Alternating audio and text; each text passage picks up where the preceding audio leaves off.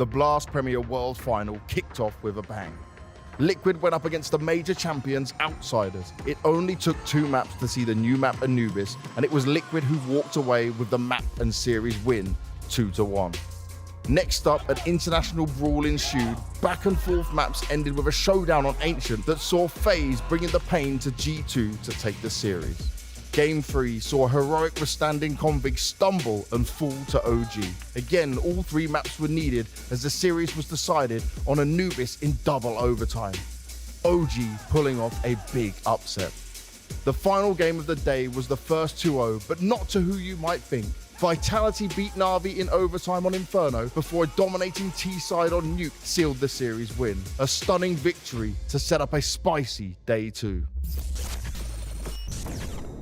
Heroics, heartbreaks, and unfortunately for some teams, not living up to their namesake. Day 1 delivered on every single level, and Day 2, the heat is only going to be rising here at the Blast Premier World Finals. Matthew, we had so much action going down yesterday. Any particular highlights that stood out to you? Yeah, listen, we were quite blessed with the Counter-Strike we've had to witness, but I think the night shift, the second shift was where things went to absolute hell. I mean, we saw OG booting out Heroic to the lower bracket in that crazy Anubis game. We saw Vitality, of course, when we're not on air, actually beating NAVI. I think there must be some kind of maybe coincidence in there, maybe we're or the conspiracy jinx for them. I don't know. The jinx? Yeah, potentially we should never cover the Vitality game. But yeah, OG, that was the surprise of the day for me. And as you were saying, we were watching it whilst having some dinner. The fact that they managed to push it to overtime and they sealed it out there. Of course, Heroic, they are coming in with Config as a stand-in, but he wasn't actually looking too shabby in that series. No, I mean, individually he did great, but I think Jacob had a valid point at the desk where he said, Stone is not just kills, it's also input,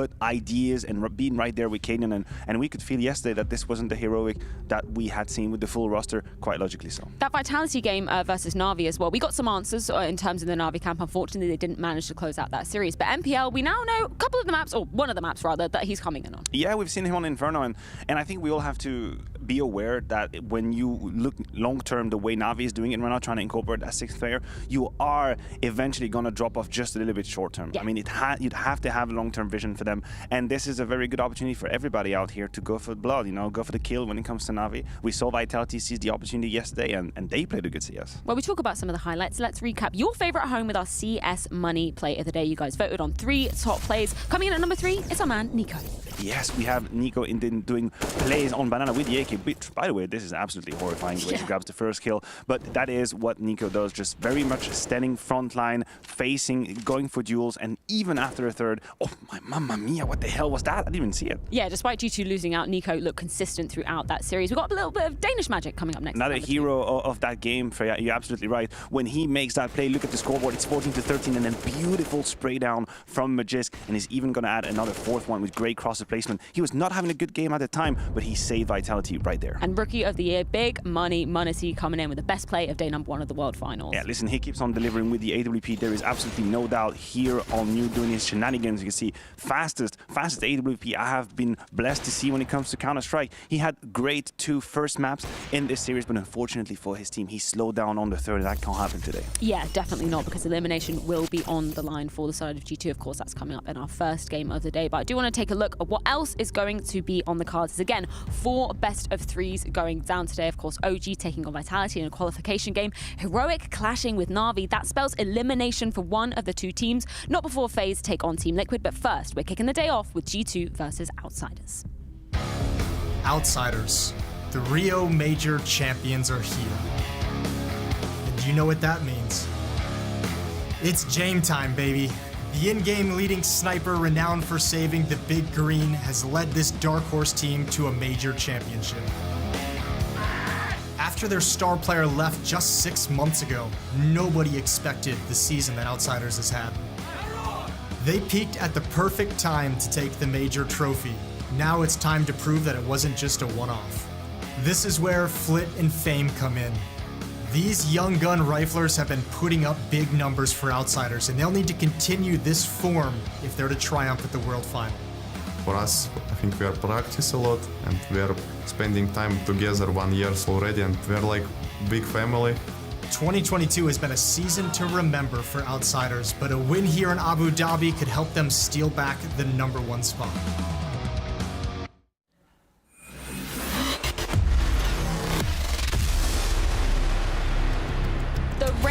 major champions now staring elimination straight in the face. One more series separates them from potentially finishing dead last here at the World Finals, but there's also the situation for G2. But Matthew, I would argue that there's more pressure on the shoulders of outsiders because we've all talked about it, the doubters coming off the Rio Major. Sure, they did manage to lift the trophy there, but looking at the teams they faced, of course, that isn't outsiders' fault, but the fact they didn't have to face up against any top-tier opposition, this is their proving ground here at the World Finals. It's undeniable. The pressure is on outsiders. There's a whole lot of people out there who point the fingers at the run they had in Rio and say, listen, great, you lifted the trophy, but you didn't have to beat any elite competition. And if you're outsiders, and if you falter in your first game and now you go out against G2, you are actually fueling that narrative. They are still in control of their destiny. They can still right the wrong and kind of earn legitimacy throughout the tournament. But if they were to go out right now, I mean, how could they kind of fight that narrative? It would be against them. Matthew, you said it yesterday, this group is absolutely savage. The fact that one of these two squads will be going home just on the second day here in Abu Dhabi. And I think from what we saw from the outsiders yesterday, I don't know, we kind of agreed on this analogy that we respected that they brought in the Anubis pick. I don't think there was anything wrong with that. It was the third map where outsiders just fell absolutely flat on Mirage. That was the issue in my eyes. That was an absolute catastrophe, how they showed up on Mirage. You're correct. I have no issue with picking Anubis because eventually you're going to have to take a risk somewhere. But the issue is what we have on our screen right now. They were shadows of themselves on Mirage. A team that is usually looking so calculated, so hard to put back, so hard to put down. We would always just glorify them for how they save their weapons. They make you sweat for every single round. They're going to fight back. They're going to be very precise in their Counter-Strike. I thought they looked lost. Honestly, I thought they looked lost on Mirage. The amount of mistakes I've seen from outsiders, they were out of their game, and Liquid punished them, make them look really average at the time, mediocre even for my money. Mirage was not great for outsiders. Yeah, it was really uncharacteristic, particularly coming into it. Sure, both teams had a really good run in terms of their win records as of late, but yeah, I think you're totally correct. The fact that, yeah, they just looked absolutely flat, uncharacteristically outsiders. Yeah, it looked like they were maybe a little bit shocked by how Anubis went down, you know, if I allow myself to make hypotheses, because I think the game plan they had moving on to this second map definitely hit a brick wall from the very beginning. They tried their absolute best to come back into the game, but it was still Liquid very much running away with it. And when we moved on to Mirage, it was as if they hadn't really stopped and reset. You know, teams are supposed to be able to do that. You can have a disappointment, you can have a disillusion on the map, but then you're supposed to show up on the third one being fully activated again. And it felt like just the ghost of outsiders lurking from Anubis to Mirage, and that in itself is a problem for a team that's major winner. When we look at the entire series as well, sure, the first map there were some, you know, superpowers coming out, but there wasn't really anybody that was a superstar consistency. And you brought up a quote that James actually said back at the Major as well. When he's not playing on form, that reflects on the entirety of the team, and we kind of saw that coming to fruition yesterday. I mean, definitely. If you compare last 3 months versus the day one, James is the one that has the most negative difference, so he is the one that underperformed the most. Granted, it was just a best of 3, but it's a harsh reminder of how outsiders can look if he's not having that kind of impact. I think Flit did what he could, and he was maybe the most reliable, safe, and secure player out there. Fame also did a couple of mistakes for a player that we like to call, you know, very clever and very measured in his approach. I thought sometimes he was very all-in, as if a symptom of the team that was lost at the time, and he made inaccuracies in this game that I didn't expect. So there's a whole lot of questioning, a whole lot of reactions to be seen from outsiders. There are a lot of differences between outsiders and G2 when you're comparing them, but one glaring similarity was map 3 for both of these squads, just terrible yesterday. Yes, an equal map 3, but a different route to there. When it comes to G2, there's no denying it. They never really connected it on the server when it comes to map 3. FaZe ran away with it very easily, very smoothly, make it seem like it was effortless. But for G2, I think it's a different story. It's more about getting to the point where winning that 16th round is as easy as winning the 15th round. Yeah. But the problem is they haven't had a ton of games recently. They don't have that kind of automatisms, right? It's only 2 best of 3s, 2 whole series they've won in the last 3 months. And you could see that on Inferno. Look, this right here obviously doesn't paint a right picture for G2. If you're just connecting on the stream and watching this, you're thinking, what the hell was this game? This wasn't competitive at all. But the real story happens on Inferno. Yeah. The real story is when G2 are showing resilience. They're coming back from a 14-12 deficit, full reset economically, and they fight back against FaZe. But they can't close it in overtime. They just let it go. That golden coin to a 2-0 versus FaZe just whooshes away from them, end up on Ancient, sorry, not Anubis, and then get destroyed. And I'm standing here with egg on my face because I said after map 1, they actually managed to close this one out. I know. Cleanly. It was a great look from G2, just didn't translate into the rest of the series. There is a key difference between map 1 and 2, is 16-10. You know, they had that breathing room where Yeah. things don't actually get super hairy and stressful and pressureful. When you get to round 30, 31, 32, 33 in overtime, it's a different gear. And this is where a team like FaZe have so many different assets in their Swiss Army knife. They have so many different players who will step it at the time. Yes. It was Robs, it was Brokey, but hell, Twist could do it, Rain could do it. For G2, it wasn't exactly the same story in overtime. Yeah, the only consistent force really for G2 yesterday was Nico across the 3-map series. This is interesting. G2 actually picking into Inferno, the map they lost out to FaZe in overtime yesterday. Outsiders bringing that Mirage in again. I like that. They want to show that that was a mistake yesterday. Yeah, listen, I don't know if that idiom works in English, but in French we say if you fall from the horse, you have to go back on it immediately. Otherwise, you'll be afraid of riding a horse Literally forever. never heard that, but I love that. It's exactly what we say, and Get that's back on your what horse. outsiders are doing. They're going back on the horse immediately. Obviously, it was an absolute disaster on Mirage yesterday in map number 3, but you cannot let that dictate your future from now on. You can't just be a team that's not going to play Mirage. They don't have that kind of luxury in the map pool, so you just straight into it and you say, listen, yeah, we know we messed up. We know we messed up. That wasn't us. It has nothing to do with the map. Yeah. We as a team can play better, and they're going to show it today. Anubis as a third and final, if we do need that. I do really hope we get there because, man, I've really been enjoying the Anubis we've been seeing lately. I do want to check in with our Betway predictions, though, because I think I absolutely failed at the first hurdle on the first day. How many happened points to you? have I got? A 2? You have 2 points. You know It's what? all right. I got I better have than 2 as Banks. well. That's it. And Harry, unfortunately. First time here at Blast, and well, not first time here at Blast, but There you go. here in Abu Dhabi, he's got 1 point. Sorry, It's Harry. all right, it's all right, it's all right, it's all right. Listen, we can all do the banter in the green room, and obviously we will keep on attacking each other on predictions, but so far it's just day one, you know. Yeah. It's Not a an lot of early stats to go off start. of. You know, we don't only have 4 days of the tournament, know. though, Matthew. It really is do or die time now, but it is also do or die time for either G2 or the Outsiders coming into this one. G2's pick of Inferno coming up first. They faltered it against FaZe yesterday. Let's see if they can redeem themselves against the Outsiders.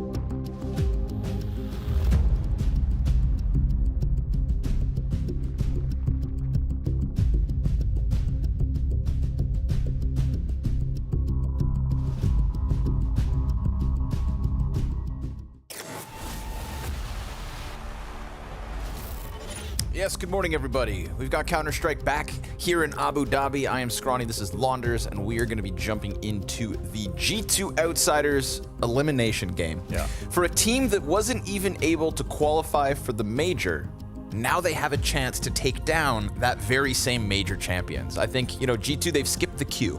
And Outsiders, after that Anubis showing yesterday and kind of faltering in that series, it looked like in that first map from Outsiders, we were getting the champions back in the server. And then things kind of shifted and changed, and then they fell flat versus Liquid after Anubis, and they were broken and they were busted, and Mathieu was talking about them making mistakes. So make no mistakes, Outsiders are still the Betway odds favors, but G2 kind of nipping at their heels here. Yeah, I think Anubis was interesting because it was like, you got to see how good Liquid were actually, and I think Outsiders, what was cool about it was I expected Outsiders to be the team to theorycraft better than Liquid could, but I didn't see that at all. I think Liquid definitely were the better team from almost every perspective. I think they had a better understanding of what would win them the map with the mid control, where to respect, where to disrespect, and Outsiders got outplayed fully. And then when we went to map 3, it was no longer the same Outsiders we saw on Inferno. Just even from an individual level, they could not buy a duel. They just couldn't beat anybody, and that's not one of the stories I expected to see out of this team. They're the team that win the rounds they're not supposed to. Yep. It felt like they were just a team that just weren't good enough yesterday and looked very much like an underdog. So There were some moments on that Mirage game where I'm just kind of left feeling bad for Outsiders. The empathetic side of me comes out just based on some of those smoke spam kills NAF was able to pull out of the hat. No support in jungle nor connector. So we'll talk about Mirage when we get there. But this party begins on Inferno. Again, elimination. And G2 were able to dodge that early elim at the fall finals because of their victory over Fluxo. And they almost picked up a best-of-3 win yesterday versus FaZe. That cannot be understated, just how close they were to picking up map 2, which was Inferno, after all. They'll be trying their damnedest to do so versus Outsiders here today. yeah, and FaZe were a little weak, but not so weak that you would say they would be worse than Outsiders potentially. So we'll see what Inferno G2 have for us today, but they definitely won some quality rounds yesterday. All right, now Outsiders are appropriately stacked. We've got 9 players all gunning for this A-bomb site, and with the distraction served up from that pillar player, Fame pops up back site, but before we can even see it, m0NESY has managed to kill everybody. 3 frags to him in an instant, and m0NESY was playing very well yesterday up until Ancient, right? Once we hit Ancient, obviously G2 just imploded. Yeah. Every individual level dropped off the cliff. And while m0NESY was putting up big numbers, it was Nico map 1 and 2, 1.4 something rating, a 1.5 something rating in the follow-up. Yeah. So Outsiders better be ready to deal with one of the deadliest pieces of G2's equation. Yeah, their 1-2 punch was working at full force yesterday. There just wasn't a lot behind it. I mean, JKS was actually quite good compared to his level in the past, this year, I guess. He was playing as the player you would expect. But, that was actually, that's got to be one of the hardest shots possible in this game. And then the bomb claims both remaining lives. Yeah, but m0NESY was player of the match yesterday for me. I mean, just the clutches that he got and the kills and the quality of rounds. I mean, Nico made a lot of X-Factor plays for sure, but I was just so blown away by what m0NESY did. Damn, that one kill on Flit's kind of nasty. Let's go. He's going back. Having fun playing CS. And if Ancient was the first map yesterday, I think we would have gotten a different G2. We definitely saw a G2 like mentally defeated by the time they got there. Really upset that they lost Inferno. They tell you that didn't take a toll, they're lying.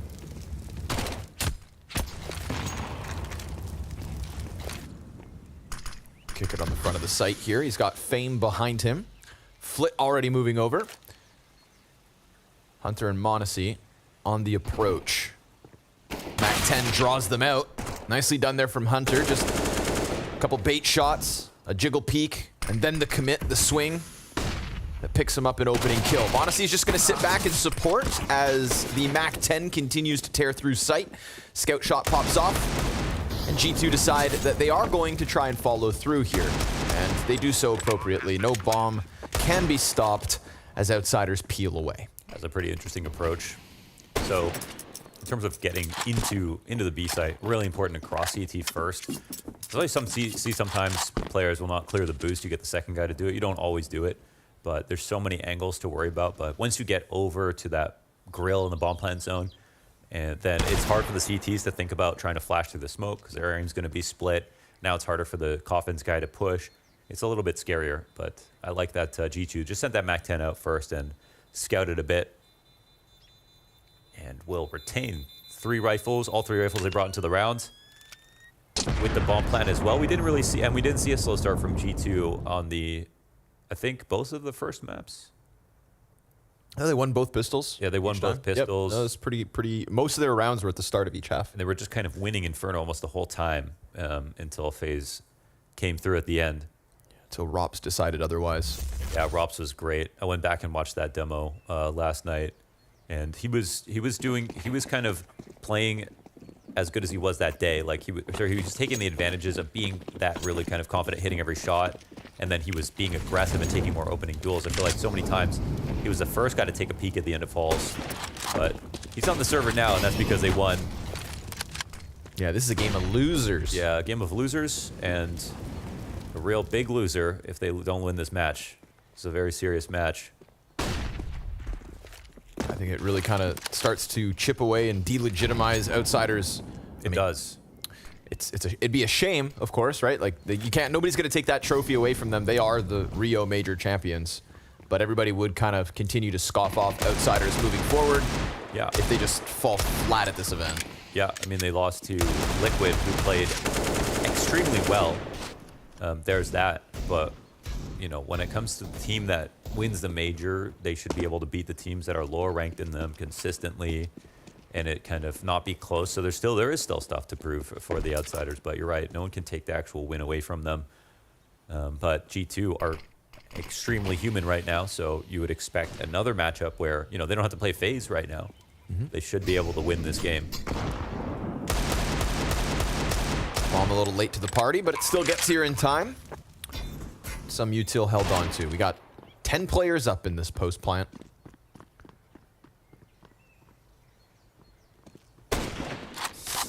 James done that twice. Goes for the wall bang down the half wall on Banana. Yeah. And, you're not getting much out of that shot. But if you shoot between the missiles, you can hit him. That's why Hooksy's just keeping his head tucked. Maybe they can get some exits. Oh, no. Okay. A little too aware. Hooksy got dropped down to 15. And then all the kills come through. But now that bomb, we know the new Inferno bomb is big. And is it big enough? Wow. Yes, sir. Nicely done. No reward for Outsiders, but 2 kills. It's going to chip away at G2. 3-0 lead. Same thing they were able to establish versus FaZe yesterday. That was definitely an evil change by Valve. And also hilarious. I can't wait until they do it on Nuke. Yeah. That'll be, I mean, where do you run? Back to spawn. Back to spawn. Wow, no A4s here for the Outsiders. All right. And we still have to learn if some people are going to switch map to map. It's hard to know. Yeah, there definitely was some A4s on them on Anubis yesterday. Felt like it. So, Inferno, the A1S realm. Nico able to maintain vision this entire time. No contest offered up until the utility starts soaring over. They missed their molly. They dumped it into a smoke and aren't clearing the top of Banana, so this tactic isn't good. And right now, heavy lean towards the opposite side of the map and no one arch, which means the rotations are going to take as long as possible. B is a good site to hit right now. Ooh, and they're coming through the... Oh, guy in the back dies. Ay. How did Nico get that? Through smoke. The smoke into coffins. Somehow through smoke. We're going to need to cue that one up to the highlight reel because answers needed, man. Fame just got deleted. Yeah. A click of the mouse. And Kickert suddenly stood there on the front of the site, nade in his hand. Yeah. And Nico is already, obviously, second player in. So Hooksy chomps down on the Kickert kill. And Jame left to try and save. But this is not the start Outsiders would want whatsoever. Early T success and then some. Hooksy cleans up shop. 5 survive for G2. And that makes back the money they lost from the bomb explosion last round. Yeah. Let's see this. So, if you didn't watch yesterday, you'd think, well, it's just another day where FaZe beat G2, but genuinely G2 got close. They looked good, and, well, as much as we just talked about Outsiders and their story, oh, wow, just gave it a shot. you know? Every shot you don't take, as they say. And as much as we talked about outsiders, G2, they have a lot to want. They have a huge chip on their shoulder, much bigger than outsiders, who are just a dark horse and underdog. A late they're major champions. Most people are just still doubting them, right? Whereas G2, just the expectations have been enormous all year, and so they've had one of their worst years. You know, Yep. They haven't done better since Nexa G2. Even with their 2 IGL changes in terms of how deep the runs have been. Now, you could argue, obviously, the field is a lot more thick. So it's not like it's been easier to achieve that level, but not even qualifying for the last major. Misstacked bomb site at the moment. Wow. So it's just Flitz M4 that's at risk of being lost. Completely avoided. Although James just sprinted over into library, so close enough to cause a problem. They're boosting over their own moto smoke, it looks like. They're taking their time, and they made so much space so quickly. Not seeing anything so far on A. Ooh, Kicker decides to just swing from Arch. James fires the op. And then Hooksy catches up Norbert, but there comes Fame flying by. 5-7, gets a second. And Flit dies in pit for free. James not able to offer any help just yet, but as he peeks around that corner, beautiful taps from JKS. And they know that Fame has gotten into sight, but now he's grabbed an upgrade. This could be a huge 1v2. He set it up himself, and it's m0NESY with that combat op in sight, just like yesterday, clawing away the hopes of his opponent's 5-0 start G2. Indeed, yet to die m0NESY 6-0. We had a clutch from Fame yesterday, showing that he plays clutches very pragmatically, just uses aim. Looks just as comfortable in the 1vx as he does in the 5v5. I think he's been kind of a good player all around. But right here, they really call out a spot. So 5 straight for G2, a bit of a scary round. Maybe they took a little bit too much time. I don't think they're too worried about it. They won, they kept 2 up. Outsiders have a couple of FAMASes coming into round 6. No offense to FAMASes, But you suck. You suck. You stink.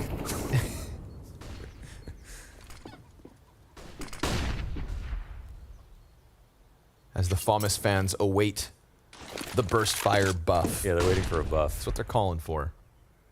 How desperate are you when That you would want be a really cool one. It'd be nice. Because, you know, in other iterations of CS, burst fire was viable, it was good, it was fun. JW was like the only one in CSGO to make the Glock burst fire really work. Made that Glizzy sing.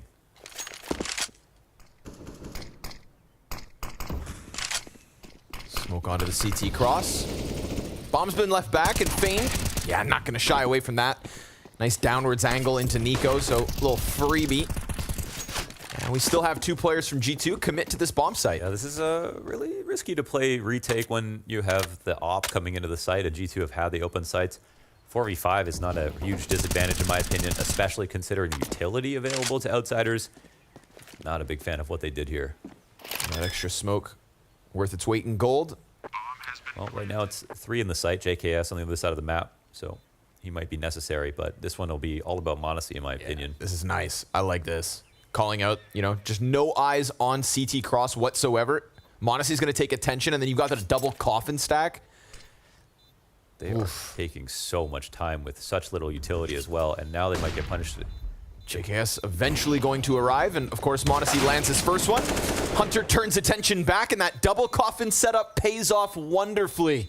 Norbert, at this point, round's lost, but he'll pop up, catch Hunter on the exit. James gonna catch another kill, but again, not winnable whatsoever, so you can keep your op, but you have 0 round wins, outsiders. 6-0 early. A different story if they saved 4 and got some kills, but here they save 1 off that, so at least it's an op. But the post plant's really nice from G2, but most importantly, you know, they play retake, they get a kill, but you don't see odds in the retake when you just don't have enough smokes or molotovs to make that happen. If you can't dislodge the player in quad, then, I mean, if you know m0NESY's opping, he's going to go straight there, you can't counter him, you might want to just think about saving. Time is just coming off the clock as they waited around back in CT. So, not a big fan of that call. And they'll take a first timeout.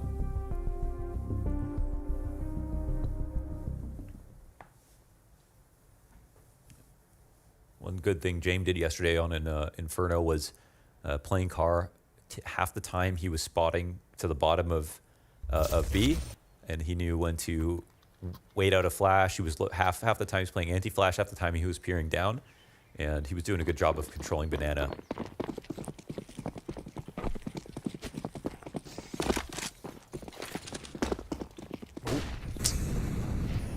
Oh, missed twice. Yeah. Huh. Not ideal. But at the same time, he could have just been slingshotted into the Monacy op. Yeah. So, you know, sometimes you don't realize. Fate works in mysterious ways.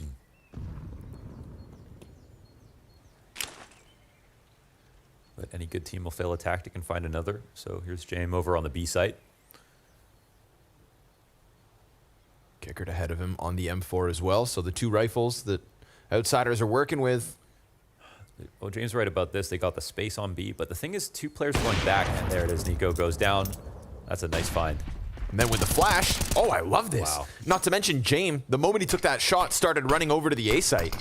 So knowing that Kicker was the next protocol, Norbert was able to offer us some solid plays from pit. And James just awaits that short peek. They've got all the bodies in the right position. Outsiders reading this one right. 35 seconds left over, and the short plays coming through from G2. They want that pit kill, nothing to be found, not with Norbert in the small side. And JKS's smoke creates a little ambiguity. But 4 CTs inside that bomb site. Outsiders have pieced this together perfectly. JKS takes 2 to the grave alongside him, but it is James and Kicker to kick it off at B and get to that A site fast enough. Their first round won. That was cool. They could kind of see past the first kill, even with the way they had Fame set up for the retake on B. Nico will do that. He will try to dry swing and then put pressure on coffins and force your smokes out early just by himself because he's so confident peeking into spawn. So that one's all about James, his fast rotations. And again, they failed the tactic on A. He went to B, came back to A, and he's a part of the whole round. And at one point, 35 seconds left, G2 had an open B site, but there was no confidence that it would be open. And Outsiders, having low guns, willing to take the risk.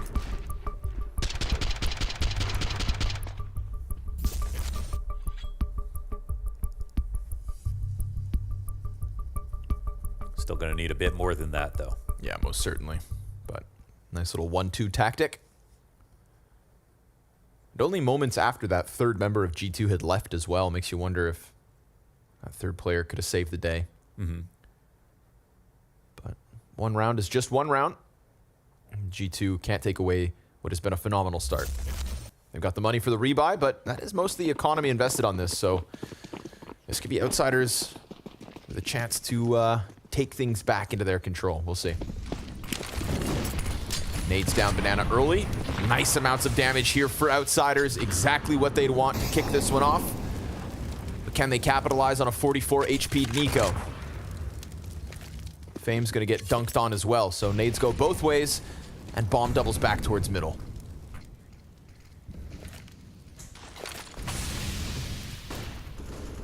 Where soon enough, another nade awaits them. Winning B is nice, but they are tied up on 3 right now, so at least G2 gets some compensation. Ooh, they're going fast with this. Flit. Oh, players up close. More than one, more than 2. And that's going to be enough to overwhelm him. Nico's not able to get past that arch, so Hooksy untraded for the time being, but Fame's still low. Same as Nico. Nico taking a risk here. Oh, nice. Wow. Snaps it over 90 degrees, predicts the peak from James and punishes. Now we've got pressure on Norbert. He's going to see the jump up towards the moped and stops that bomb in its tracks. Norbert with a wonderful 3K from the pit. More of what we got from him yesterday. Yeah, credit to Norbert. He's really improved. And since the major, he had some troubles inside a pit. He also had some good rounds, but he was getting countered a lot. And yesterday and today, he was actually definitely one of the best players on the server for Outsiders. Doing great from this position. And very nice 3K.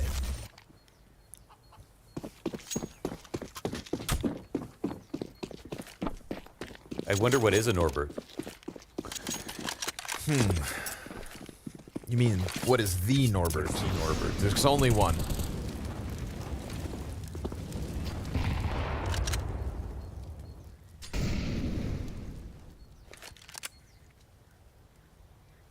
think if someone with his name killed me, I would report them. Instantly. Yeah, too many numbers. And not a single uppercase letter? Yeah. Yeah. Sketchy. So sure enough, G2 got to sit back on the hopeful scout of Monacy.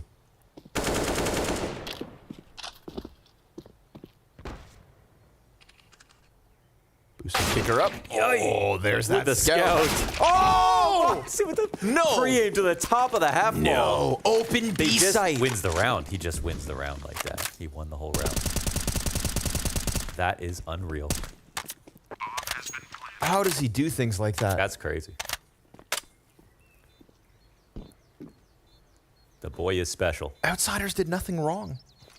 They had 2 good spots and good guns.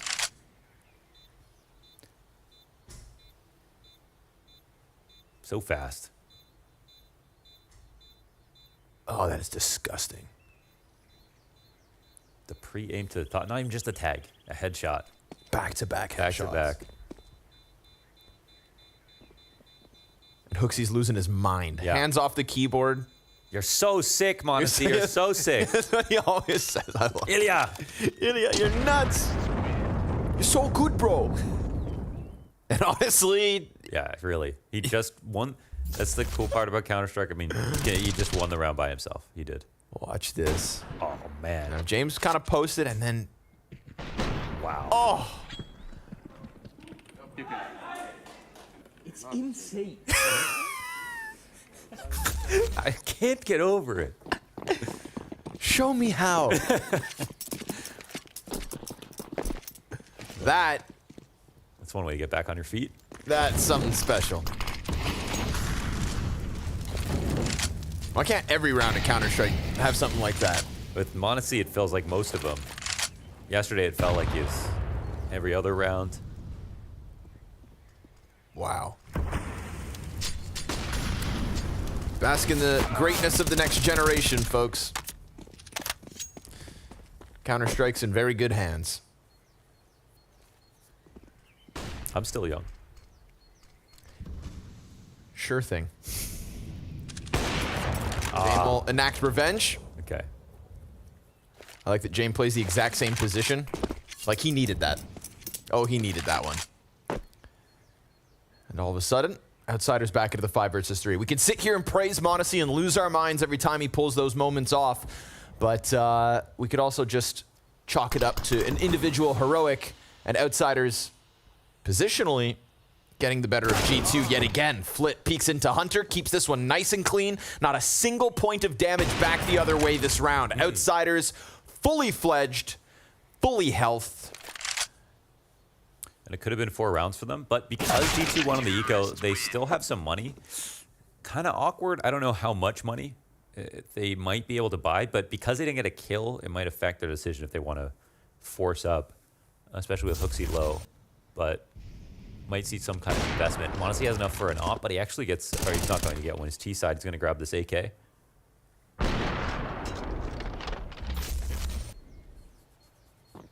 Yeah, so they still sense an opportunity. But this is some leverage for Outsiders. They win this. They set themselves up in a good way now. Yep. Again, this path to recovery, despite that Monacy 2K, still looking a very doable Looking at Outsiders' ordeal. money, maybe it was actually a good round to save.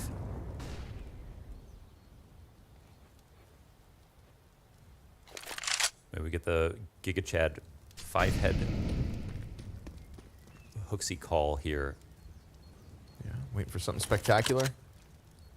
I'm going to do the kind of FaZe half by running into the site backwards, continuation flashes strat.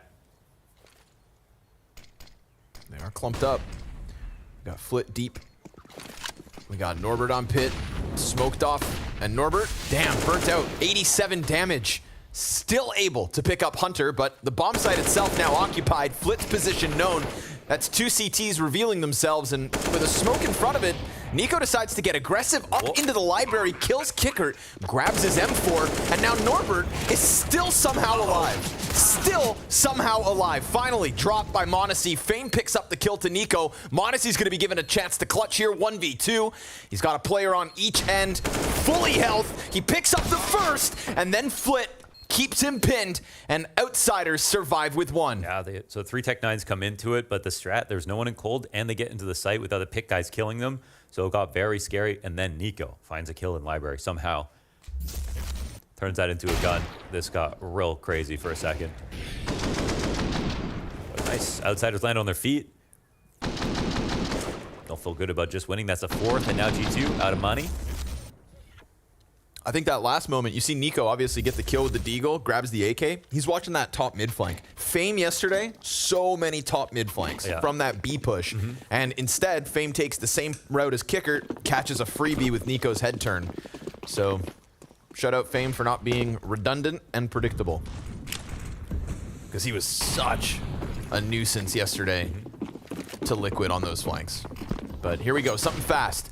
Real quick, lickety split. Pushing down into the site. Norbert gonna try to hold on to everything he can. P250 out from Hooksy is the second for G2. Oh, another god before Kickert even comes around the corner. No kidding. Well, 3 players. I mean, they gave up a couple of guns, but I think they know they can only recover 1. Ooh, they're actually leaving.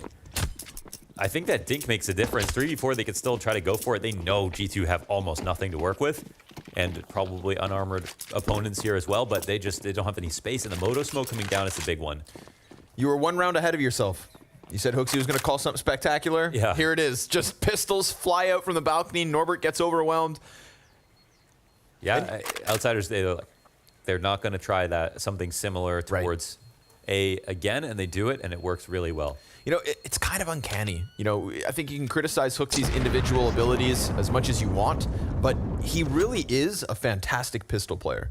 He'll pull out the Deegs, and in this case, the P250 impact's real. These are the kinds of rounds where Hooksy will surprise you. Now, Flit's looking the wrong way, but watch that. Oof. Okay, he was way more visible than I thought he'd be from his perspective. And the goofs and gaffs are back.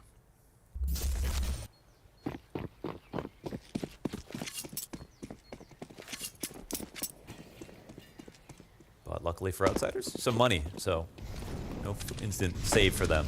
Yeah, running out of runway though. Yeah. To try and recover this. You know, you can afford a quick 6-0 start versus G2 if you claw it back, but then while you're bringing it back, you lose 2 rounds to lesser weapons, right? The scout kill from Monacy ×2.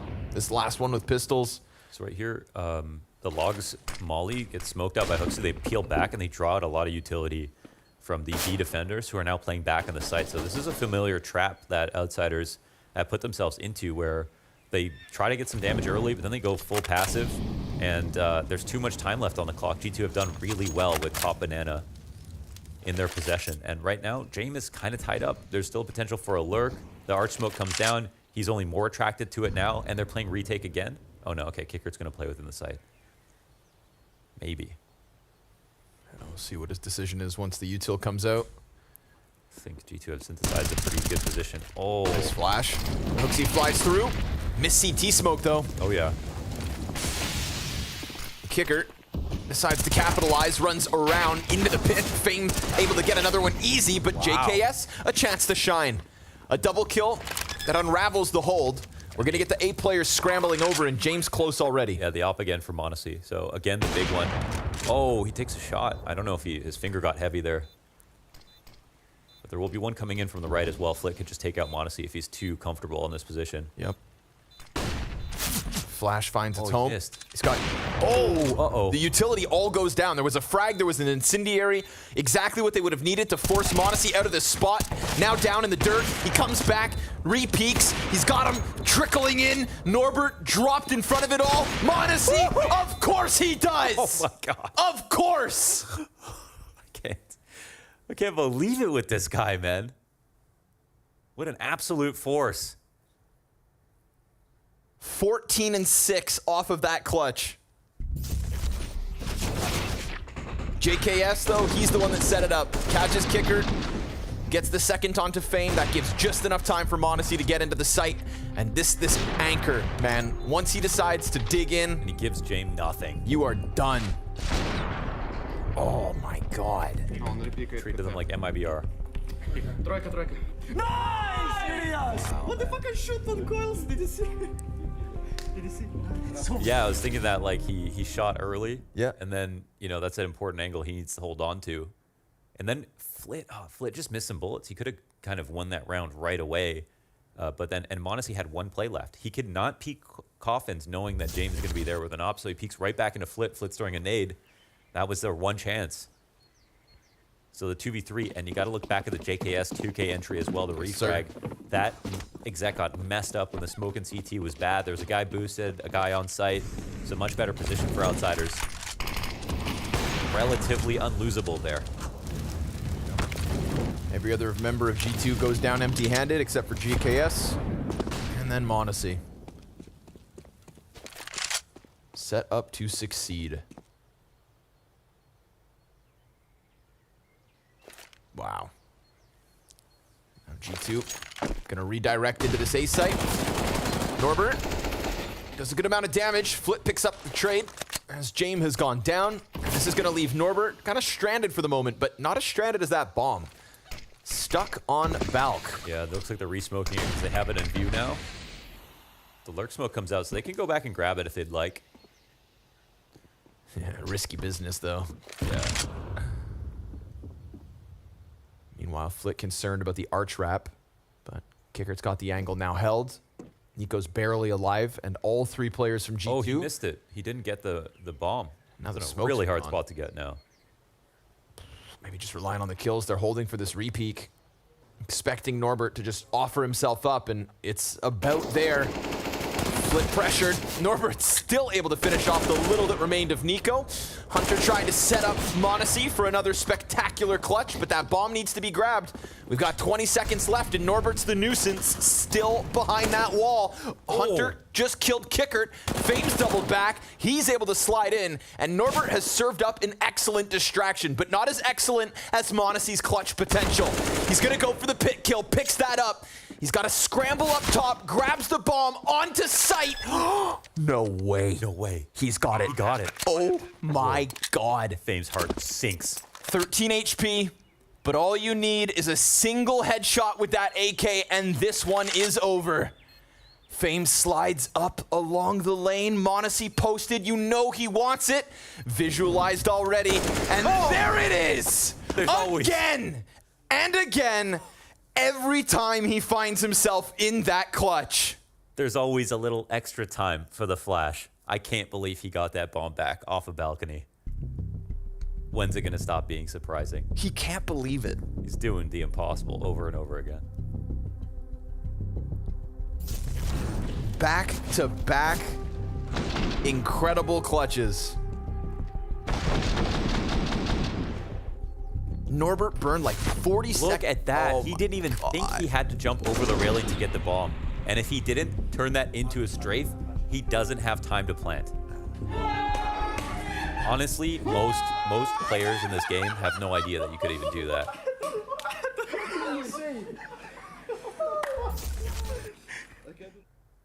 I love how at the end of every round, it's just half of G2 leaning over Monacy with disbelief on their faces. Seriously.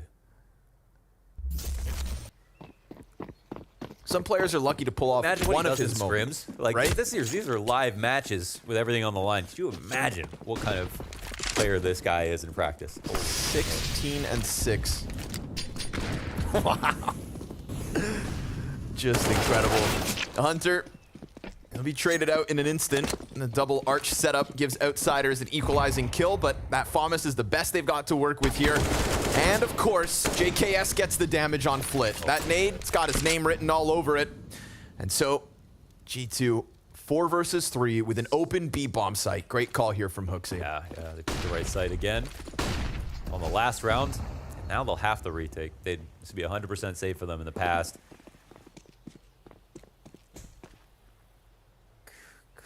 Monacy is just so unbelievable right now. And ending the year this strong, and yeah, I mean, first of all, He's got the best movement of any top offer right now. And it's not just, it's usually guys who have such great movement. They're missing some of that cerebral aspect. Really good at reacting, but Modesty is so well-rounded. Oopsie, gonna die out to the 5-7, but Time's gonna lead this one to the G2 favor. Modesty finally missing shots, and hey, Outsiders come through with enough time. Oh. No kit. Yeah, I think they missed that. They might be, yeah, they might be off a bit. Man. So, as if things haven't gone south already, they get the kills they need, but Time is not on their side today. It's Modesty who ends up being that Time Lord. Takes one out of James's book and leads us to an 11-4 T-side half.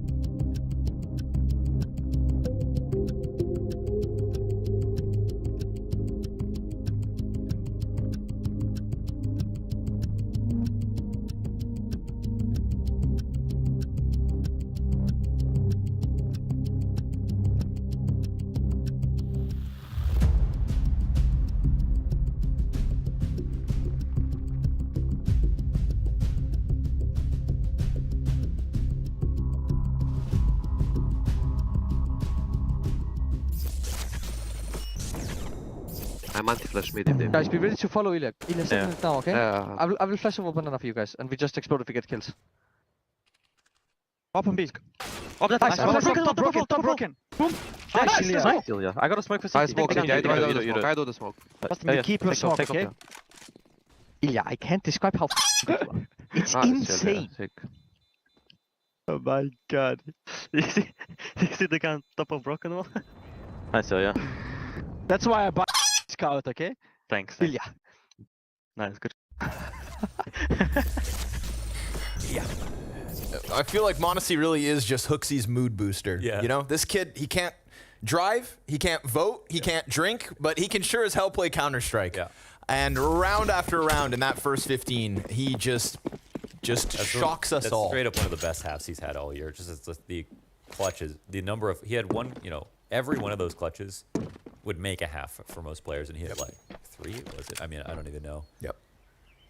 You know, most people are lucky to have a play like that once a month. Yeah. And he just stacks them in a single half when G2 are facing elimination at the end of, an incredibly flat year. So, versus major champions, by the way. A spectacular 16-7 half out of Monacy. And Hooksy, with his primed pistol, shuts down James. So, gotta say, G2 have been winning pistol rounds these last 48 hours, and they're trying to queue up another one here versus Outsiders to keep this game nice and quick. But Flit responds. Nico gives space, and the bomb plant's been found, as Flit not only picks up 2 kills, but would have heard you think them leave down mid. It's a bit slow to catch them here, but and they're going to know he's coming, and teammates are dying in the site now. So actually, it could come down to kicker right there. Flit's now going to be somewhat obvious. Oh my God, tries to dive back. 29 health left over. Lucky to even get away with that. They don't lock him off. And Monacy's trying to stick this 10-second defuse. Hunter's just given the cover. Flit's going back at it, and Monacy sticks it. Oh, no, he comes off, but still then jumps back. I don't know if he has this now. If he clutches this, I'm taking my clothes off. Yeah, just... Okay, it's gone. You just want to get naked or something. Dude, he almost... Yeah, I don't know why he got off that, actually. I think it was pretty clear there was no time. But at the same time, Flit probably wins. But I think Flit used a lot of his ammo. Thank God, it's just nice to know that he's human. He's human, yeah. What a bot. No, I'm just kidding. Like 0.3 seconds left on that defuse. And that could have been G2's early 12th. Oh, that's what he looks down. I knew. I think he made a reaction where it was like, right. Oh, what happened there? Well, that's way more forgivable. Okay, now he's back to inhuman. Yep.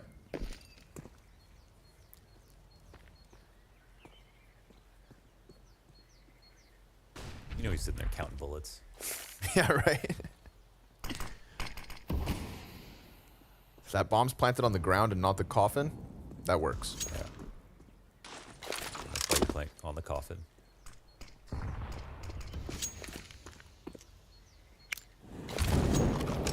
Well, there's a chance for Outsiders then, but I mean, somebody's going to have to stand up to this performance from Monacy. And I don't know if Outsiders have it in them. That was T-side, man. Yeah. Nico? What? Just it was like off screen, and that HE is huge. Oh man, they're gonna take it back. Hooksy. That might just be enough. I mean, look, Monacy gets in. Here it comes. Easy pickups. They jump on through, and he does a ton of damage. Finishes off Kicker, gets all of Flit, and pushes James to a 42 HP clutch attempt, where G2 are coming in from 2 different sides. He falls back to the pillar. Spotted. JKS knows. Yeah, they should be pretty sure he's quad, if not emo pillar. So we'll see. They're not looking in his direction right now. Not a lot of health to work with. Oh, they knew. Kobe. JKS didn't forget. Wow. Absolutely dunked on, and just like that, the force buy works out for G2. So sure, they'll lose the pistol, but they'll rob it right back. 6 and 13 is Nico, but that shot makes a huge difference. I don't even know how it's possible the guy in the back dies. So it's through the first guy's neck or something. Nice! They're just running over the Outsiders right now. Monacy almost won that on his own. Yeah. 250 damage right there.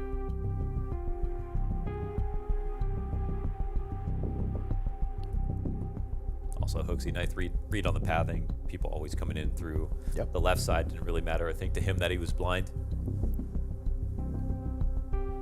Everyone chipping in.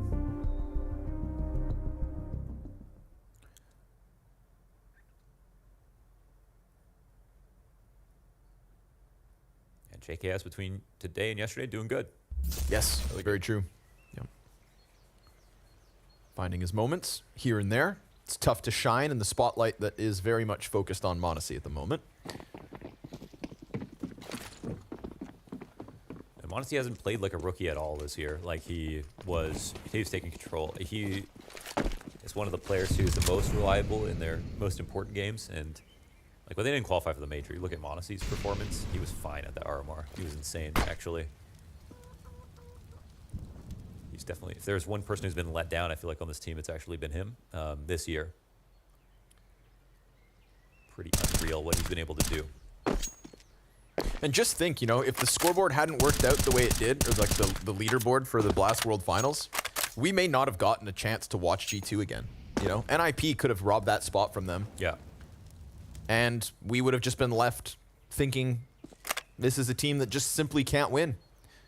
And nice little dink there from Monacy. Sends one bullet around the corner, and FaZe doesn't even know what the hell just hit him. Now I know that does 81 with the M4A1S from that distance. Yeah, good to know.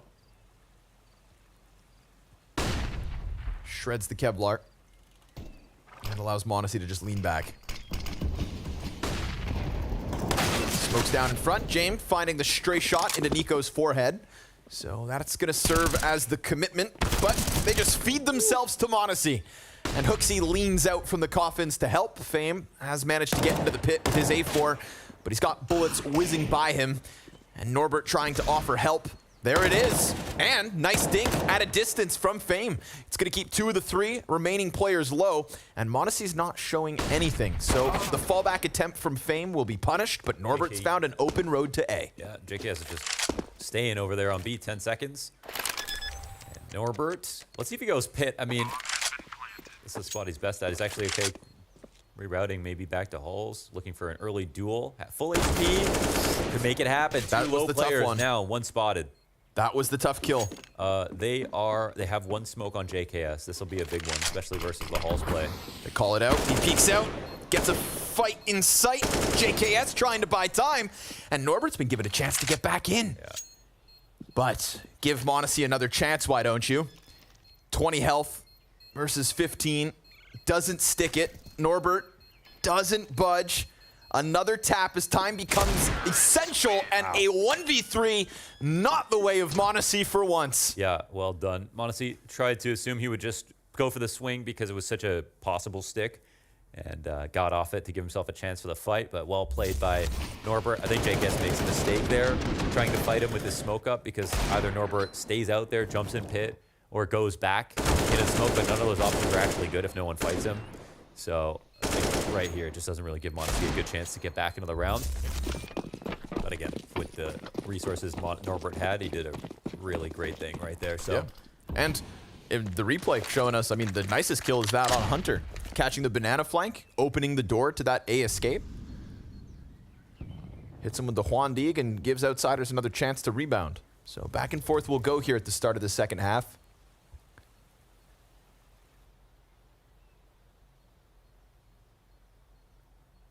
Pistols can prevail. Monacy on a USP. Dead already. So Flit gonna unravel the JKS push, and he's gonna double down onto Hunter. Nice and easy finally for Outsiders. A chance to catch their breaths. Yeah, they'll try to make this difficult. Bomb has been planted. But there have been some great calls from Hooksy on top of Monacy, just doing most of the heavy lifting. This one's tough.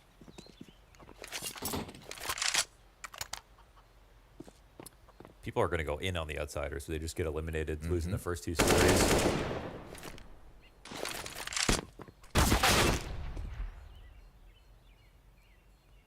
You know, I think it's also just going to give more ammunition to that classic tale of, like, teams able to power up from one stage of the major to the next, right? From challengers through legends and as champions. Even if you go and watch James's vlogs, James vlogs throughout the Rio Major, you know, that was the kind of whole entire tale of Outsiders, is what they kept telling themselves. We came in prepared and we're just going to keep powering up.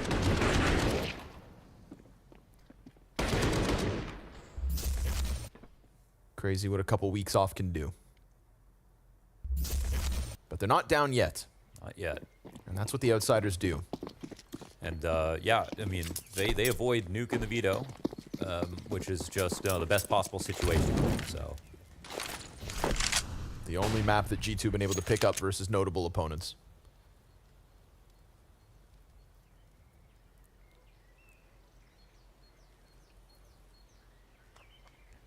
Pulling out all the gimmicks here. G2 gonna try to rob one away with USPs. Well, we're gonna get the fight. Are they gonna go for it? Norbert, no. You poor guy. They're still sizing up this A site and keeping eyes on that gun as well. Uh-oh. Well, I'm getting nervous. Okay. Flit's gonna save the day, as he does. 2 more kills out of the apartments, and Monacy gets dunked on by the nade, so bomb will be planted in a moment. Kickert's very cautious, and I would be too. Monacy can't find that gun. And James gonna start clearing the board. So it's a Galil picked up on the escape. And a chance at some economic damage. Fame and Flit nearly dead.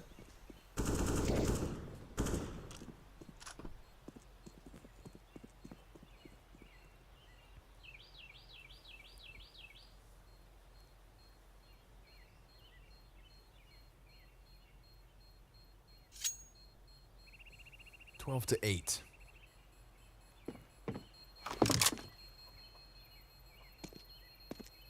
And they also had you brought up that next map. It could have been Outsiders taking Ancients to play against G2. Yeah. Who really looked bad on versus FaZe, but you know, Outsiders picking into what they're comfortable in makes sense. And also, you look at the Ancient yesterday, and it doesn't feel like that's the G2 you'll get every time. It was really a G2 after a very tough loss, just kind of mentally lost, I think, by a third map. And it, as soon as like the first 3 rounds started, it felt like they were done with it.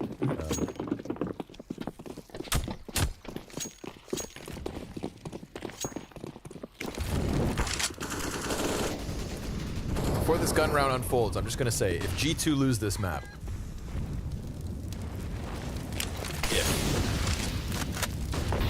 Nico's able to fall away. You didn't even finish your thought. No, I want it to be left open-ended. Oh, okay. It's ominous. Okay. Keep your clothes on. Nico. Nice. Him and Monacy extending out from the B site, catching a couple of kills, right? So here we go. Finally, guns can make a difference. We could talk about Outsiders thriving at the start of this T side, but it really is kind of a result of that back and forth force war. Full-fledged gun round from G2, and it's an instant 5 versus 3, plus Norbert on 29 health. But Flit's been saving the day from these Balk peaks, and what do you know? Finds JKS for free. Give it a chance now. Flit single-handedly cracking open this bomb site, and they're still trying to fight him. Damn, Hooksy. Running risks. As the nade goes deep, he'll dodge it. And they have the Moto smoke as well. This really got ugly. They're out. Sometimes JKS's rotations on A, I feel like, put the round in jeopardy. We see sometimes playing like in a retake position. Like here they have no vision on halls, and we have a desperate Outsiders after losing banana control.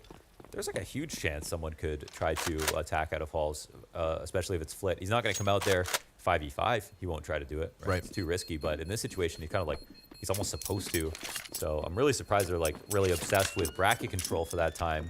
And Outsiders are probably not going to go for some kind of default into it. I don't know if it was a call from someone else, but no one watching the back of halls. It's just a glaring hole. And it was around yesterday where JKS was playing Cubby when they attacked lane side. And I just feel like not enough emphasis on pit here in situations where it's a super strong part of A.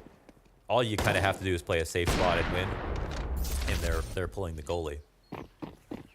Well, luckily for G2, they still save with majority.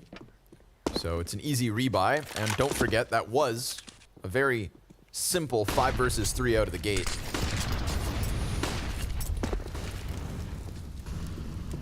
Fame's gonna have his hands full with Monacy and Nico playing as they have these last couple of days, and both of them fixating on banana. But Monacy actually gets moved over towards Arch. Oh, Nico, that's nasty. Just good at that, isn't he? Yep. Game sense. Flashback around the corner, looking for second servings.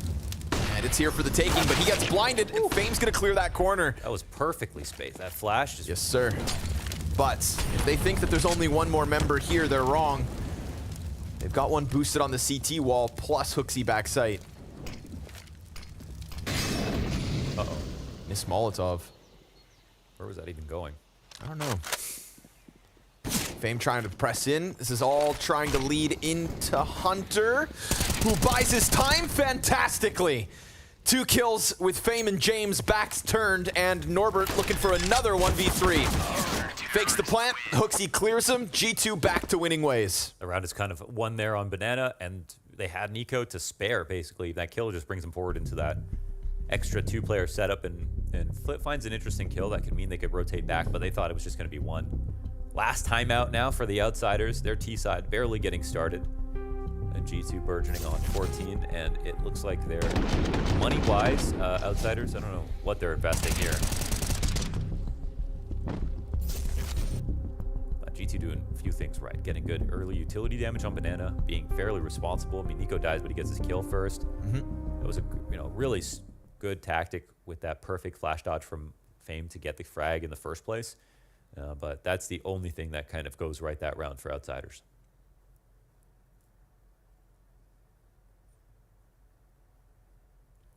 Yeah, so they put money down. They actually get an up on Jame.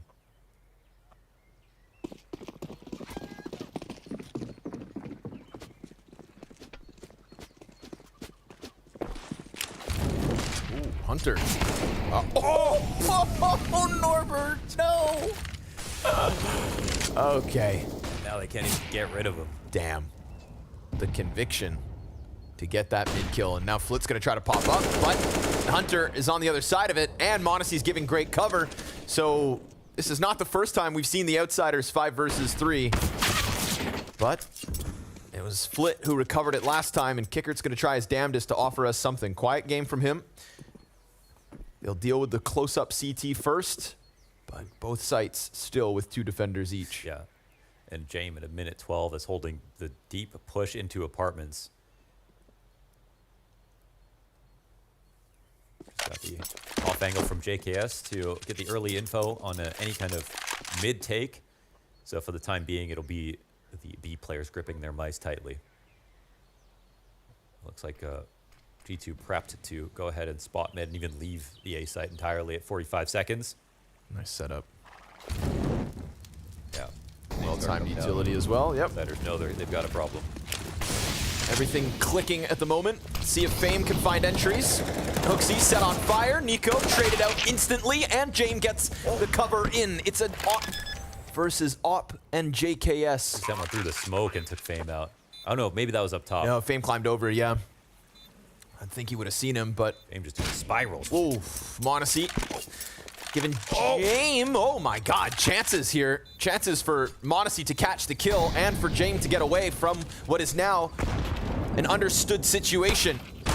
Oh, the tease from JKS. And James gonna miss that first shot. Bomb's ticking quick, but there he goes. Monacy misses 2 and nails the 3rd. So Outsiders successfully into the B site, but G2's retake, nice and smooth. That's harder than it looks. Excellent jiggle there from JKS. So much damage through the barrels, and never gave Jame a good shot. Jame usually very good at landing those, but not a chance. This, I mean, wow. Yeah.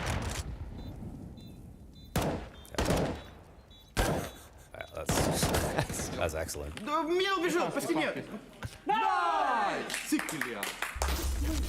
Money's low here for Outsiders, looking for 10. Yeah. They love a little comeback attempt. They will try and grind every round win possible, but running out of chances. They're at least able to find the Nico frag first, and Fame hoping for an upgrade, but kind of lost in the smoke for the moment. Where the hell'd that gun go? Huh? Fame? Oh. Yikes. Wow, couldn't find it. It was just there against the wall. Oh, but moving forward towards A, maybe fruitful. I don't know, man. Monacy's here. And every time Monacy's here, you might not be. Oh, my God, still alive for a second longer. Fame will get hands on a gun, but they lost bomb. Bombs and alts. Oh, yikes. And they're spreading. Hooksy, he's going to be probably suspicious of the fact they're smoking Arch off in this position. Might be a little confusing, but it doesn't look like there's much counterplay anyway. So. No, it is retrievable, and then it creates that weird question of, like, are they going B? And this is one of those rounds that just ends up working out for Outsiders, even despite them making a little mistake. Yeah.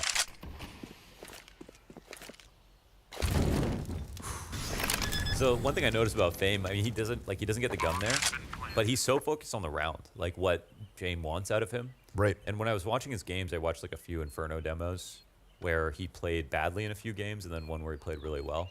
And noticed in games he played badly, I would say he's such a good player because most of the time he died throwing utility. Like he was almost always dying because of some awkward timing where he didn't realize he was about to have to throw something or whatever, but he always committed to the team aspect of playing the game ahead of him keeping his gun out and trying to go for some reactive frag. Right. Really put an emphasis on like making space so that his team could come out and never let a protocol fall to the wayside in favor of him being able to hit a shot. So I think that was the best thing that I saw about FaZe.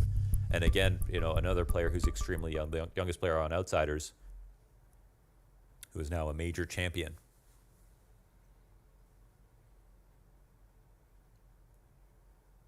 Willing to walk away with the Glock, man. I respect that. Yeah, just to make sure you get just to be there just in time. Yep.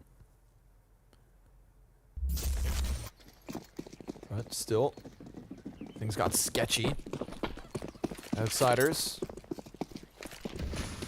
trailing by 4. And Nico looking to get aggressive. He's not the only one. 2 more CTs trying to press out into alt after having lost Nico already. This is a crazy push. They tried to take it with conviction, but now they're just kind of getting lost inside of the smokes. Hooksy barely alive, hopes for the M4 upgrade. Modesty on his own, solo behold, as Hunter is going to be trying to run over. That's a cute angle. Can he do it on his own? They got the flank coming in from JKS. The CTs are starting to get here. Yep. They've stalled out Outsiders long enough, and that's great. Nice easy pickup for Modesty. Still majority of his HP. Fame looking for trade frags. And that Molly's gonna burn out, giving Modesty a chance to just tuck in a second kill out of Modesty. Don't you dare tell me he's gonna do this all. Fame catches Modesty, but gives Hooksy a chance with his measly 5 HP to come through with the trade kill. And maybe JKS has waited this entire map to shine now in round 25. Jame gets tucked in onto Coffin so he won't be spotted by the banana flank.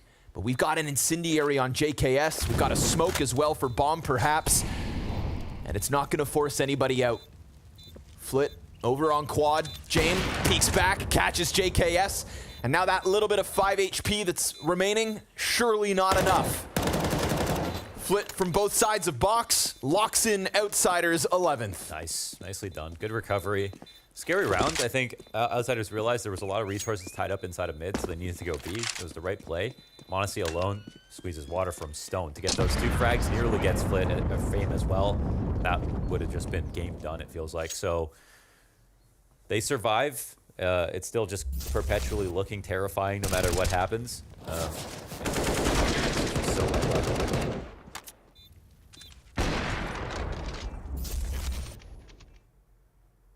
But, you know, what looks terrifying to us mere mortals is just kind of where Jame thrives. Mm-hmm. Yeah, usually. Overall, as an individual, he's had an excellent year, on top of being the MVP at Rio.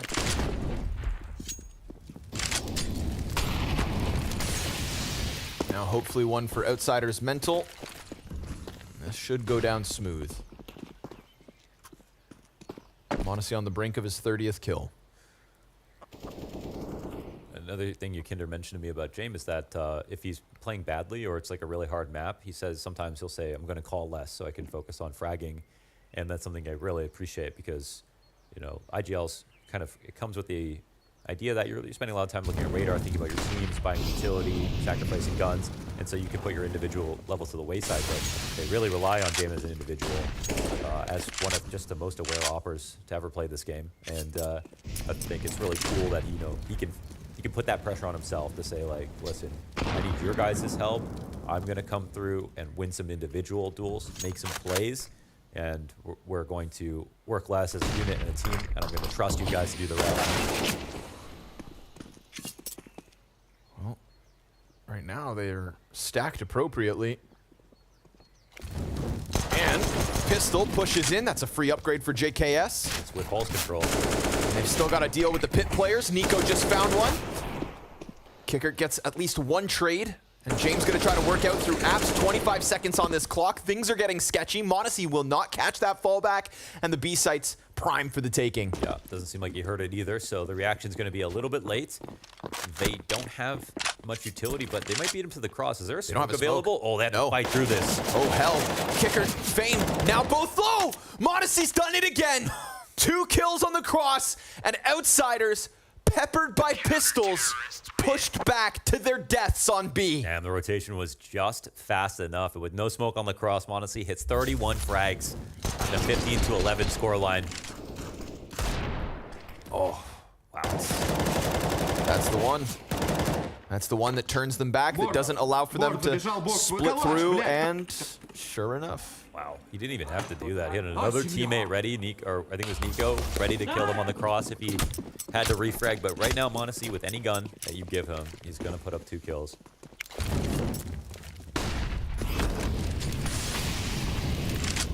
Whoa, whoa, whoa. They don't know about Fame. They don't. Massive chance for him to shine. But he loses his teammate. Flash comes over, and Monacy gets both. Oh, okay. But Kicker, he's got that answer because the smoke's a little deep. So Outsiders with a little life left in them and some guns to grab.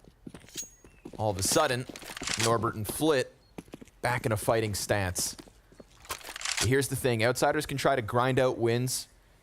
There's 3 notable rounds this map already that G2 have won with lesser guns. Monacy's double scout, the pistol round in the first half, right after, and now this most recent. And that could be enough to break the Outsiders. Norbert sees the gun barrel, but baited into Hunter. No trade immediately, stuck on the pillar, Flit can't kill him. And Kickert's got a 1v1 against Tuxi, which he wins at B, draws the bomb over, and almost goes in deep to his death. Smoke fades, and Kickert delivers his 3rd of the round.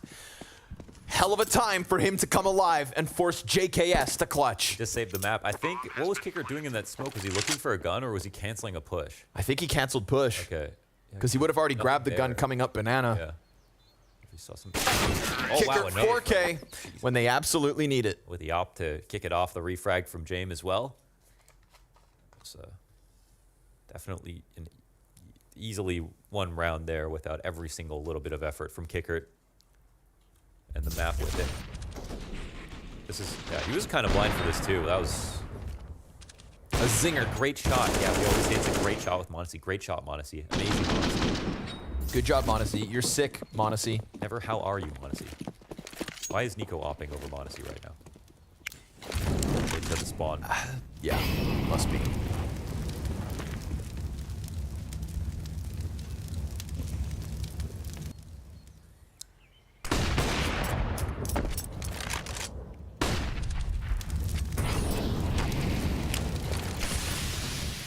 Where are you going with that op, Nico? JKS, no support because Hunter's watching mid, so this 5-7 shouldn't be enough to get 4. Shouldn't be! What? And almost is! Damn, that thing looks good. Flip gets the trade, but nice boost from Moto. And Hunter, well, he's found the Kicker kill that forces Flit out of pit. With hands on bomb, James looks and hopes to come over. It's a 2v4 attempt now, and James misses a chance to strike one down early. Flit opts not to plant the bomb just yet, and we've got massive amounts of numbers trying to push past Boiler. James about to have his hands busy. Flit comes back, and Monacy finds the Deeg shot. G2 find the map win. 16-12, they'll close this opener. A hell of a first half on that T side, and a valiant comeback attempt. But the Outsiders struck down in rounds they're meant to win 1 too many times.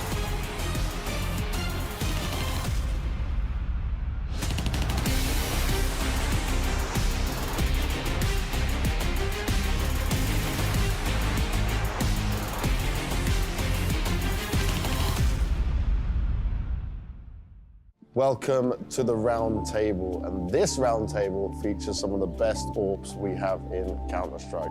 We got the Baby Goat or Yellow Flash in Monacy. We got the aggressive slab from Degster, and the Goat himself, or Ackerman maybe. Simple. Ackerman, yeah. He's smiling already. Now, to start off with, when it comes to AWPing, I want to start by asking We'll start with you, Sasha. Did you always plan to be an AWP in game? How did it happen? What led to it? No, I was playing with rifle mostly. But after when I think joined Hellraisers, Markel said he don't want to op. And Angel asked me if I can op. I said, why not? Okay. So I started to play more and more with op and start to learn more about this role. So it wasn't something that was just like naturally came to you, it was more like a choice and then you learned? I mean, I played with different guns and it was fun sometimes to play with op on some spots. Dexter, what about for you? Actually, I was also starting to play Rifler.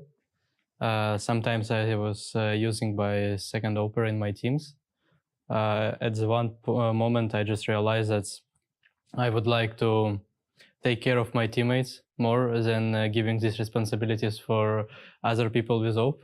And I was trying to learn how to play with AVP before even I joined any pro teams. And that's how it goes for me. I was having some offers in teams to be Rifler, to start my career like much earlier. But I was deciding to stick with this role. And I was saying no, only if you invite me to as an opener in your team. Interesting. So you pushed for it a little bit more. Yeah. Okay. Manasi, I only know you with an AWP in your hand. Was it always that way? No. No? I didn't plan to become an opener, to be honest. Like, I was playing with second op, like mostly with rifle, and just once, I don't know, one day, like my coach NAVI Junior like asked me if I want to become a main opener. I said, why not? Like, let's try. Army, right? Army, yeah. Mm-hmm. And Big brain. Yeah. I became a main opener, and yeah.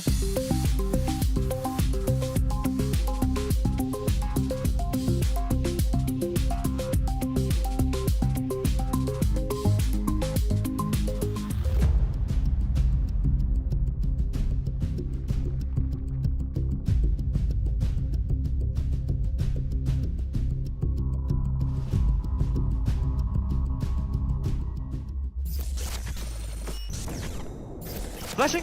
First box! First box, top first! First box and Dead. that guy was there as well. He's pull. Sound. Planting default. Yeah, banana. Sure. Shot he. Would we go banana? He can go banana. He can go banana, yes. Justin can molly triple for you, okay? Second box. First box. First box. Okay, wait, I'm gonna molly him out. Triple? Yeah, molly triple. I'm reloading. He might be everywhere backside. Maybe pillar, yes. I'm picking pillar. Dark. I don't know if he is Sonny. Also. Dark. Let's go on right. He's gonna smoke, Justin. I smoked him. Nice! Sick kill, yeah. What is he doing, man? Smiles on the faces of G2, and rightfully so after that map victory. Inferno final finishing scoreline of 16-12, and there is one man, Maniac, that we have to dedicate this map to. It is young Maniac, because man, the impact he was showing, particularly in that first half, the clutches he was pulling off, the reactions that we saw from him, he almost couldn't believe he did it himself. That was an absolute world-class performance from Maniac. And guys, I kid you not, when G2 came out the booth here and we were getting in position, Nico looked at us and said, well, you know what to talk about. And I was like, yeah, I think we have a pretty good idea who we're going to talk about. Don't we? Yeah. We've had a few signs that maybe there is a player over there that had a masterful performance. Holy Moses, Maniac in this game. 34 kills, the next one 20. I don't like to just rely on stats when it comes to CS, but sometimes they do paint a picture, and that picture is Maniac. Yeah, it is absolutely incredible to see how proactive, how mobile he was on this particular map. And yeah, some of the clutches he was pulling off, I'm sure we're going to dive into them later. It's beautiful to see that confident performance, because we were saying coming off of yesterday, he had a hot start and then kind of dipped coming into the later stages of that series versus FaZe. Great to see him bouncing back today. Oh yeah, absolutely. This is the beginning of the FaZe series type of Maniac we're getting here. And Londers had a very apt comment during the cast. He said there are players who have that kind of movement skills, but very rarely do they pair it with the game sense and the right decision making. And it feels like whenever Maniac hits the zone, he becomes this kind of perfect, deadly combination of being extremely fast, but also quick thinking and right thinking in the game. The clutch against FaZe is a good example. The way he bunny jumps out to go get the bomb, plants in the only way he can actually do it safely with 4 seconds left, and then with the right amount of HP changes to a headshot position. It's perfection. It's literal perfection. And it also helped that there was a really hot start from G2 coming into this particular map as well. And we've got Danny to break down one of the early moments on the T side. G2 came in very prepared for this T side, as we saw on Inferno, posting up a lot of rounds on the T side. And I want to kind of just break down why that is. They definitely did their homework here. And it's from this round here, very early in the half, round 4. And I first kind of want to show what happens. You'll see that HooXi, it kind of seems like he just seemingly knows to push past the smoke to find the player in the site. And then Nico basically kind of pre-fires this player towards the spools. But this is actually a read that G2 have on Outsiders' setup. And it's the reason why HooXi knows to push in past the smoke and why Nico pre-fires it. So let me preface this. So what you see here is that from outside the setup, it's basically one player playing first orange, second player playing towards that spool's position. But this setup was actually used yesterday against Liquid and they had a lot of success with the same setup. Same players, same positions basically. Kikert, he has a smoke out, waiting for a reaction. He's going to drop it as soon as he feels pressure. Fame playing a slight off angle, playing anti-flash so that he can still kind of turn away and be able to fight right away. And you'll see that's exactly what happens. As soon as the smoke drops, Fame, he's able to find the 2 kills. But because they had so much success with this setup, that's why G2 exploit this. So if you see this round again, you'll see that from HooXi's point of view, drops the smoke. As soon as he kind of comes in towards the entrance, he sees that smoke come in. As soon as he sees the smoke comes in, he knows that this is the setup. He knows that the player first orange. He knows that the second player is towards spools. That's why he's comfortable pushing in past the smoke. And you'll see that from Nico's point of view, as soon as he sees that smoke come in, he knows that this is also a setup, and that's why he just starts pre-firing towards the spool's position. So the only reason why they got these entries here is because they read the exact setup that Outsiders was using, and it was a result of something they used against Liquid yesterday. So G2 definitely did their homework. We'll have to see if that continues to be the case.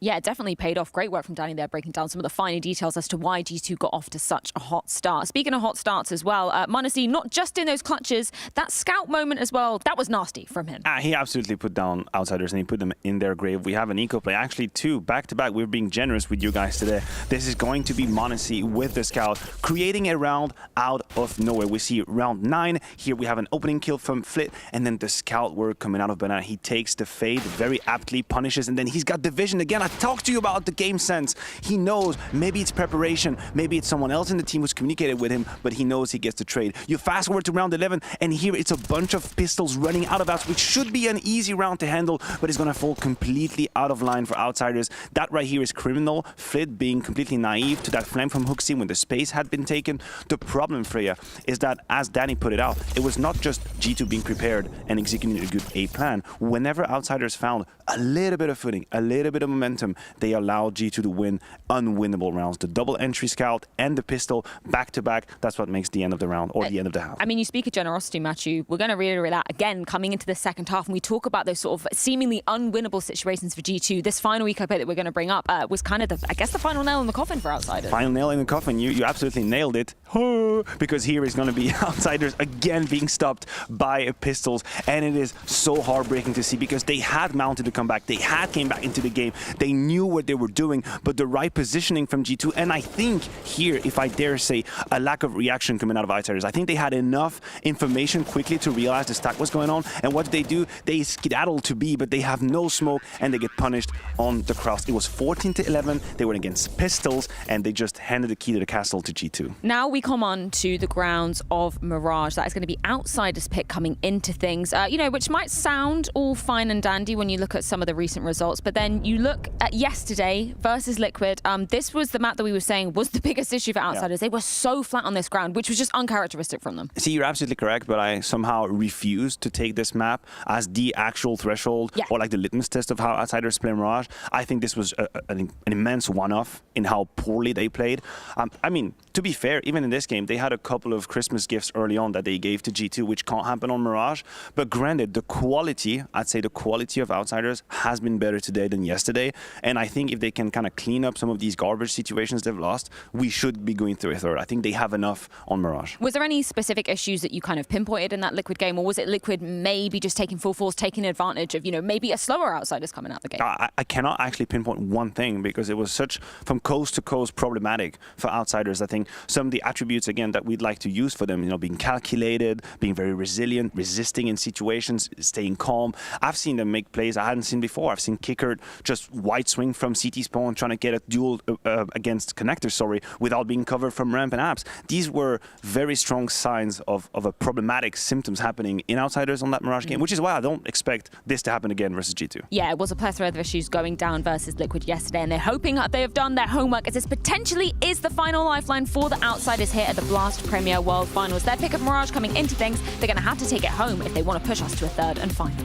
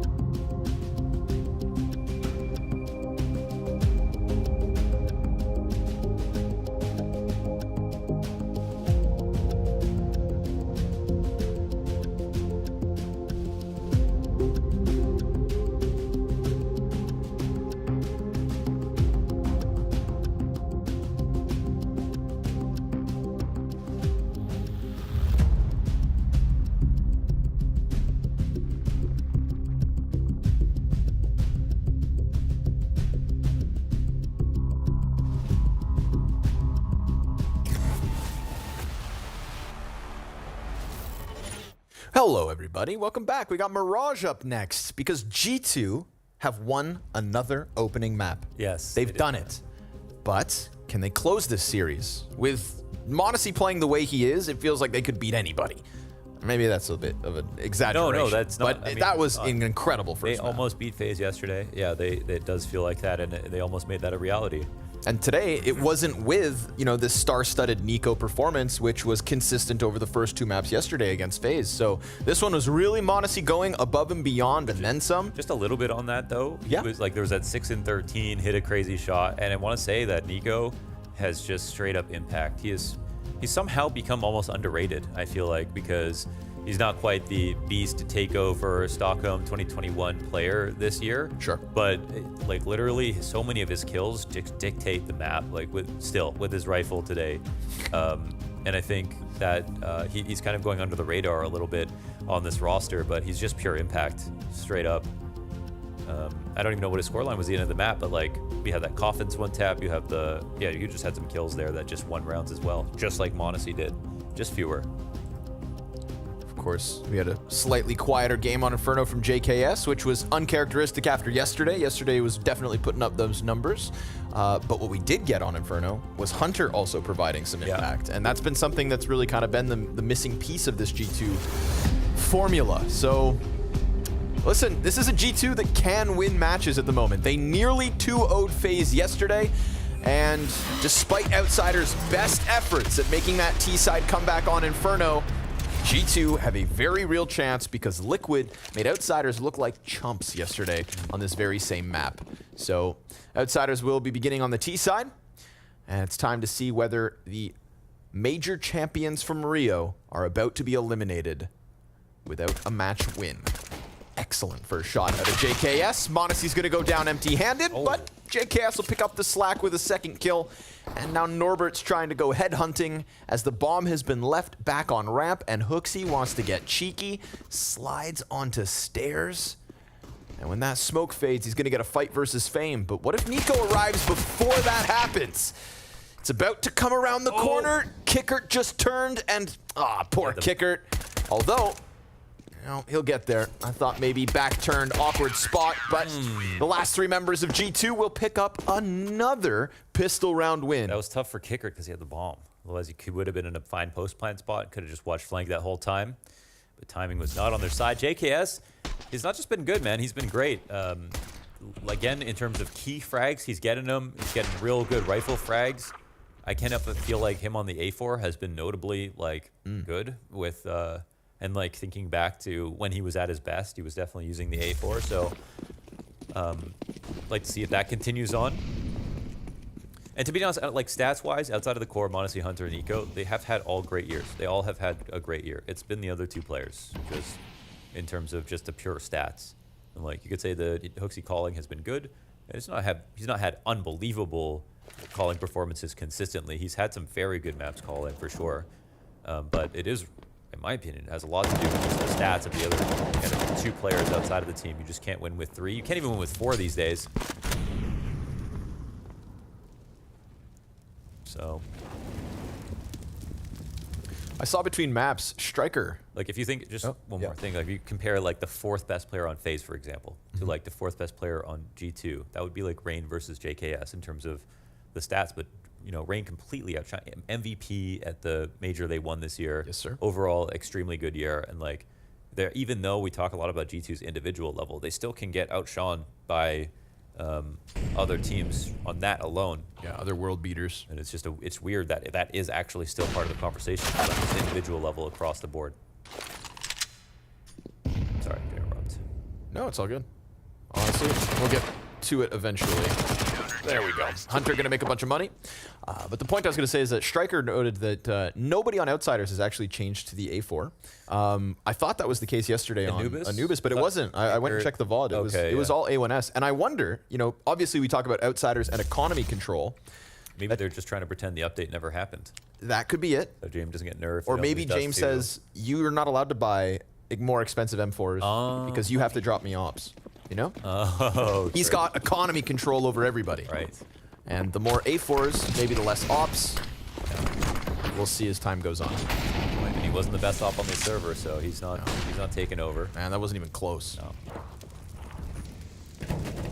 Flit's gonna get. Oh, dude. Run boosts have been bad from Outsiders today. They flubbed it on Inferno twice. Gravity is not Norbert's ally.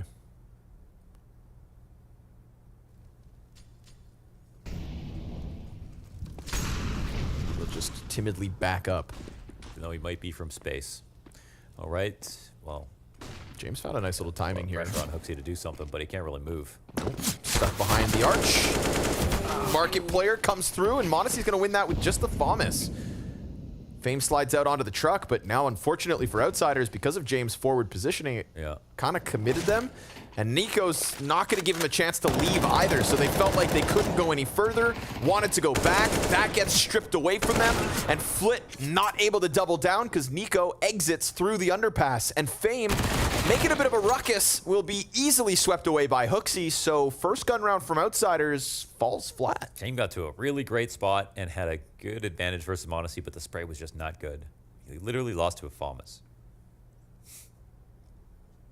Ew. Norbert. Norby. Gonna catch Hooksy, but not expect Modesty down beneath.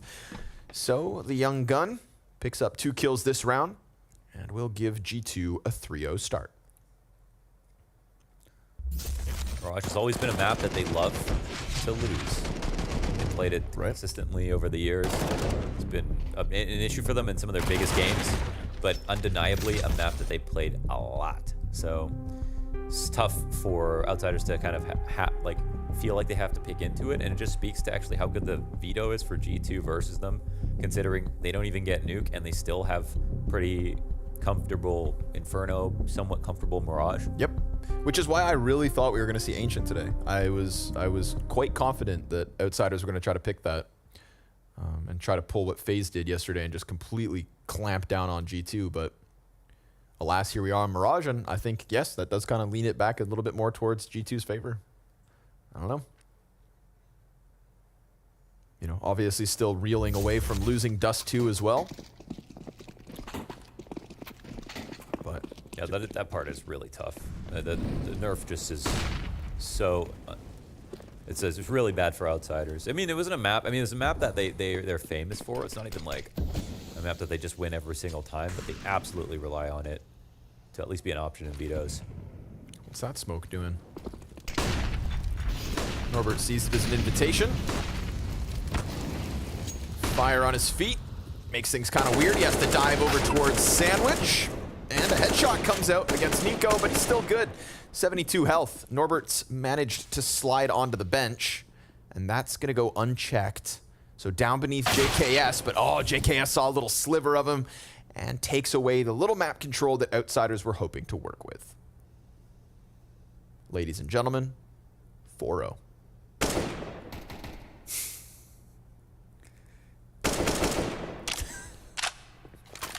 Only you could curse. I know, it's uncanny. He got an op. James got an op of all things. Flit's gonna get the kill on Hooksy now. The whole round's gonna unravel. No, okay, he slides out through smoke. Hooksy stops it. Oh, what? James still swinging for the fences. How do you find someone up there? Him versus Hooksy. 2 biggest brains in Counter-Strike right here. Jesus versus GigaChat, who wins? Yeah, well, the GigaChat's got support. James is on his own.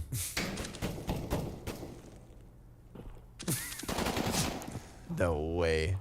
Oh, he's gonna try to knife us.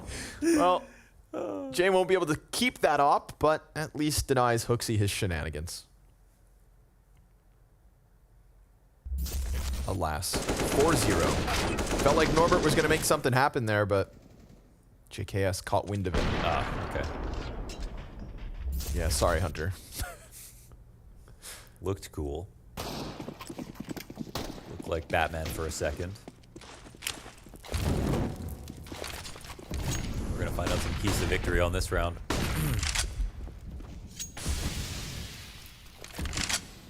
It's great for stopping the rifle push to top cats. And, he goes unnoticed totally, and even if they molly boxes, he's in a fine spot. It's a very meta spot at the moment. It's been used. And they are potentially going to clear him, but they are also potentially going to forget about him. We'll see if anyone draws attention. Yeah, they haven't. Oh my god. James gets tapped. Oh my god. Flit would have been a sitting duck, but it's James instead that gets popped, and now Fame applying pressure to the window. Flit gives the most important cover in catching Hunter off the catwalk, but JKS is also there, so layers to G2's mid setup. And a 3v3 is where we're left. Kickert leans out from ramp, calling bomb forward, while Hooksy also goes foraying for information. Flit, though, kind of squeezed in all directions, and it's a clean kill out of JKS. Again, with that A4, op shot out of Monacy, under pressure, and JKS survives on 8 to give G2 another. Oh, Flit hitting one more bullet, and he has a potential round right there, but runs out. JKS, and when we talked about yesterday, they didn't play Mirage, right? So it was that long-range under-valve spray that JKS is famous for, the A4. Well, now he's playing Mirage, and we'll get to see it. It's already looking very comfortable. What if it was just the gun the whole time holding him back? Right? And then the irony of that is that you'd think that of all positions, the A1S is still suited for like under Balk, but not in the hands of JKS. He's just meant to be on the A4. And Modesty gonna open up shop with a double kill quick. Kickert's dead, Norbert's done, and James is all that's left. At a minute 38, it's already a 5v1. G2O. Oh, imagine.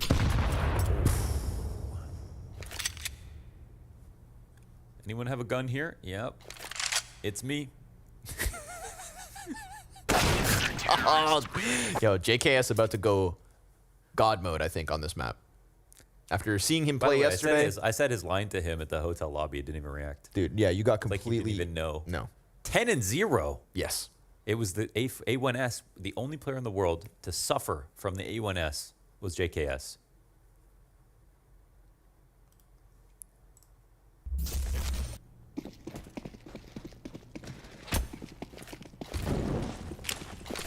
Where's Sponge? He's watching. Or he's playing Daisy. He's in Verkuda. Is that close to Bermuda? I don't know.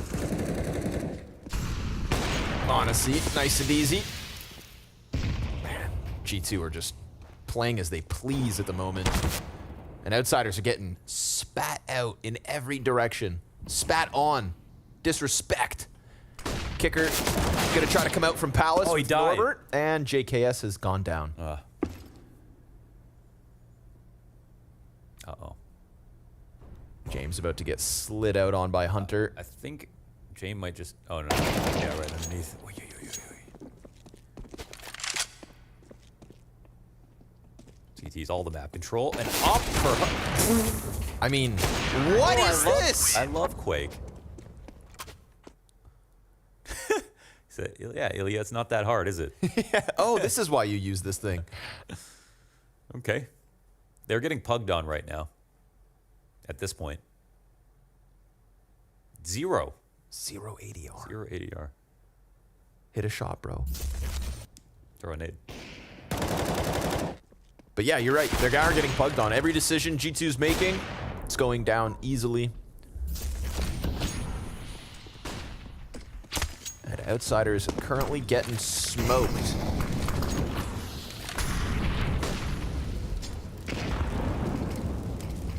They get mid control this time. Finally not half of G2 in position to stop it. So,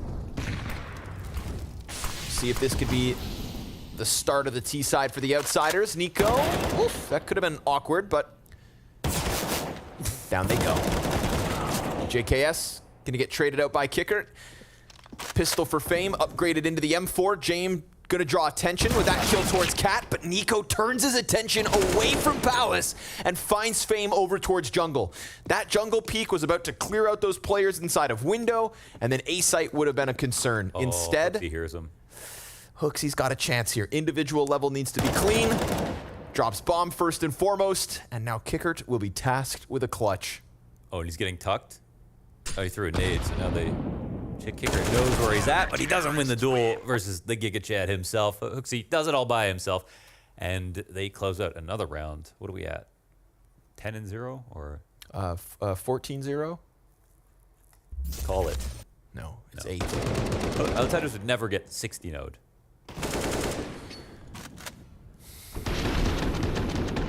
You said it. They won Rio.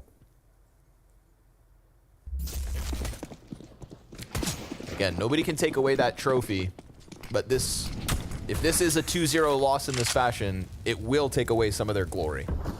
Yeah. And at that point, they'd almost hope that winning the major wouldn't have gotten them invited to World Finals. They could have won on the major and walked away for the year. You know? They could have gone into next year. They could have just rested. Kept everyone scared. Yep. And instead... a somewhat embarrassing event.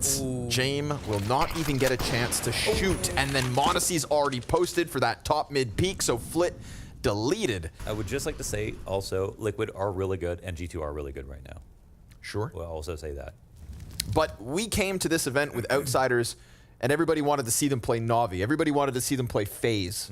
You know, we wanted to see them play against the world's best, and it's not the world's best that have bested them. Didn't even get the chance. Yeah, they got two kind of good starting matches in a.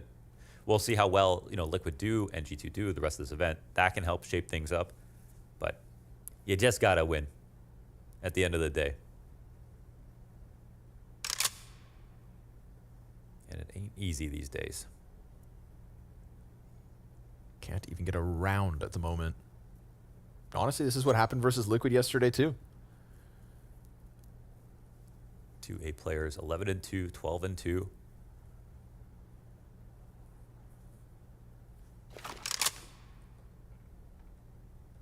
Time fizzles out. And we haven't seen super well called rounds. Individual level is just not, they don't have that same energy as they did at Rio. And yesterday they were just losing duels in that third map. Yeah, there's no pizzazz on the outsider side at the moment. No spunk. No gusto. No oomph. No garbanzo beans.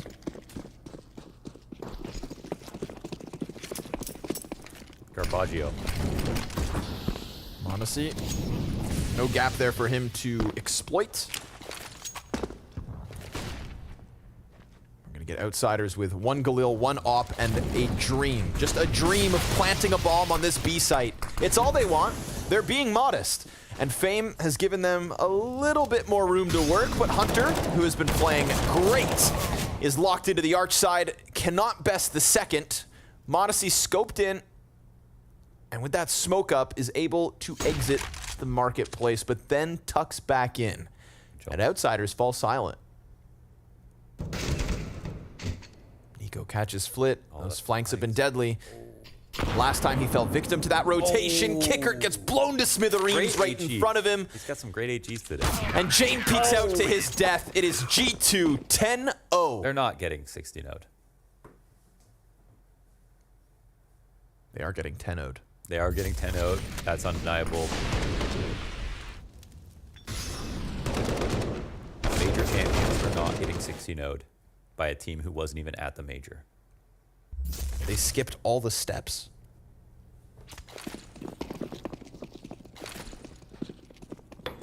They're not. They're not going to get 60. They're not going to get 60. Don't worry. If you're sat at home worried right now, don't. You're fine. Jane fans, relax. JKS underneath the balk. Cleared out by Norbert. Bomb in tow as Kicker shows skin out from the palace. And Norbert finds a little room to work with. Drop out from Modest. Oh, he's so I got the info. Meltback. So sick. The cover came through.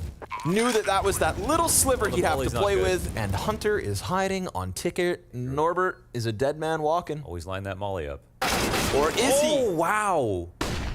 Not going to fall victim to that. Norbert could be the difference maker for the outsiders, looking for their very first round on this T side. But Nico looms near. And when he comes out from Palace, Kicker better be cautious. Hooksy's going to catch the kill. Deep ticket first and foremost. There is still time for this retake. The M4 shine, and so do G2. 11 rounds in a row. Hooksy's got the defuse, and outsiders ain't got jack. Yeah. It is 11-0. Not 16. Not 16. It's very different. Outsiders almost got a 60-0 at the major versus Fnatic. A 50-0 overpass, lost a pistol. That was yeah, that was so that was good. just that was great. Oh, that's awesome too.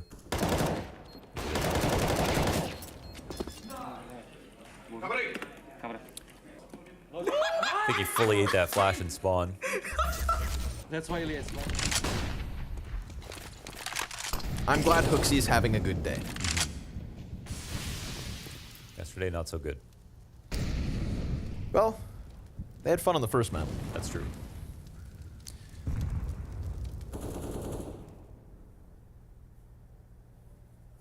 Something light and fast here from the outsiders. Sometimes keep it simple. Yeah. You know, surely JKS can't kill all 3 Palace players. But he does have 30 bullets in that A4.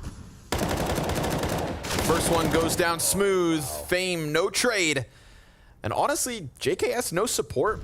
Connector players didn't even hesitate, didn't even think about coming over to rotate. JKS has shut him down. It's not that 3rd Palace player, but he denies the ramp exit. Didn't even really have to reload. They've caught Norbert down in the underground, and JKS is a one-man wall in that A site. Jame walks away 12-0. Not 16-0 though. No, God forbid. It's not the same thing, really. Nope, don't say it. What? No. No.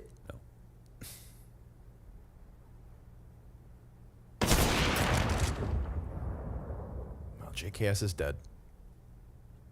So he didn't kill everyone in Palace, but he sure as hell did his job. 15-4. Excellent map out of Justin Savage.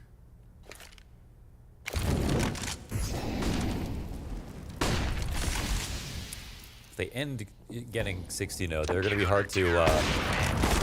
It's going to be hard to go to bat for them. You know what I mean? Yes. It's the easiest point of attack, I think, for after the major, and it's going to make it hard. But Outsiders fans, stay strong.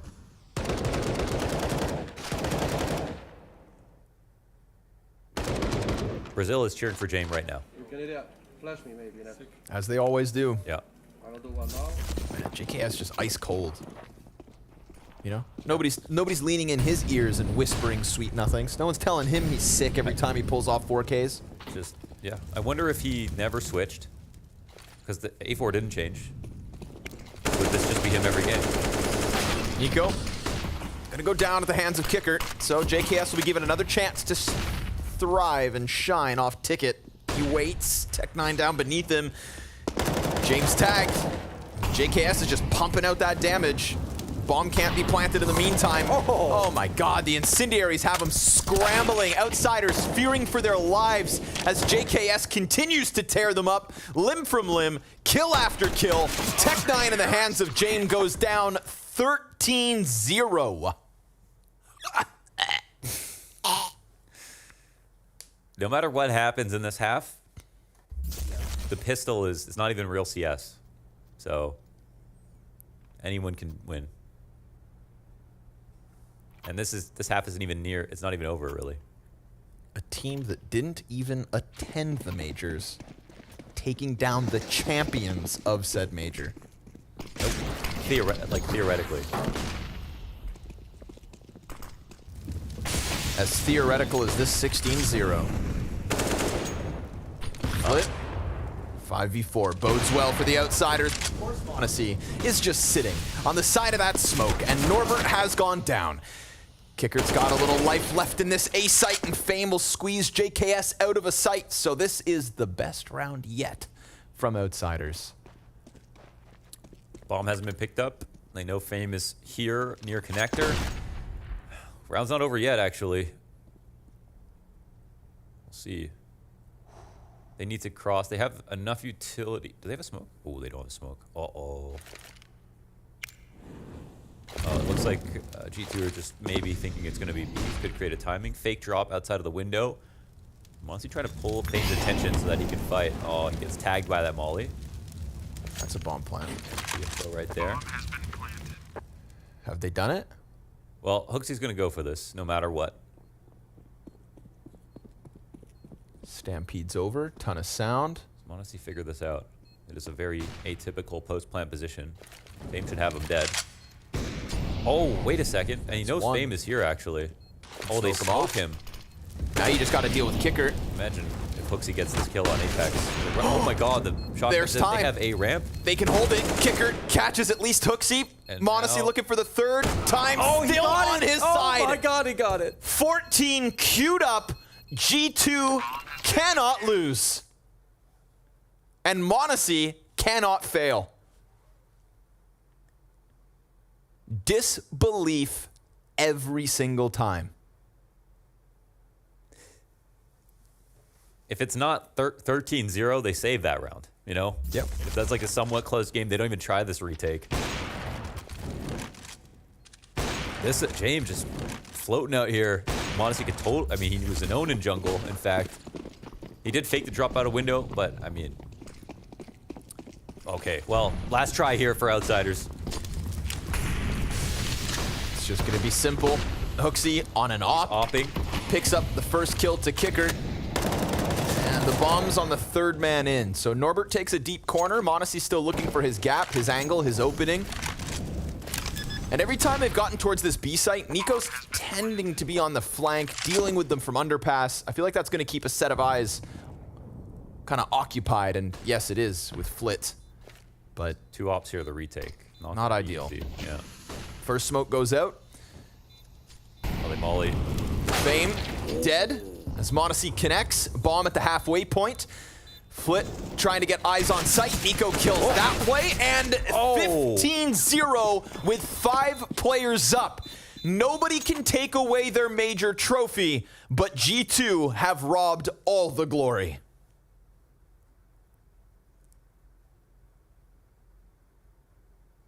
Dun, dun.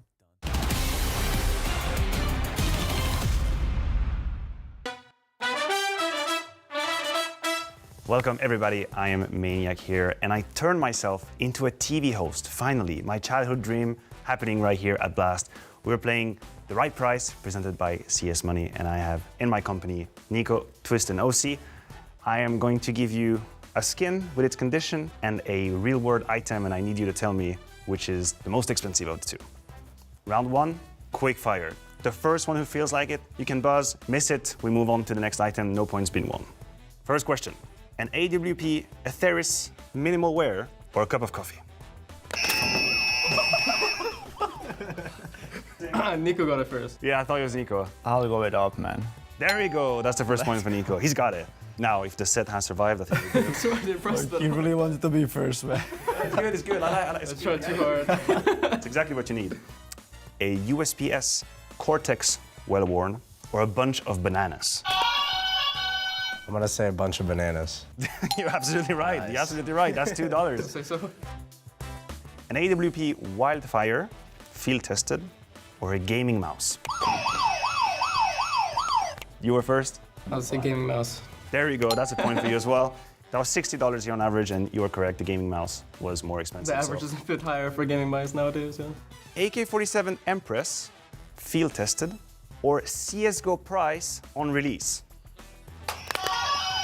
Oh, I'm so slow, man. The Empress. There we go. That was actually $15.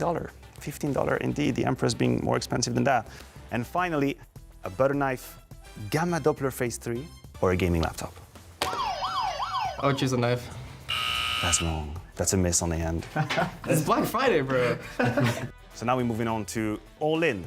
I'm gonna give to each of you guys the same question. But the twist here, no pun intended, is if you get it wrong, you lose the value of the skin. So there's risk here. You have to consider it carefully. You guys ready? Yeah. That's Nico, I'm gonna start with you.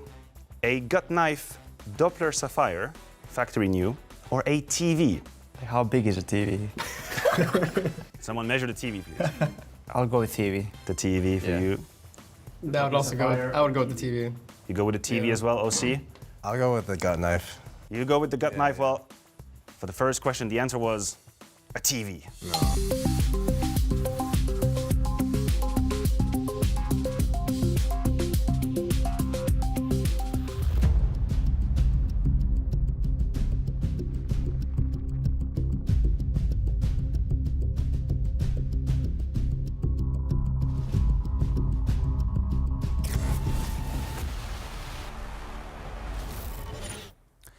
And so we find ourselves here at the 15-0 mark.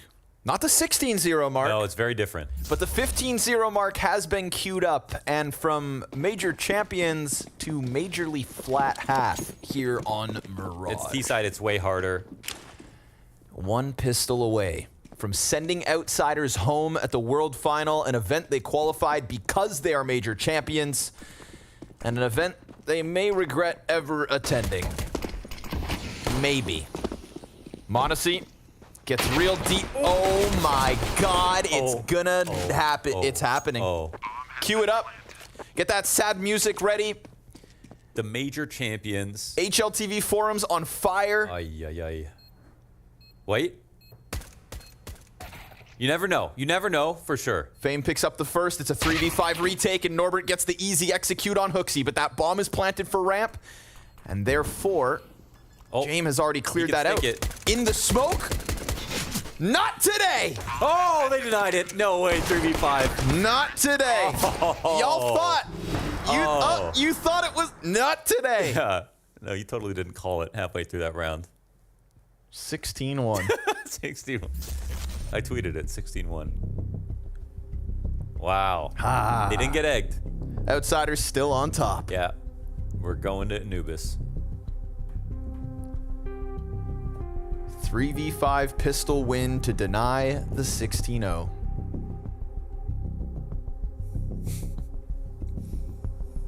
Not today.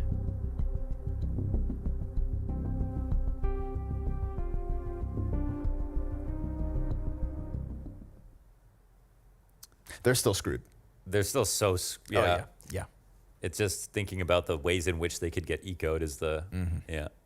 I mean, this is the end of the world final for the Outsiders, potentially not beating Liquid yesterday, not being G2 today, getting stomped by G2 today. Wow. And this makes things, you know, listen, Outsiders go down flat. Not a good look. But what is great is that G2 are looking like genuine contenders to end the year, right? Yeah. Finals in Katowice to begin 2022. Monacy looking fantastic on LAN at that stage, and now a chance to close the year with something. Monacy said he thought they should nerf the op. He's embraced it. He's 20-3. JKS benefiting from everyone switching back to the A4.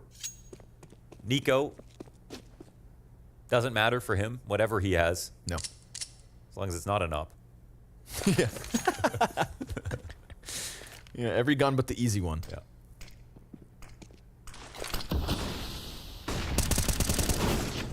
Flit's dead already. Weird noises. The next best thing is a 16-1 and a 5v4 with all of a sudden a compromised A site because the only defense is at the top of connector, so Ramp and Palace looking prime for the taking. And Fame's assistance could get cut off. Outsiders love a comeback, but I mean, this would be more unbelievable than them winning a major to begin with. Monacy couple kills off at the top of mid. Ladies and gentlemen, it's no 16-0, but it is the Outsiders on the brink of an embarrassing loss to round out the year. Ironically, it feels like at any other part of the year this wouldn't even be possible. Right? How is that? This event had happened before the major, then they could at least ride out into the sunset with glory, but now it's going to be a rough spot, and it wonders, you know, what does this really take away from them? What does it do to them? What is the long-term effect? They're going to have to go into the player break, look back at this event and wonder what the hell went wrong. Smoke that doesn't even land on top of bomb. Norbert shaking in his boots as Outsiders will be sent packing. This is a G2 that has a chance at causing further upsets, and already with a win over the major champions, the major G2 didn't even attend, and yet they knock Outsiders down a peg and will continue on to quarterfinals. There is literally no other way to describe that map than an absolute massacre. I cannot believe the fashion, the Outsiders, they go out dead last here at the World Finals. They are the current reigning major champions. As Connor aptly said, G2 weren't even there. They weren't even in attendance in Rio. And they managed to take them down 16-1, completely flat from Outsiders. They embarrassed them. They embarrassed them. They schooled them. I feel like I watched this game the same way you'd watch like one of these weird videos on the internet with morbid curiosity. Like, I shouldn't click on this link. It's like, oh my God, what is going on? No! But I can't look away. That's how I felt about this game, honestly. I couldn't look away. It was the worst case scenario for Outsiders. We're going to have apt time to talk about the repercussions and the consequences of this game for G2 and the men joining us. All lights are green. Yeah. Today's a good day. We're having a good time. Nico, we got to sing your praises. That was an incredible way to round out that series. Yeah, it was for a change. We are not really used to 2-0s like this. It's been a struggle last couple of months. Even though when we win, it's still very shaky, so it's nice to have a 2-0 in the bag like this. I'm curious as to how much you looked at the Liquid game that Outsiders were playing yesterday as well, because we were saying, you know, they looked hella flat on that Mirage yesterday as well. This one was even more brutal. Were you kind of researching that, prepping specifically from that match? Honestly, we had much less prep today than we had yesterday. We didn't really have time to prep because we finished kind of late and we had a very early game today. For Mirage, I think we had a very precise prep. I would say we knew how they do default, and once we shut the default down, we know when they're going to change the pace and so on. So it was very easy to control the game once we shut them down on the mid. How does it feel to be playing a map that goes so well? Because I think it's even for the viewers, it's quite unique to see a team dominating the other one like that. How does it feel to be on the server? Do you guys feel like you're 5 steps ahead and everything is clicking? How is it to experience that moment? Yeah, I mean, it's the best feeling when you're playing, obviously. You're just when you're shutting them down so hard, you're just always a step ahead. You always, if you are having that dominant game, it's because you are step ahead. You know, you always know when they're going to change the pace, when they're going to do this and that, you know. So it's much easier to play once you're in control of the game. So yeah, the life is easier, definitely. I can imagine now. You obviously have a huge experience and career in Counter-Strike, so I just want to pick your brain on their situation for 1 second. If you put yourself in their shoes, they came here to the World Final as major champion and they're getting embarrassed, eliminated last place. How do you think they must feel right now? How do you cope with that situation if you're Outsiders and you've been ridiculed? You have ridiculed them. I mean, if I were them, and if I would have won a major a month ago, I wouldn't care about this event, honestly. Okay. I mean, but it also depends how they feel as a team. I don't know how they felt throughout the major. I don't know if they are feeling super confident, super strong. You know, maybe they're we don't know how we won this. You know, so I don't know how they're feeling at the moment. But they can play some really good Counter-Strike. You know, so yeah, I think they should be pretty happy with just winning the major, honestly. Nico, that was an incredible way to round out the series. But selfishly, I wanted to see Anubis being played because we haven't seen you on Anubis. Can you give us kind of maybe a temperature check as to how much you've been practicing Anubis? Anybody that's been looking kind of good on that map from scrims? I think we are one of the teams that practiced it the least because we didn't really have much time because we came back from the Blastful finals and then we had a couple of days of content for G2, so we really had limited time on the map. We did practice it and we are ready because the map is very simple and you could see from all the interviews and the game that people are playing, the map is just easy right now to play, so we are not afraid to play it. Well, thank you so much, Nico, for your time. Huge congratulations. We'll be seeing you progressing on forward in the World Finals. Go and celebrate with your team because we've got plenty more Counter-Strike on the cards, as we can see from the bracket here. Maniac, you put it perfectly yesterday. This is an absolutely brutal group. I don't think anybody was expecting the current major champions to be going out dead last, particularly with an absolute brutality at the hands of G2. Yeah, as we said, it is the worst case scenario for Outsiders. They came here with a whole lot to prove, I think, to themselves, to the community. As Nico said, listen, doesn't take anything away from the major. They've still won the major. They're the reigning champion, and that is it. Nothing, and no one is going to take that away from them. But I think they fed a whole lot of the narratives about people discussing the merit of that trophy and how they would fare against top team, where unfortunately, I mean, the proof is in the pudding, and that's how the cookie crumbles. That's it. It hasn't been enough. It was insufficient. They looked pale against Liquid. They looked even more pale against G2, and now it's time to recover, make that jump into 23 and prove that you can once again get to that level. And this wasn't just one event, because that's what it is right now. Yeah. It is just an event. They had an opportunity to give it more gravitas and more legitimacy, and they missed that opportunity. Well, of course, plenty more Counter-Strike on the cards as now we move on to a qualification series. It's FaZe taking on Liquid. FaZe Clan, the superstars. Kerrigan, the mastermind, one of the best in-game leaders in the history of this game, is on the hunt for another trophy in 2022.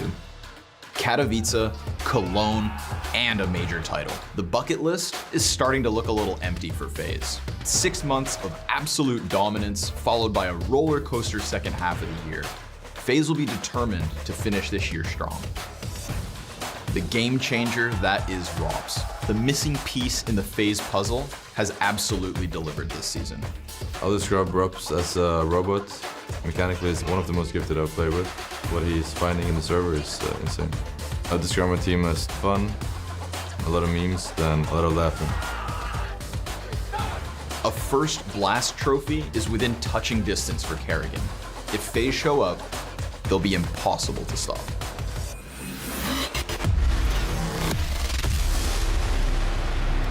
A dominant first half of the year from FaZe, and of course they will want to be rounding out 2022 with another win and yet another trophy in their cabinet. Sure, we do have the narrative of obviously the fail at the major. They did bounce back coming into Copenhagen. How are you kind of looking at the trajectory of FaZe throughout 2022 with those results at hand? I have a little bit of an intellectual concern, if I'm going to be honest with you, because I think compared to the calendar or relative to the calendar of Counter-Strike, we might be overplaying their downfall just a little bit, right? Because it's true that the second half is a little bit more spacious between huge events, and they didn't really have a lot of opportunities to grab them trophies. So yes, the second half has been more poor and more, I guess, fragile than the first half of FaZe. That is a fact, but they remain the team of 2022. I will never take that away from them. That title belongs to them. Yes. And they have shown against G2 that they belong to this very specific category of team for which if you have an opportunity to take them down, you better seize it immediately. Because you let them come back into the game, that's it. They smash you on the next map. Give them an inch and they certainly will be taking a mile. That's kind of the motto of FaZe coming into things, particularly from man of the hour Robs. He is the second highest rated player at the tournament, currently 1.31 rating, and he has been looking brutal in that previous series against G2. Look, it's the DNA of FaZe. I mean, at the very beginning of the year, they had a revolving door of who was going to be the MVP. They literally had 3 different players over 3 different trophies. Nowadays, it is Robs that is kind of carrying the mantle of the frag, but we've seen Brokey as well show signs of great Counter-Strike, which had been a little bit lost ever since Katowice and the beginning of the year. So it's pretty much, you know, what is it, itty, meeny, miny, mo, and who's going to be the MVP. That's how much talent there is in FaZe, and currently it's Robs and Brokey. It is literally the fact that Brokey really showed up and paid his dividends in Copenhagen as well. That was a great resurgence because, yeah, your argument is totally correct. We had seen him kind of petering off since the heights of Katowice as well, but I think this is what is so dangerous about the squad of FaZe, exactly what you just said. You could pick any one of the 4 players who will be showing up at any opportunity and you can pretty much bet on them. Yeah, it's because not only do they have, and we always sing the praises of Kerrigan for his ability to remain level-headed and find solutions in high-pressure situations, so they obviously have that kind of asset, that kind of trump card, but they also have many different individuals who, in high-pressure situations, will dig you out of a round. They'll give you the clutch. They'll give you that double entry kill. Remember Twist jumping down on the roof of Nuke in Cologne, right? And that's the moment where he gives you the round. When you have such quality across the roster, there is a higher probability that you're going to cling back, come back into a game, and then put pressure on the opponent. That's what they play with. Rain is also another name that I would throw into the ring when we're talking about being able to deliver in those high-pressure situations. But interestingly enough, the last time that they actually faced off against Liquid, Rain wasn't in the server. It was actually JKS standing in because it was back in Katowice. It's kind of crazy that it's been that long since these 2 teams faced off. Yeah, I mean, I think it is how relative time is Counter-Strike. We have this kind of micro system where it feels like this was 10 years ago, but no, it was just the very beginning of the year. We have the Liquid players on our screen right now. Let's be honest, what they did in their first game was very, very good. I mean, across the board quality, and even if Yekinder, which is usually the go-to, was a little bit more silent than he usually is, the rest picked up the slack. Math was beautiful. Elige was Elige. I mean, there was a lot of quality across. I think that's kind of arguably a good sign that they were able to close out that series. And Yekinder was very candid to us. Obviously, the first map of that best-of-3 series wasn't looking too great for them. But he was like, honestly, it's really early and we're kind of tired and we just had to warm up into things. And it was definitely the correct analogy. We do see the picks and bans coming in here. I don't feel like there's too many surprises in this. No, listen, Liquid must be filled with confidence when it comes to Mirage. The way the game went against Outsiders was very much green lights all across the board. We have the FaZe pick coming in, or the Inferno pick, sorry, coming in for FaZe. It's an extremely reliable terrain environment for them. And we get Anubis on the third map. If my eye don't deceive me, yes, it is absolutely Anubis. So same pool as against Outsiders for Liquid. Yeah, I'm absolutely loving this. I mean, Mirage, particularly coming off of yesterday versus the Outsiders, Liquid were looking absolutely dominant. They're going to have to be hoping to bring the same destructive nature to this series versus FaZe. Qualification for the semi-finals of the World Finals on the line. We'll see how it goes down in just a few.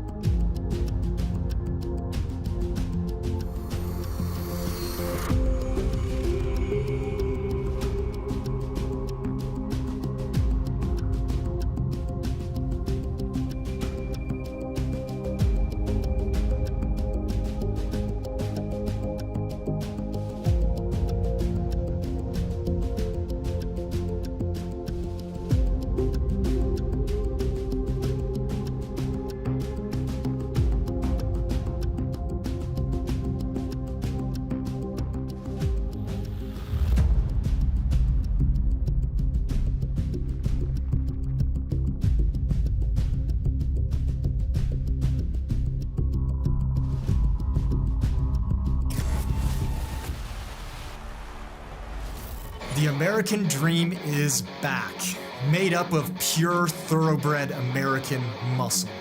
Captain America leads his troops to bring back the silverware America deserves. He's got brains, he's got brawn, he's got firepower, and everything else a good in-game leader needs. Nitro. Liquid have been on the rise. You mean since you left as coach? With increasingly consistent results at each event they attend, they have gained the points necessary to be here at the World Finals. People should watch out for how strong our entries are. I think our T-sides are really strong. I would say our standout characteristic is we're really efficient right now. Last, but certainly not least, we have the silent but deadly, the calm and collected NAV. The near-complete North American Dream Team has landed. Can the World Final be their event? A spot in the semifinals on the line here between FaZe and Liquid. Unlike for Outsiders, this one's not about elimination, but the Betway odds give FaZe the favor after they smashed G2 yesterday. But that was only on map 3. The other 2 maps made them look very human, in fact. It wasn't major champion level FaZe yesterday, but it was also day 1. So, and for Liquid, they looked really good on day 1. I think that's excited to see if they even improve, because if they did, and G2 got close yesterday, I think there is actually an outside chance here for Liquid to take this series. Anubis would be the 3rd map if it goes there. I don't know exactly where I stand right now, but I just have been really impressed again in the last few months, looking at Liquid's improvements on their T side, as Alish said in that content piece. He wasn't just blowing smoke. They really have shown huge improvements. They've integrated Yakinder and created a new team with Yakinder and Alish, splitting up T side roles, taking a lot of stress off of Alish to do everything aggressive with his rifle, and just Yakinder signing up to do what he normally does is like the perfect fit for the roster. So an awesome roster move right there. And yeah, a world where, I said it yesterday, but OC is like the 4th best player on the team right now. Yes. Because Yakinder, Naf, and Alish are the ones who are pulling most of the weight, and he's relatively unactivated. I think Liquid could be, a lot better actually if OC gets involved in a more meaningful sense. He's clearly smart, throws some good utility and everything like that, but in terms of his raw impact, he's not taking as many opening duels since Yakinder's joined the team. He's opping, but in a really passive way, and I think could do more. Would like to see him just try to get out there, because he's absolutely good enough. But for this match right now, it's going to be about the difference between him and Brokey. Absolutely. Yeah, and Brokey, obviously, ups and downs maybe throughout the year. Strong start, but as of late, MVP for the Blast Fall Final, even though FaZe didn't win the event. And we saw some fantastic things from him yesterday on Ancient, most notably. That's where Rain was able to shine. And so we'll see if OC will have his hands full in the op department. But I think one of the pleasant surprises yesterday is that Naf really went above and beyond. He's a consistency within this Liquid formula. He's never really dropping negative maps, but he went extra hard. And that was a key piece to taking down Outsiders. So let's see what Twists & Co. can do versus Liquid here on Mirage. We will begin with FaZe Clan on the defense, Liquid on the offense, and OC with nades in abundance as Liquid set their sights on that A site. Again, not elimination, but rather an early spot in the semis. And Alish taps Rain down to start this one off. 1 bullet, 1 kill.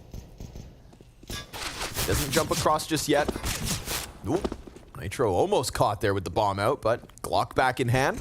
Brokey's position now very much known, and he peeks out a little wide. It's going to give one over to Nitro as Yakinder gets through the B flank, and any hope at a retake is already looking flat because Yakinder should be able to ensure this, assuming that the site players don't win it on their own. Oh man. Robs is about to get knifed, or not.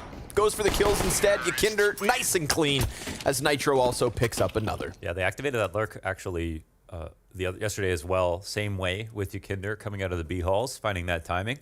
Thought that was specifically versus Outsiders. They wanted to do that, but nope. Oh, okay, Alish. Nasty one. It was a really strong match versus Outsiders. I mean, we are not going to be talking about Outsiders anymore. Oh, a drop. Okay, they'll restart. See ya. No problem. Just out of spawn. But yeah, we're not going to be talking about Outsiders anymore, but we can talk about how good Liquid were versus them yesterday. And to also, I mean, if we have the chance to see Anubis, it'll be great to watch a new matchup. And when we did the interviews with Rain and Magisk, it was Magisk saying, you know, they won all their scrims except versus FaZe, and FaZe just saying they won all their scrims. So they probably feel really good about it. And Liquid showed and proved in a live match environment that they are really good. You know, and that was Outsiders picking into it. Yeah. So I mean, Liquid kept it simple. You know, I think played it how they made it look easy, but they did very thorough defaults, I felt. Yeah, I think when I say it made it look easy, it's just sort of like it was what I came to expect. I think it's what a lot of people sort of expected, which was just like going into B splits earlier. You know, Outsiders tried a bunch of different things and slowed tempos and paces and whatnot, and then the only thing that really did work occasionally was kind of getting into those late B splits, right? It felt like Outsiders had more ideas, but then had to lean back on what Liquid simply did better, which was lower B splits with long. So, yeah, I thought it was, you know, Nitro also getting away with A flanks more than he should have. Like, I don't anticipate him getting away with that again. If this comes to Anubis, I'm curious, very curious to see how liberal Nitro will be with those flanks. We'll see. Yeah, it'll be a boon to everyone's map pool. I mean, depending on who is good at it, who's not. A lot of the teams here at the World Finals suffer from losing Dust 2, so have to embrace Anubis, whether they want to or not. But it doesn't feel like there's anybody who really hates it right now. I honestly have not heard a single player just say it just outright, I don't like it. It's just the small problems with the clipping, basically, is the biggest thing. And that's because shout out Mapcore and Face It, respect the process. Map was vetted and deserved to be added. Look what we get. Happy pros. OC gonna try and trudge up through the connector. Nothing here to really stop him. It's two sets of eyes onto the ramp instead. They try to press the issue into NAF, but he'll survive the test. Liege catching Rain in the meanwhile, so A-Site now prime for the taking, and OC even collecting more money. Was that their smoke on the side of the stairs? I think it was a T-side smoke. That was really cool because it does block vision from A players and the Cat players once you get up through connector, but it allowed the T players to get around the smoke safely to help kill under balcony and compromise some spots on A. Twist looking to get away with a little bit more, but Yakinder's going to keep him nice and honest. And, you know, despite Liquid's success yesterday versus Outsiders, Yakinder wasn't really a big piece of that. You know, didn't have a lights out performances as we've come to expect. I'm ready to see if he can take a chunk out of FaZe. Yeah, Yakinder, second highest rated player out of the Blastfall final, and you know, absolutely one of the best riflers this year, and also did it on 2 different teams this year, so has proved a lot as a player and individual.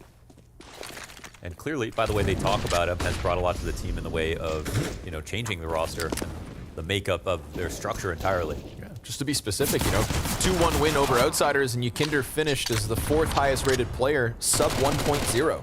You know, that's uncharacteristic, but it's because NAF was gobbling up all the ratings and twists. Okay, couple digs to at least chip away the money, and look at the HP that's left over here. This is actually a winnable moment if twists hadn't just been burned down. You think if he had a little more to work with, then maybe he could get crazy. And they'll stop him then and there, but that one, nervous moment for Liquid. They'll still survive with 3. Yeah, full house there for Nitro and Nafly.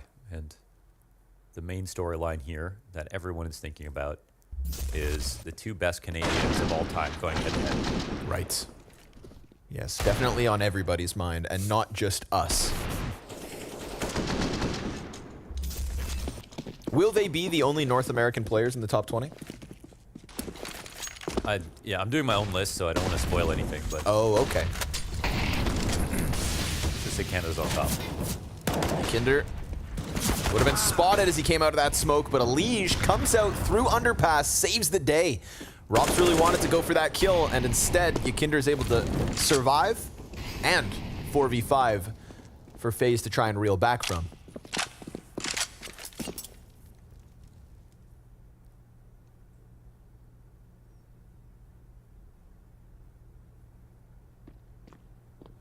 They come back at this. They don't want it to just slide away, but sure enough, Liquid already back around through T-spawn, and with OC floating, they're not going to rush this prospect. They're trying to read the adjustment for FaZe, and actually this fake might be too slow because FaZe might be encouraged to try to gamble even despite hearing these bits of utility, and we'll see. Oh, but there is a commitment behind it. So Rain getting his kill or not could change the way that this round gets played entirely. They're going to be a little suspicious about hearing anyone, but they've also given themselves 40 seconds to actually cancel and go back if they want to. Oh, but Rain gets his frag, and this makes it a little scary for Liquid, but they still have Yakinder out here, and I think this is going to keep the B players occupied for a second. Yeah, Rain floating around stairs. Yakinder just waiting for that jungle Nitro smoke, let's pay attention to it. Oh, let's top con this a little bit for Rain. Oh, he gets his kill, though. And then that opens it up because Yakinder has to trade the top stairs. Brokey comes out with the kill to clear him. Now it's an awkward 8-second situation. Nitro just hoping for the bomb plant. Great cover from Elige. And Kerrigan, well, he's down to 48 health, but we've seen good things from Twists already. And Elige only has a quarter of his health left to work, so he's either pick the Smoke Palace or Smoke instantly A-Ramp. gone. Yeah. It's the thing is the bomb is planted inside default, right? Yep, not for him. So tough spot for Elige, but if he can catch Twists on the cross, then that could have done it. Instead, Twists comes in with his 5th kill of the map, and what looked like a Yakinder insurance policy ends up being a Rain robbery, killing OC like that. And you could see the way that he held that angle off. He was watching off the side of stairs from under balcony, but Rain just went a little bit deep, a little bit too quickly, and got that first bullet headshot on OC as well. So massive round from Rain, really saves the day here. And again, Liquid go B if they kill Rain, and maybe the rotations come back from FaZe. Maybe they stick around and actually win anyways. Hard to say, but yeah, Liquid made that really, really complicated, and Rain made it really simple. It's FaZe on the board early.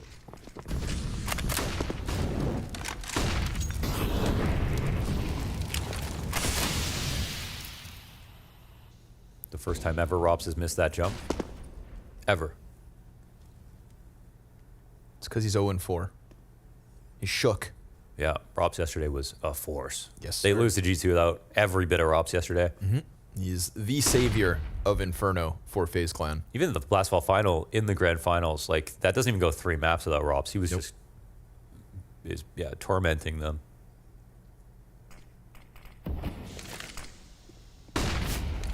Ratings were very much in the green. How perfect that flash was. Goes any deeper, Brokey's not blind. Stays in connector.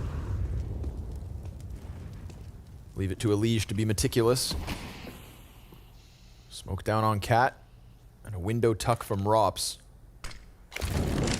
Nobody inside this A site for the NAF and Elige attempts, but Rain, well, he'll find the kill as Elige comes out from connector, so it's going to be a transition from Liquid into the B hit. Kerrigan, ready and waiting. Nitro the first challenger. Yakinder's got the trade frag, and Twist still cautious about middle, when in reality, it's all in apps. Turns back just in time, but Yakinder's got another kill. Critical second. And Rops, not ready for NAF to catch him in the underground, so now the only thing FaZe have left is this market control, and OC can just go ahead and plant, but he fakes it instead, and that's perfect. Gets Rain out, and now Brokey, well, he'll catch the NAF cross. And then, what's the move? OC commits. Ooh, he has to reload. He wants to get rid of the gun. OC knows he can get to a slightly better position. But Brokey, it's going to have to be the quick. Go. God, I don't know if he got spotted on his way out. OC watching him cross back. Wow, he wins it. Man, that reload actually might have had a small impact in him being able to get off the Cat plant, because that particular plant is exposed either to the window or to the other side of window. Can't really escape to get right or do anything else safely, but finds a way to move. That's that Elige flash. Great moment from Yakinder. Great start to this map. Yeah, that was brute force. That's what he's paid to do. Create space, get aggressive, entry. So So 3 rounds, then 1 loss, then a win right after. So we've seen it. That was the new op being a liability for Brokey. Yeah. Clearly wanted to throw it away and get rid of it, done, yeah. so that probably he could have pushed out window. Instead, has to go for the reload, gives OC time to relax. And it's not the time reloading, it's the noise. Okay. Yeah.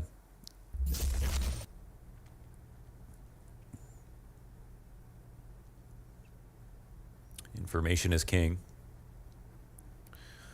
Liquid are so good at winning mid. I mean, they're pretty damn good at winning mid on like every map right now, but I think it's so impressive to do versus FaZe. Everyone's got like, that's 3 real big ways that people do it, and like lots of tiny variations, but this is a part of the map that wins you 2 rounds.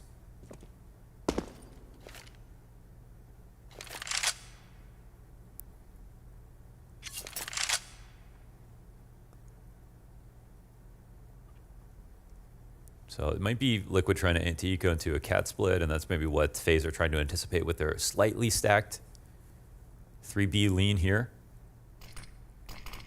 They know the money. It's pretty obvious. They're just trying to figure out if there's any investment at all. And yeah, got the hunt coming in. This might draw attention away from Twist, so we'll see. Oh, gets spotted now. You Kinder were worried about Brokey. It's going to get pinched here, but no commit from Brokey because of the cover from Chair. And now connector pressure versus Rops. So there's some good protocols right there. Nicely done. Oh, and the disrespect of the smoke, and that opens the site up on the rotate out. And Liquid come forward now. No one back here to stop him from scaling. Bomb gets collected. OC will head back to the B apartments, and the guns are just not good enough for FaZe to participate in this. But they actually might die saving, so we'll see. Rain's gotten dropped. A site. Nowhere is safe. Nowhere. Kerrigan picking up that kill. Maybe things seem a little easier, but NAF is awaiting more impact. Damn, man. Liquid playing some good Counter-Strike. They are, man. They really are. It's hinging on Kinder. 10-2 after the back of this round. Like, it's the thing where, you know, like Cloud9's T-side stats, like they have the best T-side stats or whatever, but you can see the problems with their T-sides. Like when they played Overpass throughout Rio, they had real issues. So even if the number of rounds they're winning is high, could be inflated by pistols or whatever, but certain maps are holding them back. I don't see those problems with Liquid. And of course, they're not like, it feels like of the same caliber as Cloud9 totally, at least not by how deep their runs have been and stuff like that, but Liquid, just when you're watching them play these T-side rounds, you're seeing the absolute peak right now in terms of their level compared to other teams. They're really doing a good job.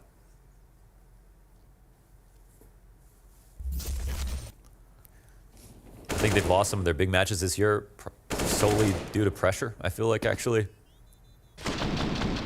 Not to say that's not an important thing to be able to overcome. That's what's holding most people back entirely. But the quality of play is there. Uh-oh. I say that and... It's okay, it's the pressure. Yeah. It's the pressure of a good start. Oh, for they once. wanted them to go into window. Oh, it's all a setup, yeah. Makes the round faster. Genius. All part of the process.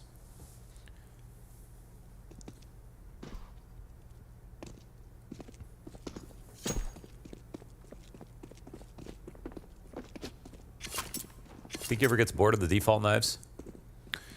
I feel like he's an excuse to use, like, you know, vanilla versions of other knives. Get some cool new animations in there. He has sometimes. He used to have a vanilla skeleton knife. Oh, okay, yeah, that's right. Yeah. Elige does have options, but... Okay. Yeah, I don't know how his mind works. That T-knife is, you know, it's puny. Doesn't even look sharp. No. I have forks that are sharp. Kerrigan. Okay. Gets away with the Elige frag, but Yakinder's still a nuisance into the middle. And this is going to be Team Liquid with a nice, easy 6th terrorist round win. Nice deeg from Rain. That jump's looking tough today. It must have greased up the railing or something. Playing too much Anubis. Still waiting to see that Anubis bridge jump from bridge to baskets. Somebody's going to pull it off. Is it hard? Kinda, yeah. You can kind of like get stuck on the right. You definitely have to get a good air strafe. Okay. You know what that is, air strafing? I've heard of it. Oh, okay.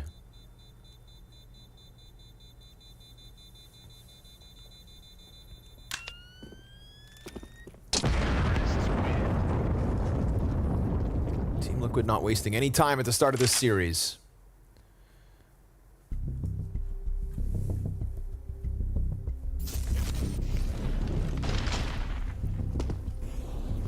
Little pirouette. Style points. Little in-game leader on in-game leader action.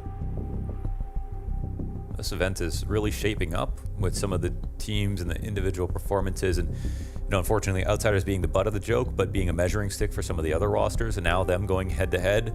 We're really finding out who is going into the end of the year extremely strong, and it's not a small purse here at this event. It's 500 grand for first place. An unreal amounts of money on the line. And this just isn't winning a split. It is the cream of the crop from the year.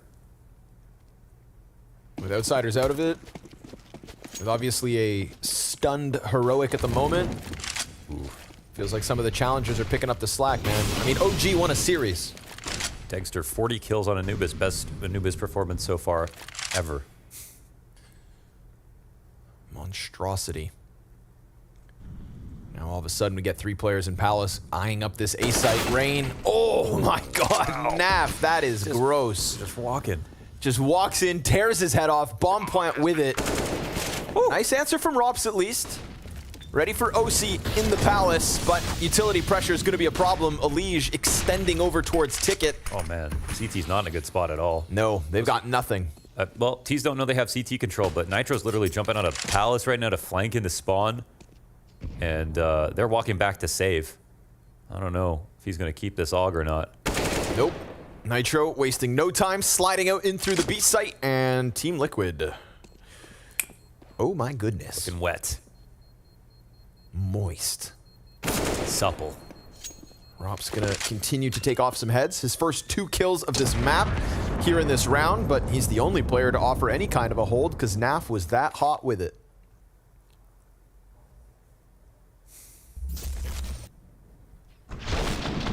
Deleted. And honestly, man, Nitro's having a back-to-back decent events. He had... Well, yesterday wasn't great, I don't think, but... No, it was. It was? Yeah, it was decent. Let me go look at that rating, just to be double-checking. Just to be double-checking. Just to be double-checking. I don't want to be lying. His Anubis game was good. Okay. Yeah, 0.91. Above average. Average. Anubis, 1.16.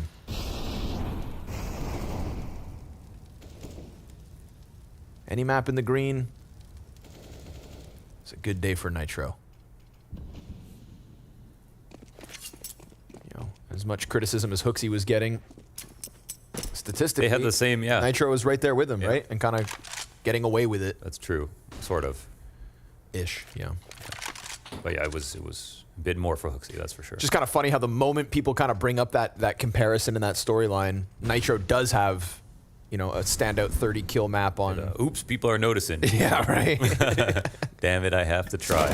Twists. He's got himself a duel towards Cap, but he can't win it. Yakinder's 12 HP makes the difference, and Rops will finish off the little that was left. Kerrigan bails back and gets away from the duel. Rain has established man advantage here for FaZe. Naf's hunting, but Rops continues to tear him up. And from downtown, Naf's not going to nail it. OC, all that's left over, and we've got FaZe with a commandeering round. Actually able to pick up frags and survive with 4. This is what they need to get the game going. Kerrigan trading at, Yakinder's duel on Twist, it felt like, okay, that's just the key. You just get out now, but then the double up inside of ladder room, they tried this already in the past. This time it makes a bigger difference, and Rop's rotation was very fast this time. Doesn't miss the cat jump. Or actually, he's the one in ladder, so he goes quickly into the site and kills them as they're just about to try to attack the site.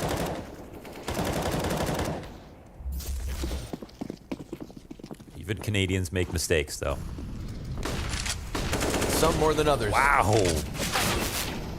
Did he really see anything at all? In his mind's eye, yeah, he saw it all. Wow, Canadians. It's Twists and Rops with one each.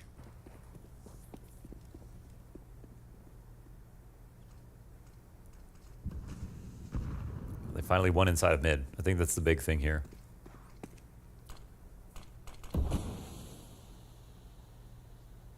I feel like Twist was still flying through the air when he got that kill. So fast. He's got a chance for more as well, but Nitro. Yes, I will repeat myself. Nitro just slapped him with that walkout. 9-3. Good map thus far. Rop's given another smoke to sit on top of and wait. What can Liquid manage here? 45 seconds left to play. Pull this one out to be special, but they're losing time on the clock still at top boxes. Almost past the point of no return.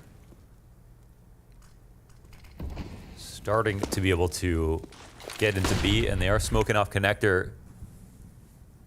I think it would be a weird round to save as much as it almost feels like they should, but yeah, things are getting into place.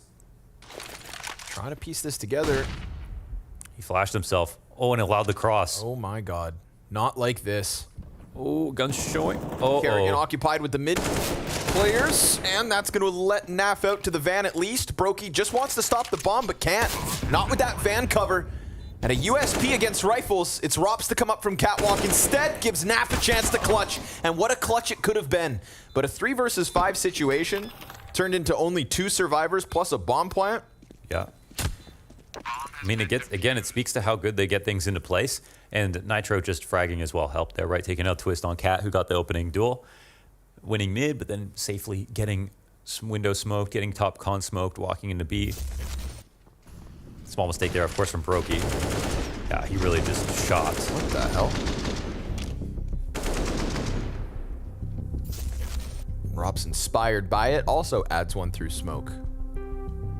So second timeout here from Liquid. Not getting a lot of energy out of both of these teams right now, just visibly. Yeah. It's jet lag. Jet lag. Hit me like a ton of bricks yesterday, both of us. Yeah. Went to bed at 8 p.m. Yeah. Woke up at 2.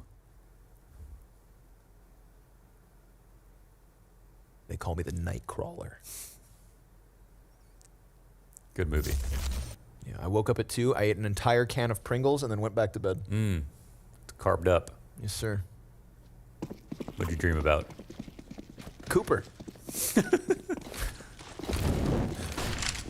And his finest. Let's see it. Dwindling economy from Liquid, so nice to see that the CT side is going to have some life on it. And if they win this one, they're good to rock and roll. But Kerrigan's on his own for the moment, so nicely timed. Good call here from Liquid. We saw good things from Nitro, but Kerrigan, the other IGL, down after the 1. Ooh, Twists caught between 2 separate fights. Elige and NAF combined to kill him. And that pop, that burst into the B site, well, it's going to give FaZe a bruise here in round 11. That was pretty cool. I mean, the farther Molotov as well, and then the push quickly to the front of the window, that made the difference. Twist getting his aim overstressed to the maximum. The old B-pop. That's my favorite thing about like Mirage, that hasn't changed at all, but the way people are playing it, just figuring out ways to attack B fully now. Used to be so lonely on this site. Now people are going here on almost all anti-ecos and now full execs as well.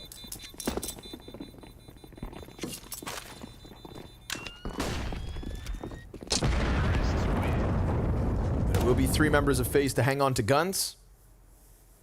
So, Liquid successful, but FaZe not out of it just yet. Good first kill from Kerrigan, but then we get that slide out from Elige. Did not want Kerrigan to get away with another. Twist not able to pick up the trades.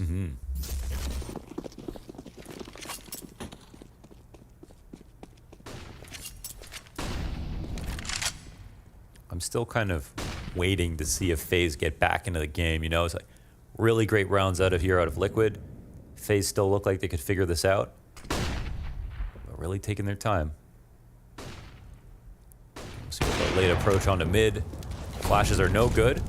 Brokey, doesn't expect a second guy to swing. OC does a lot of damage here, but it's still a 4v3 here for FaZe. Not anticipating the op start there. Wanted to take some kind of dry rifle duel. And Brokey was actually worried about the underpass, I think. He mollied underpass while jumping up. Yeah. I mean, Elige has been a nuisance from down there, so I can understand why he'd be on high alert.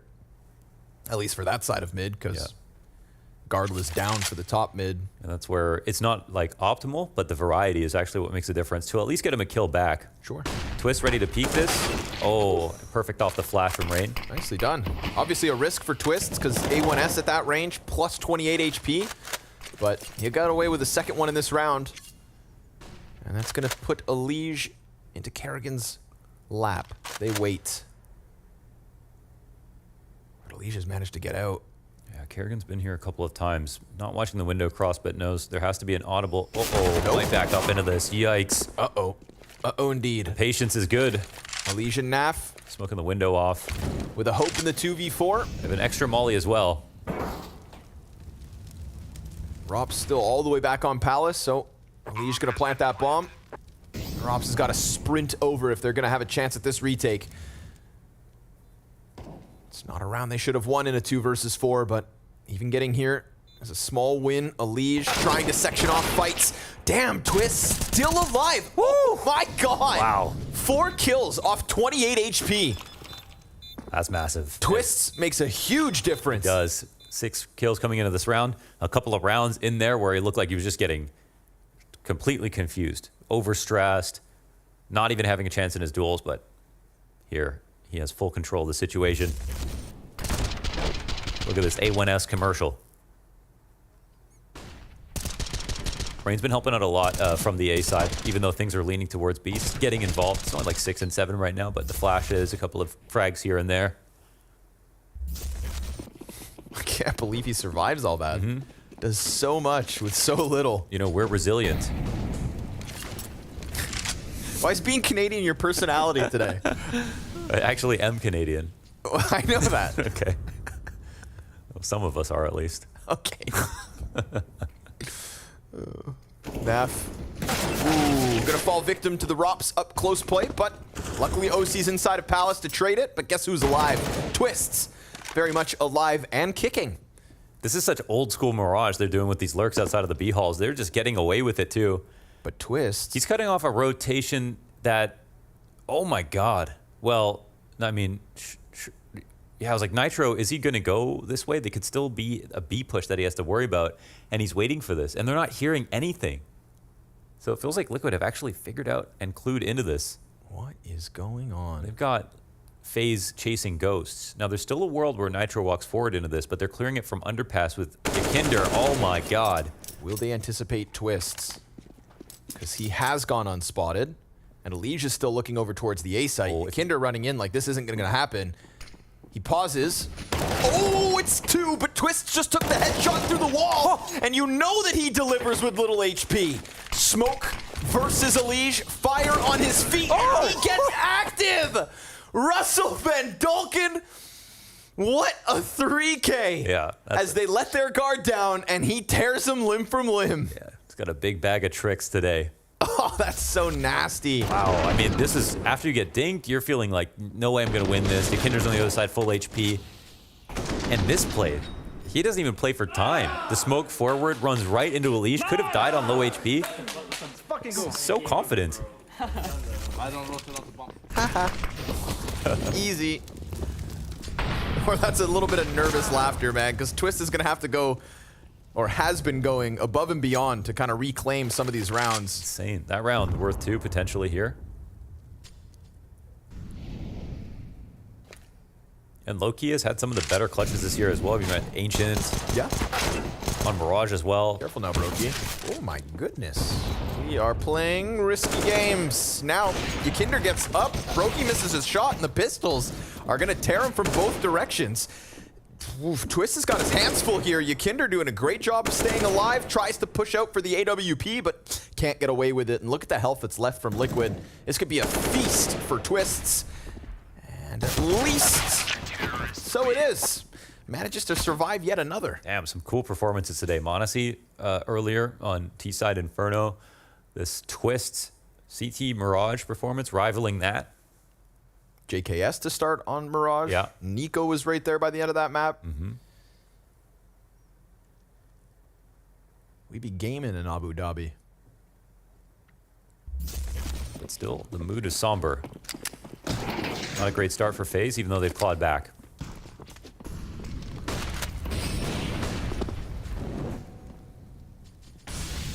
Rops is up. Nice shot. Aiming real low on that one.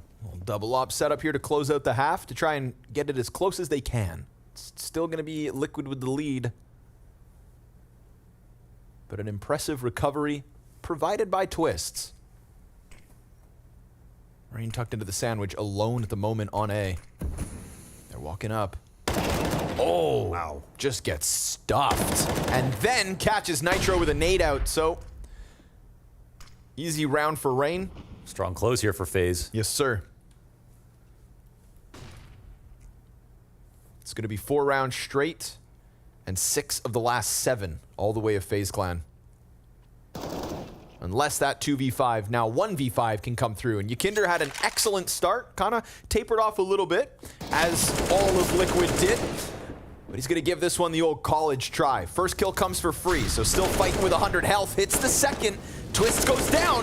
Yakinder's got the op out in the open. Both of them spotted, but Kerrigan's making the difference. And Liquid, despite that strong start, have given up some rounds to FaZe's hopes.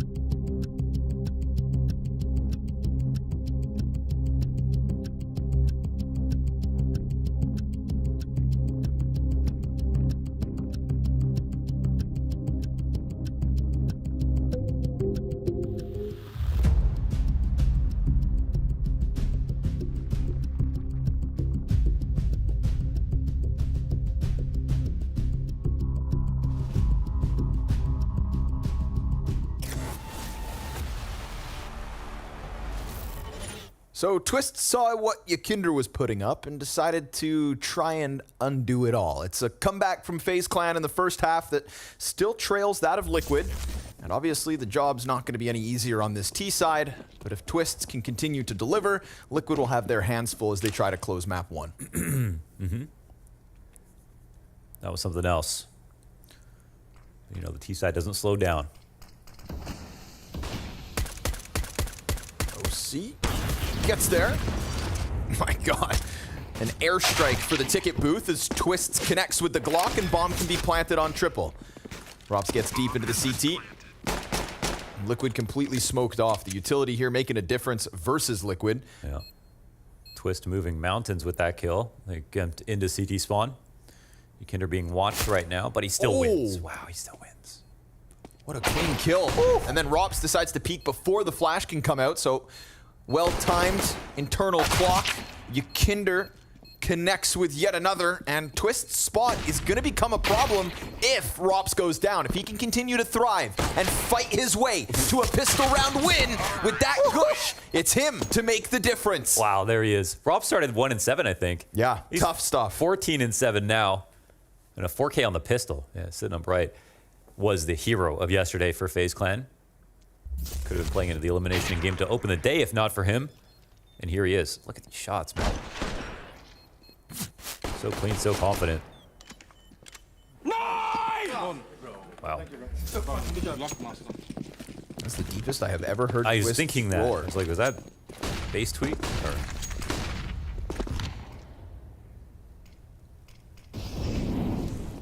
That's kind of scary. Intimidating situation.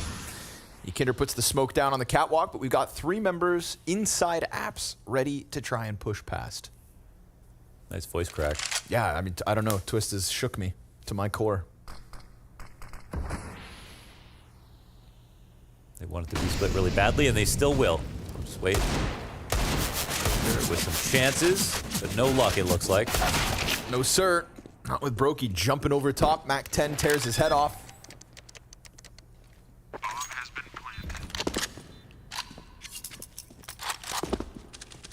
Now they'll just transition into the save. But that's okay. Elige gets to keep his M4. OC on the scout. Rinse and repeat. Try again next round. Yeah, this game has like a lot going on, and it's really hard to say who is better, who's going to close. We see this FaZe recovery, but a lot of the recovery had to do with Twists, just with the kills that he got. Just totally changed.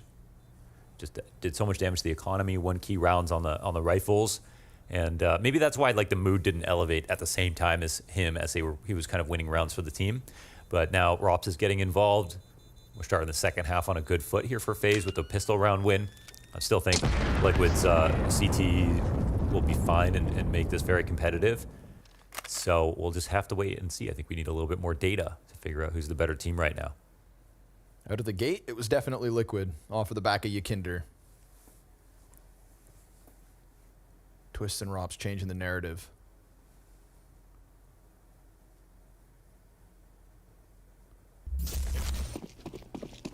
Double Mac 10 still. Remember, Elige held on to the M4, so let's see if he gets a chance to shine with it. Sight underplayed again.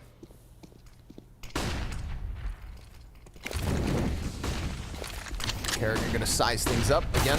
Little to lose with just the SMG, but he gets turned away in an instant.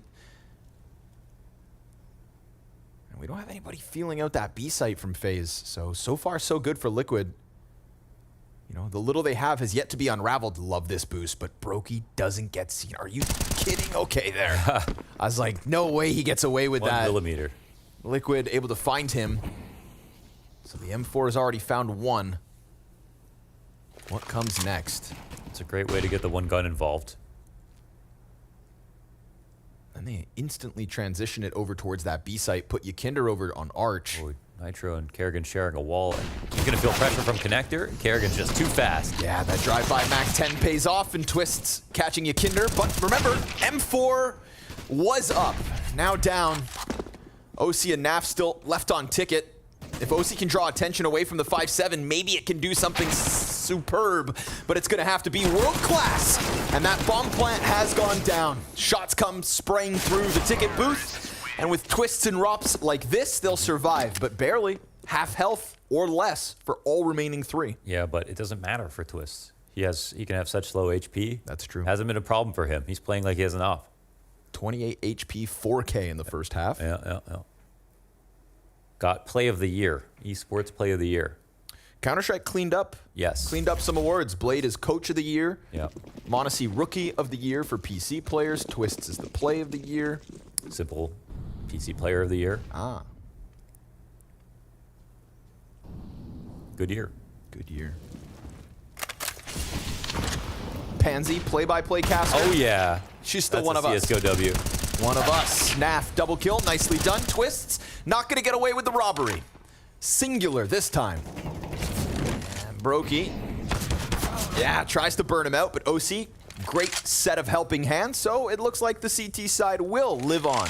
Team Liquid, they've found one. FaZe just try to get aggressive. Maybe Robs wants to at least rack up the cost here. It's going to be OC to deliver yet again. 2 kills to him off of the A1S, and Liquid keep it within 1 round. Yeah, as soon as they get guns, they come in hot. Really good B defense.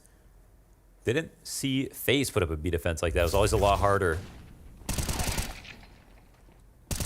Moved into a good spot, got them running through smokes at a minute 35.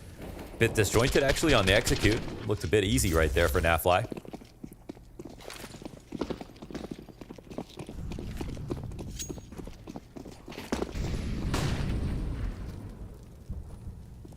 Going to keep this one simple, huh? But it's a nice A-lean out of Liquid, Oh, yeah. so they'll invite this execute any day of the week. They just destroyed on B. I think they're feeling good about this.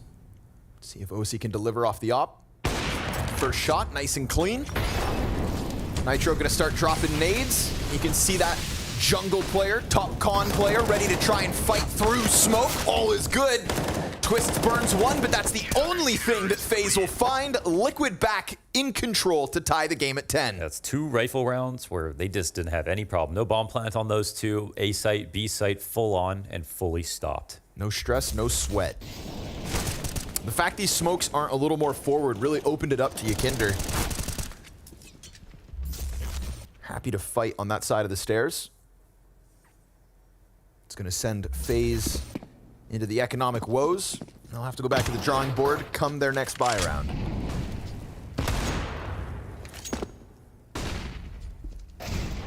Ooh, hello, Rain.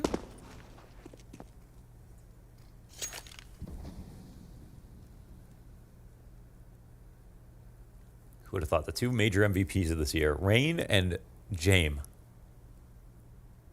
Yeah, that is pretty unexpected. It's crazy. Wow.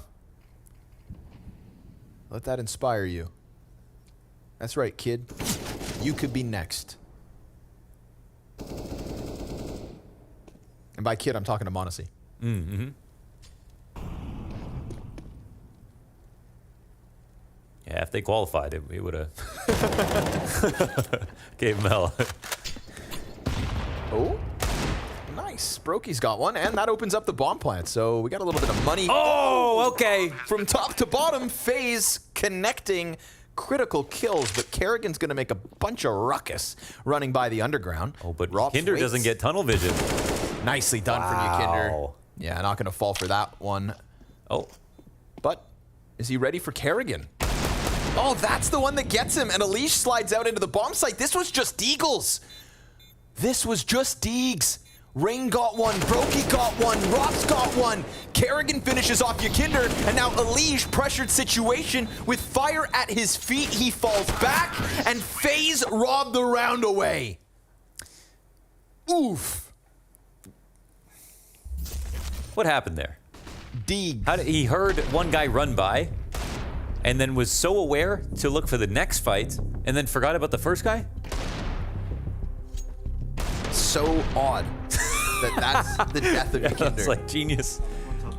It looked like genius for a second. I'm starting to wonder if he thought it was the footsteps from the second guy. Surely but no not. way, right? No, that's just the duality of man. I guess so. Sometimes maybe good. Sometimes maybe shit. Good. That was overall though. I mean, that was the round Liquid could have taken a lead with, and FaZe would have had no money on that one. Now they have extra money on top of their buy here. But there still is a buy for Liquid.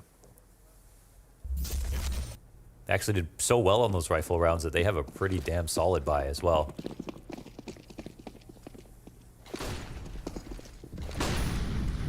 FaZe got the 3-0 and this pistoling round, but not like a full-on rifle round win. No. Yeah. Still definitely work to do. Looking for that now. Tight game. A1S gets the dink, and Elige will finish off the job. So Rop's the first one down here in round 22. Rough start. Also, 58 damage dink on your Kinder. Still pretty healthy. Ooh, Elige gets away. Oh, they must have heard that. For sure. Kerrigan. I think he's being followed. Time feels limited, but he still gets away. Elige was looking. Oh, Kerrigan turns around, gets the kill, but Nafly answers. There's just things going down everywhere. This is crazy. And Nafly with the push deep into halls. Bombs here. Brokey could... Nope. Oh. Ah, man. Brokey having a rough game. Obviously, weird duel for Nav to be posted on that doorway, so I'm not just saying it because of that one fight, but he is 8 and 18. Yeah, it's not great.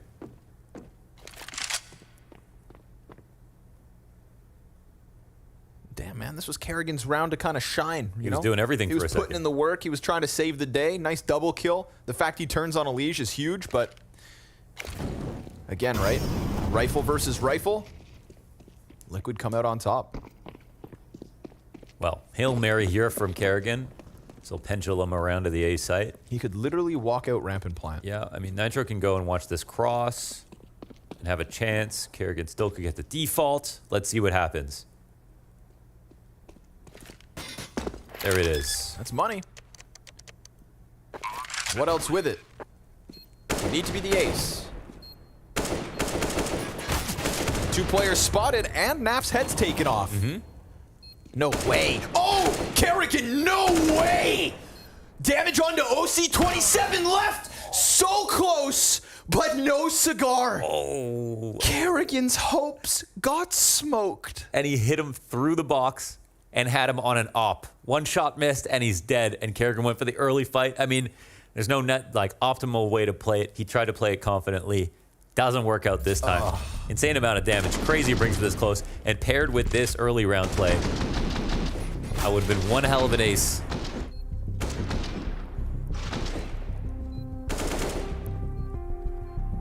Oh, that was the shot. That's nice. Damn, that was the shot.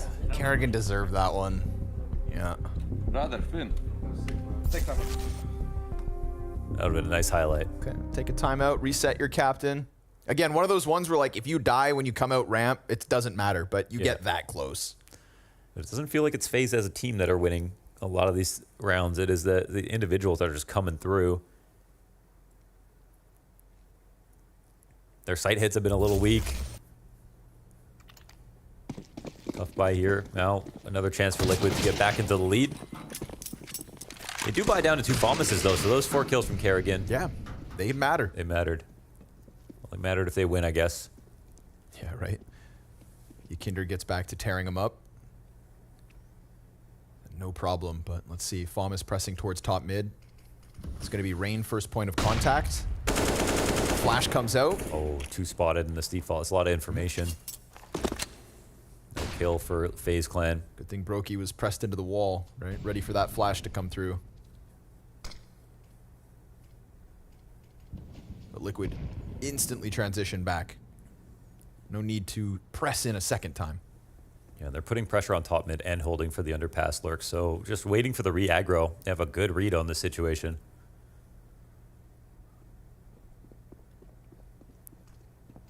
Let's see, looks like they've actually waited it out long enough. Smalley to interrupt things. Oh, yeah. I don't think they're catching Liquid off guard, but they're still making pace. Yikes. Rain got team flash, and then Elige pops out, sees a bunch of bodies sitting outside connector. Yeah, that's 3. The A split. Seems obvious now. 30 seconds. Liquid just looking to stack this one. Little gap for Nitro to try and work with. 25 seconds yet to exit ramp. Leash. Oh, Rain gets the better of him. Yakinder with the double. That FaMAS prevails. And now Kerrigan tries to hone in with just the Deeg. That smoke Fades, and that makes it awkward. It's going to have to be great cover here from Rops. He's anticipating the peak. Nitro comes out, shows himself. Kerrigan goes wide, loses his head, and now Rops pinned into the back sight, but it is damage on 2 of the 3, and they press in. Yakinder goes down, Rops finds a second, and now it's gonna have to be NAF to clutch. And Rops keeps himself in behind box, around the corner, slides, and delivers! FaZe to 12. Oh, there he is. With a clutch. Doing what Kerrigan couldn't complete. That 1v3 from the A site. Masterfully played. And they were low HP with the way that Rops have been playing so far since that pistol round. You think there was a chance. What a shot from Kerrigan, too. Versus OC. Oh, that spray transfer. Sweet revenge for Kerrigan to get that bomb out ramp. Dude, it is the individuals here from FaZe just unreal. And that was Liquid's chance again to get into the lead, and now they're back to saving. This could be FaZe's chance to really run away with a little bit. Getting through these rounds by the skin of their teeth. Feels like that one, that was for Kerrigan. And it's Kerrigan's damage that comes into play now. Man, that round was going so well for Liquid. Once Yakinder got that 2K FaMAS spray, all seemed good. Yeah. It was a Galil. Honestly, not a bad gun. Could be better. But could be a FaMAS. That's true. 35 bullets, man. That's basically a Negev. See about this angle from OC. Could be good. Yeah. Oh, there's one. Gets Kerrigan down. No one else here. Yeah, that's the thing. Liquid just too far removed from this. So it's going to be a 13-11 for FaZe. Chance to collect some cash as well with 4 players standing. Bomb has been planted. But again, gun-to-gun round. I'm not convinced that FaZe have this in the bag. The 1v3 from Twist in the first half, that 1v3 from Rops, that huge play from Kerrigan. But from a team perspective, we like the rounds that we're seeing out of Liquid on the site holds themselves. Even the default, even that last round looked great until the 1v3. So it's still very, very scary here for FaZe. But they are just overpouring with individual talent. It's not like they're just going to slow down for no reason. So if Liquid can't keep up in that regard, they're on CT side. Their money will make it so they, they could lose within 2 rifle rounds, 3 rifle rounds at this point. 2 at this point.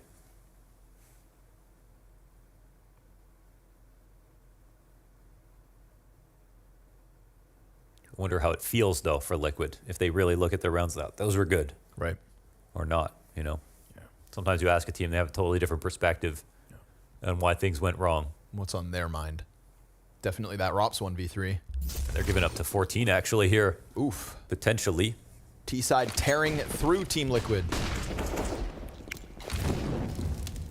There's that pregame piece that Blast keep playing with Elige talking about the strength of their T-sides at the moment and their efficiency, and I mean, that's all there, but Counter-Strike's a tale of 2 halves.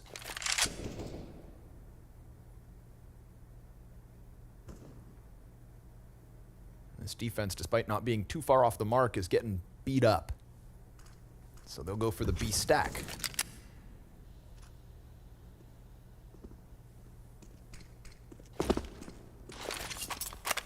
I thought we were over playing M4s on T side. Maybe that was a free upgrade, but AK is meant to be king. They're sizing up this B site. It's still very much stacked. FaMAS, oh damn, Kerrigan blows away NAF. OC reveals himself from Arch. Remember, Nitro still boosted in sight. So that B site should be raising alarms. Twists versus Yakinder. What if he gives him a gun? What if? Not gonna happen. Now everything starts to unravel as Brokey will double back. Twists and Rops to find the A site clear for the taking. Sure enough, 14 secured. Yeah, I think we'll really have to earn this one. Now there's just a numerical pressure, just a score line on top of the individuals that have just been destroying Liquid. Kind of buys time for Kerrigan to get the unit moving in a way that is too much. And he's overdue for just a really strong call here on T side. The later the game goes, the stronger he gets.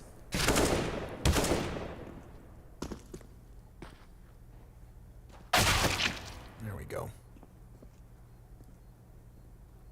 What do you think of this angle? I play this all the time. Yeah, it's a good angle. I love this. It always works, yeah. Always good for one. Watch. See? Always works. Always good. Nice and easy. It was the Thomas's fault. Yeah. A one and done from Elige, a 14th for FaZe. 2 rounds to secure map 1. Yeah, so they had any mood issues, those should be gone at this point. They're in the driver's seat. They can lose rounds now and still win the game. They're calling a timeout to get reorganized. They know a full rifle's coming their way. And Liquid now are just thinking, oh, this is just could be a tragic way to lose. They know they could have won Mirage. They definitely have already shown good CT rounds. But you get 1v3 twice in a game. I mean, you lose the second pistol. They lose a huge lead in the first half. They're going to need all their strength.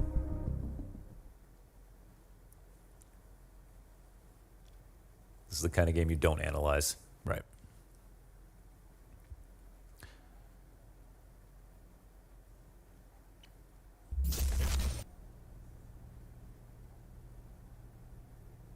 It's not too late, but it's got to be clean, Liquid. No op here. No, sir. We'll see on the A1S. Actually, Elige only one smart enough to switch over.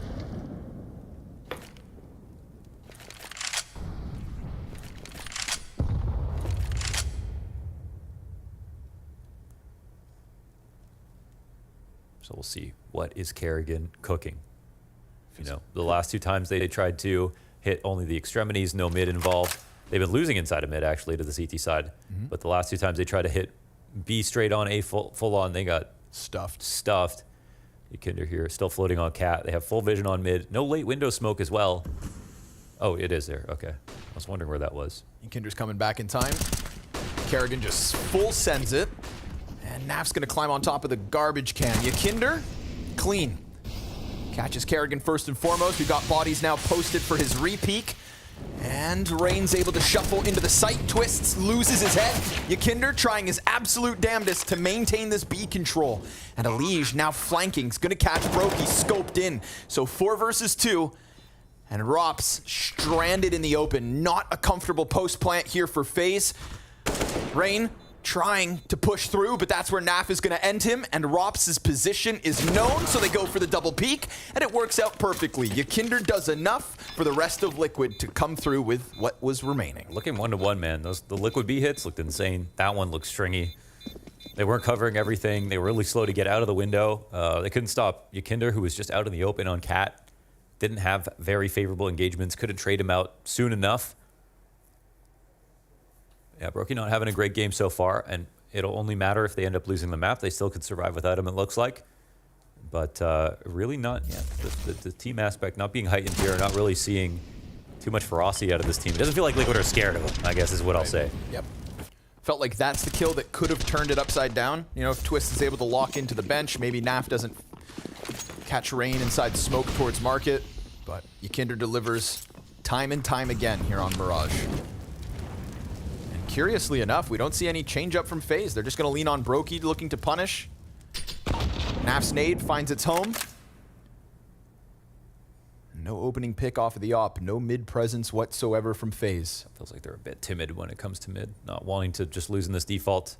But falling off of this, are they going to come back to it late? We'll see.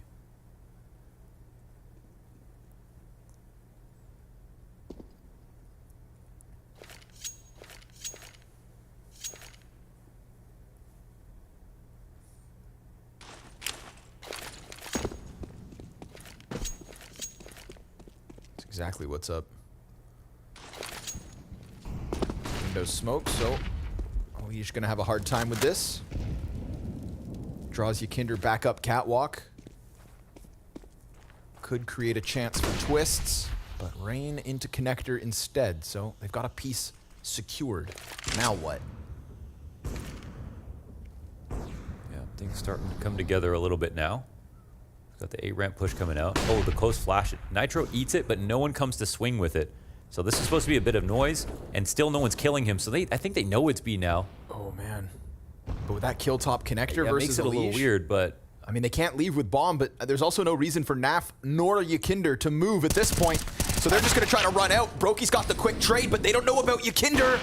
Broky, look at this. Kerrigan, no bomb plant. Yakinder makes the difference, and there's no chance to plant, no chance to clear the 3. That double stack on Van pays off. Yeah, it does. And they took those confident positions. They really felt like it was going to be a B play coming in there. And again, that's one of those situations where those flashes A ramp, well, that could make you think it's going to be an A play, but no one peeking behind it to clear out those close angles. That's like a guaranteed swing. And when Nitro doesn't die off the second one, I think he's telling his team, just stay calm. Honestly. Yakinder knows he wins the round here. Why are you going to clear this? FaZe think that they're getting Liquid to rotate or overthink the situation. Rain actually is the only one to bring a compelling argument to worry about A site. And they did get late mid control, but overall, I think Liquid had so much more information there. Now it's pistols for FaZe.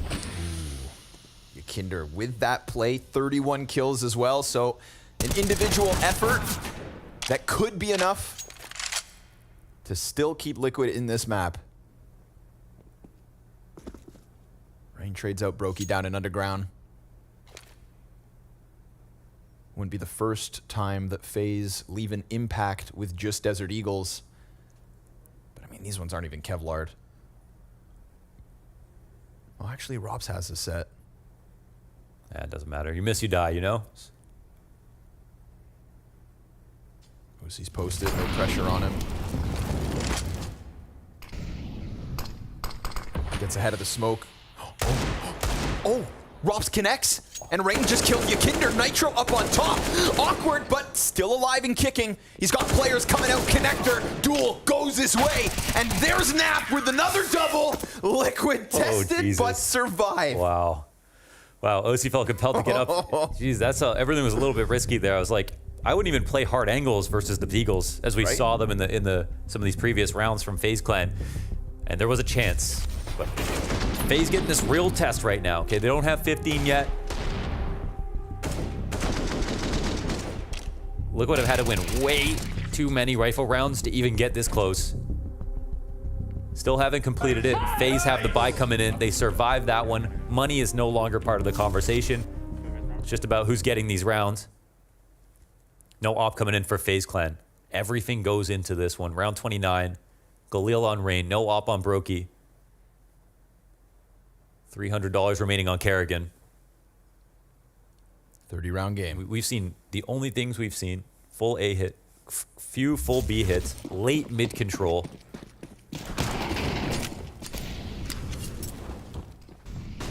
Nothing fast besides that flat B hit. Yeah.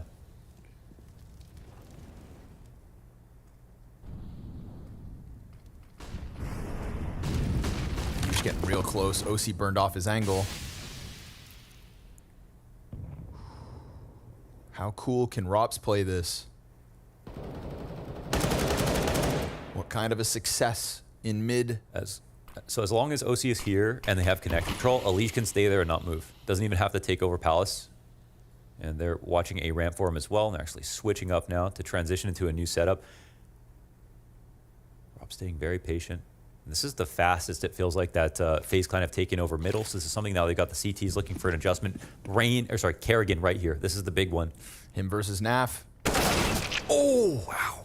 He even looks away for a second. Clean kill out of Naf. And what's the move now from FaZe? What's the answer? And Nafly doesn't even go deeper than that. He's just thinking this is the default. He's chilling. Get the one and pull back. But they're coming out of Cat as well. If they lose that bomb on Catwalk, this one's over. Rain comes around the corner and bomb spotted, but then it doubles back. And with that, Broky catching a lesion side of the window, so they're just going to try and charge this down on the A site. Can Nitro stop it on his own? Does he have to wait for rotates? Yakinder and OC are going to try to throw themselves at Ticket, but they're also worried about window, and understandably so. Broky can't get plant. Naf from Cat throws a spanner in the works at the final 15 seconds. Now Twist's hands busy. OC under smoke, and with 8 seconds left, it's desperation sinking in. No more kills from FaZe. No chance. Liquid rob it from them. And Rain runs away with 1 HP, the last man to save. Nafly with the kill through Cat. The laser beams through the smoke at top con. Honestly, This was actually an interesting play from FaZe Clan as a team. They came off of Cat with 2 people just to show bomb. After this kill from Kerrigan, really made it feel like the split was coming their way, and then peeled back as Liquid pulled out of CT, let Rops out of Palace, and there were layers here. And then finally, Liquid are able to answer back in a more complicated situation. And it's their individual level that shines through. So gross from Nav. Yeah, Nav, if Nav doesn't get 3 bullets on the original plant spot, holds off on the last shot, transitions it to the left, predicts that move, and with it, Team Liquid priming themselves for a 16-14 win here on Mirage. Nothing for FaZe as they tried to clash through this A site, stuffed at the final hurdle. Liquid win map 1 on fire from a fantastic Yakinder performance. Take a bow as he tops that scoreboard. 31 frags to his name. The concentrated efforts of Rops and Twists, still not enough.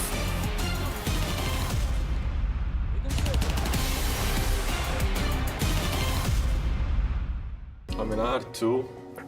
The second one was pretty obvious, which was Clay, but I'm not gonna pick him. I'm gonna go for Goppy. Just, I don't fully know this person. Like, I'm not super close with him, but I feel like watching Big from all these years, and he's still there as a coach. Just the fact that like people know this team as like kind of like this utility team, and I feel like I've copied hundreds of nades from them, and I've seen other people copy their strats or utility by them on each map that's being played. And I feel like now when Anubis is coming out, I feel like they're gonna be one of the team that's gonna like create a lot of new stuff, and I feel like people are gonna copy them. And I just think like innovation, I think that is like exactly that. And I think this guy is, as far as I've been listening to some interviews and whatnot, I feel like this guy has been there with Tabsen, creating a lot of this stuff. So I think, yeah, I want to name him out there just because I think he might be a bit underrated. Yeah, I think it's a good pick. Like Alexip says, it's like, remember back in the days, previous coaches saying like, if for example, Dub or someone plays the same position as you should definitely watch it, because he's not gonna just be relying on like good aim. He's gonna be relying on like good positioning and movements and how to use his grenades properly and stuff like this. Yeah. So I think it's time to rate Alexi's pick. If you want to reveal, the scores for Alexi. Everybody's been very nice today. He still gets a 5. He still gets 15 across the board. Okay, Phelps, is there anybody else that you'd throw into the mix? Yes. Probably my inspiration for play CS, it's Fer. When I was playing Mortals, I was watching too much Demoser and Mets when Fer was playing.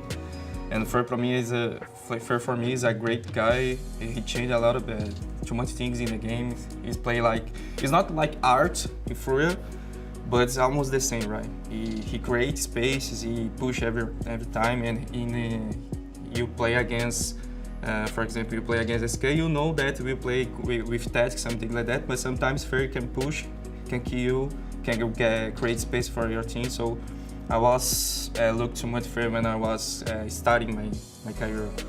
So I think Fer is one of the best of the players that changed the CS.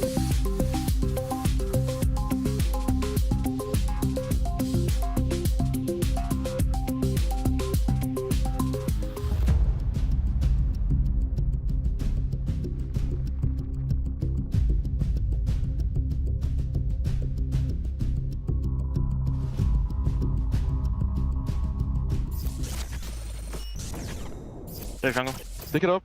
Up depth. Done. Nice. Come on, jungle. Come on, shadow. Jungle. Nitro A player. I'm landing. Make landing. Holding. Plant 15. Holding. Yeah, he faked it. I don't see him coming. I think I'm pushing now. I don't see him. The guy can't cover. Wait, planted like default. Default. Fire.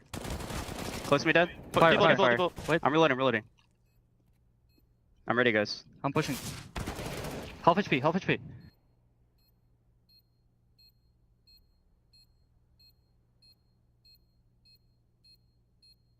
Nice! Shit down! Yeah, let's go, bro. Man, talk about resilience from the side of Team Liquid in this one. FaZe threw everything they had at this map of Mirage, including some miraculous clutches as we just saw going down, but still, Liquid hang on in this one, and they are the ones to seal this out in regulation.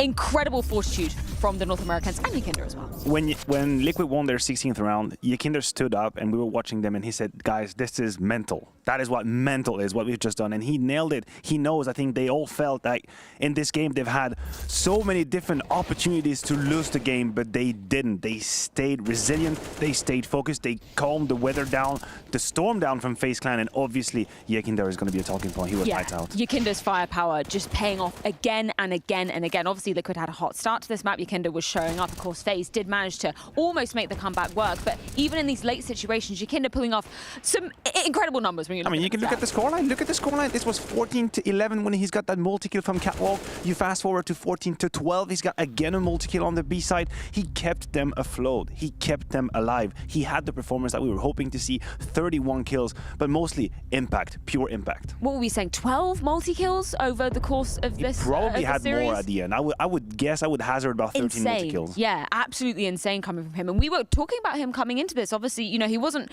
really going lights out in the series they had just yesterday versus the Outsiders. He didn't need to. Obviously, Liquid managed to win this one. But we can just see the impact of Yakinder paying off again and again and again when you're coming onto these grounds. Yeah, and he definitely had at heart to do better than the day one. I mean, we obviously talked about the storyline facing your, former teammates and the likes of Outsiders, and maybe that was a little bit complicated for him. He was counted quite a few times in that series, but completely different story today. This is the Yakinder that we hype. This is the one we talk about with Liquid. And we talk about what Liquid had to resist in this one as well. The clutches, we're going to play them back to back because these were absolutely spectacular moments from FaZe. And personally, I thought the game was over after this ROP song, which we're going to look at in a second. Definitely, we're talking about the individual quality of FaZe and how they can turn these situations around. Have a look at this 1v3 from Twist, 40 seconds left. Here, good cross replacement. That second duel is pure brilliance. He had to white swing on it, and then he knows that he is spotted. So what does he do? He creates chaos to be able to find an opportunity, put smoke, Molotov down, and the kill third. Here, we've just had the mic'd up moment. It's a 3v2 that is impossible to win.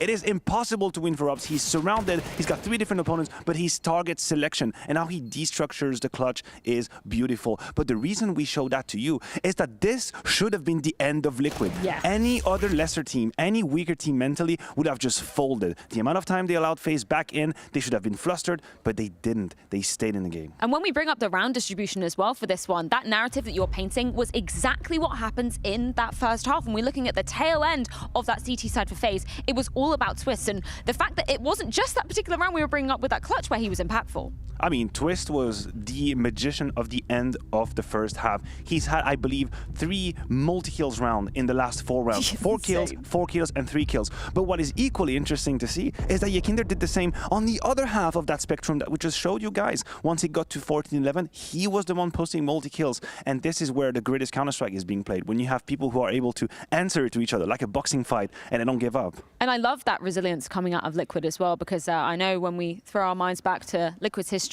choke is a word that we would often associate with them. I love that when bringing in Yakinder, rather, it's kind of been turning over a new leaf for Team Liquid. The fact that they have, as you were saying, the mental to stay into this one, that's huge. Yeah, I mean, I think we're still a long way to be able to say this is consistent. Of course. There are games where you see them disappear and you can see they get in their own heads. That wasn't the case today, and that we have to celebrate. I also think that out of all the opponents you can beat in the circuit, FaZe is probably one of the hardest teams to turn around and beat from a deficit. I feel like whenever FaZe is in cruise control, it's like a tsunami. It's extremely hard to stop by. So I didn't think Liquid were able to do it. When we walked over here and this was 14-12, I had my story, my narratives ready. I was going to talk about the individuals for FaZe and how they don't let go of a lead.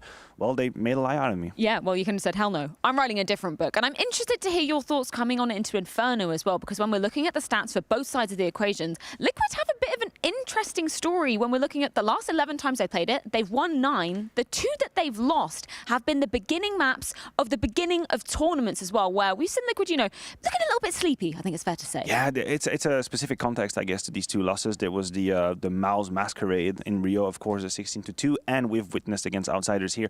Overall, they have a pretty pristine record on the map. They've played it 15 times in the last 3 months. That's a crazy amount of repetitions and being, put in position on that. So I'm still very confident for Liquid. But hopefully for the quality of Counter-Strike, FaZe know exactly what they do in Inferno. Yeah, and that's the thing when we're looking at the context of FaZe as well. They've also put up equally, if not more, bolstered numbers coming onto this ground. But it was, it got a little bit hairy versus G2 yesterday, which I think we were surprised to see. They did manage to close out in overtime, and I think we've got to put Rop's name in the spotlight once again. Of course, he was super impactful on this map. Unfortunately, couldn't close it out. But yesterday, he was one of the key reasons that they managed to push it through in that overtime. Yeah, an absolute hero. I mean, Rops was the hero of that Inferno game. It wouldn't have gone to overtime, wouldn't have been a victory without him.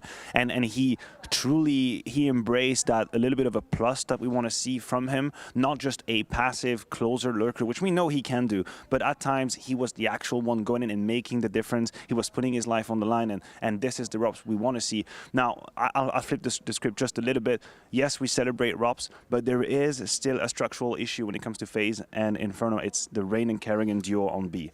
Yeah. And that I truly feel like FaZe are kind of dancing around this problem, trying to figure out solutions, bringing in more players, bringing Brokey with the AWP at times.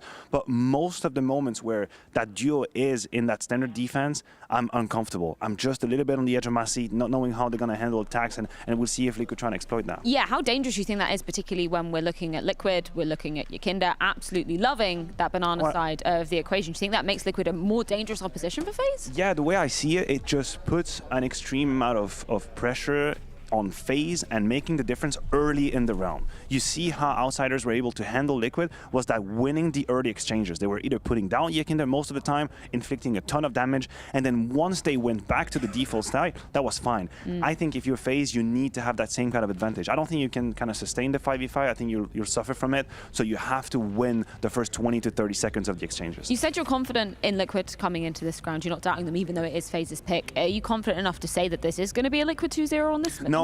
No, I think we're going to 3. I think FaZe have demonstrated plenty enough times, that they have the mental backbone to come back into a game, even though this must have been a little bit of a frustrating end of Mirage. I think we're going to 3. I think the quality of CS is good enough for me. Yeah, we always know that FaZe can perform under pressure when indeed needed, and it is their pick of Inferno coming into things as well. But the potential for Liquid to be closing this one out in 2. We're going to see if we do need that third and final deciding map of Anubis, and it's going to be going down after this.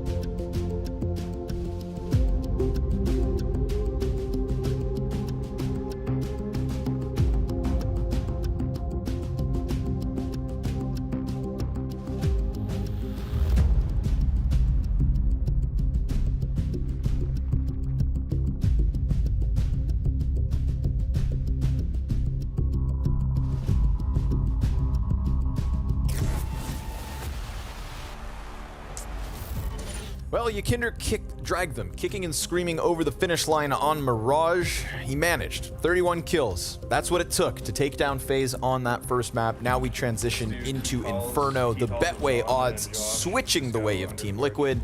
And yesterday, honestly, FaZe would have lost this very same map versus G2, hands down, no doubt, if not for this guy. Yeah. Rops. Absolute world-class performance yesterday to keep FaZe away from the G2-0. But it speaks to this weird thing that's happening right now where FaZe somehow look like a worse team than they've looked in a little bit. And their individuals somehow, at the same time, are playing at their absolute peak levels. It's creating for some, honestly, really entertaining games, but hard to kind of characterize them. And I'm like, a part of me is glad Liquid won just because of the fact that I felt like as a team they looked really solid and had good enough individuals, but they survived losing the second pistol, a 1v3 in the second half. It was just nonstop, huge frags coming out of the FaZe players. Last time they played, Yakinder has one map versus FaZe. I don't know if it was on Liquid or earlier this year on Outsiders, but he had a 1.38 rating. NAVI pretty good versus them too. He's key. Oh my god, they're running right over him. Unleash pops up. Oh, easy second. Oh, P2K. No way he gets away. Runs dry, but no problem. He is just residing in the underground, and that opens it up for the NAV peak. Rops has to go around to ult to clear it, and it's going to have to be the Rops and Twist 2v5. Dude, Elige wasted not a second. Ran through those apartments, climbs through the underground. I can't believe he just popped up too instead of just waiting for footsteps, but put up 2 frags. Is it enough? Rops is sizing up this B site. There's a site to go to right now. It's, I don't know if you want to give him that kill. All right, smoke down on the cross. It's an armored P250 versus Nitro. Rops wants to clear the site, twists, puts some shots into the smoke, and goes for this bomb plant. Yakinder is not going to spam him down, so it's at least money made. And Yakinder waiting on the edge of that, an insta headshot. Twist brings it back. That's Elige's P2000, and now he's got a fresh mag in, but that reload is what allows Nitro to come out wide enough to secure this defuse and a pistol round win. Great shots though, but that one's Elige making his play early into the halls, through the underpass, popping up, not wasting a second. Full confidence, fast win right there. Bomb plant's nice though for FaZe, interrupts the, full SMG buy in the second round here for Liquid. But I think Liquid are just happy with the round. They got to be happy with the way they're playing, and yeah, I just feel like Inferno will be theirs today. Even I think earlier this year I would be like FaZe for sure, but recency matters a ton in Counter-Strike when it comes to upcoming results. I'm feeling very doubtful about FaZe. Except for major wins. Apparently major wins don't bode well. Yeah. Poor Outsiders. They didn't lose to anyone they lost to at the major. Okay, that's fair. Or played at the major. Sure, yeah. There we go, silver linings. And like Nico said, at least they won the major. Yeah, that was a funny question because I'm sure like it was realized at that moment like this is Nico's ultimate dream. Like I don't think at this point he's just thinking about himself. Like I've got nothing else I actually want. I would love to be James right now.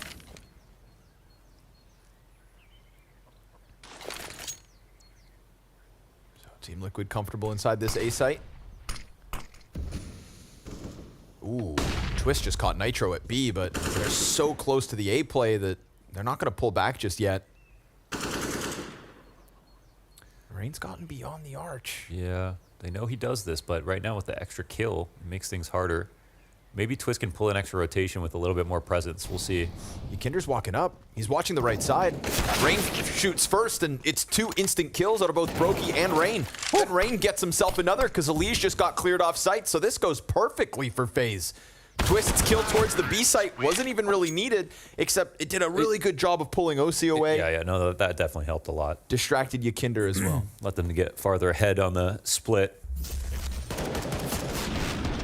Rain didn't really get a lot of play in that first map, but the kills he got were really impactful, I feel like, and I think if they went to A a little bit more often, he would have had a lot more impact. So Yeah, again, it's just one more individual. I guess, you know, Brokey was the individual last map that probably is the reason they couldn't pull it over just on individuals alone. Right. If everybody they had one so round, much outside of simply them. didn't. Yeah.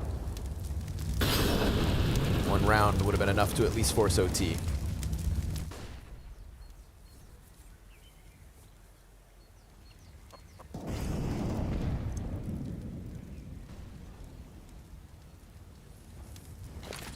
So a little wrench in the works early here versus Liquid.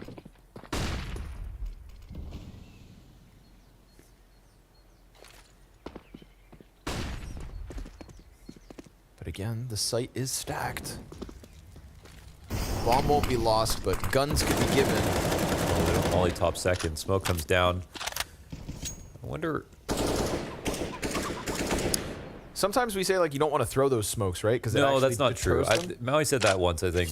But I gotta stop listening to this guy. Yeah, I mean, it's so much deeper than that, actually. I mean, like, if you have to just, it has to be different all the time. That's it. You can't guarantee they're going to come forward, but man, they really want to make them feel like it's a fake or something. It depends. It's situational. This is gonna happen. Yeah, they're attracted to it. Call the void. Smoke's gonna fade, and they're gonna have a face full of Team Liquid. 4 players here. Kerrigan slides out, gets killed by the CT hold, but we've still got quad occupied. And Yakinder removed because of that smoke. Brokey bomb out. Plants front box, Twist gets shot in the back, Rain finds it through the spam. And now Yakinder's looking for a target. His timing could catch them off, but Brokey recovers. And it feels like they just got away with something that they could have just as easily lost. Yeah, very good plant there, front quad, even though it wasn't covered directly. And Rain has a lucky kind of spray, but there's not much back there, so I'm not surprised he hit him. It's more the fact, like, you know, what if Yakinder stops that bomb plant? That's what I mean. They planted front quad, so it was impossible for him to... Like, he planted front quad for that reason. Yep. Just in case. And then obviously Nitro has to shoot at Twist. It's a back turned and the only guy he can see. The thing was, in terms of target selection, you know, Yakinder could have tried to kill him first since he saw the CT guy wasn't looking in his direction. Right. Thought that if he killed the CT guy faster, then he could still stop the plant as well. Or even catch him coming out of animation. But it's a weird, where you're like, do I play for a kill for sure, or do I play for the round, but risk the round at the same time? Mm-hmm. So a little bit of damage there, but it is FaZe to get away with it. Could have gone south.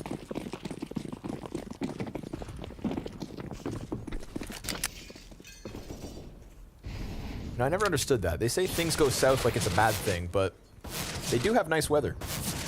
Yeah, but then you're in Florida. Oh. Well, keep going more south. Yeah. B-site completely clear. Bomb will be picked up and committed. So, sorry, Liquid, not this time.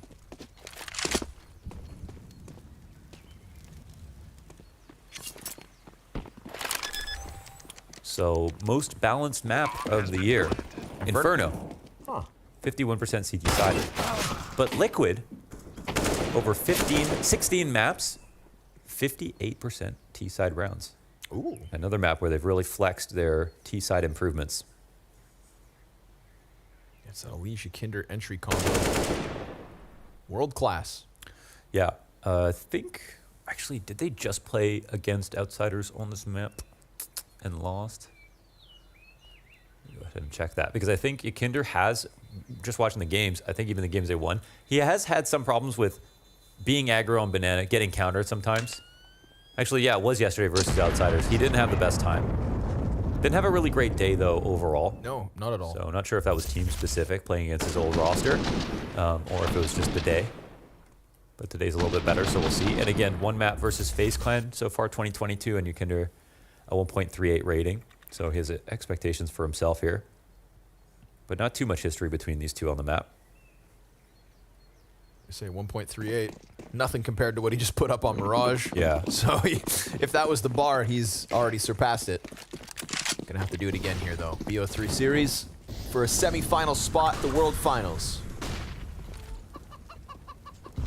$1 million prize pool and the last event of the year. Mm-hmm. Everybody wants to finish strong. Yeah, you bought one of the World Finals, you might make a roster move. Unless you also just won a major. Maybe. Maybe. Sanji's calling. Smoke out from Kerrigan. Guns up. Cloud9 Sanji. Yeah. Oh, man. Oh, man. Oh. Ouch. They know the hit's coming. Nice clip here from Rain. Another good one. On Yakinder as well, right? Yeah. No easy feat. He's changing the round again. So much pressure on Nitro, who's just been alone inside a B, and now they're just trying to go help him. But the split, they're just fighting everything. Last time, you know, it was that one pressure up arch into the A split. This time, they tried to contain in CT spawn. But that kill from Elige onto Rops opens up the frag from Nitro. And while he turned attention, Elige 7 health. 7 HP onto the peak versus Twists, but there are more layers to this. Yeah, but who's walking, who's running? It doesn't seem like they're super worried about Brokey, but Brokey doesn't hit his shot. Can he recover? No, he can't. And now Kerrigan has no help to get this bomb down. Mac 10 in hand, 22 HP, running into it. No. His death. Wow, Liquid got themselves out of a tricky spot right there. Wow. Rain's frag felt like it meant everything. They got into CT, got control of it, pressure on Library. They even had 2 players waiting for the push to come out. Avoided that timing. Nitro alone inside the B site. Couldn't have been better setup there for FaZe. You know, if Nitro's more concerned about the banana players coming at him, and there is 2 players running up with bomb, then maybe Rain's able to just fixate on the fight and get another clean kill, because damn, that first one was nice. And then Elige dodges Twist's bullets. Brokey doesn't pick up Nav, even though he ran, even though all the info was there for him. A missed chance that would have opened a door for Kerrigan to clutch. Instead, Team Liquid take a second. FaZe very much alive in that last round. Nades for Brokey, gonna drop him to 29 health, can't see a damn thing. Yakinder presses down, and now they're gonna try to recover it using Twists, which, sure enough, works well for one, and Kerrigan will finish off the little that was left of Nitro, but there's a third body here. And it's a set of capable hands. Elige by Sandbags, locked in by this op. By Twists. Yeah. Can't even necessarily rotate out easily. Twist picked up this op once on Ancient yesterday. Wasn't the best showing for him. This is a strong spot for 1 kill. Let's see if it gets pre-aims. Oh, not good enough just there. At least stays strong. The support's coming in, and he kept the smoke, actually. Ooh. Perfect. A lot of responsibility there for Elige, and he's not even going to fall away. Yeah, he's not leaving. That's interesting, and it feels like they might be trying to look for him up close. With the amount of time left, Elige could be a liability if he dies. No way they predict this. Twist is walking up. Oh, Rain keeps eyes on it, finds the headshot, and Elige's risk could cost them. OC's not able to clean up anybody through that smoke, so bomb plant inevitable, and maybe Liquid concede. Yeah, I don't love that play. I don't know if Liquid are going to go for this. They have a lot of nades and low HP players. Oh, Rain dodges that. If he didn't move, he was dead. Just gets off of the dunk zone. A flash here given to Naf. I think, you know, at least 38 seconds. That smoke coming up is great, and it could delay. But no, even if he gets the 1 kill and gets traded, it's still a 2v2 with a very fast route to the B site with a smoke and CT, and the rotations are going to be so slow. So it felt like he was doing a bit too much there, even though he got a nice frag on Kerrigan and that smoke down. But FaZe looking solid, seizing the opportunity, and carefully approaching as well, as Twist was watching over the smoke to see if Elige would fall back. He wouldn't have had full vision, but they were at least suspicious about the thought that someone could still be at car.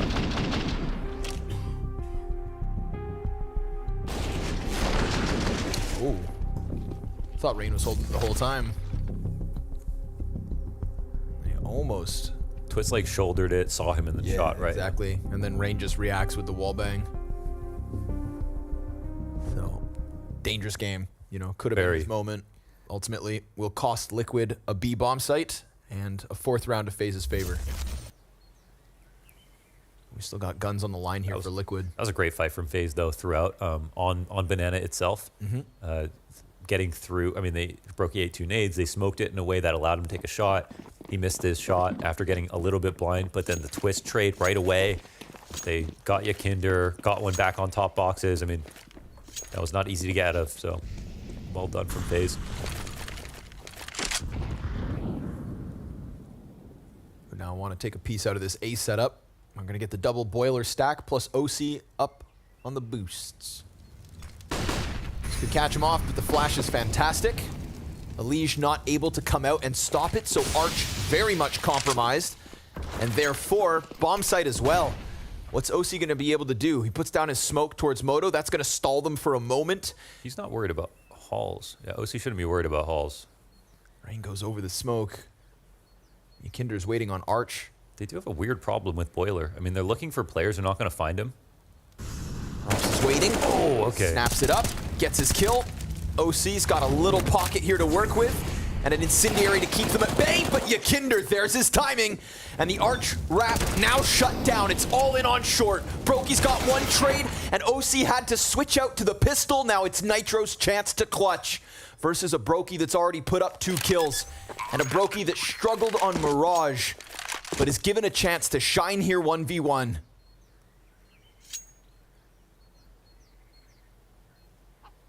No smoke available. Assuming Brokey's going to try to play this aggressive, hoping for a really big arrow. Has a Molotov to his left that he can use for Halls if he wants to try to stick. Isn't even picking it up. I think absolutely needs that to win this clutch. Can't find Brokey for now. But at least finds the kit, so it's not an incendiary. Oh, Brokey sees it. Oh! Oh my god. Missed shot! Oh! No! Oh. Wow. I mean, he didn't play it wrong. Just missed. Nitro just a little bit too far off on that sliver. Pros don't fake. Oh no. Shame it was a good round from Brokey up until this moment. That one's obviously very close. They'll take it. They'll take it. Not much to say about that for Liquid. They're happy enough.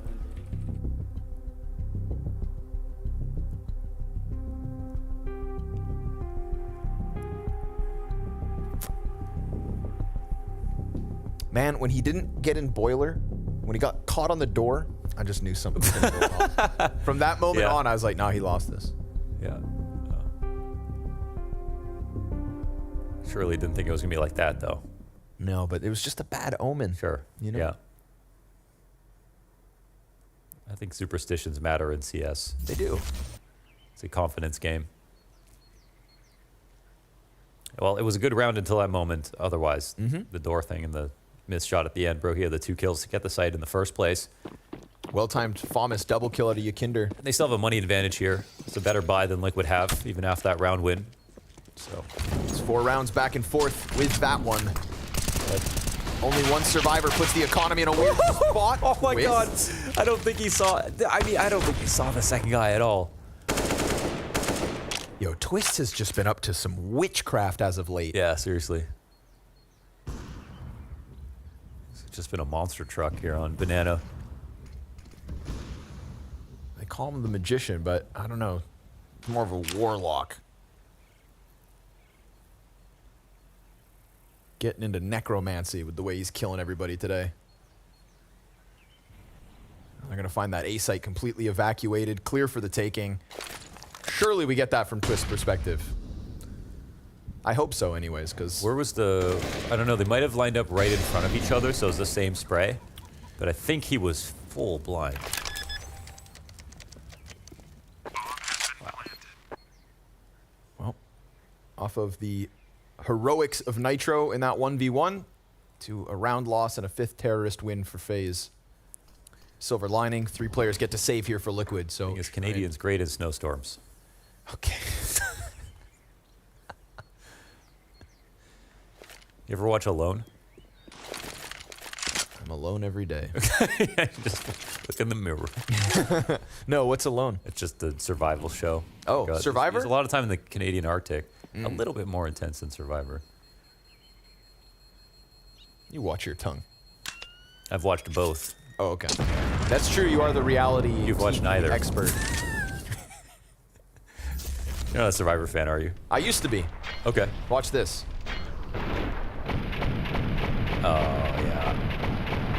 Okay, so he actually saw he him adjusted between the a little bit. flashes. That was even more nuts. But still doesn't feel like Liquid necessarily did anything wrong. No shame dying to Twist. Well, actually, the only thing they did wrong was let Twists leave to FaZe. They let him leave. Yeah. This is like when Navi let Modesty go and then he beat him at Kato. Yeah.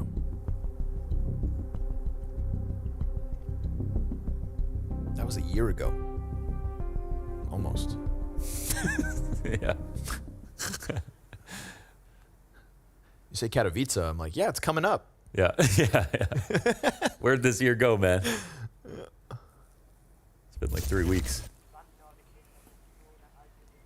One major in FaZe's back pocket, another one in the Outsiders camp.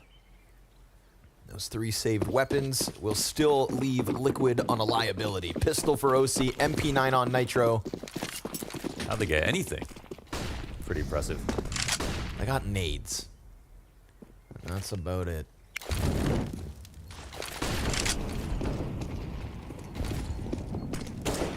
Sizing up Banana here, and with Liquid working with so little, they're not looking to get too risky nor frisky. This is the Kicker Fame setup that Mahone was talking about.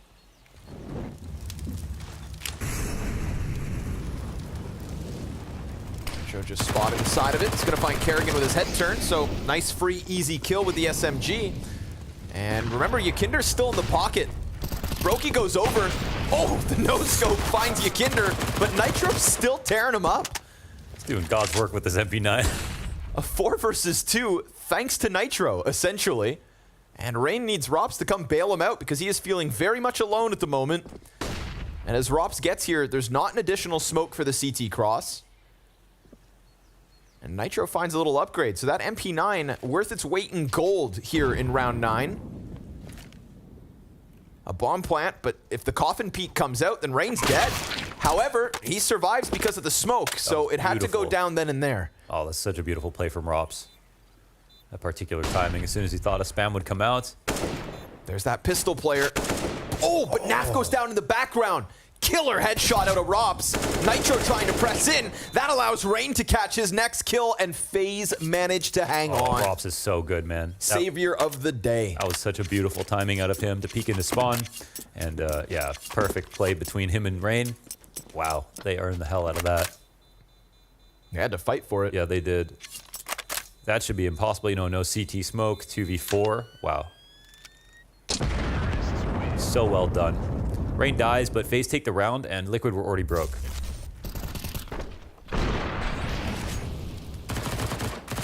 Thank goodness Brokey lands that no-scope. Look at that. Shot. I thought, you know, OC was going to serve up a great distraction. Rops tries to commit because he's got gun advantage. Naf peeks from behind. It's just a nice 1-2 to clear out Rops. But, damn. Naf just got shredded. Now OC freed up to try and be the hero of round 10. Solo M4 here for Liquid.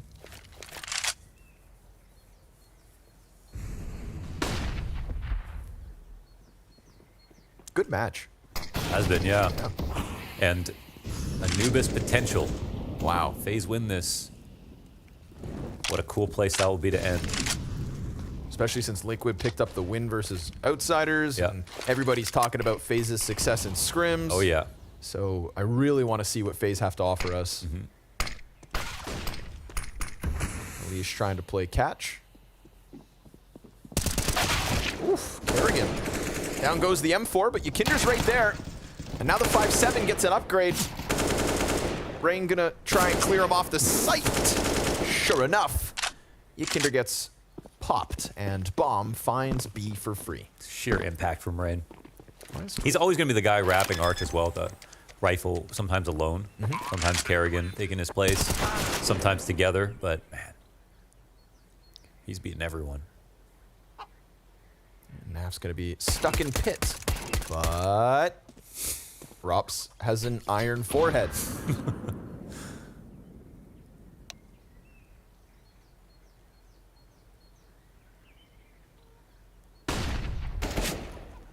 Rops walks wants revenge, he'll get it. To close out round 10, the favorite to FaZe. Nice job, Rain. Alleviates a lot of pressure here versus the Pistols.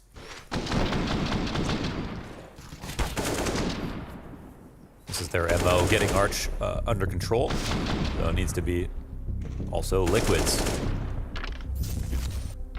Probably taking advantage of Cubby more and Brackett's control in general. Not letting them wrap too easily. See, Liquid's T-sides are so good, they're using all their timeouts on CT. The one team doing so.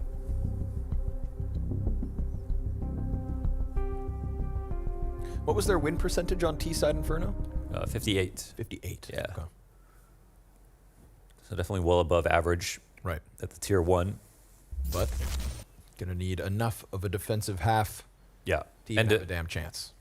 Yeah, and FaZe just already look like you can already look at rounds that just look better orchestrated in this map than we did on Mirage. So sure, chalk it up to a slow start, maybe a little bit fogginess out of Kerrigan, from a calling perspective, but things are shaping up nicely now. And we've got Brokey, part of the equation again. Rain, you know, he did enough on Mirage to, I think, avoid criticism, but this is obviously just that much better. Right, this is the full-fledged FaZe. The engines are roaring. But guns back in the hands of Liquid. Could be enough. Kickstart what's left of this CT side. We got 5 rounds left to play in the first 15. Now there's Cubby coming into play. Late bloomer. Oh, he's got a pocket. They didn't hear this either, but there's a smoke down. He still leaves. Catches Kerrigan, though, on the fallback, so you take that one if you're a Liege. That's it. I think FaZe are just winning a lot, and it had a lot to do with Arch. They go for it again. Liquid respond. They win at least this first kill. But FaZe, they've already won this like 2v4. Mm-hmm. So round's not done. I didn't like how many times Nitro's left alone on the B side as well. Today and yesterday, honestly. Well, you still got Yakinder floating around with him. They've got one smoke between the two of them. And a couple of flashbangs. But FaZe still going to have to wait things out.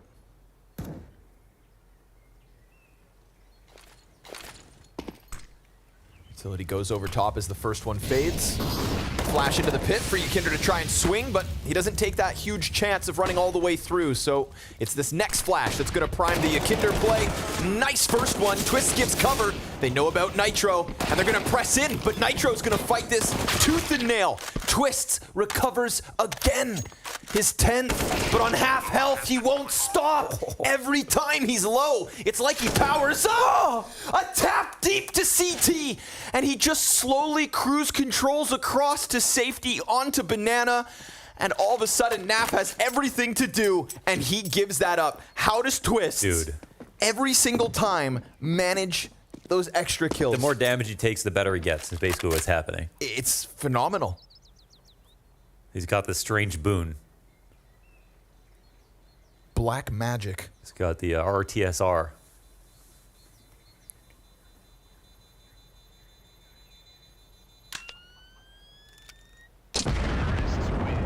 Oh, I want to see that. Shot was crazy. Yeah, I was like, give me that tap again. Yeah, the Banana TK spray, this round right here, all of Mirage.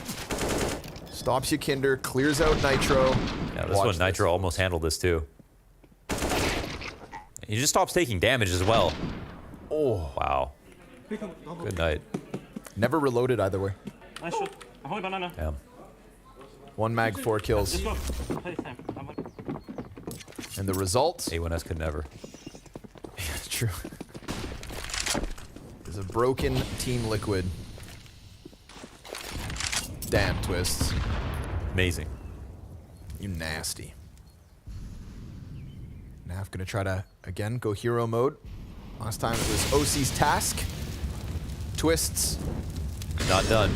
Not gonna give Yakinder a chance to breathe. And up next is Nitro, who holds him in with the 5-7. Smokes make this kind of weird, so FaZe don't want to follow through. Brokey's jumping around like a madman, and they can all just leave. Screw B, go A. Don't think Liquid are super scared about B for the time being. Everyone's still spread, though, from the FaZe side. I think just calling back for some utility as they ready B again. Loosen up the defense. Yeah, they're not falling for this. But Liquid aren't either. Nope. They're not falling for this whatsoever. There's still time to, again, double back if Kerrigan keeps going.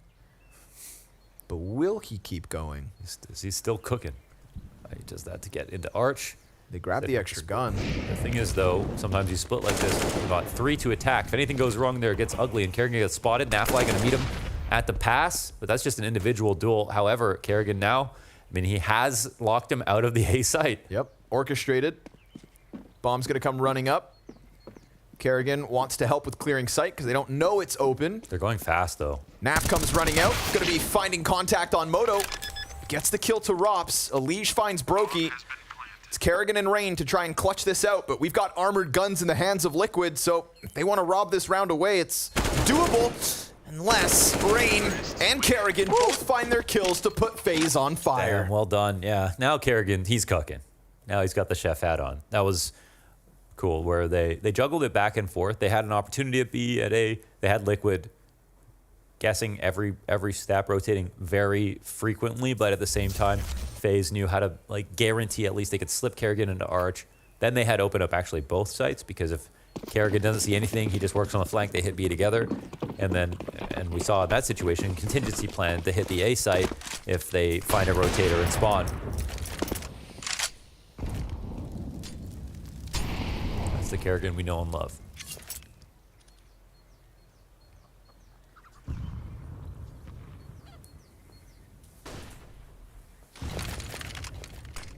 Ooh, Elige gets to take a risk, but ate the flash. So can't offer up an opening kill. But we'll call for reinforcements. Saw quite a bit of FaZe there with that mid-peak. Kinder added to the bomb site. He'll hold Balk, and they're going to emphasize brackets. It's a good setup for Liquid. One that could hinge on OC or Elige. Smoke has to go down, though, and Rops finds the opening. Elige comes out with just the one, and they're going to try to wrap around sight, but Yakinder's got Graveyard, and this could catch them with hands busy. Nades being thrown out. They've lost that line of sight, and OC's in the bomb site, ready to rock and roll. Rain cleared from over top, and Twist's about to clear the B site, bringing back Brokey and the bomb. That's awesome. They just keep working. Man, they got all of Liquid so ready, frothing. They have a for smoke the fight this on time. A.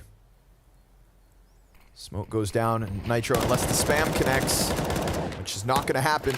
We've got a man advantage for the retake, but Twists goes deep. Yeah, and they're slow. They're going to try to go for bottom banana. Flank all the way around. They have a kit, of course, on Nitro here. Enough utility. They could try smoking out banana, having a Kinder walk through it, and or just smoking out the usual positions. Great flash. Saw the gun. Oh, but Twist just recovers vision. Can't kill this man today. Simply will not die. And obviously, with that flash, they know that the support is back there, but OC connects the op shot. It's going to be Brokey to try and close it. Smoke on top of the bomb, but there's no kit for Yakinder, so he gets cleared off. And then Brokey runs out, but doesn't matter if he dies, because time decides, and FaZe find 10. Another big one, and that's Twist this time. The extra layer over on B, working towards it as it feels like they're for sure about to hit the A site. Again, just taking all the free space they can, not overcommitting at any one point, playing reactive with layers. Yeah, outdoing Liquid entirely so far this half. And yeah, again, Liquid's T side, great, but at this point, they need 5 rounds and a pistol, and then they can maybe talk about hitting their quota and putting this game together. But right now, FaZe on a different level. Kinder wants a piece of him. Oh! Latvian on Latvian action. And that's going to cause NAF to back up a step or two. But smoke could fade on banana, and as it does, Twist gets clipped. Woo. Kerrigan's got the trade, so it all falls on NAF. And Molly's not going to find him, but he's on the hay bale, and now they're all fixated forward towards him. Kerrigan will clear another. And that allows Brokey to go for the plant. OC, Nitro, gonna have to save this one as Liquid will fight for 4 CT rounds. Best case scenario. Yeah. in terms of quality of half. FaZe a cut above. It's top shelf CS out of them. And there was just enough individual, you know, action there from like Twist, for example, where it's like, okay, now that's just like the full picture. Like that's like it's just a really, really great half with everything making sense for FaZe. Kerrigan also, man, I feel like it's just, I would like to look at his headshot percentage and to see if it's improved this year. Right. His overall kills and some events and stuff are a little bit lower, but I swear he is just a much better rifler overall this year than he has been for a long time. It's one of the things I think he knew he had to improve on, right? If FaZe were going to hoist trophies. Almost got that 1v3 ace on Mirage. Oh, man. OC hit the shot of his life to get that and deny it. I don't think I've ever seen Kerrigan so, like, disappointed in an individual moment, you know? Just hung his head, and they had to take a timeout for that, just for him to kind of reset. Those are the kinds of moments that you want so bad. And had they picked that up, you know, we could have talked overtime. We could have talked FaZe winning map 1. This could have been a 2-0 by the looks of things at the moment. Not going to write off they got lucky enough. sides, but that is also fair. Yeah. But for Kerrigan. Kinder flashed around the corner, sees nothing. Double volley out of FaZe. Oh. How is Kerrigan not dead? Was that a team flash? I think it had to be. I don't know if there's any shallow flash that would have landed there from the CT side. It didn't kill him, but Yakinder still does rack up the opening frag here to the favor of Liquid. It's going to be a Liege versus Rain. His first shot connects, and there's the headshot to boot. Twists once again trying to get into some antics over at this B site. Slides through smoke, and Nitro's not watching, but Yakinder is. So, again, we talked about 4 rounds best case scenario, and that's exactly what looks likely here. 25 on the clock. And FaZe, no success in the final round of this T-side, but still an excellent 15 to start this second map.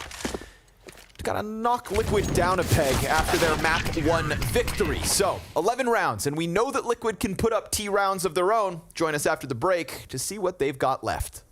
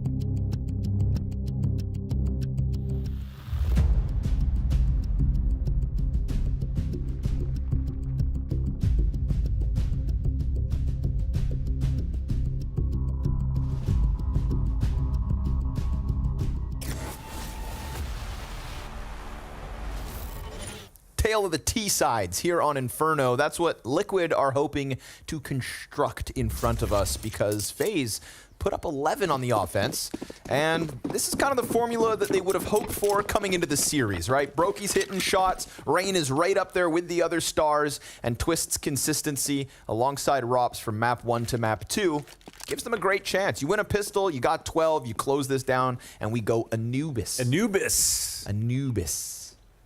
I'm just saying, give the people what they want. Never get old of Anubis. I hope not. Old, never get tired. On the horizon. Rops the landlord. Rent is high. Yeah. And Rops collects. Look, we're going to try to go for the bout control. They got the flash for... No, no flash. Oh, yes. Excuse me. OC. As always. But that flash comes over the bomb site, not from apartments itself.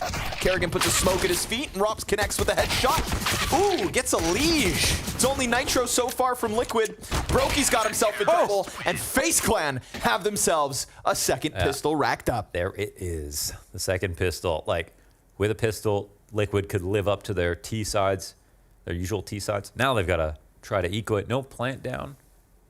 Things are getting hairy. And we're not talking Russell. He will be talking later, though. Yes, he will, alongside Moses. Not so hairy. Yeah. Well. Yeah, it depends what part. I'm jealous of that man's chest.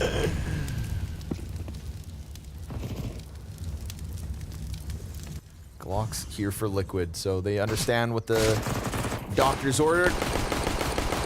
Got to be a save. And then one real rifle round to turn it all upside down. But the MP9s want to feast.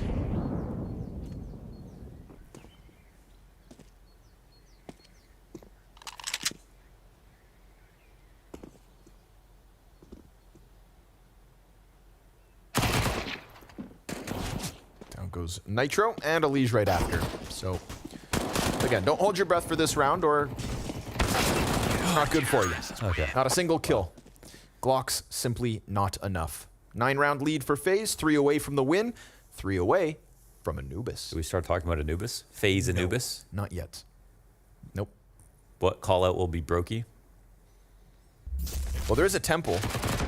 There is a Glizzy. There is a Ramses. There is a Ramsey.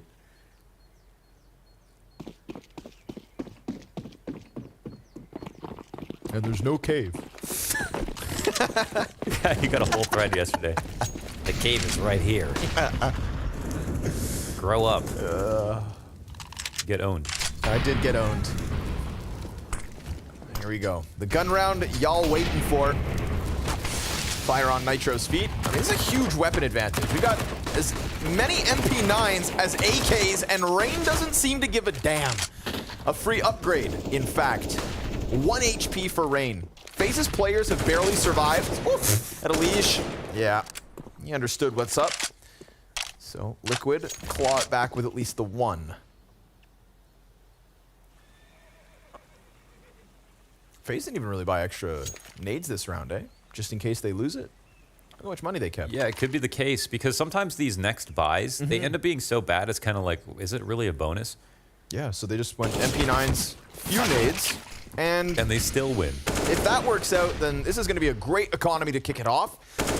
But they've still got to close here versus the last two, and OC seems to have had enough. Naf into the 1v2, but can he close against Twist? This is Canada versus Canada. Oh my god. Oh my. 2 Canadians casting, 2 Canadians, and a 1v1. This is our Best moment. 2 Canadians in the world. Nothing can go wrong here. I've never been so apathetic to an outcome in my life. Right. I'm going to apologize no matter what happens. I'm already smiling.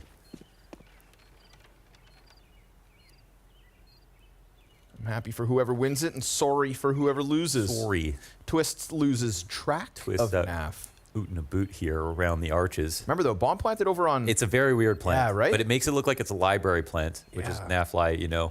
Look at that. I like it. He's got him thinking. I like and then he it. thinks he's wrapping around CT. Oh, he's just bleeding time off the clock. Oh, he's playing Twist like a God, fiddle. Canadians are so smart. No kit either. No kit for Twists. It's over. It's done. And in Canadian fashion, it's full pacifist. No one shoots each other. Sorry, I had to blow up your site, eh? Oh, no problem. It's just your job. That's wonderful. All right. Firm handshakes all around. No violence. Well, considering that was MP9s, Liquid get away with it. NAF, good trade over towards that B site. So funny to just see that plant. Twists clearing out library. Like, where the hell? Only NAF knows. Yeah. NAF is smart. He's a smarty. And of course, the result of saving all of that money by not buying full nades, we get the op on Brokey. We get M4s across the board. Not too many liabilities in the utility department. Rain, well, down to 20, and cleared out by Yakinder. So, give Yakinder room to work on Banana, and you could have your hands full, but Brokey gonna go ahead and land that shot. Well, they have a chance, a timing window, it looks like, to avoid the op where they want to just take that right now. Could be the rotate back. Twist open eyes here on Arch, so he can swing. And Nitro doesn't think he'd be anywhere close. He's wrong. And he saw those next players. Oh, Twists. Ton of damage. Primes Rops perfectly. And with that smoke over on the apps, NAF has to come in just 2 seconds late. A nade for Rops drops him to 20. But nothing NAF can do about it now. He has to back up, and he's surrounded. He wants Rops so bad. And he's going to kill Kerrigan instead.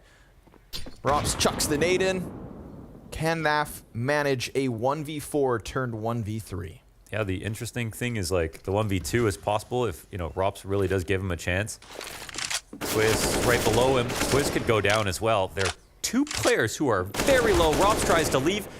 He can't leave with his life. He's doing it. And Nafly, he's got 30 seconds. The bomb's in an awkward spot. That smoke makes a huge difference, though, to his options. Coming through Boiler. They're looking to clamp down. Oh, a smoke into Arch as well. Dude, he's got a sea of the flash utility to walk around. Nafly is thinking at 1,000,000 miles per minute at the moment, and it looks like he could actually jump out into this. Brokey's coming around. The shot is easy. Okay. Damn, nice attempt. Seriously. Made the most of every single piece of utility he could find. And we talk about Rops as the landlord, or I did. And NAF is also, it's one of his best positions. Right. Side here, T-side and apartments. Very strong. Had a great map versus NAVI. I think it was the fall finals. T-side. Twist just having a field day here, racking up that damage. I kind of wanted that clutch for NAF just because he you know, masterminded it so well. Yeah. Didn't give up too much HP in any of those duels. You know, focused on Rops for as long as he had to, but then also managed to get Twists out from pit.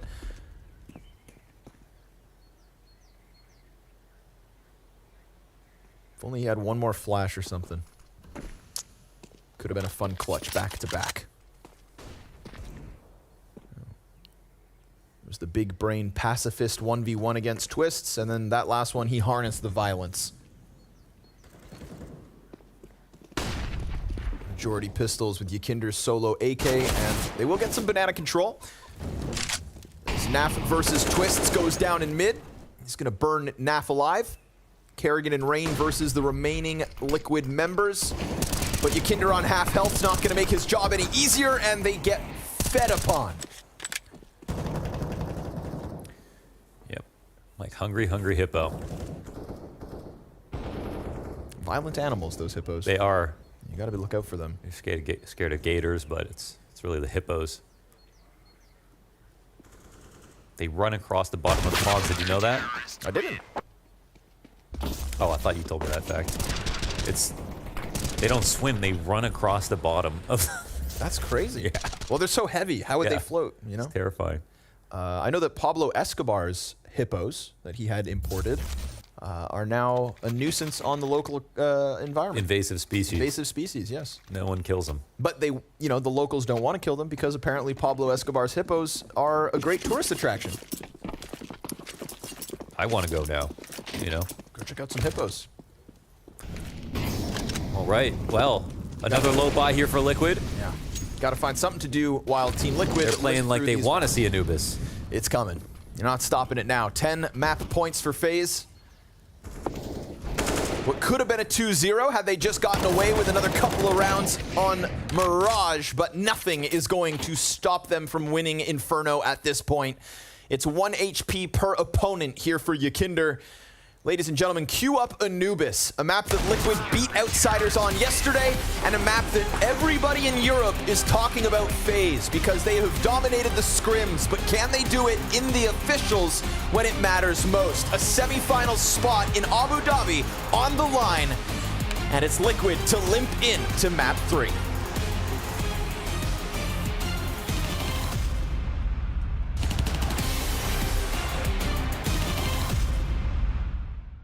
Alexi's barely alive, Hampus barely stands, and yet Ninja's continuing to try and keep this flawless game going. Oh, what? A no-scope from the heavens, blessed by God, is Brokey! And that turns them back, they were about to leave. He gave them a parting gift, and they win the round because of it. OC, again, they force him out into the fight, and Stown with the spin around, what a 180! Taking an OC as well. They've cleared out this A site already. Naf and Nitro are left, but it's just Naf on his own, and it's heroic! They reached the grand final one more time, back to back. They did it at the major, and they're back again. What an incredibly big day this is for Heroic. A 1v4, a 1v3, he has 7 kills. Oh, wow. 6 of his 7 kills are in those 2 rounds. I think you did a little bit of weird math there, but... No, because the 1v4, he didn't get the last kill. Oh, you're a genius. Yes. Yeah. Thank you, I try. I carried the one. I should clip that. You're not on camera, damn it. You did the nerd pushing up his glasses thing. Just wait till I tell you Newton's law of cooling. Little bits of left on Hampus, who holds. Kerrigan. Ready for the Kerrigan push, who maybe gets a little too ahead of himself. Brokey's not got it. No, sir. Hampus continues to deliver. And while Rez is pinned in behind the pillar, it's now man advantage for the Ninjas. FaZe continue to press. Twist gets 2, low HP on the little that remains of the clan. And Esatag, well, they don't know where the hell he's at, so he holds. Oh, he holds. And behold his moment here in OT. Flash out from the window, bomb being defused. He has to run down Rain. He has to get this kill. And sure enough, oh no, he doesn't. He comes through. FaZe gets the defuse. How close is that? That went down to... How close could that be? That was the last tick. Again? He couldn't have played that any faster. He did exactly what he had to do. But on, I saw a 0 on the clock. Watch that clock. What? It hits O. Oh my God.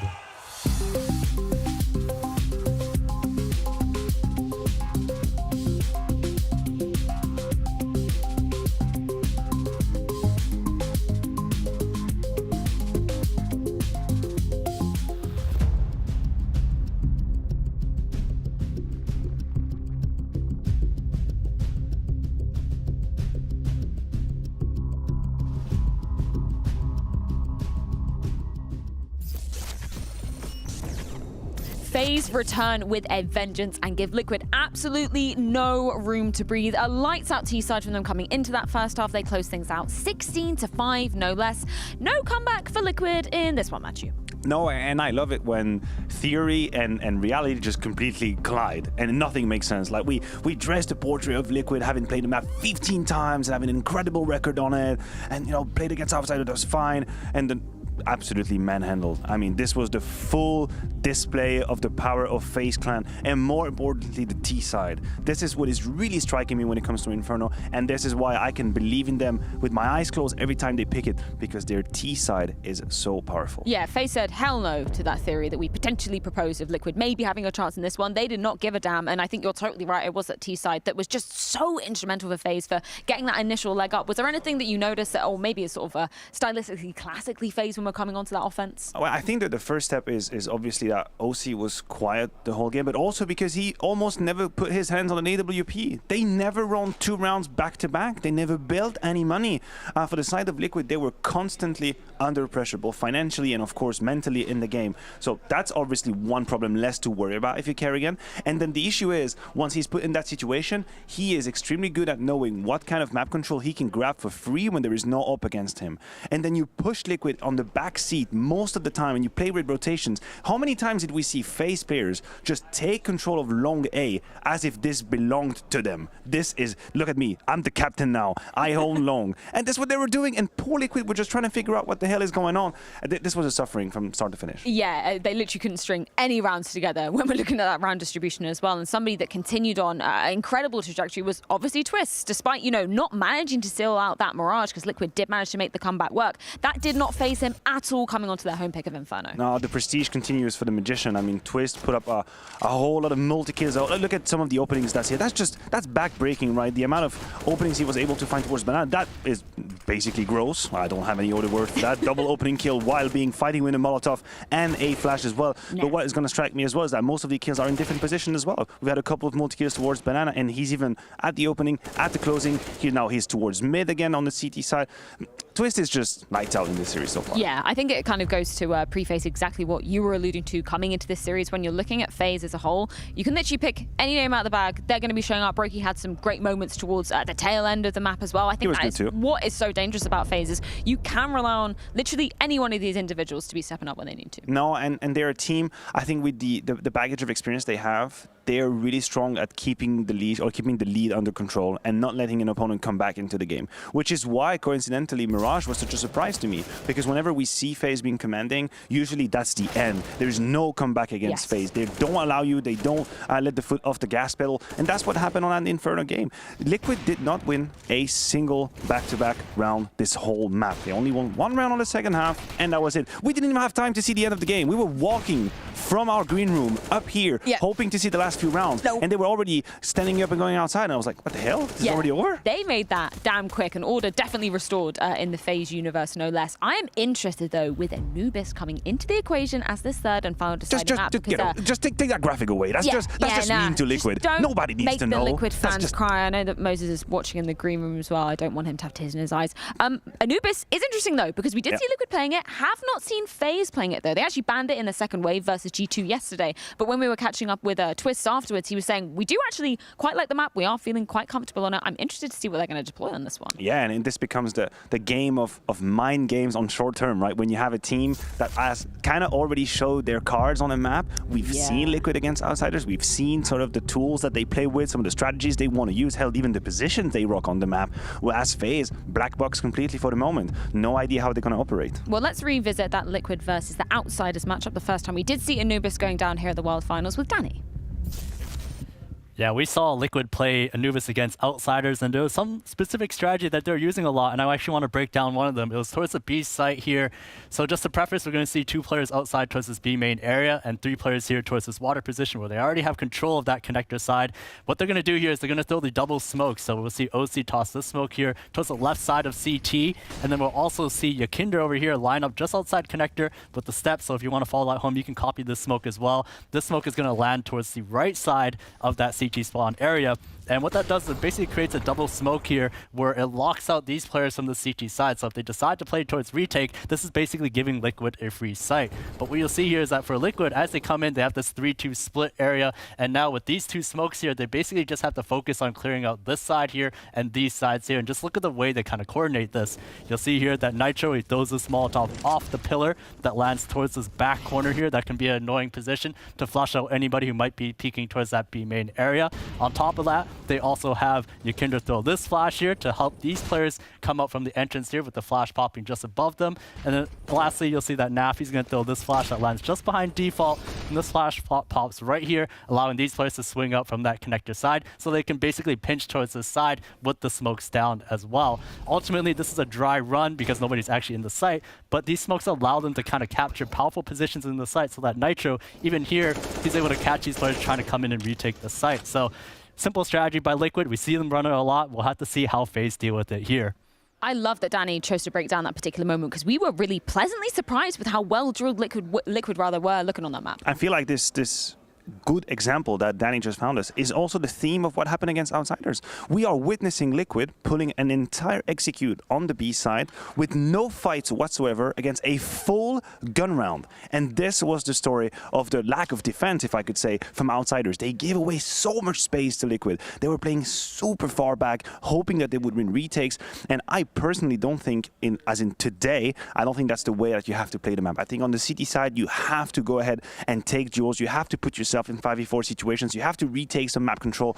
And I have a sixth sense right now that FaZe are not going to make the mistake Outsiders did. Yeah, we were so surprised about how passive Outsiders were playing that, particularly towards a mid position as well, because we were looking at, as you know, one of the instrumental parts of the map, and Jane kind of leaving that open more often than not. I don't know. Obviously, they're experimenting with exactly how to play it, but Carrigan's ready with his banana. He loves a good banana. Yeah, I don't know. That look in the camera while he's eating the I don't know, it does something strange to me. Oh, he's giving us some banana. Generous man. No, it was just a fake. Psych. Not getting any. Don't like bananas anyway, Carrigan. Anyway, does that affect how you're viewing FaZe? No, it doesn't. I don't think the banana comes into play. You off. But again, the only way I can approach this map is by saying this is how Liquid won against Outsiders, and this is why I believe it's going to be different. I truly believe that FaZe will be way more proactive in their ability to find information and to take just mini gambles. Right? I know it's hard to be aggressive on Anubis. I know on the CT side you don't have that many possibilities. Yeah. But still, if you put the right amount of bodies and if you can be mobile on the map, maybe you can. Just peek from bridge, look down water, maybe peek from connector as well, push the A side sometimes with a pop flash, try to be in their faces. Don't allow Liquid to run through the strategies. We've just had Mahone show one. They have them in the tools. I want to pick your brains just a little bit about, you know, the T versus CT side of things, because we were actually just catching up with Jacob in the green room and we had a chat with Yabi on Media Day, and he was saying he feels like it's hella T-sided as a map, but maybe it has been, he was saying in scrims, it has actually been playing out like that, but we didn't really see that being super evident coming into the first time we saw it. No, we haven't seen it, but to be fair, Yekinder was a little bit surprised when he was answering our questions in the interview, saying, listen, the good start we had on the CT side was a little bit of a surprise to me, and that's what put us in a good position. And I echoed his sentiment. Yeah. I think the fact that they shut down Outsiders early on their defensive side was massively instrumental in winning. I also think that, again, the passive side of this defense on Anubis is really hard to handle. Like, if you're just staying on sides and you're hoping to handle the full execute coming your way, people don't have the understanding, the deep understanding of the map, know how to handle these situations. So you have to get away from these late 5v5s, you have to make the difference, and if you're on the T side, I think you have to just survive the first 30 seconds. Make sure you punish aggression and then go on with your little plan. I think I was impressed with the man on screen we just saw there, and NAF as well. The fact that they bolstered, you know, such a good defense on that CT side. I wasn't necessarily expecting there to be, you know, particular players kind of going head and shoulders above the rest when we are coming onto a completely new ground for everybody. I mean, it might be a little bit of a stretch, but I do believe that when new maps come around the corner, patience is a trait that is very valuable in Counter-Strike, because mistakes are bound to happen. People will overpeak, people will be a little bit curious, and if you can seize these opportunities, if you can punish these moments, I think you're golden, and I believe NAF is kind of a patient player. Well, it all does come down to the grounds of Anubis. I am so excited to see FaZe taking it to the stage on the ground for the first time here at the Blast Premier World Finals. We're going to see exactly who is going to be going through to the semi-finals on Saturday after this.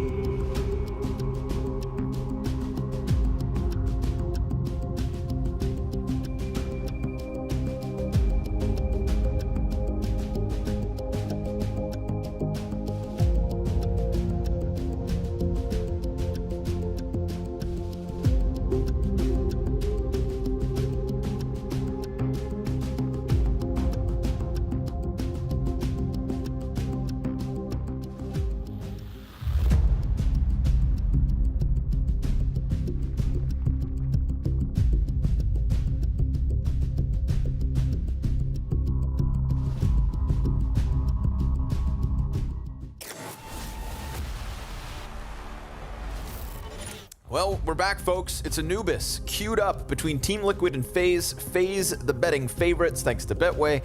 And Launders? Yeah.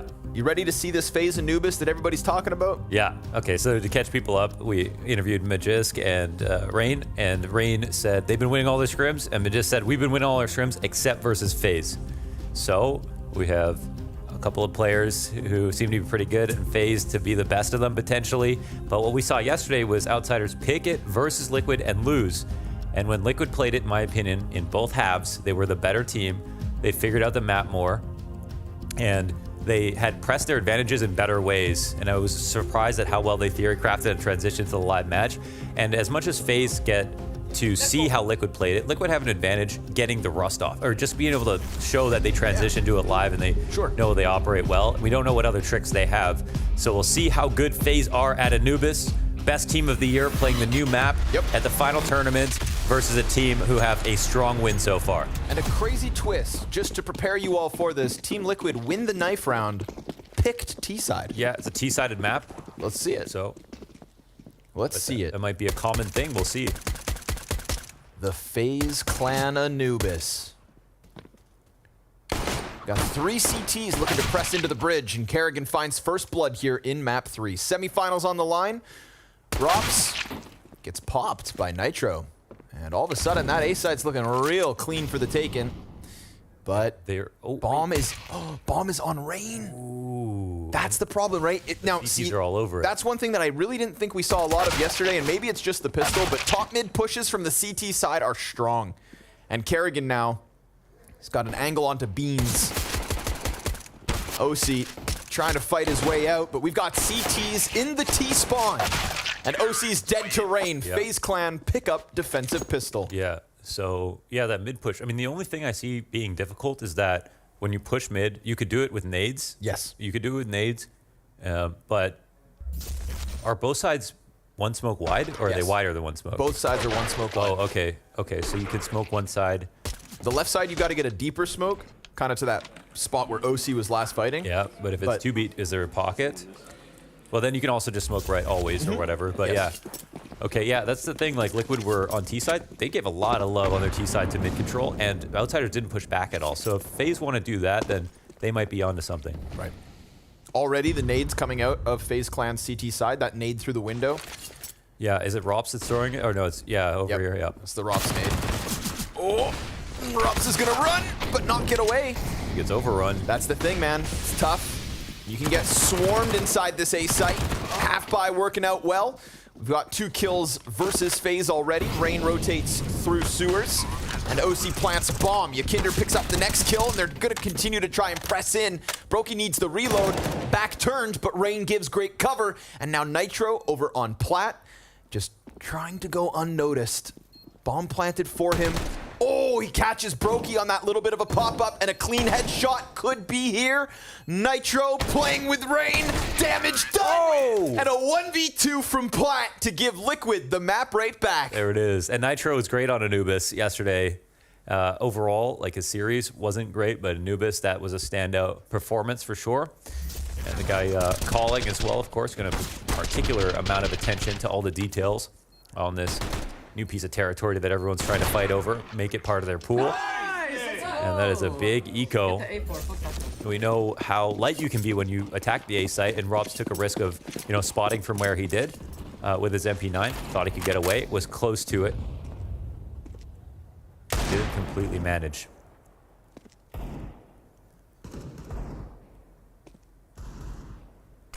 Scout on Kerrigan, Deagles all around. And Twist kicks it off. Nitro's gonna get through here, and Elige from downtown.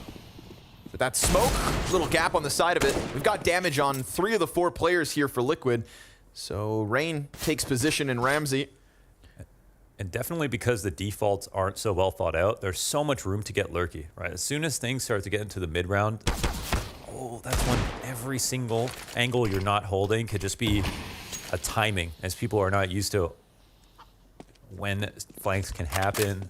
All those finer details that we know from other maps are just out the window for now. Yeah. All the details that are simply going to take time. Yeah, still will just take time. Regardless of who's who. And you can even see that, like, you know, this game with these amazing aimers, a lot of the aim comes down to how well you know a map, you know, how good you are on the angles, and that comes with time as well. I think the Operas have a hard time, especially with new maps. They've got the most difficult job finding out what the best angles are. Right now, FaZe in a decent spot. Kerrigan holding Glizzy. We've got the peek around. Ooh, Nitro's dead. And that primes Rain perfectly. They've got to try to push, but the pistols prevail with the double. And now Nav recovers. He needs to get that planted, and he's got 5 seconds to spare. Oh, Brokey with the deagle to connect and take it right back from Liquid's force to FaZe's. Oh, man. The antics have just begun. And the buy here, the amount of money left over. The idea, it is a 1v1. You might want to try to force back. It's a big question. Like this, again, you don't really want to think about the small percentages and stuff like this because, again, everything is so fresh. If you got an idea, maybe try to run with it. The investment's coming in late that they are going to come through probably with a quick one. Let's see what the thought is. Where do those smokes go? A stairs smoke from CT spawn out of... We're getting sweaty on day 2. And then this second smoke as well. I think he threw 2. Let's see. Nitro watching from above as this gets searched out. And he's actually walking into it. And maybe they'll expect some respect here. It looks like Nitro could clear this. Yep. Wow. Yeah. Taps into twists. Totally finds him. Robs will M4 trade. pickup. But does Robs want to stick around? OC on the stairs. Falls away. And Elige was the guy prying eyes on mid, on T side, over and over again. Ooh, Ramsey push. Yeah, they've... This is pressure on Kerrigan. He's going to get away with 2 because Yakinder gets a team kill.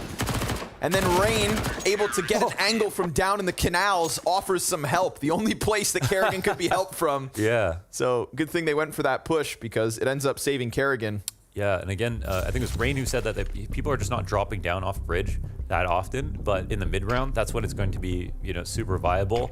And here are those open sky boxes allowing smokes to fly pretty much wherever they need to go. That's a good smoke. I like that one. Yeah.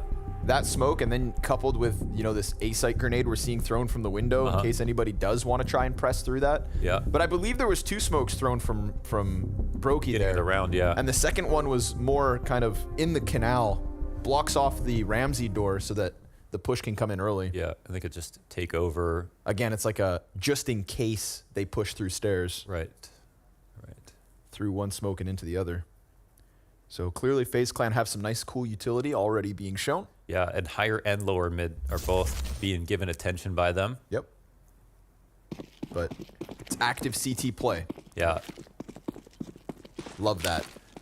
And I think Hunter had a quick point that was just like, there's not much to play for on CT side. And I think that might be true on the extremities, but as we can see from FaZe, that's not true across the whole map. And they are finding ways to pry things open, but from the inside. And they go searching again. Easy push for Rain. No contest, really. He's not alone either, so Rain and Brokey gonna have a field day, or so they're meant to, until they meet the Glock of Yakinder. Another Glizzy. On the recovery from that team kill last round. But here we go. Easy cleanups as Robs comes out from long. Yeah, so it's gonna be FaZe 4-1. Again, a totally new challenge here, as Outsiders didn't do anything like this. No. They played towards the extremities more. They didn't really push into mid. They held for pushes, but didn't go forward. And again, if it's true that FaZe have just been really owning in scrims with their style of play, we can see that their take on it is work from the inside out. Take advantage of that space in the middle early.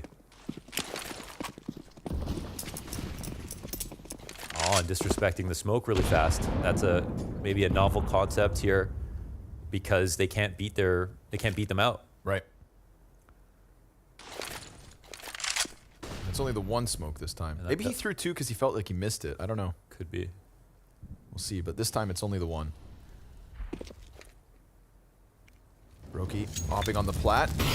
Molotov makes him uncomfortable, but he's also got support with Rops. A great fallback position right here too. You can even just jump up again when that smoke expires. Kinder met by smoke. So as Team Liquid start to shuffle over for the B hit, also they don't have any long B play at the moment, so they all want to try and push through Ramsey, but Twist is playing inside it. So I don't know, what's the move? Kinder trying to press in, he's got Twist relegated to the corner. Rops just caught Nitro with an active A long push, and Twist's gonna maintain. They turn attention towards long because NAF and OC are over here, but they've also lost track of Elige, who's been able to get in with the mid play. He thinks he's holding long A, but Rops actually climbed up rugs, and now he's in T-spawn. And as if Rops is even needed, Twist gets another kill to Elige, so they did not get their hooks into that B site whatsoever. Rops from spawn, from their own spawn. Yeah. Kills Naf and Dosi. Damn, that's great. I mean, the idea though for Yukinder to respond to what he's seeing right now, getting out into mid fast, that's a good start. And he knows he can do that. So I imagine they're actually going to call something around that idea because they didn't see any FaZe players in the beginning. Where they go from there is something else. But we saw that Liquid, they found their most success in the splits towards B, taking over Ramsey. They have to dislodge Twist in that spot. And honestly, he loves positions like that. I was thinking about how important that part of the map is for basically everyone for sure in the future, because A site doesn't need to be split, but B site absolutely does.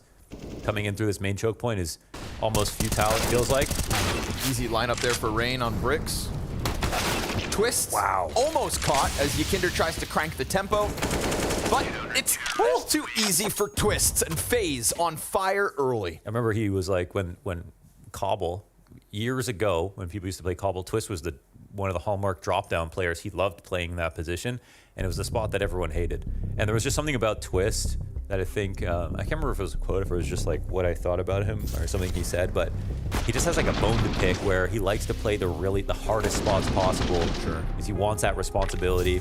I mean, I think it's evident we're talking about a North American who moved to Europe to play Counter-Strike. So talk about wanting, you know, a challenge. Yeah. No surprise. He's always been a player with something to prove. I mean, there was an interview a long time ago where he talked about the times he was being bullied in school, just outside of CS, and how CS gave him a chance to prove that he was, really great at something, and so he tries to take that by the horns and upping the challenge. I think makes him feel prouder about it. And so far, looks like he likes this new challenge. He's actually got an op. And that's a good spot to have one too. Sure. Yep. Definitely. So we'll see if they have eyes on, and we'll see also if Liquid try a similar idea with Yukinder. Yeah, he is jumping out middle, taking that space again. I would say tough spot if they're throwing the smoke, which Liquid have consistently. Yeah. So maybe better for Twist to be where he is on the exit of Temple, just watching long B. Yeah, Rain good in positions like this as well. That's like playing cave on Ancient. Yes. For example. Working alone. Yeah. Two Renegades.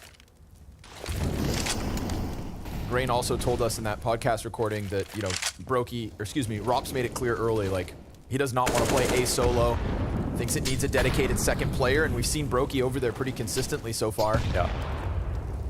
It's just in case you get those occasional 5-man T-side pushes. Ooh. Nice flash from Brokey here to assist Kerrigan. Little doors push to get the better of Nitro. And he even wants second servings. He's gonna find it. Gets tagged up, but kills Naf. And now Rops lays down the incendiary and falls away. Elige tries to challenge out, loses half of his health and sees nothing for it. Smart by Rops and a really good opportunity. No surprise, Elige tries to come through that. But now Brokey can get in behind him. They're well fortified on both sides. Ooh, both players behind Muffin Top. These angles great for these angles are great. But he lands the first shot. Oh, and Rops will pick up the slack as Yukinder gets one. Kerrigan's fast flank gives FaZe an early 7th. Yeah. Call it whoopie pie, maybe. Meet macaron. Macaroon. Whoopie pie.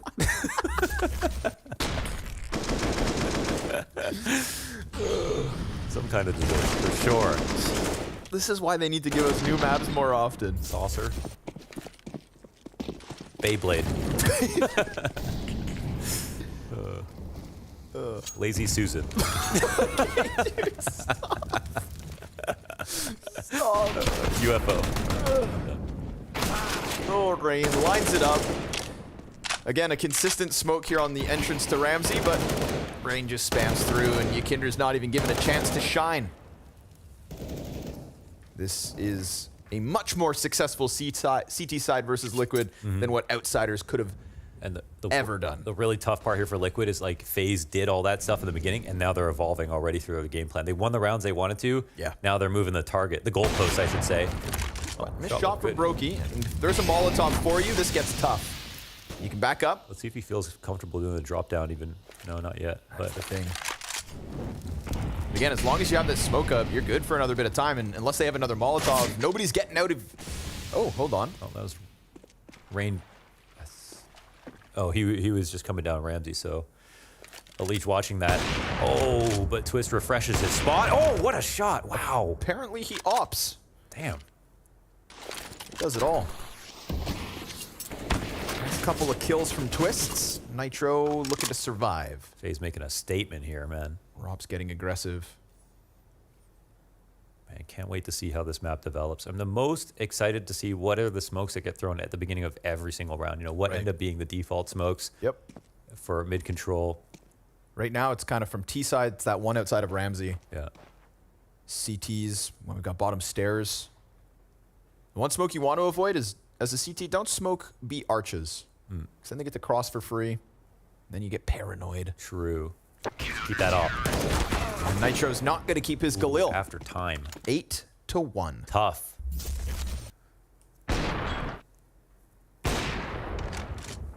This shot is crazy good from Twist. Nicely done. He's loving it right now. FaZe Clan having a bit of a field day here with Liquid. Yeah, it's tough again because this goalpost keep moving. Where does Liquid try to think they're going to go next? And what do they do with the space they're getting? Even when they're hanging out inside of mid in the early round, that they realize they can disrespect that smoke. Well, where do they go from there? The late pushes are what are catching them now.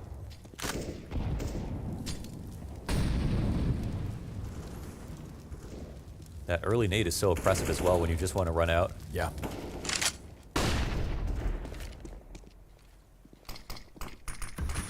It's Rops back to his own.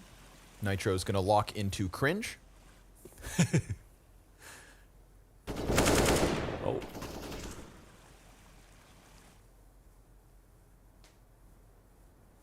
Okay, now they're just establishing their waiting. I think they're trying to work their way into the B split that they did versus Outsiders. Yep.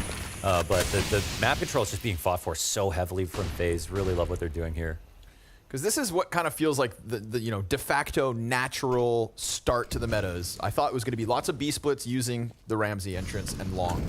And that's what we saw from Liquid versus Outsiders, but Kerrigan decides to take a peek versus NAF on long, and that's the call out, right? He's they've like been sat and waiting, and by the time they get into Ramsey, they've already lost long. So they're going to have to just try to lean back into an A play, which feels like if things go poorly, try and pull this out, and Rops is going to play a nice passive corner here in heaven. So Brokey makes the contact. Nitro, slides into the bomb site as Elise picks up the entry, but then bomb gets dropped and the double op out of connector prevails. 3 kills between Brokey and Twists. A gun for Nitro with the bomb, just wants the plant and can't find it. 9-1. Damn. FaZe's CT side, world class. It is, yeah. And that was Kerrigan, I think, the call out on the push at B main, because it was they could feel it. There was a lull in the action. Liquid had gotten middle. They're trying to establish in that default. They got so much success yesterday on this one attack. They haven't been able to pull it off. Kerrigan goes, okay, let's see if you are trying to split, and finds Nafly holding. And then Yakinder comes back, disrespects the utility inside of Ramsey, and decides, okay, we can try to go back to A. But, I mean, they just didn't have a lot of utility as well. It looked like they actually were able to get in the site. They got Robs without him getting a kill. So there was a chance. This is tough. It's one of these situations where, like, if you think hard enough, there's going to be some exploitable weakness, but it's such unexplored territory for everybody. You just don't know where you're going to find that. And again, FaZe doing a good job of showing so much variety already. They haven't even gone back to anything they've done in the beginning of this game. Non-existent game tape as well, so remember Liquid kind of split their preparation for this event, half between Europe, half between NA. Curious if they would have gotten a chance to size up FaZe on this very map, but right now, Rain will be met by the Smokey yet again. This is an interesting look, right? They've got Yukinder taking that same free space, but now pairing it with a very fast attack. This time, this time they're already prepared to pounce through this long push, which last time was delayed. Rain not able to get more than the one, but so be it. Twists plays behind the obelisk, and OC will find some kind of an answer, but it leaves him on 22 health. He's got a hell of a lot of time to play. But it's the HP that's the limiting factor. And 2019 Liquid, it didn't really have an op that was like superstar level, but Twist on this map, it feels like if that existed at the time, he'd be the guy doing it. He's just been wonderful on this site. But it's a 1v2 here for OC. You know, he's low HP, but there's an op here for Brokey, and all he has to do is punish one really big mistake to give himself a chance. Brokey concerned with the mid flank as well, so he's just going to give a little space to the site itself, but timing on the peak confirms OC's position. Rops, the flank is there, and so are the double digits for FaZe, 10-1. Two players survive. And with this rain kill as well in the beginning, and then, you know, Twist can stand here, back obelisk, just work off these angles. It's like that. Yukinder has been muzzled trying to come through canals. Yeah. And a couple of times now, it's just Rain catching him through the smoke. Yes, and that's credit to Rain. He's going right in front of that smoke, shooting directly for him. It's like Rain is, it's such a classic. You think of, again, caves on Ancient. Rain has all the lines up through the scaffolding, through those gaps. So it's no surprise that just because it's smoked, Rain still knows those lines. You know, and he's predicting Yukinder's position time and time again. Yeah, great on timings, absolutely. We're seeing, you know, they say you can't teach an old dog new tricks, but Rain is the evidence otherwise. Yeah, but he's also the one teaching everyone else, I think. Leash sees a little skin in mid, so Liquid gonna try to change things up, but Twists is still succeeding on the AWP, and Naf ready to try and press through connector. Brokey, he's gonna land his shot. Ops just tearing them apart at the moment. And Kerrigan, such a nuisance that Naf stays preoccupied, allows Brokey to come in with the peak, and now it's a 10-round lead. Yeah, and this is for semifinals. We're just talking about Anubis, but this is just the FaZe actually onto something huge here. And this is Rain who's actually been rifling more in Ramsey now that Twist has been picking up the op. And the rotations are so fast between the site and mid on both sides that where Brokey just got his multi-kill inside of mid as the A player, and Twist as the B player came down to Ramsey within 2 seconds to kill Yukinder inside of mid. So you just so much play here for the ops. So many easy and great shots, nice long distances as well. And at the same time, it feels kind of compact when you turn your attention inward. Starting to hit that point of the map where, like, I wanted to see FaZe's T side. Yeah, seriously. I don't know when they slow down at this point. Still a chance that maybe we get to, but it's going to take a little more from Liquid. Pistol could just end this one early.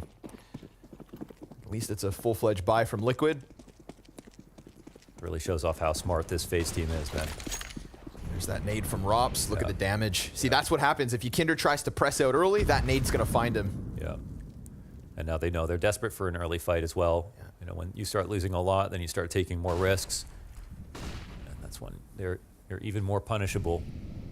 And this angle, I mean, it's just been hard to get him out because they can molly him back here, but he just smokes it. And they can swing with it. But if he takes too far of an angle, you can get caught. Yeah, it could be, I don't know. He's not alone, though. Don't forget. Rops is right here with him. Elige got into the corner. I wonder if Kerrigan saw that. Looks like he's... I don't know if he's holding for the left peak, but yeah, he's looking for the door swing. Let's see if he clears this. No, he doesn't. Nope, nice. Well, a little trick from Elige. Gets an opening kill to Team Liquid. These have been far and few between. And now Rops loses his support as Brokey has to go back to try and clear the gap in mid. Naf joining Elige. Kinder's just gonna chill in the cutout. Yeah. As the pressure comes through, Brokey has to turn to help Rops, but that's where Naf actually presses in, and now Rops, with this smoke in front of him, they're putting shots over top, but that's not because he's been seen. They're just nervous, and, well, Nitro able to catch a very critical kill to try and open up this A site. Naf still holding on to middle. will look like Liquid have found themselves a second. Okay. It's desperate at the end of the half, but at least it's 2. Yeah, maybe we will get to see a CT side and a T side from FaZe Clan. After seeing the CT, you just want to know what they can do. At least it's 2. Yeah, everyone fragging. Everyone fragging. Rob's has had a harder time, I think, over on A. But it is just hard in general. Yeah, tough spot. So, but he hasn't found clearly not found a spot that's just like his go-to that's really comfortable. Besides pushing, where I think there are some great angles for the CT side pushing. Can't help but feel insecure a little bit. Oh, they double it up with a Ramsey nade too. So, first one is kind of dodged, but the second gets the damage in. And now a forward setup, right? Rops on the baskets, and Brokey gonna draw the attention away, but Elijah's AK connects to the headshot. Brokey stuck for a second, dives back into the bomb site. He's got support here already in Kerrigan. They want to respect the smoke, but they also don't want to have to re-default, so it's hard. They can't put pressure anywhere else, and look, now the CTs are starting to scour. So nervous that top mid could have been pushed, that they've lost all of B. Yeah. In reality, FaZe don't get too aggressive this round, but Liquid have to go back and secure it. Yes, and then make at least a little bit of presence. It looks like they're just going to continue forward with that A play, but just want to be a good team about this. However, like we saw in the last round, right? Mid to A split. Oh, what a shot. It's actually Elige from behind. And the op goes down. But Brokey, goddamn. Yeah, A site now completely clear for the taking. So some late success in this half, and it's back-to-back rounds by way of A split. That's pretty good. That's just sound fundamentals right there, splitting back towards mid-late, on top of getting the kills, not putting all their eggs in this one A hit, even though that could have worked as well. And I think that's definitely hallmark to new Liquid these days, is just willing to play the whole round and play fast in some of them, but do what they need to do to make sure they have sound fundamentals at all times. So, all right. No way. Through. Oh, there was a chance. Keep him locked in, twists. Oof, quick scope to Elige. Oh, that was actually winnable for a second if OC went down. Now twist just a bit too far. He'll hold on to the op. They have enough money to just go in if they want to, but it's 3 for Liquid. Yeah. Take what you can get towards the tail end of this half. This FaZe came out swinging. Now Liquid respond. Okay. So looking for 4, and starting to get better and figure things out.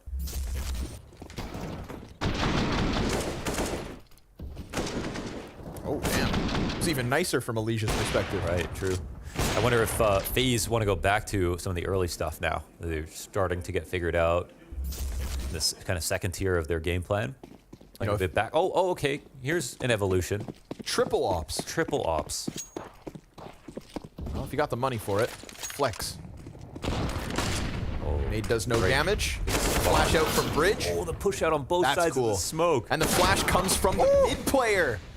Double Ramsey push. And now Twists gonna leave Rain for a moment, and in that moment, OC recovers a kill. So it's still a man advantage, but only the one. And 3 ops still up between the 4 players of FaZe. That was cool that you get 2 players with guns in hands running out from Ramsey, and it's Kerrigan popping flashes from that bridge window. You know, it doesn't slow down the second CT.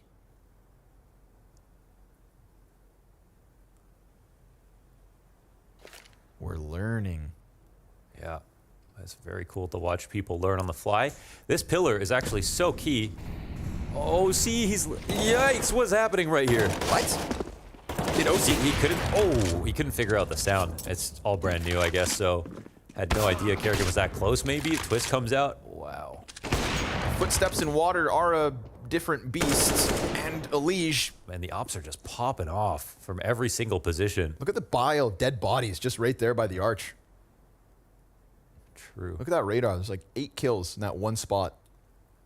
So, well, Twist now just has a definitive position here. Well, he's trying to figure this one out. Twist can turn his attention back. Oh, so many corners to clear. Not gonna happen. Twists the Opper, ladies and gentlemen. 18-6 right next to Rain. It's 3 rounds for Liquid to try and claw this back.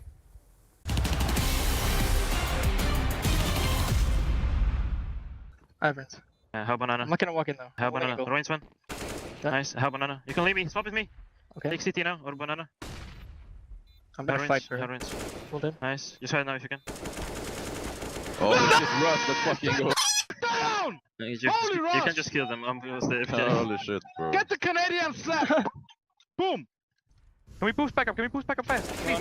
Nice. You smoke upper. Someone boost. Come on, Yeah, boost me. I come. Come on, boost me. 1A, 1A. 1A. Yeah, nice. Bomb dead. Bomb dead. One more B. Go. Dead. Nice, let's That's say. it. No time. No time. Give me sound. 15. Down lower. One tap him, please. Down lower, Lexi. Hide, please. Stand low, Lexi. What? One guy left. Yeah, he's CT. Yeah, but I thought you were safe. Nice. How many vents? Too long. Too long. One more dead long. One shot. We have one, Bobby.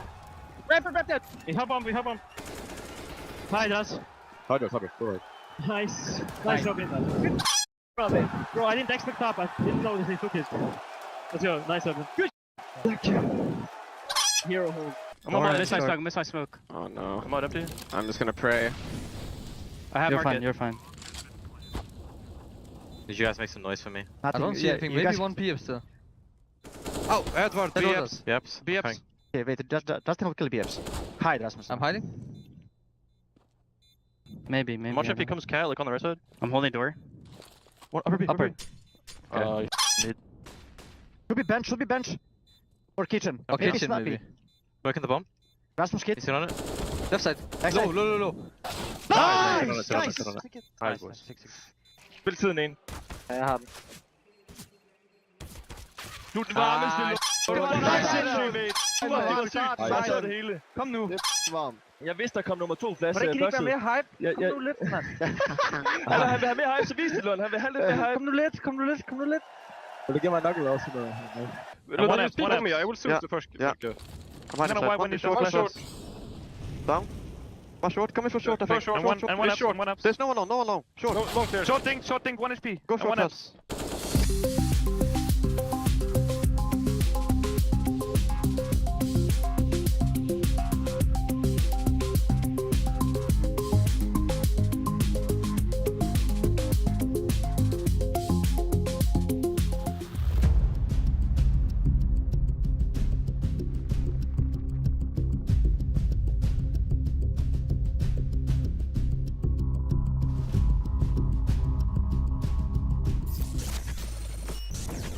Nothing mid. I'm going to be. Smoke B. B. Over. I'm blind. Smoke city only. Pillar. I have it still. Same. One B main. One more. Two more. Pillar. One more. Balls, last guy there. Far back. I'm burning. I have contact. Yeah, picking your contact.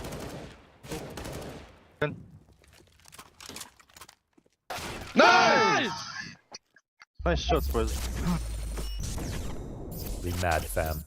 Well, Magis warned us that the FaZe Anubis was going to be world class, and superb is how I'd describe it. Yeah. Regardless of them getting that force buy win early and offsetting Liquid's start, I think that FaZe had many tricks up their sleeves, and the only disappointing reality of that first half is the second one might be short.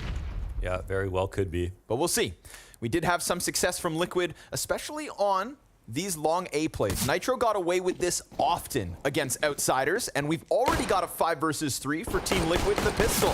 Glocks from downtown, though, can't deal with rain. Fires that entire mag, and now OC's chance finally finishes him off, but it's recoverable or not.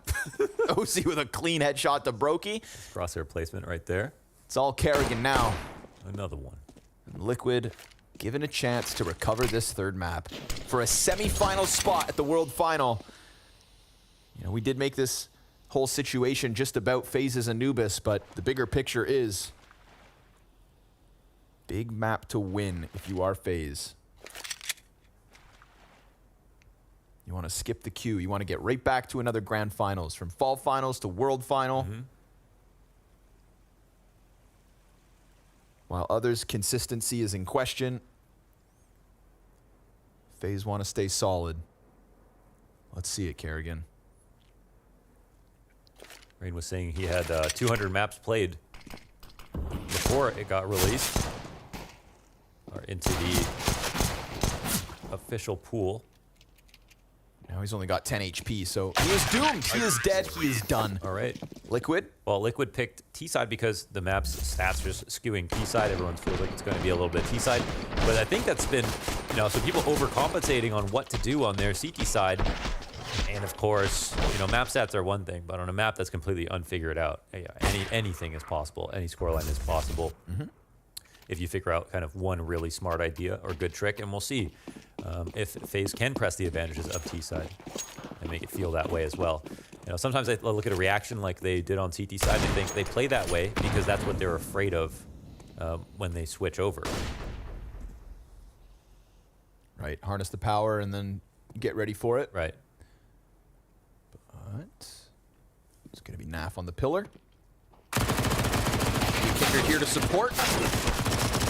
Damage is being done with the lesser guns. Oh, and then there's just a sheer firepower right now, the FaZe guys as well. But 2 CTs and Ramsey. And FaZe Clan want to try and come deal with this. Twists just locks in for a second.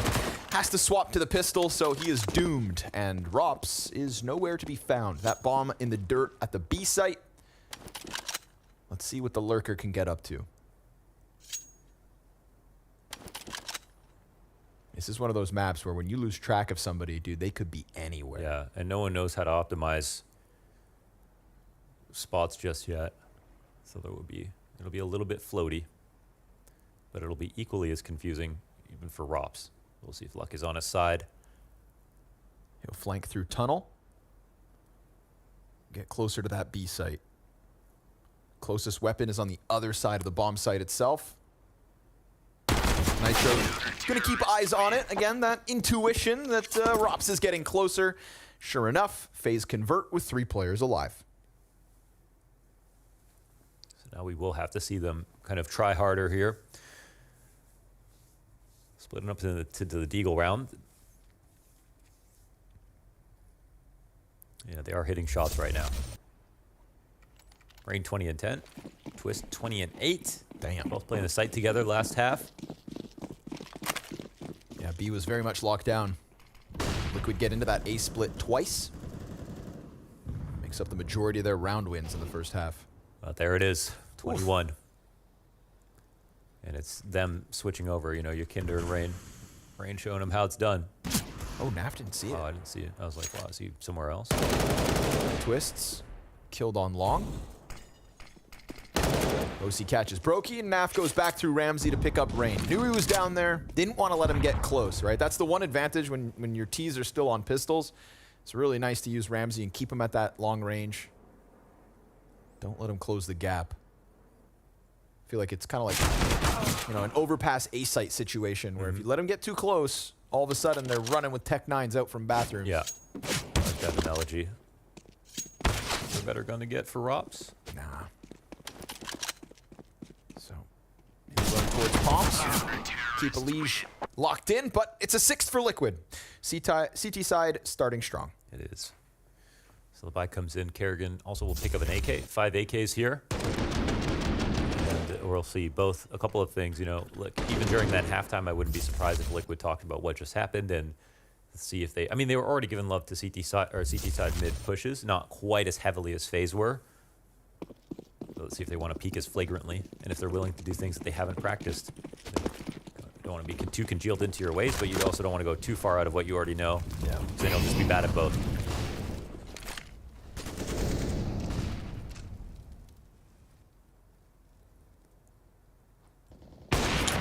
Good first one from OC. Angle you can really just keep closing off. Demands flashes.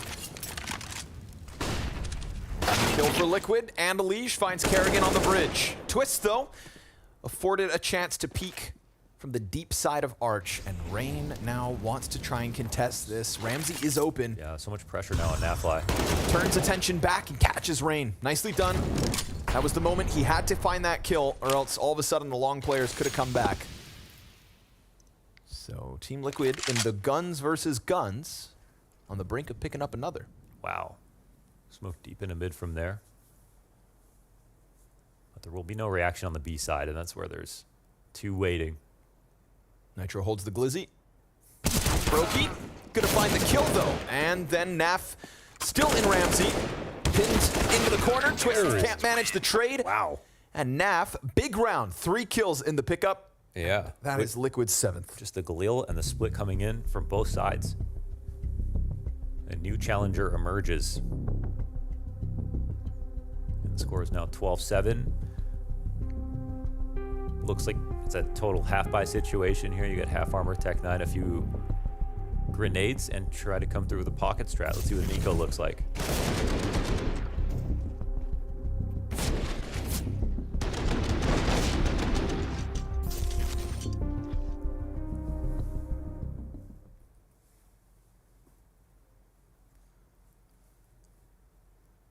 Haven't seen too many half-buys so far. What's the game plan? No real full A execs out of Liquid last half. Nope. They attacked it, but like kind of just in a default and then worked in. Went back for the mid split as well, right? Yeah. At one point in that same round, they wanted to go like 4 guys out long A. But doubled back to the middle, and it worked out well. Nicely done. Yukinder wastes no time. But that's a smoke out of FaZe on the CT side of Ramsey. I don't know how that smoke got there. But Liquid's B players had to push through a smoke just to take that peek down canals. Now, FaZe try to transition into the A split. Nitro comes up, 2 kills to his name, and bomb stuffed in mid. Rops will come out from A main, and there's nobody in the site to stop him. But they've got his bomb. Yeah, he's been able to get here many times, but usually when there's not much else going on.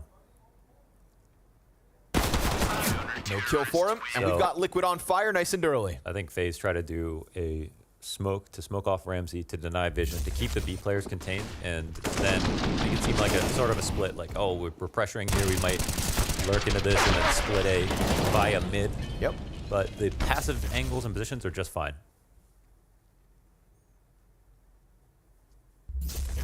I like how mid connects from both sites. Those 2 doorways, one in front of the other.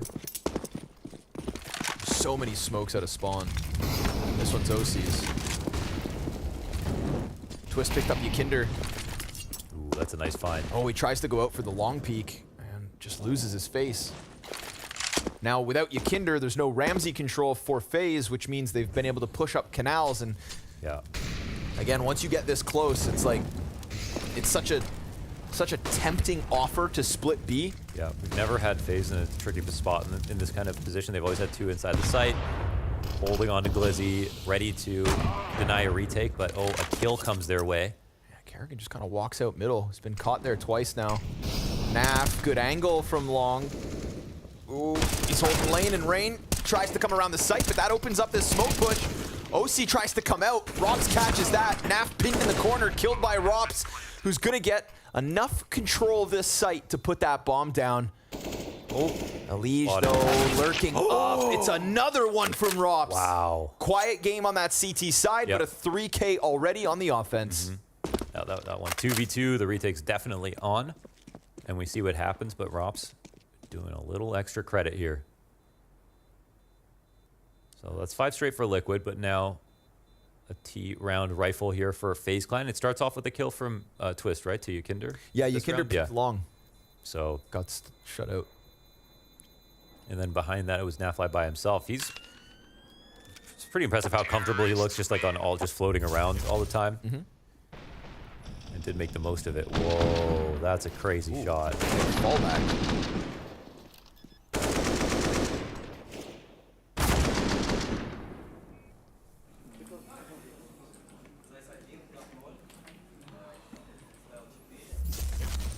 It's nothing to be too stressed out about. I mean, there is just a 5-round gap here. Kinder hopping. Double ops present. Both teams. And instantly, we already see something a little different. Oh, and Yukinder playing back, ready for the fast play. And that second op catching FaZe off guard. They decided not to play inside of Ramsey this round. This is something that FaZe did, adamantly every single round. Again. Yeah. Gonna have to steal that. It's weird because they can still beat it if they want to. It's the top of it, right? Yeah. So We saw it already when Yikinder decides to push through. It's like they can still catch you on canals. Yeah, I don't think it's going to be consequential. I think it's just part of a fake, some kind of fake. Draw attention towards it while they run out long, for example. Right. Yeah, it feels like it takes attention. If you want to push through, you're going to want to do it with two. Somebody at least flashing you in. But then if you do, then they can opens up take long. the site, yeah. Yep. So it's just a nuisance. But let's see whether OC can survive a challenge coming out from long. NAF has pushed B. So this is going to justify the 3-man A setup. Alish still worried about middle because the split's a possibility. OC very much relegated. Blind as a bat. Blind. And Nitro's looking for impact inside sight. Caught a glimpse of Kerrigan and finds the kill. Nicely done here from Nitro, considering his teammate goes down empty-handed, and a USP to the spine of Rops forces Brokey back in the clutch. 1v3 with NAF already on that flank, and a missed shot's gonna doom Brokey at this point. Oh, he almost turns. Wow. Imagine a world where he lands that. It's a bomb plant here for FaZe, but another round for Liquid. Yes. So that's 6 of the last 7 here for Liquid. A good rifle round, but it came with a really key kill from Twist on Yikinder, who obviously is going to be aggressive sometimes, but I'm not surprised they're able to close out after the 5v4. This round's a little different. And FaZe will take a timeout to talk about things. And I think what was really impressive about FaZe again is how they evolved their game plan and left nothing. They brought nothing forward from those early round wins. I don't know if we'll see Liquid attempt to do the same thing or have the layers too, or how they feel after watching that half. Everyone's going to be learning a lot on the fly. Second op caught them off as well, right? Twist was dead in the opening few seconds. Yeah.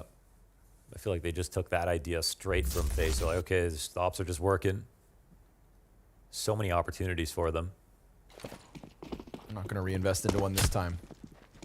Back to only OC. Oh, the Molly instead. Bridge set ablaze. Alish caught trying to fall out. Gets away. He's not alone. Supportive peek from Temple. They're going to try to pry down into Alish. Kerrigan slides past. NAF still got the gap. And Twist picks up the kill, which draws Nitro away from the bomb site. Gives Brokey a chance. But no, sir, not today. Damn. Nitro delivering. Shining on this A site. Rops loses half his health. It's a clutch attempt. With OC already on the bricks. Yikinder right there with him. Rops, ooh, off the plant. Give it a chance to leave. But he sticks around for a second. There's not many great angles here to fight. It's going to be very hard. This pillar gives him at least the option to peek on the left and right. Because of the smoke, he can get back and lock in on it. He's taking a risk here, hoping it's not long, and he's fine with that. Liquid going to try to press in. He's got 43 HP to deal with the two of them, both along the left side wall. Ooh, Yikinder's tagged. There's the headshot. Rops looking to close this clutch. Yikinder's dead, and Rops delivers again. An important clutch with FaZe that close to the finish line. I gotta applaud the smart positional move there. Took a risk towards long, assumed it would be 2 retaken from that spot, gave himself a chance to win. On that low HP, no way he wins that playing standard. Well done from Rops. And a 1v3 in total, yeah? Or Yep. Yeah. Nitro first. That smoke grenade gave him just enough room to work. Oh, that's huge. 14. Love this pillar is going to give us some great moments, I feel like, on Anubis. Nitro won his 1v2 from there. We're off to the 1v3. Wow, so much hype. Fired up. They want this. And honestly, they're on the brink of it.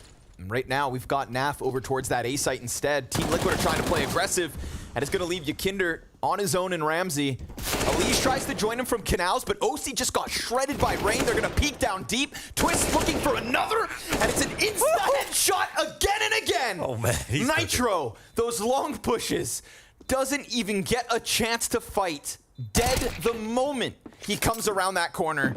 And NAF, a parting gift, as FaZe have found 15. Damn. Oh. Switches over to the T side, gets right into his favorite spot again. Disgusting on those long distances. I mean, we saw him shine in that exact position CT half. He gets there as a terrorist. Look what happens. Yeah. I think Twist has a favorite position already.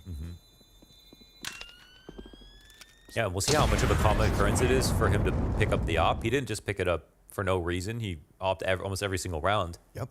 As soon as he switched off the rifle, stopped playing there as often, started opping, spent some time there. Of course, this made possible by Liquid's decision to go for an early A play, right? 3 players over there, peeled NAF away from the B site, left Yakinder on his own, and it just so happens that FaZe get aggressive on long B. You know, a mismatch in the setups to FaZe's favor, and it leaves Liquid strapped for cash. And they were making a half of this, giving us a game, but the first 15 so flat. It was a minimal margin of error. And now they could come up bust. Alige closed door. OC back. Nitro on his own inside that site. I was going to say risky from Kerrigan, knowing this flash has come out a few times. It activates the spray. Alige takes some damage off of it twice. They just don't have guns, though. That's the problem. Gonna try to draw them in. That's why Nitro has to play inside of the bomb site. And Robs finds his head and a second. So now A sites crumble and Twist's able to fixate in on middle.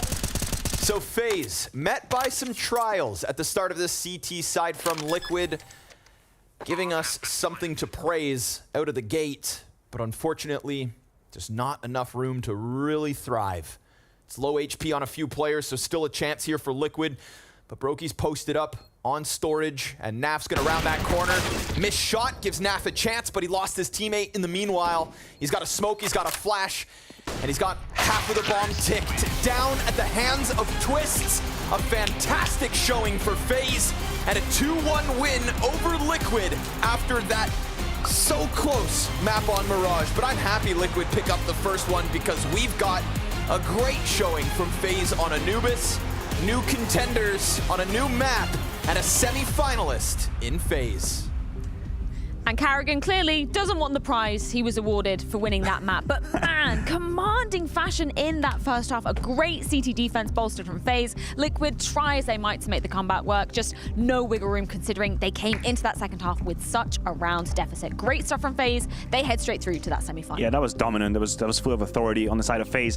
That secondary sniper on the CT side is not necessarily something I had seen coming, but Twist showed us he can yield a big green like that. He did a whole lot of work on that B side. Were you surprised? Because we were kind of prefacing how Outsiders are playing the CT side against Liquid just earlier on in the tournament. Were you surprised with how FaZe handled this one? Well, honestly, I thought they'd be slightly more aggressive, but they did the job. Smooth. The man did the job. I hope we have it on camera. I hope so as well. have tried to do that a million times, and I've literally failed every single time. Congratulations, Kerrigan. That was, oh my God. Thank you. You could be in the circus after you maybe retire from Counter-Strike. Hopefully that doesn't come any time. Sometimes I play like a clown as well. You know?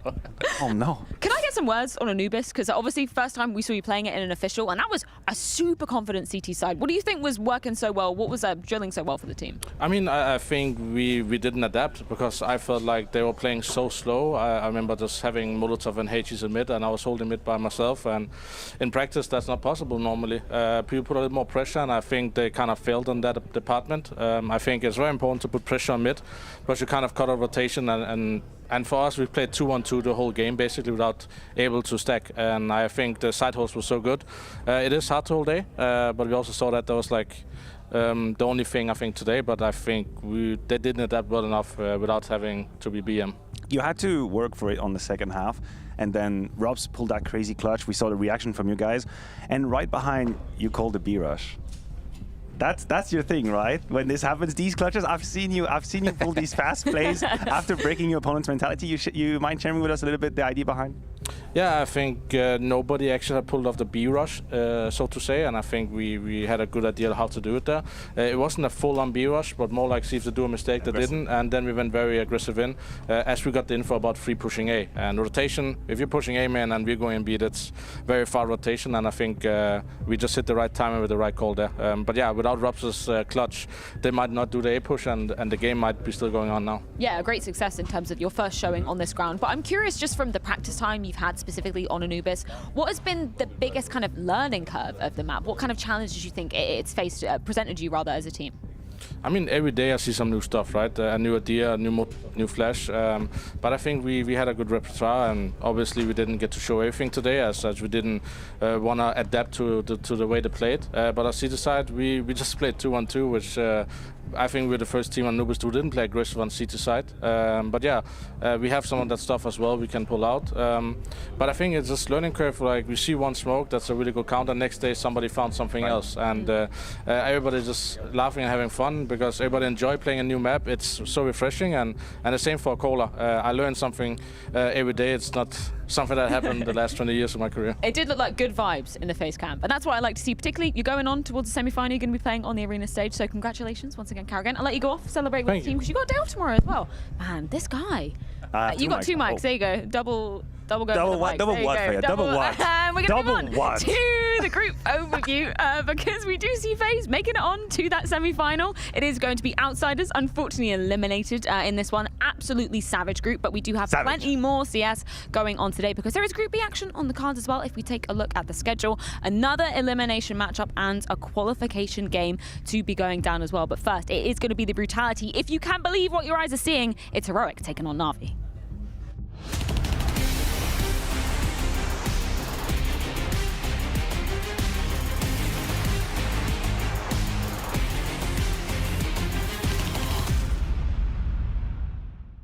Next on the menu, Freya, is going to be the entry fragging role, which is one of the most tumultuous role maybe in Counter-Strike. It's very selfless, you put yourself out there a lot. When we talk about entries, we talk about guys who die a lot, but the sad reality is that usually the elite players in the world all have the best entry stats as well. Also, a lot of the stuff you do outside of obviously getting the entry frag, like the amount of information you can get beyond that, like how many people were there, if you got traded immediately, was it like 1 or 2 people?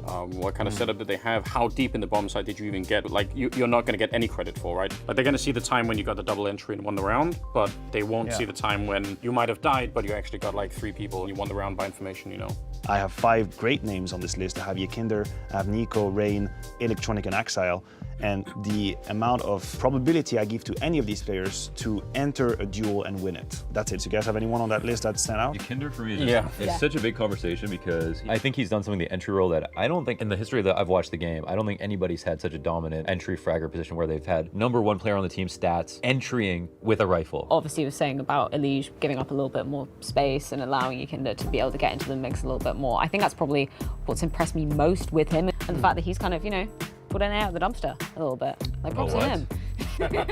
I would say, for me, both him and Axile also have this like really cool quality, and there are probably more people on that list, but that can sort of like almost play against the tide of the game. So, I mean, it's one thing to be entry fragging when the whole team is in this flow state. It's important to be able to do it like when the game is kind of not, like you're actually having like a really tough first half, and now second half rolls around, and like you have to be the engine to like build the whole thing. Axile or Yakinder or Electronic, Nico, whoever, they will, in a 3 versus 3, entry an area. And it's by the rules of the game, it's not going to be counted as an entry, but that's what they're going to do. They're going to take space, they're going to single out, they're going to destructure a bomb site, go in and take the duel and win it. There's a name I think I would like to talk about is Rain, and I think he is selfless almost to a fault. He will take all the space that the team requires from him to take, but also he will be absolutely shredded. Since the major has so much weight, like you end up forgetting someone like Nico, but I mean the amount of games that we've seen in the past where Nico like determined to just try and win a game on his own, and he does it by showing up and winning every opening like fight that he can get. Shout out to Electronic on that list. Like, man, what an adaptation he's had to have this year.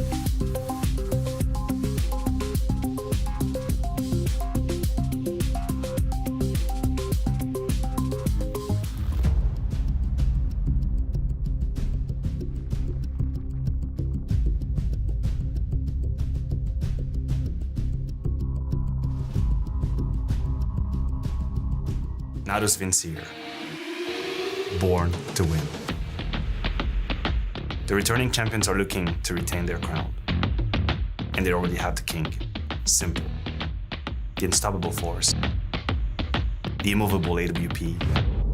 And the best to ever do it. Even with the switch of in-game leaders in 2022, NAVI have not slipped outside the top 4 this year. Their first event with SDY, a win at the spring final, and a place at the World Final, sealed. Electronic led them to victory in Lisbon, but 6 months since then, the trophies have run dry. His leadership has been put to the test, but Simple's right-hand man is individually one of the best. I would describe my team as unpredictable. I think all of us want to achieve something big. Everyone wants to show their best level. NAVI is always at the top. we can easily beat any team, anytime.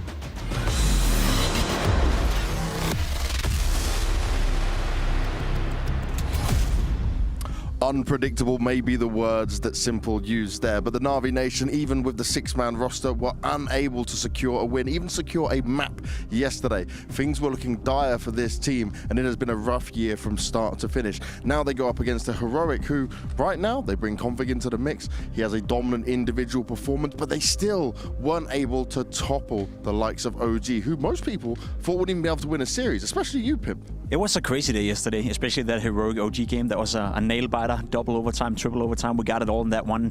As you said, Heroic maybe a little bit disappointed not winning yesterday. Whereas for NAVI, I think the way they lost to Vitality, that was just surprising. It felt a little toothless. It felt like they weren't ready for it. And Vitality, all of a sudden, looking like a good team.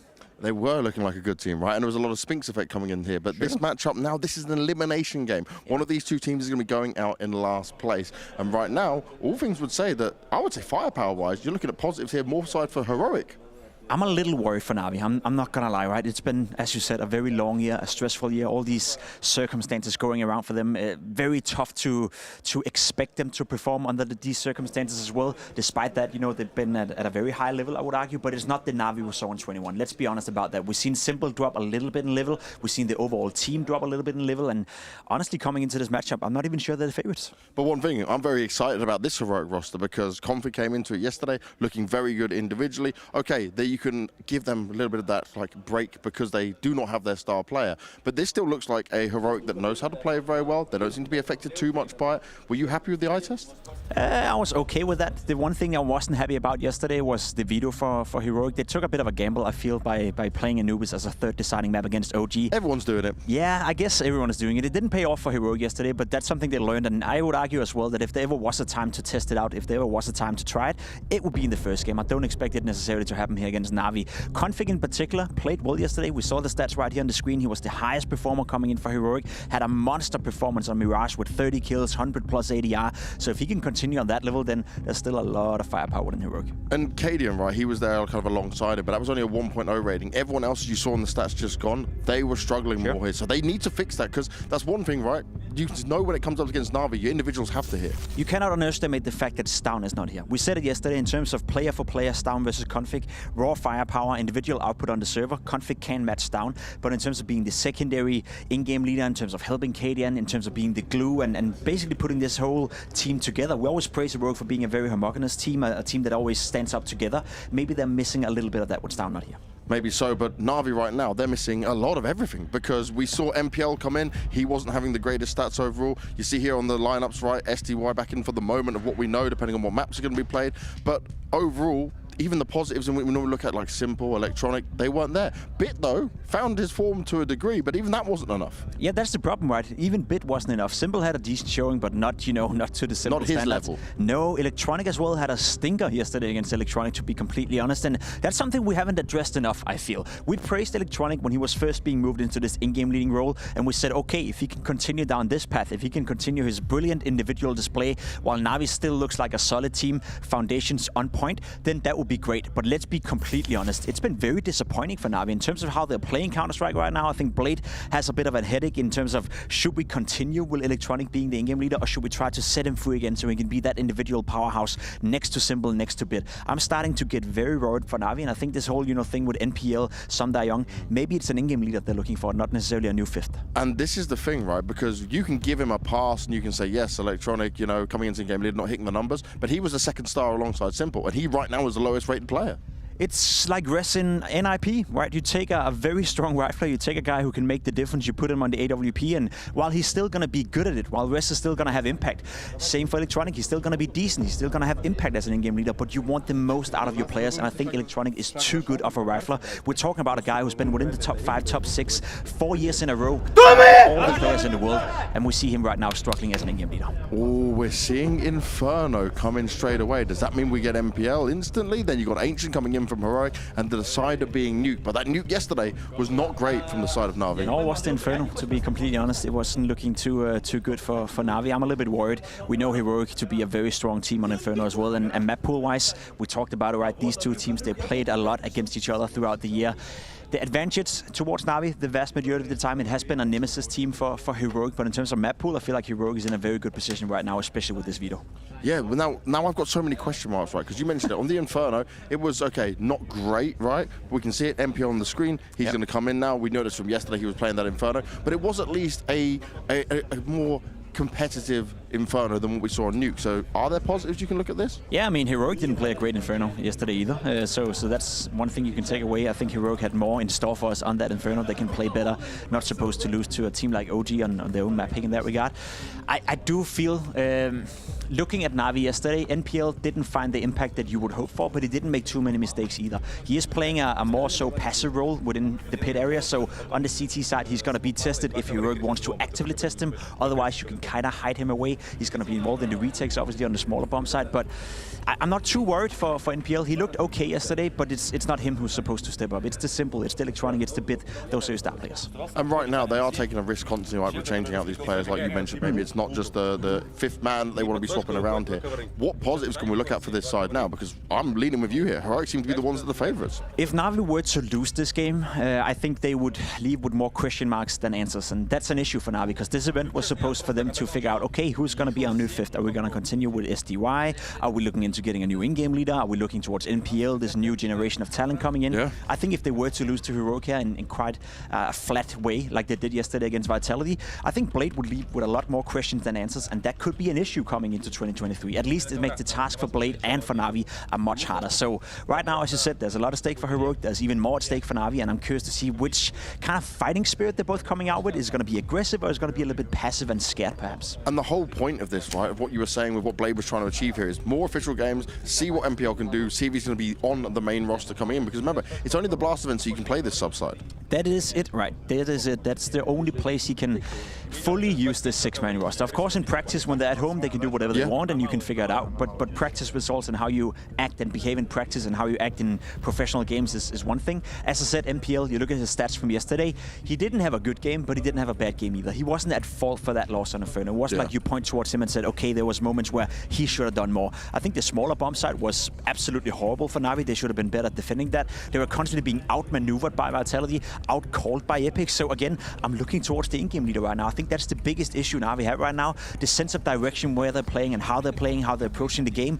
I don't see Electronic as a guy who's matching up with the likes of Carrick and Cadian and even Apex for that matter as well. And to me, that's an issue, because individually speaking, the man on your screen, he's one of the best players in the entire goddamn world and has been for 4 years. But as an in-game leader, do we really put stock in him leading the team with Blade standing behind? I haven't seen it. It's not an easy transition to make, but a transition that at least Heroic have done well in, right, is implementing at least a stand-in now for just one event. They're trying to find some success here. If they went out, if they did lose today to Navi, you wouldn't really kind of matter as much, right? You wouldn't say anything bad about them. That's the thing, right? We talked about playing with no pressure yesterday in regards to OG. In theory, Heroic are at this event, you know, in this tournament with no pressure whatsoever. They're lacking their star player. It's not Tessus who's out of the team, even though Tessus is important for this roster. Stown is still up there, right, with the best players in the world. It's hard to replace anyone within this squad, right? You're talking about Shoes, you're talking about Katie, and it feels like everyone has a designated role within Heroic. So the fact that you take out Stown, who perhaps is the best and highest performing player, and putting in Config, sure, firepower head to head, they can be equal. But as I said before, in terms of being the secondary leader, being the secondary caller, in terms of being the glue between all the members, Heroic right now, they're coming into this game with nothing to lose whatsoever. So yes, I would argue there's more at stake for Navi.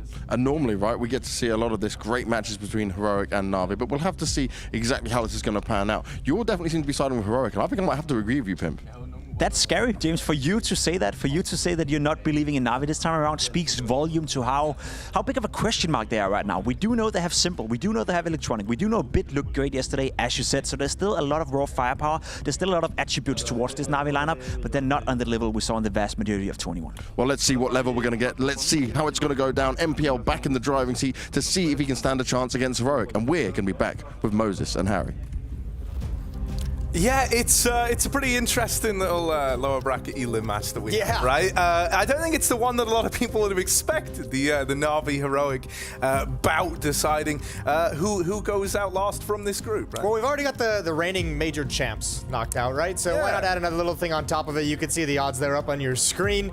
I mean, either one of these teams that goes out is going to be a little bit of a shock. Obviously, question marks swirling around Navi, Heroic with the stand-in, or whatever you want. This is is a dangerous position for both teams to be in a position they probably didn't either of them expect to be in. Yeah. No, I mean, you very much get that vibe. I'm curious about this Inferno pick, Jason, right? I think it's pretty interesting that NAVI pick into that. I'm assuming this they is didn't because pick they Inferno, they picked NPL. Yeah, well, that's what I was going to say. I think this is them wanting to just get more server time in with their boy MPL. So let's see, he's in the server right now as we get ready to head in to NAVI versus Heroic. Loser out of the Blast World Finals. They gone. Let's see. Pistol round live. Heroic is going to be starting on the CT side. We've got NAVI starting on the offensive side on their own map pick. Simple's got that classic P250, as we know, the raid boss setup. And, oh, 4 pistols and halls for Heroic. Double dually setup. That gets my NPL hard.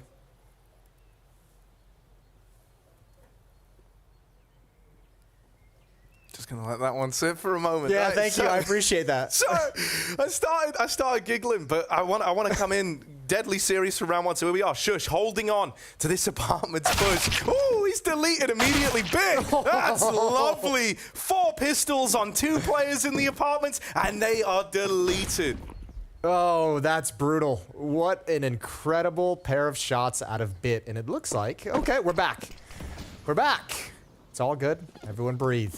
And Heroic hasn't moved. They haven't budged from the B bomb site. No point. Those kills came out so fast from Bit. There's no chance you're getting back into that round.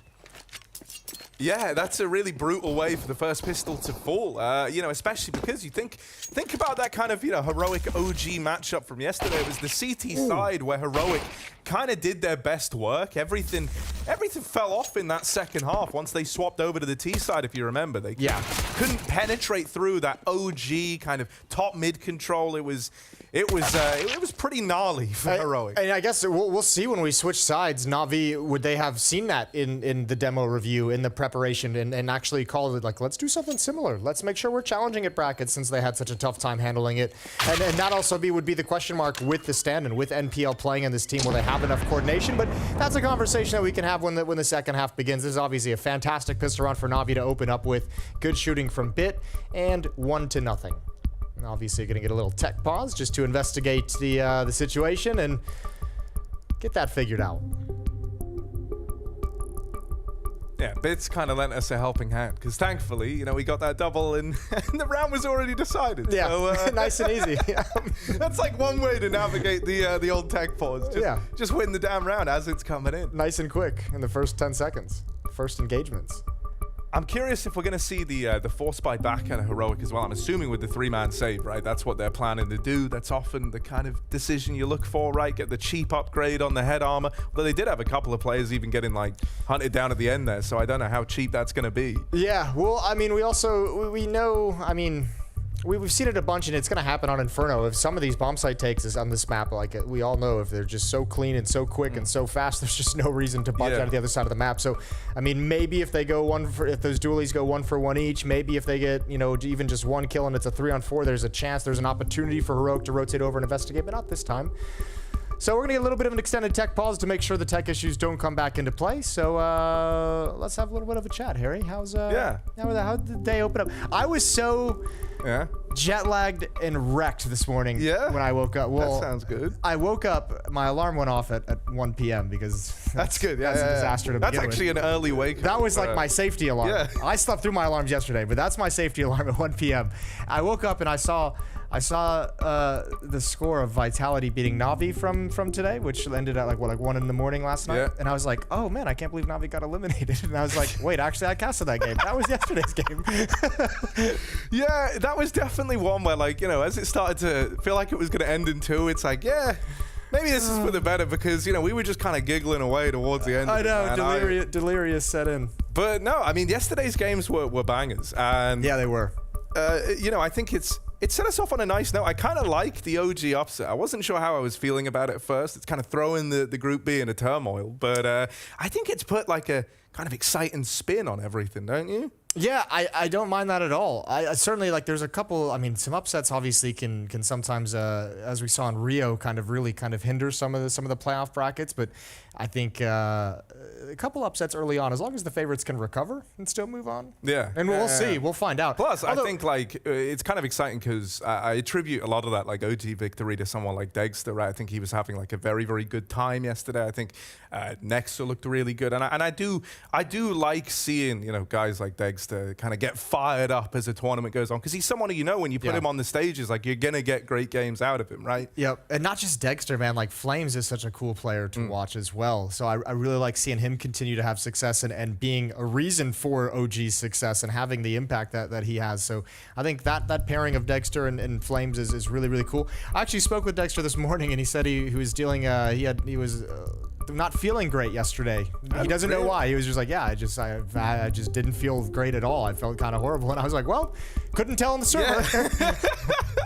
I always love that, man. It's like, I don't know, like when someone just kind of tells you, like, yeah, I'm not playing very good, and then, like, you hit tab and they're like 34 kills. Yeah, like 34 kills. It's like, hey, like, you're finishing the game on your 40th kill. Like, what are you talking about? What does playing good look like then? Like, there's more to it than this, bro. I don't know. It's you know, coming into this event, I had a couple of chats on our podcast with Yanko and Sponge, and we were kind of like posing the question, what's like the over/under on Anubis sightings? Like, how many games of Anubis are we going to see? And we kind of put, like, we were using, you know, like the old, like when Vertigo came in, when Ancient came in. You know, you did like some stats. We were like, the over/under is like 2.5. Okay. Like, and we've already had 3. Yeah. We've already hit the over. Dude, no, teams are loving it. I genuinely think that we could be in like a weird spot where teams are like really keen to show that they can play it. Unlike with like other new maps that have been added, I think that this one plays in a way that feels more natural. Like, there's no, it doesn't seem like there's massive changes that need to be made. Like Overpass, when it came out, had to get completely reworked. Cobble had to get completely reworked. Vertigo had some massive changes. Vertigo just had like, it was odd because a lot of people were like, yeah, it's kind of a cool idea, but it just doesn't feel ready yet, you know? Like, whereas with Anubis, I think everyone's kind of said like, yeah, it's super good. Like I say, the only obvious changes is literally the clipping on B main, and that's like, I've seen people complaining about that, saying like it's not ready for competitive play, but it's like, it's one little bug, and I think other maps have had worse issues. Like Ancient, when it was first brought in, had the water where even if you were sneaking walking into it, you could hear the sound cue all across the map. It's like, great, that's fair. Like, this is reasonable. Literally nothing I could do. Oh, sorry, like, you know, if you were sneaking, they didn't hear it, but if you took even like one step deep in T-spawn, they just know. It's like, cool, just free info, I guess. Yeah, it seems cool. It's fun seeing a lot of teams. It was fun seeing it as a decider today. Opening map on the initial day with Liquid and Outsiders. Man, that Outsiders loss is brutal. Right? I mean, dude, the major hangover continues. So you said that like you woke up at 1. I kind of was in a similar boat, right? And I checked I checked like HLTV to look at the games, and I'm like, oh, they're still on first map. How? It's like midday. And then I hit results. I actually thought the same thing too. I was like, wow, there's only one series. It's already 1 o'clock. What's happening? So I hit the results. I'm like, oh, Outsiders. What happened there? Yeah, I went and tried to look at like some of the, I guess, the low lights of that second map. It looked like they were having a pretty rough go at it. I think it's well, man. Would you have on front page of Reddit to start the day, and it's like the CS subreddit, and it's is that how like you start every day? It's the toilet. Oh, okay, yeah. Toilet it's experience. like, okay, the toilet experience with Moses. And there's like just like the whole front page was like Monacy highlights. I was like, this has to explain everything. Well, that's great for G2 and Monacy, but kind of sucks for the Outsiders that he had a switched on day. Yeah. But either way, I mean, like this is we obviously still have these tech issues going on, but it was a great showing from G2 for sure. Yeah, something I'm kind of intrigued here in this series, as we're kind of, you know, still in the tech pause, is obviously we have like the 6-man roster for NAVI, but then you have the stand-in of Config on the other side, who was like the top player for Heroic yesterday. I'm really curious to see if he's going to be able to keep that up, right? Yeah. Like, because I think a lot of people were a bit nervous about the fact, you know, you lose Down, it's a pretty big punch to take, but you bring in Config, so you kind of find yourself going like, you can at least match volume. Yeah, right? yeah. It's like he can, you know, you can envision him putting up those sorts of numbers. And while he looked great, I think actually the issues came from like the 4 starting roster players for this heroic squad. Like the core four had some awkward moments thrown in there. I think guys like Cadian were struggling at times to get things going on the AWP, and it's not really like what I'm used to seeing. Yeah, for sure. I mean, that's always going to be a fun thing, the six-man roster versus the config standard. Regardless, though, with this tech pause, as you can see, the headphones are still off. It's going to be getting word it's going to be a little bit excited. So we're going to take a little bit of a break, and then we will be right back as soon as the issues are fixed. So stay tuned.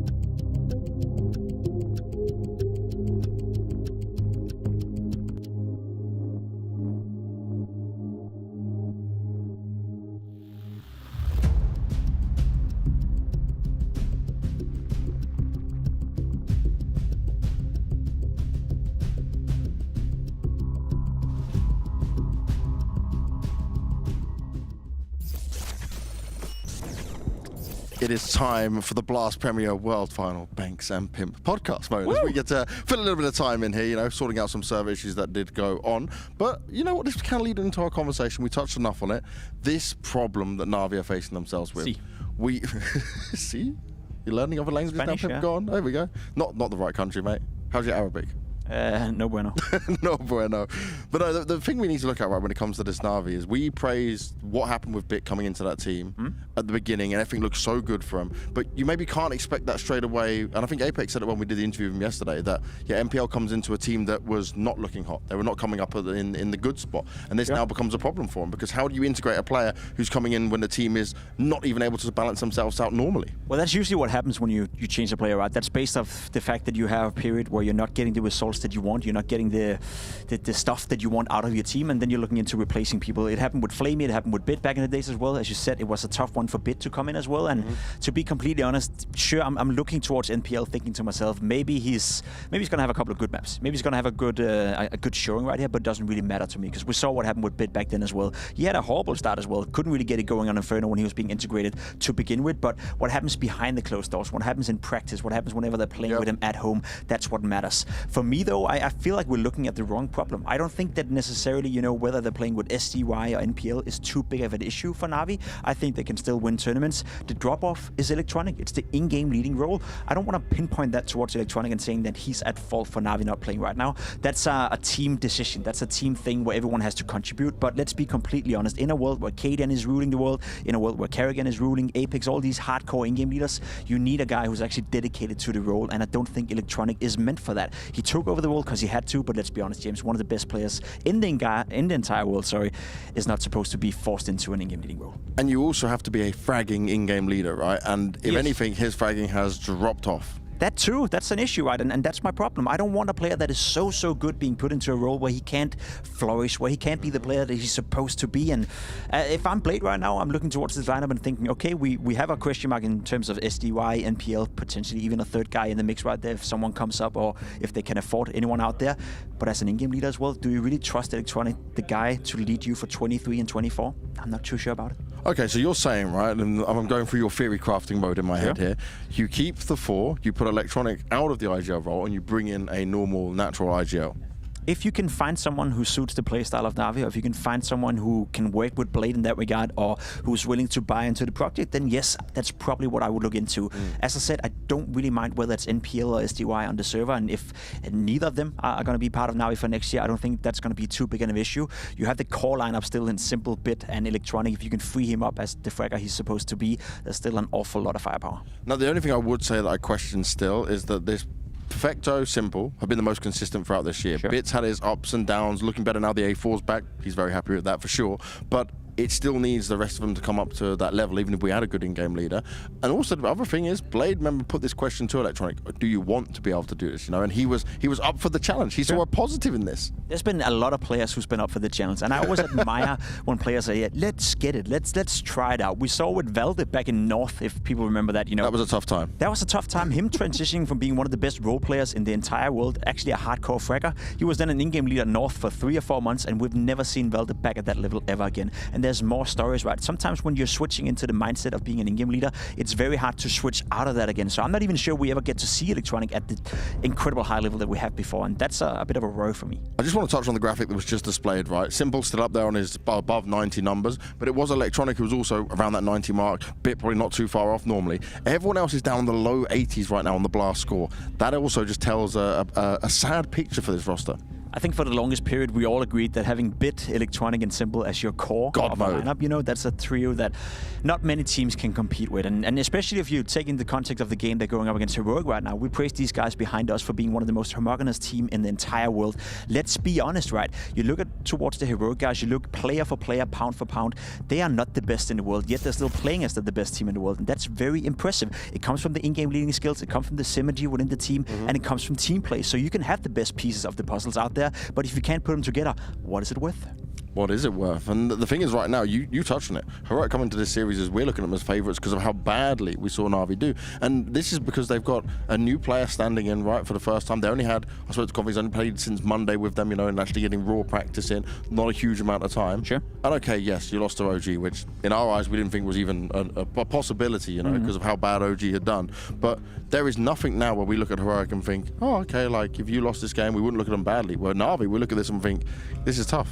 Think about how crazy it is that we are praising Heroic being the favorites against Navi, despite them playing with a stand-in, despite them playing without their arguably best player. It speaks volume to how even much I flipped. Believed. Yeah, even you flipped. Out of all people, it speaks volume to how much you actually praise, I guess, Heroic, and you are worried on behalf of Navi. But the fact that we are praising Heroic as a team that still are the favorites in the vast majority of the games they'll play throughout this tournament, despite not having their best player on the server, despite not having Stown with them, it speaks volume to how much we believe in the system of Heroic, how much we believe in the groundwork, in the foundation, and everything they've been trying to build up. You see the guys on your screen right here, and sure, yesterday against OG wasn't the best series ever for them. I still question, you know, the third map there in Anubis. Maybe they could have gone elsewhere, but again, if you ever were to gamble just a little bit in the video, it would be in the first game where elimination is not on the cards.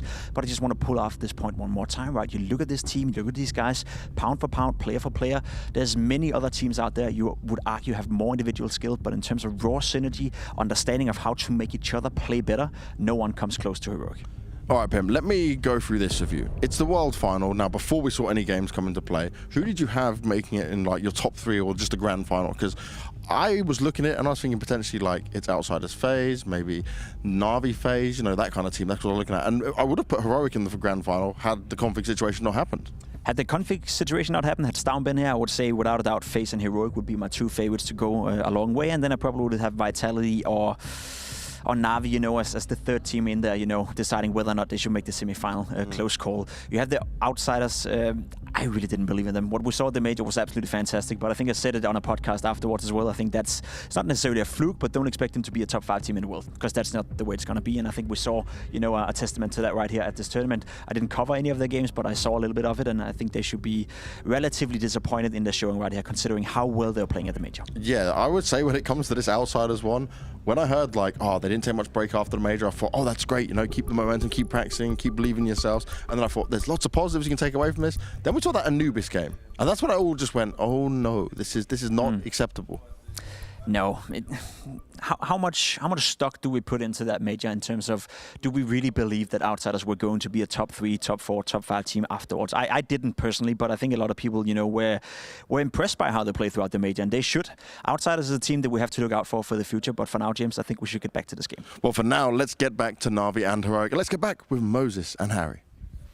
Oh, yes. All right, then. I'm really looking forward to getting back into this one. All we've seen is a little pistol round, Jason, so far. Kind of whet the appetite, and, you know, it was a good one. It was getting that double, and then it just came to an abrupt close. But now the tech issues are all out of the way, and so finally, you're all caught up. You know, you only missed 1 round, don't worry. We have this 4-spy happening for Heroic. You didn't even really miss a round. You just missed 2-bit headshots. Kills, yeah. That's it. Oh, man. So, yeah, we're going to get into this game shortly, as Navi have obviously gone for, well, I was going to say a 2nd round bye, but they won the pistol, so that's quite obvious. Heroic have gone for a 2nd round bye.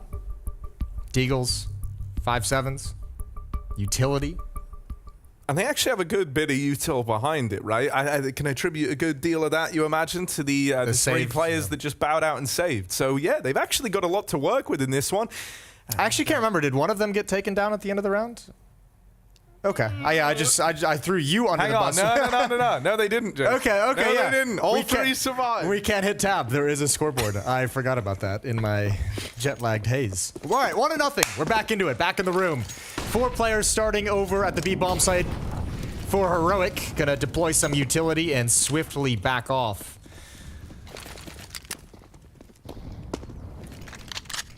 I dumped a couple of nades down, and NAVI wanted nothing to do with it. They're looking to take away top mid control very, very early here. Creeping through this smoke on the short side and bit catching that timing over in the apartments. This A play is underway. And if someone doesn't step up soon, it might just be another one of these saves. MPL, that nade might do it. Cadian blowing out by him. And so NAVI are in with the 2nd. It's a save for Config and Tessez. I like that. It's a much more convincing call as well. Just get up mid, make contact, and keep pushing forward. Trust those MAC-10s to be space creators. Well done from NPL as well.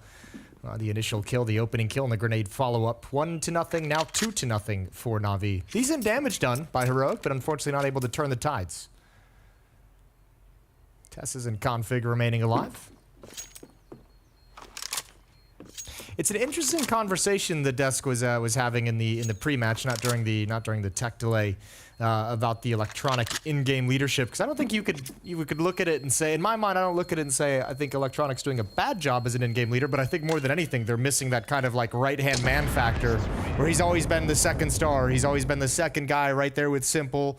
I think that's kind of the factor of Electronic that they're missing, switching him over, and that's the issue that they're trying to make up with guys like SDY, with guys like NPL bringing into it, trying to get bit back into his rookie form. Yeah, you know, I think that's actually a very good. That's like a very good point. I think, you know, like even looking at Bit, right? Think about like his kind of early performances with the NAVI squad. It did become the case that those numbers dropped off, right? And even when you kind of look at that, and then you factor in that you are trying to bring in these like new players to fill that electronic void, it's probably making his job harder as well. You know, like having to cope with more guys coming through the doors as time goes on.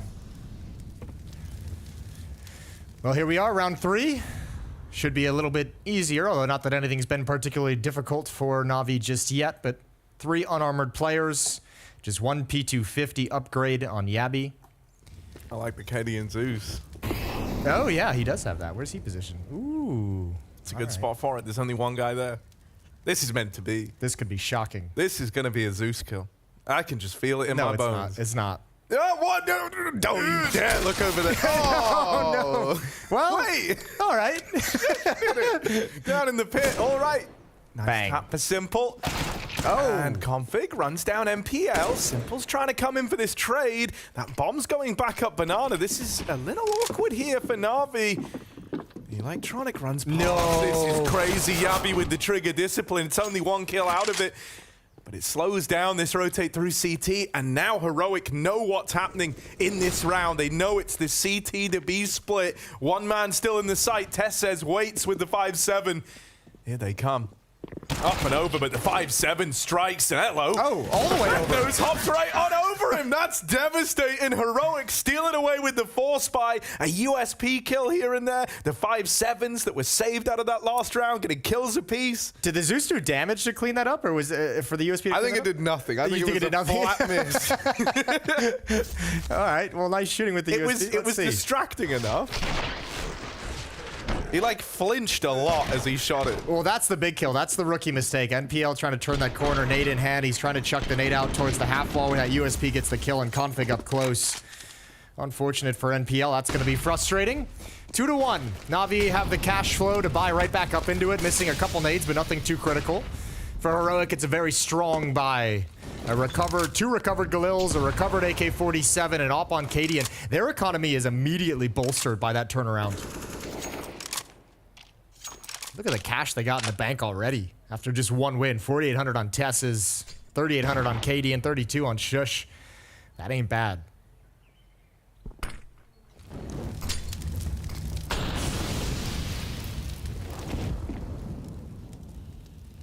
Retake Banana, Util lobbed in, but Simple waits over the top of this smoke for anyone to try and retake this Banana side. The Electronics even gone through the smoke with that Overwatch from Simple. They know that no one from Heroic was here actually fighting for the top of B. Tessez has thrown in that smoke to put a stop to the B rush, but he's left this side of the map alone, and that might start to shuffle up this CT defense.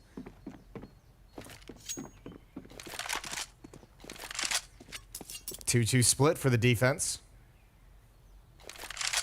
Yabi and Tess's at B.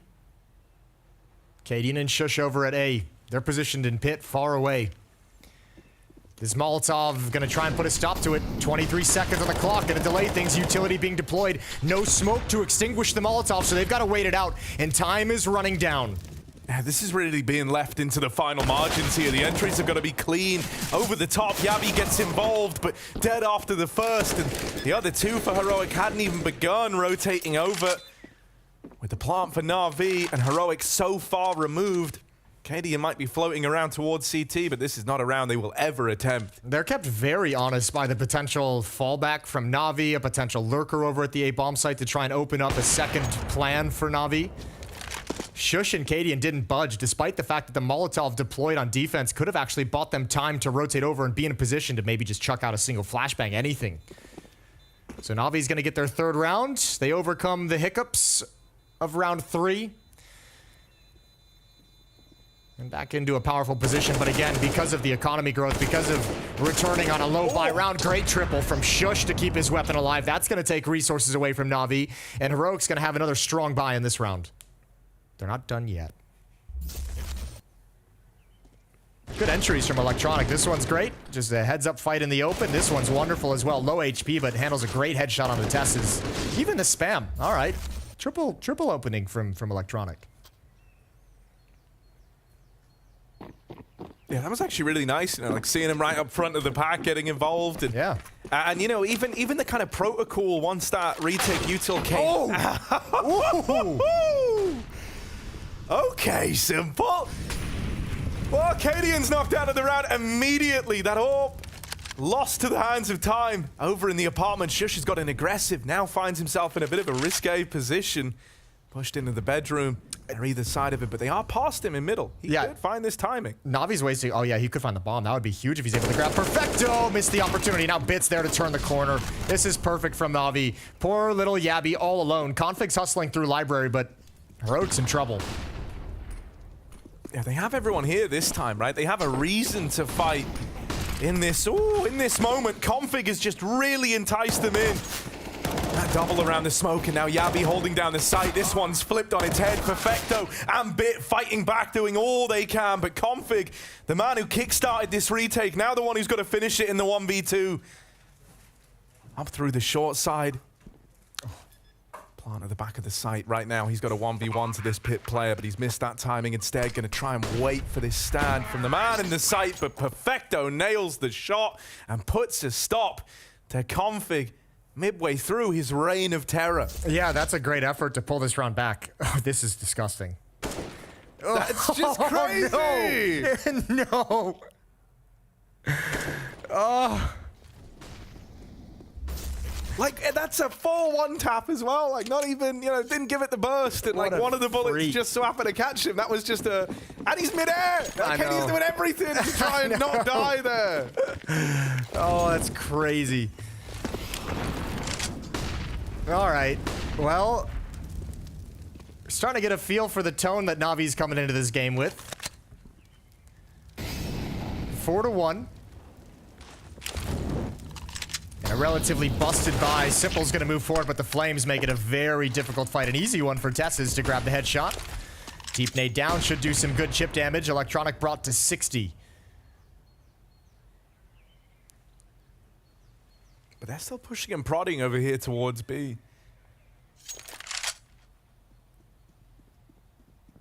It's even moving back. This is looking like Navi are very, very interested as to what this B site has in store. Now, there's still a lot of utility in play here for Heroic.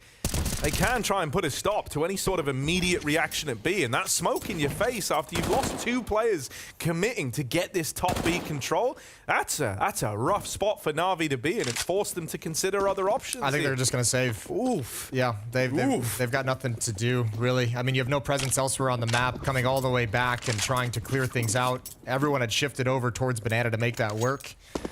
Good round from Heroic, forcing Navi into some uncomfortable fights. Simple fighting in flames. Perfecto just dry peeking into the B bomb site of so many angles. Simple's got 1600. Perfecto's got 1200. They can't drop weapons, obviously, with this save coming in, but someone's going to drop Simple an AK-47, you'd think. After that shot on Acadian, that surely should be like, bro, just give me the AK. Yeah, you'd like to think so, right? Surely that earns him one. You think it's going to be the rookie? You think it's going to be like hazing? Like, yo, NPL. He hits up MVL for it. Well, because MVL can't say no. You know, like, he has to give him the AK. Simple looks to you and says, like, mate, drop the AK. Like, what are you going to do? If you're like, nah, man, I got this round. Good hold. Navi just playing a very simple game, trying to get involved in some early fights very quickly, very aggressively. Simple's going to stick to the deagle. No one's dropping him a gun here. He's happy to just drop down to the pocket op. 2-round lead for Navi.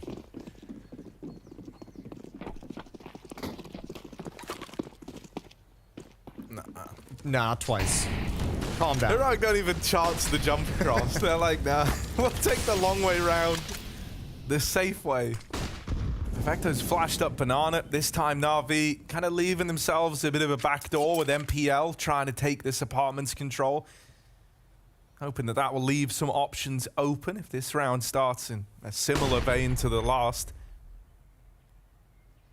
And so a bit more of a kind of spread out default early here for Navi.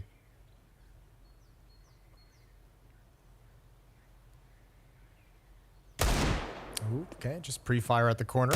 4-man stack in brackets for Heroic. This is so deadly, and it looks like Navi's going to wander right into it.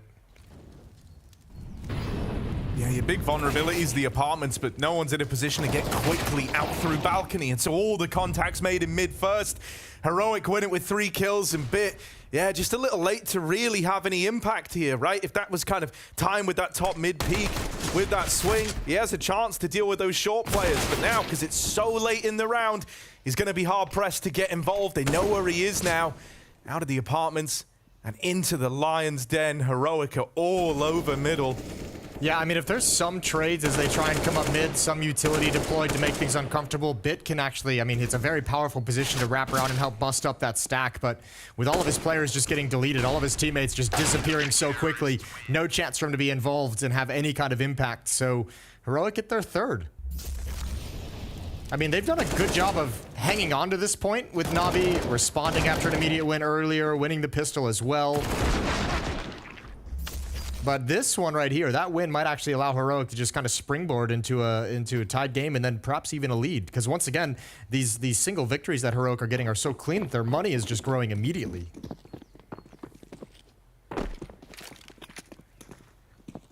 It's kind of wild because like this is like the first kind of proper full save that we've seen, right? Like a full eco. The game started on that kind of odd note with the like force buy that led into the saved pistols armor, and since then we kind of just had, you know, ragtag buys back and forth. So finally Heroic stand to win the money game. Navi, this one could be a bit of a feeler, try to do some damage, try to get a read for what's going on over here towards this A side of the map. A couple of P250s, but once again, you're really relying on Simple with these kind of dry peaks in middle with that Deagle to get something done. He's chunked down to half HP.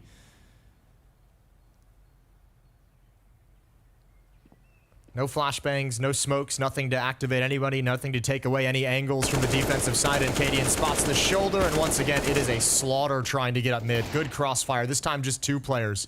Yabby goes for style points with a Deagle of his own, and he gets it. Perfecto drops, and we're all tied up. I wonder if Heroic were at all inspired by these frequent top mid setups out of OG yesterday. Yeah, they're like, we can do that. Yeah, they looked at it and they were like, man, that's really strong, actually. Who would have thought? 4-4, we got a timeout. This is called by Navi. Yeah, chance to get Blade involved, right? Trying to figure out this one early on. Exist giving some back rubs. Looks like they're having a good time. They're not even talking about Counter-Strike. They're talking about dinner plans. Other fun things that I can't think of at the moment. Scary to make dinner plans at a VO3. When do you arrange it for? True. Is it 2 hours? Is it 3? Is it 4? Good point. You gotta play it safe. Gotta go for like the safe 5 hours ahead. Yeah, the like, late dinner. Eating at 9, in bed by 9:30. And Heroic, after tying this game up, they've now got a Navi forced to get through, right? It's Galil's everywhere. Full utility behind it. Seen a lot of rounds like this from Navi.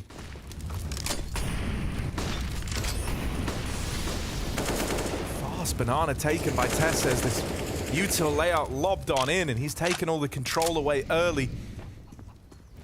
Isn't head armor on 2 players for this Heroic squad? Surely that doesn't come back to punish them, right? We do have Shush falling early over here in middle, boosted up. He's the first man out of the round. Now Yabby up close on short is going to try his hand at this trade, but they just try to avoid him. Back into the danger zone for this Boiler player, and Simple shut down by Yabby on the short side. Suddenly that man advantage is flipped back the other way. Bit will collect that trade frag eventually. And so he's at least leveled the playing field for now. Yeah, wait for Yabby to stand tall. That's a great double kill that he's able to get before going down. 3-on-3. Cadian's got an op on the mid ramp. Still just a lone defender boosted up on the half wall at Banana. And Tassis has a Molotov if he gets into any kind of trouble. So Heroic is very comfortable keeping 2 players at the A bomb site. They know what's happening on the map right now. They've got great information and a great read and good positioning with this op. Yeah, he's going to be at a really good spot to get a stop to this, but Electronic takes his head off. Cadian gone, and so Config's got to do this now from up in the graveyard on the short side. They nearly line up for him. It's good damage, but a 2v1 numbers alone could end up deciding this. Tess says fast up through middle. Now the money's really good for Heroic. Go for it. You can definitely justify giving this a look and see if they give you that golden ticket, a 1v1. To break you into this retake. Molly used it pit. At least clears one of these angles, right? Has a bit of a better picture as to where they could be, but it's Bit with that turn. Dodges the flash and then is quick to the mark. Navi with a 5th. And it's, you know, really, really important that Electronic got away with that kill as cleanly as he did in mid. I think that's kind of a series of like key frags happening here for this top mid control. This is a really weird peek, that like little half jiggle, whatever it is that Electronic pulled off. Cadian saw a shoulder and just saw it kind of vibrating back and forth and just took an early one. That's a nasty little peek. And we've seen that now a number of times with Navi, trying to get up that mid-ramp really without utility. We're not seeing smoke towards left mid. Cadian's going to get aggressive, blinded. Nades coming in and taking a really tough shot, not connecting. Ooh, that's rough. The molly spreads. Finds Perfecto tucked in behind the half wall. I mean, you saw Config was about to get aggressive there, but he's like, okay, the molly did it for me.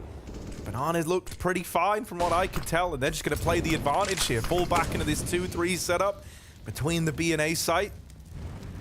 Navi are looking for solutions out in top middle. I mean, this time at least they use utility to gain control of it. They've seen so much presence. I think also the indication that Cadian was over at the B bomb site early gave them a little bit of courage to move up as well. Question becomes, what do they do from here with brackets control? Need to force back any presence in Banana, so Electronic and Bit are going to handle that, and this might be an improvised mid to B split. With the bomb in the hands of Electronic.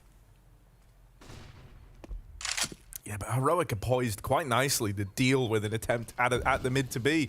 With Cadian holding down the arch side, could be hard pressed. Ooh, or it could be easy. MPL gets rid of the Danish AWP. Config has to come back to try and plug this hole at CT, and he will.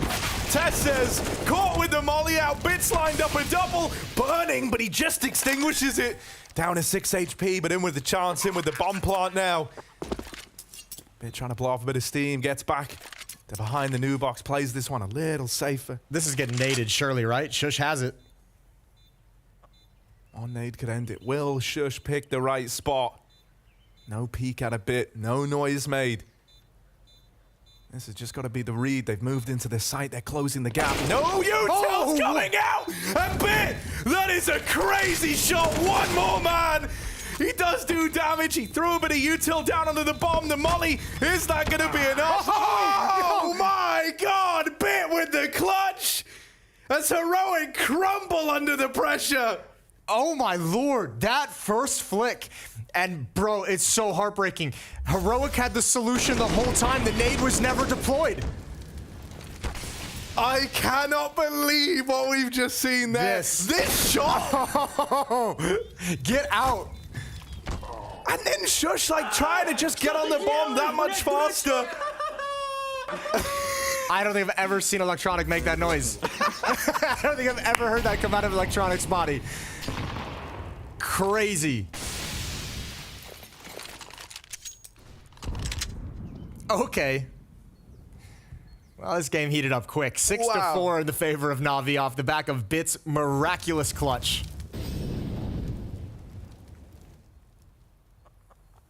That is just a feel-good moment for Navi. That's one that kind of reminds you who you are a little bit. Ooh. Tess says mid-aggro, this is nice, but oh Bit my Lord. Turns on a dime, flicks to this guy's middle name. Look at him go. He's back.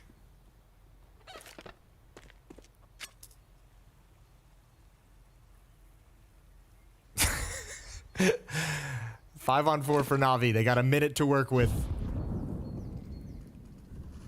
Happy to play this one slow. Cadian's got a good read, though. He's going to start rotating over, and support utility is dropped and stockpiled for him. They can commit 2 players to the bomb site and 1 to CT spawn. Make that 1 player in the bomb site. Make that potentially 0 players inside the bomb site.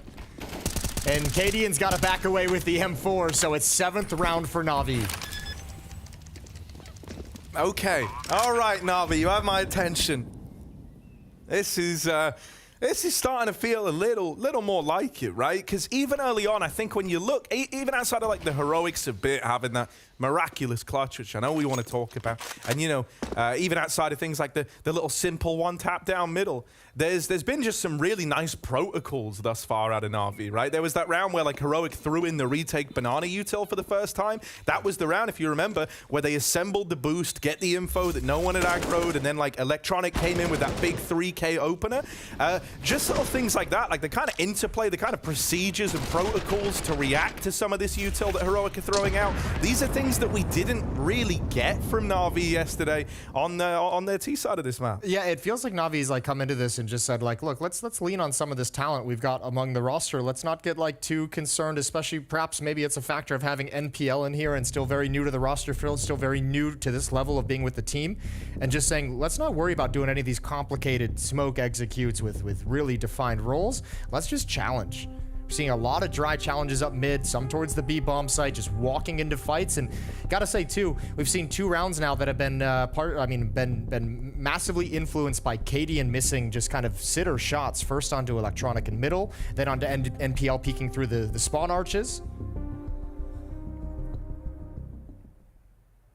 And obviously that bit clutch is just a little crazy, little cherry on top of Dude, that's one where I think like, even when you go and look back at that, that's just going to hurt because, as you pointed out, even heading into it, it's like they had the nade, he's 6 HP, and that's the thing that's kind of an unknown because it was the molly that tagged him down that low, right? So they didn't know he was so close to death. So that's one that actually gets worse the more they replay it. Yeah, but surely, like, I mean, you think you have like a nade on the retake. Why not just chuck it, you know, back behind triple? You see it frequently. Just throw it into a position that can be so strong in the post plant. I would have sealed it regardless.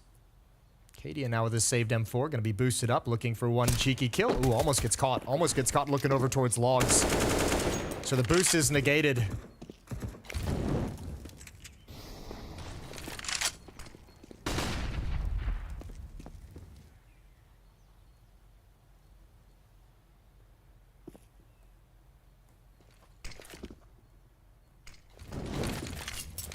Making noise all across the map right now. Out into middle, out into this stack, but with only the pistols. Damn. NPL, just no mercy.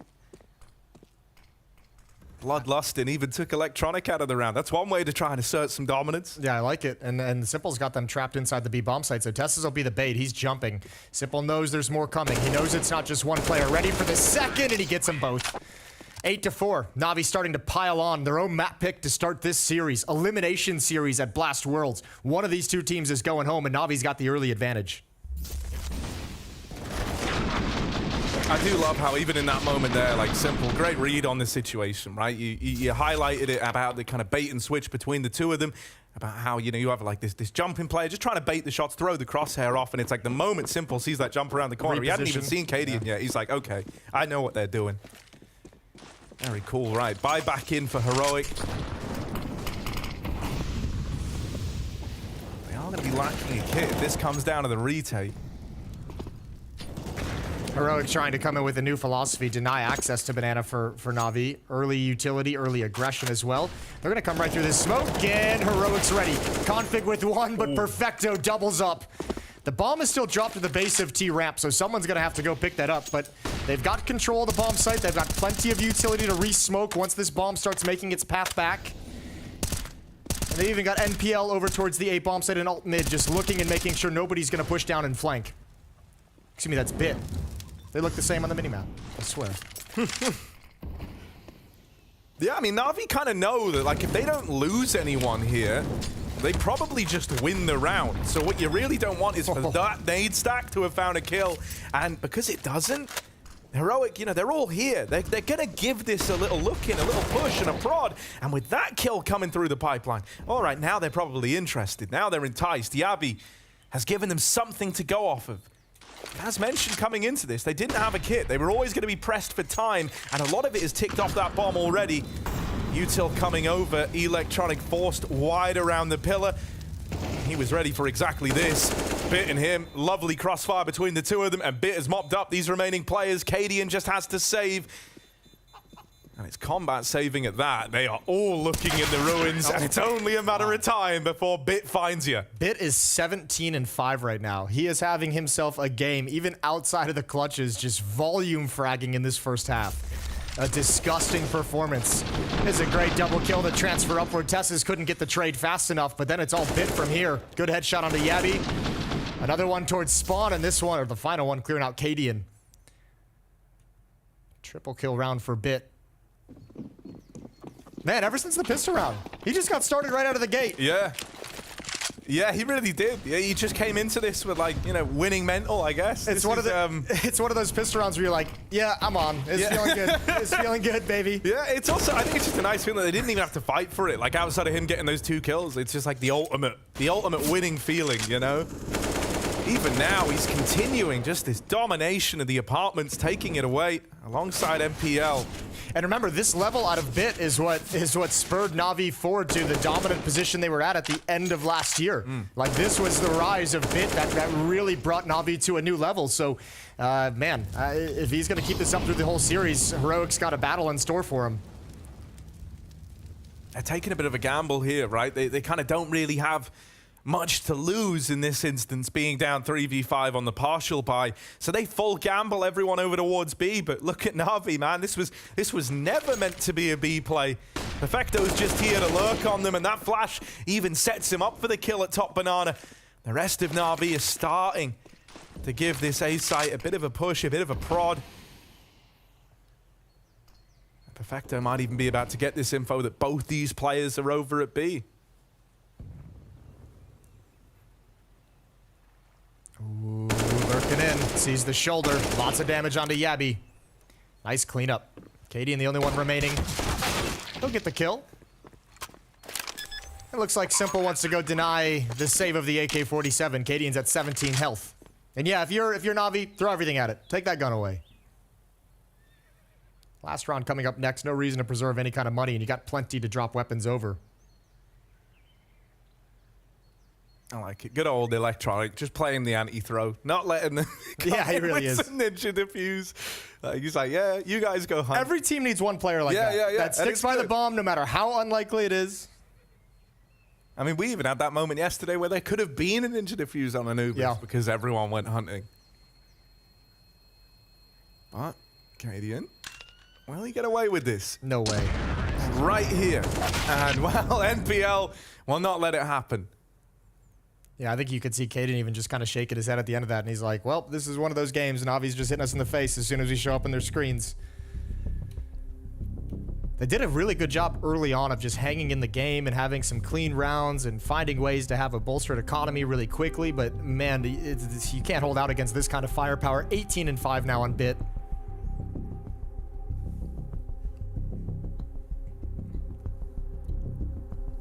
And I think it's so good, like, coming into this, you were kind of saying, you know, like, since Electronic has moved over to, oh yeah, hang on, let's get a little replay of this. I could watch this all day. I really could as well, man. Everything about it, like, even the kind of minute details, surviving in that Molotov, like, just getting through that flick as well, and then this. And that. He might have been able to wait a little bit longer. I think he could have. Yeah, I think he could have, but I think it's just, you know. Yeah, the heat of the moment. Heat You're of the not moment. really sure. Heat of the molly. It's a bummer. Well, I mean, it's such a good clutch, too, because Heroic actually played that round really well. Both Tesses and Config fell back to address the mid portion of that attack, and off that, the response from Navi was to aggressively attack towards CT spawn, just swing and make sure you get those 2 kills. So both teams played it really well, and Bit comes out on top. Again, a great headshot, and he's got no fear. It looks like he's on rails. Like, this is like the single-player campaign right now. He's just running in and finding success every step of the way. Bit fighting over towards long. He netted them the opener. Do they want to keep this pace high? After Bit's early kill in towards this A side of the map, it looks like it. They're grouping in the apartments. They're grouped in top mid. Gonna try and split this, and there's Perfecto really giving you a reason to hit this A bomb site now. One man in the site in Shush. He does have a bit of a bait from long right, firing through that smoke, trying to give him a chance to fight back, but it's just 1 kill from the site man. This is gonna come down to the retake. Moving in fast. Heroic aren't waiting around. They're going to try and throw this off with the pace. Electronic at a great spot to shut this all down, but it might never even come down to that, as the spam could do it. Tess says so low. Not a hope in the world to win this one, and there's the nade to seal the deal. It's a lights out 11-4 half from Navi on their map pick.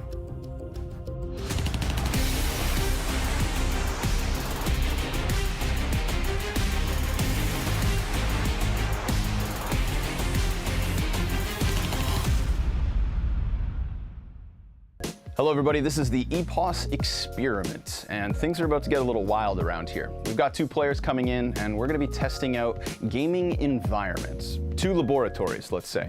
One with Chaos, one with Zen. One player will receive comfies, candles, and a noise-canceling headset, and the other one, well, complete and utter chaos.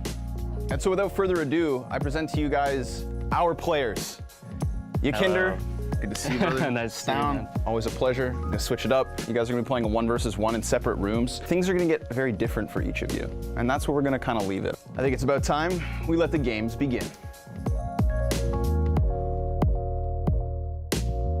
The first experiment's underway. The first experiment, it's not much of an experiment. We want to let these guys size each other up. We want things to be even. We got to figure out, before things get crazy, who's actually coming out on top when it becomes Yakinder versus Stown. Let's go! Clearly, it seems like Yakinder's got the hot start, but what Yakinder doesn't know is what's to come.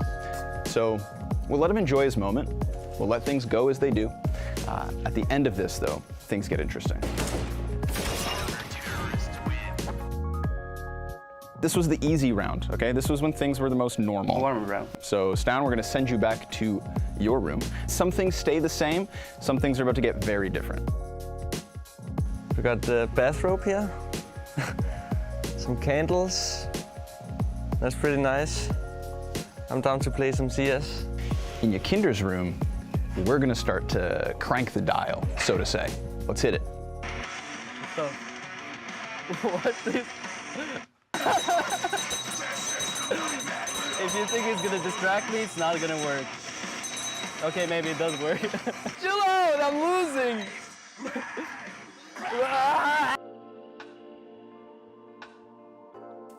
Boy. Focus, Connie. We need to win this.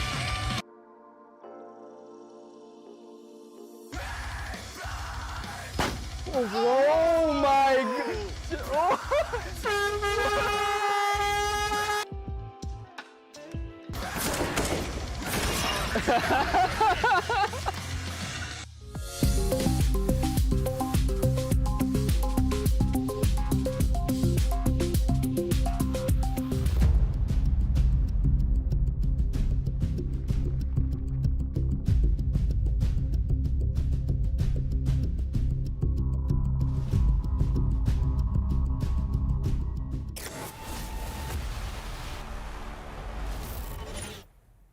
Well, a lights-out start from Bit has seen NAVI go up 11-4. Scores on the doors at the end of that first half, looking great for the NAVI side of things. Heroic, they've got to try and pull it back on the T side of things, but this is where they encountered most of their problems yesterday versus OG. Over towards Top Banana early.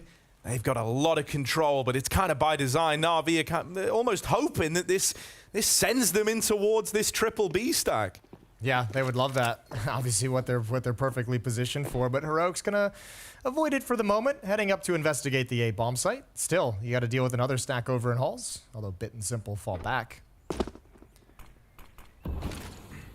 Let's see if Bit's gonna keep his powers on the CT side. Simple is. Good headshot onto Yabby. Now he sees them turning the corner. He can be safe. He can wait. He can give Bit the attention, the chance to be involved now. Headshot from Bit, and the hit continues, but it gets stopped. Yeah, just 2 players here. Least defended side of the map, but you wouldn't know it if you're Heroic. Lit up by Bit and Simple. That little apartment's pit crossfire destroys the short play. And I mean, you said, you know, is Bit gonna keep this up? Yeah, Looks right? like he's given us a resounding yes, I am. That's a 2v5 at this bomb site, and Simple and Bit handle it with aplomb. Ooh, okay. See ya, Katie. It's just crazy how composed that was. Like, for that, as you're saying, like for a 5v2 site taking the pistol, that is ludicrously clean. It seemed very casual, didn't it? I don't think I realized how much I missed seeing these kinds of games at a Bit until just now. It's the reminder we all wanted, you know? Like, here it is, here he is, hear him roar.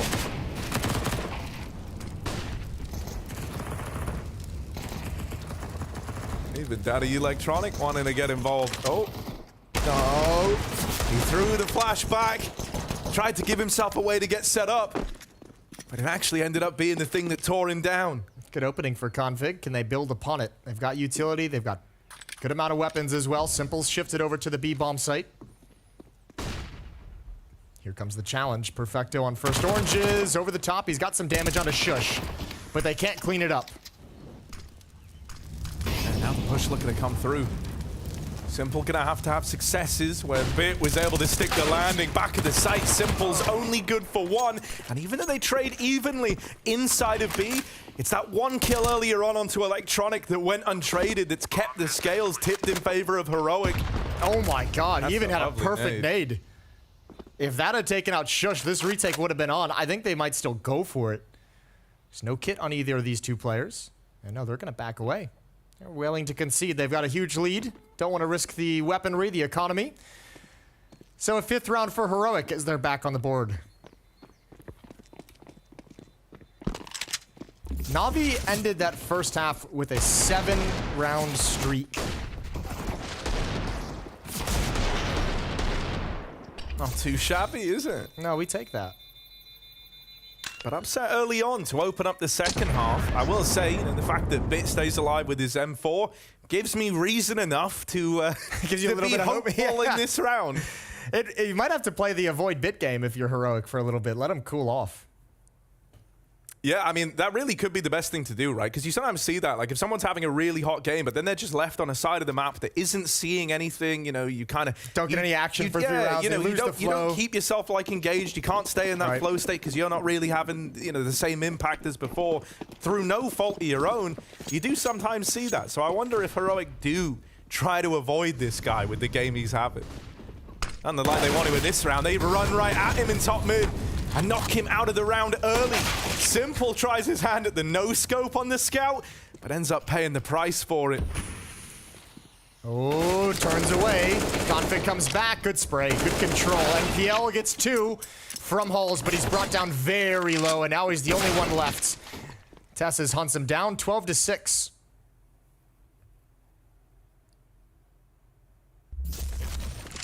So that little attempt at the kind of force back around the safe guns doesn't take Na'Vi anywhere. Lovely openers for Shush. You know, 2 guys he finds are the ones that tore the round away from them in the pistol, and he makes it look easy. Doesn't even really have like a tremendous amount of, you know, supportive element there. It's very much just him holding W, running out up mid. Pop flash setup for middle. Simple's keeping information with that Deagle. They're trying to listen for footsteps. Heroic's elsewhere on the map. And Electronic gonna start shifting. Simple's gonna continue going back for it, but 1 HP, no more chances. They've held on to this flash. And so they do have it to send them through the CT smoke. Surely this doesn't get weird, right? Oh, everyone's so blind, but Shush is able to keep the USPs at bay, and thank goodness. Perfecto with 1 through the smoke, but you know, the good times probably end there. Obviously, we love that idea. We love the fact that Navi's going for it, and they almost had the right timing. I think maybe just by the fact that it felt a little bit rushed as Heroic entered into the B bomb, so that flashbang isn't perfectly placed.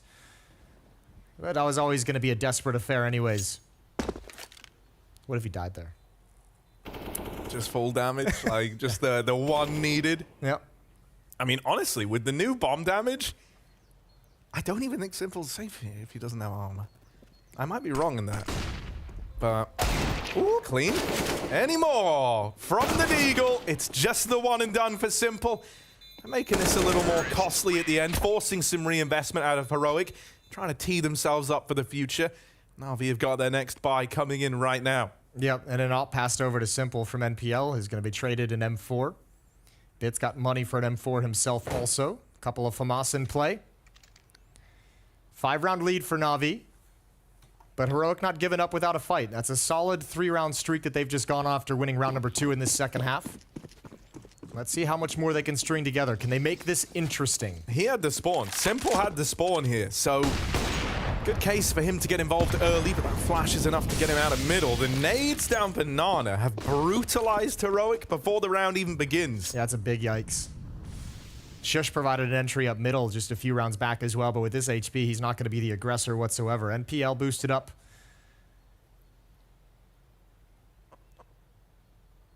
on the back of all that nade damage, this could be one of these rounds where, like, if this was Outsiders playing right now and they try to take the first fight and it doesn't go their way, they're saving.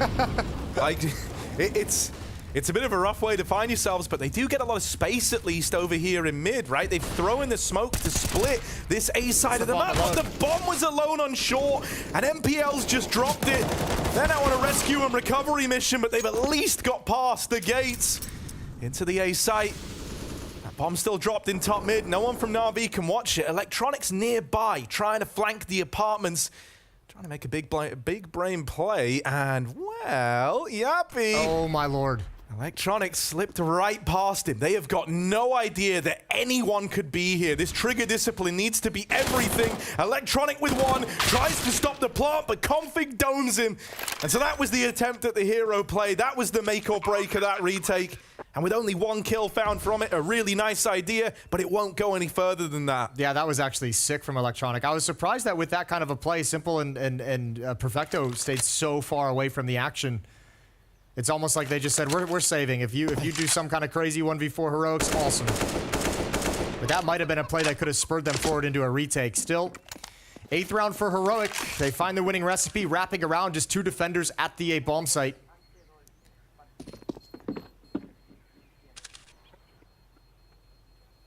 I think Simple saw the little hat. Couldn't get a clean shot. Terrorists win.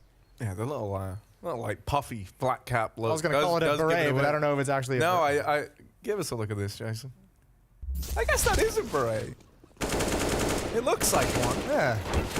It's close enough.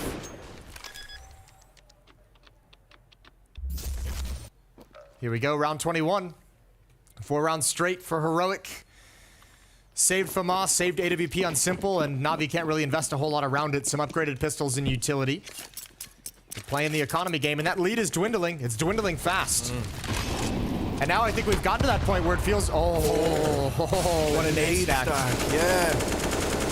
That's good read. That's a really good read for Heroic with that AWP being saved. The crazy thing is, I think the nades have blown the AWP away. They couldn't even find it. Just tried running up to the smoke. Oh, no, hang on, there it is. Perfecto just didn't grab it the first time around. He has juggled that FAMAS onto Bit, so they've kind of rearmed and replenished inside of B, but do they have the manpower? Bit comes through the smoke, only good for one. Perfecto, back of the site, can't find the chain kills together on that AWP. The other 2 for NAVI moving in. I mean, they got pistols armor, they're buying next round anyway. They could justify giving this a bit of a look in. They will be hard-pressed to find much. This fight's weighted pretty heavily, and Electronic does win that out.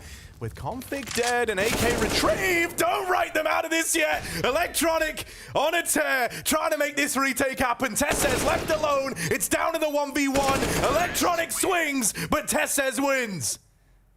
What a great recovery. Huge for Tesses to keep this comeback alive. That would have been devastating. Just 3 rounds away now. Electronic makes that super interesting. These are some great kills. Config sliding in. You don't need to be that aggressive in that situation. Gave him the opportunity. Ooh, it's almost like I was casting the replay. 12-9. I think we've got... I think Heroic have done a really good job of surviving to the point where now it does feel like Bit has cooled off after this second half this round. They've been able to take him down a couple of times. We haven't seen those sequences as well. Heroic's doing a really good job of swarming whenever they have massive amounts of bodies. They're not letting these multi-kills come out. They're doing a really good job on this T side so far.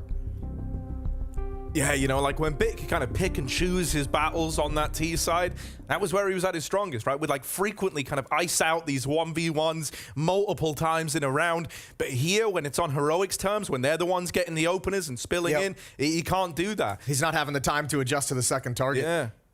And it's even problematic because, like, you know, when they're losing B like that and he's having to scramble or rotate over, it's all very messy and all very stressful. Yeah, Bit... It's starting to cool off, and so that's where, you know, we might have to look towards some of the more, you know, usual names. A guy like Simple could certainly do with switching on a little bit more right now. Yeah, who's going to step it up in the second half? You already had Bit carry you through the T side. Now you need a defender to hold his ground. Oh, Bit.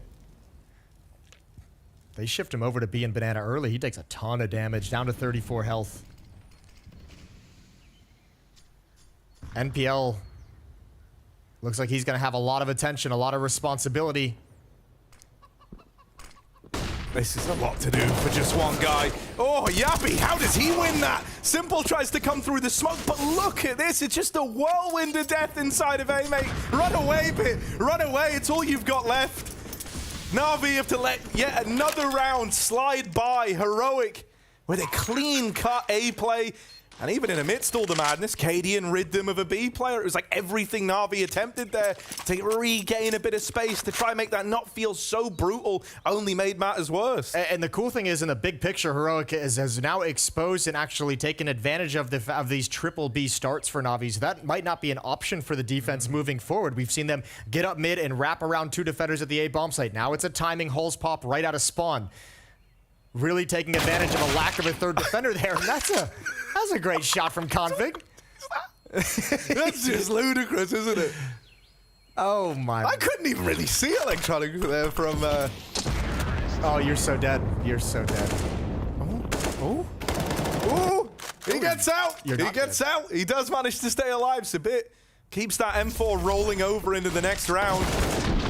This was crazy. Imagine how MPL feels after that. Like, you at least want to go 1-for-1 in that position, and it felt like you were going to. Yeah, that's a... Oh, God. Like, imagine you win that fight as well. Ugh.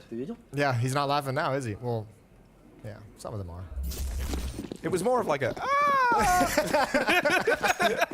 I never expected to hear that from Electronic. That's mind-blowing. Oh, man. All right. Heroic showing some resilience. They've stuck in this game as well as they could, and it's given this opportunity. They've closed the gap to just 2. A massive 6-round streak of their own to bring them back into Inferno.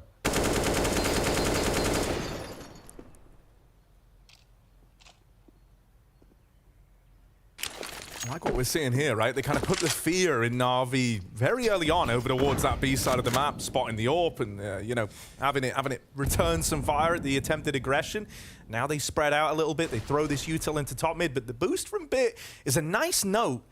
It'll give that info that no one's actually aggressed with the top mid smokes. They're nothing more than a bit of trickery right now, and that's why we're seeing this rotate happen. Exactly. That piece of information is giving them a heads up that perhaps the B bomb site is in some trouble or about to be in some trouble. This is a full evacuation for Na'Vi. This is, I wouldn't call this a straight up gamble stack because they have some intel that mid wasn't taken, but there's still potential that Heroic can fall back on this. Oh, Heroic wants to find it. He wants to know what's coming. He gets 2. Oh, maybe a 3rd. He's got the dink. Push forward. You deserve it, but he's going to play it smart. 5 on 3. And now they've got to hustle back. Yeah, the weird thing is that was so successful that now it's going to force the A play into the empty A bomb site. Tessez could still recover this if he can hold back the rotations, but it's a lot of work for just one man, and Perfecto will get rid of him. Yabi and Cadian. Cadian wounded from earlier on. That skirmish with a fired up Electronic at the top of Banana. They've got to see this one through to the very end. Smoke down at Moto's nice. Gives them just that much more breathing room, but you do need Yabi down in the pit to find success. Cadian dead. Another one of these boosts rings out for Na'Vi, and they find it on a low buy. That hero, M4, barely having to get involved. It's Electronic taking all the glory with his 5-7 play. This was meant to be like a kind of suicide push into Banana that tempts them into the stack. And instead, it was so good that they found 2 kills and sent Heroic into the empty A bomb site. A wild way for that round to shape up, but Na'Vi do get it. Yeah, but let's just say that's a little bit, that's just like a hiccup at the moment for Heroic. Other than that, Na'Vi have not been able to handle most of these gun rounds, and when they have guns of their own, they haven't been able to handle the attack from Heroic, so now they have to prove that win right there, that deliverance from Electronic is going to give them a little bit of energy, a little bit of life to hold the fort down. Tough part is that gives them so much money with all 5 players surviving. 4 AK-47s salvaged. They did not have to spend a lot of cash. Electronic's gonna push up, looking to deny access to Banana and map control on this side of the map.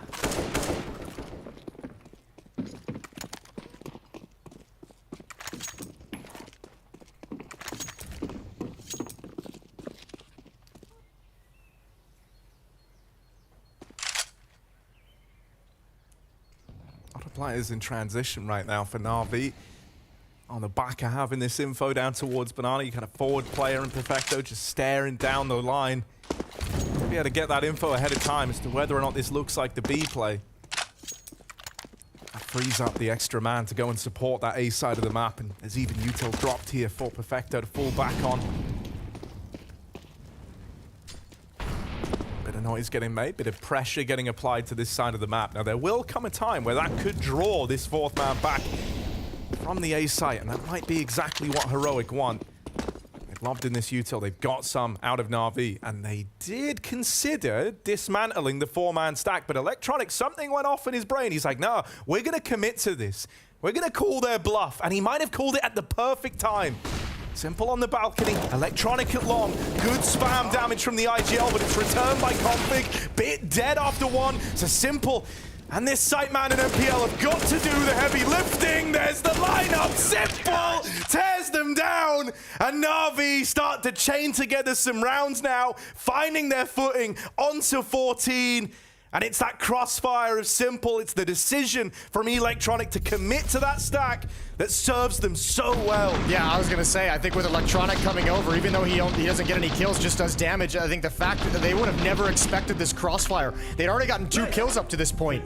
They probably wouldn't have expected 4 players to be here. That's a really, really good, timely shift from Electronic. So first he does it with the 5-7 at the top of Banana, and now he makes a brilliant call for Navi's defense. He's got him 2 rounds away from victory. 2 rounds away from surviving this comeback from Heroic. 14-10 out of the timeout. And money is an issue for the T side as well.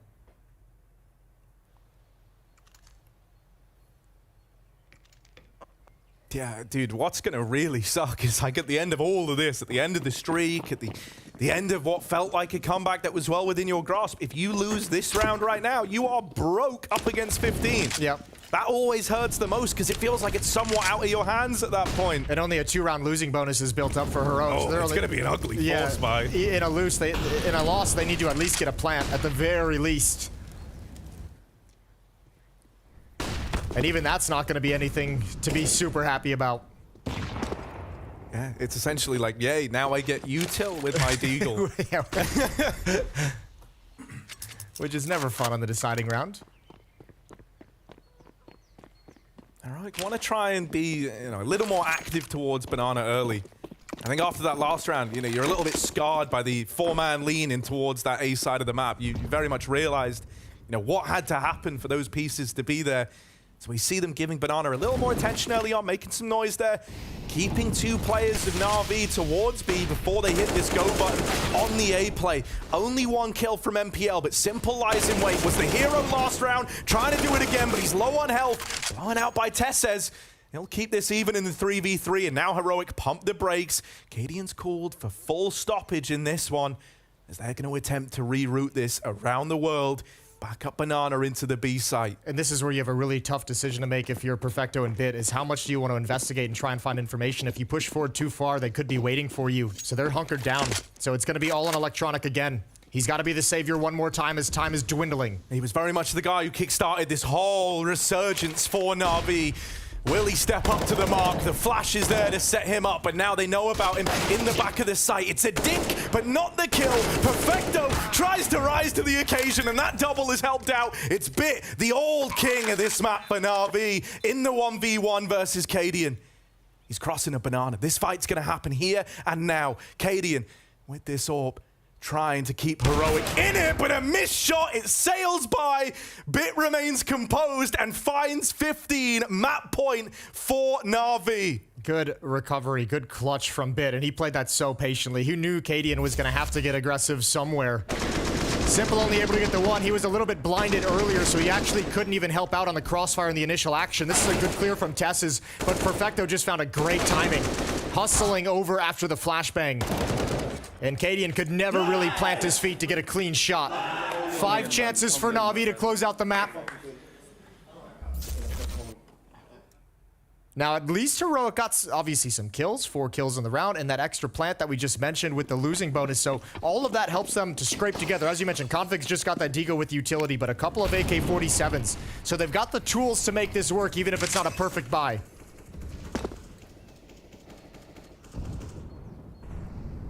But do they have another streak in them to bring it to overtime?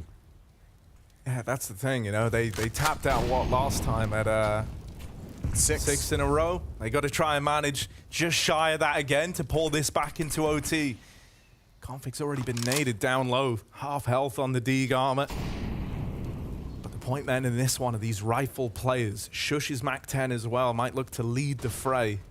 It was him who kind of started this off by creating a lot of space for Heroic in these A plays, fighting from the front. But this time Na'Vi have a crossfire lying in wait. We've seen Heroic be uprooted by crossfires similar to this all tournament long. Let's see if they can finally get past it. Util going over. MPL tries to swing it wide. That feeds into the beast. Simple on long. Lines up two. The spray is controlled, and he'll keep this even. Bit from the pit. Out in the open now. And he's taking names. Look at this. Crossing into the site. Bit is lighting them up. And it ends how it all started, with Bit firing off. Na'Vi take Inferno.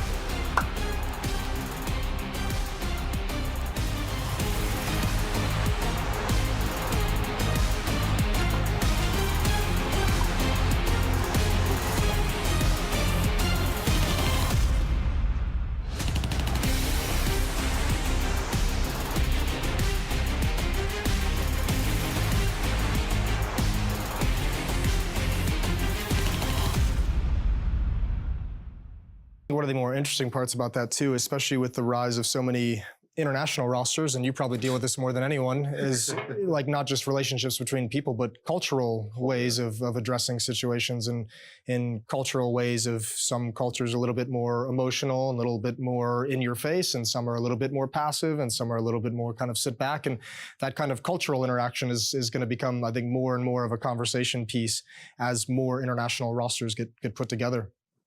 Yeah, I agree 100%. Yeah. It's exactly how it is. I think, you know, with FaZe, we have many different cultures, and we had in the past as well. It's tough to make everything work. Like, it's hard to show up to practice every day with different cultures, different views of the game, and make it work. And I also, something that I think is important is, like, you need to come to practice and have a good attitude. And I also want the guys to have fun. I want them to look forward to practice. Like, if you're hating each other, and if you don't like each other, and you have, you know, it's gonna be a bad vibe, and bad vibes is never good. I don't think so, at least. No, definitely not. And Moses, I want to ask this for starting off with you on like coaching styles, because we look at it right as talent and say, oh, there might be one who's more of a motivator, more of the one that's having to lead and be doing all the game styles. How do coaches have these styles? How would you do it? How does it work? I think stylistically, I know I ran into some difficulties, but, you know, more trying to facilitate communication and kind of the emotional and team side of things. I wasn't super heavy into like the detailed tactical side of things. And I think stylistically can be tough right now too, because I feel like the game is played from a player perspective. There's so many micro details now with how smokes are utilized or how you actually challenge around a smoke, that you can come in with like a great big picture idea, but you need that feel of the players to help you kind of fill in those gaps to make that big picture idea actually work. And that comes too with like players buying into like your overall grand idea, because sometimes there's no way you can necessarily know as a coach who's not playing the game on that level 60, 70 hours a week to know all the small details of what a specific flash means and what a specific smoke means. They need to fill in those details to help you kind of get to that end of the line of the big picture. So I think right now, I think it feels like a lot of the tactical coaches are having a huge impact.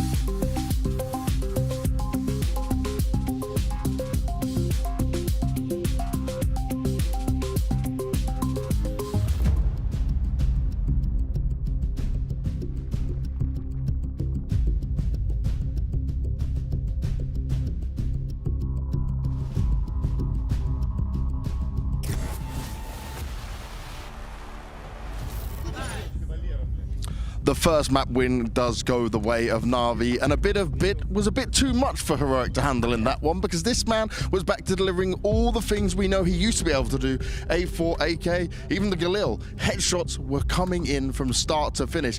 And a little bit of nerves could certainly start to come in towards the second half, but we just got to touch on this first half. It was a one-man army. We went from 4-4 into 11-4, and Na'Vi just rolled straight over him. There was some monster performance coming in from Bit, right? Sometimes you look at the scoreboard, you think to yourself, yourself, okay, the kid had, what, 22 frags in the first half, 22 and 6, and you think to yourself, sure, sometimes that's a little bit stat padding, but on a T side like Inferno, the way Bit was doing it, the amount of times he found impact with the Galil, so many rounds, I think like 10 or 15 of those kills were with the Galil. It was outstanding to see Bit play at that level, and as you said, a big part of the reason as to why Navi had such a strong first half. Now, I'm going to touch on one thing here. If you looked at the HLTV interview with Blade, he touched on the fact that it may be not just STY that swaps in and out for MPL. Do you think this maybe have reignited some Bit magic?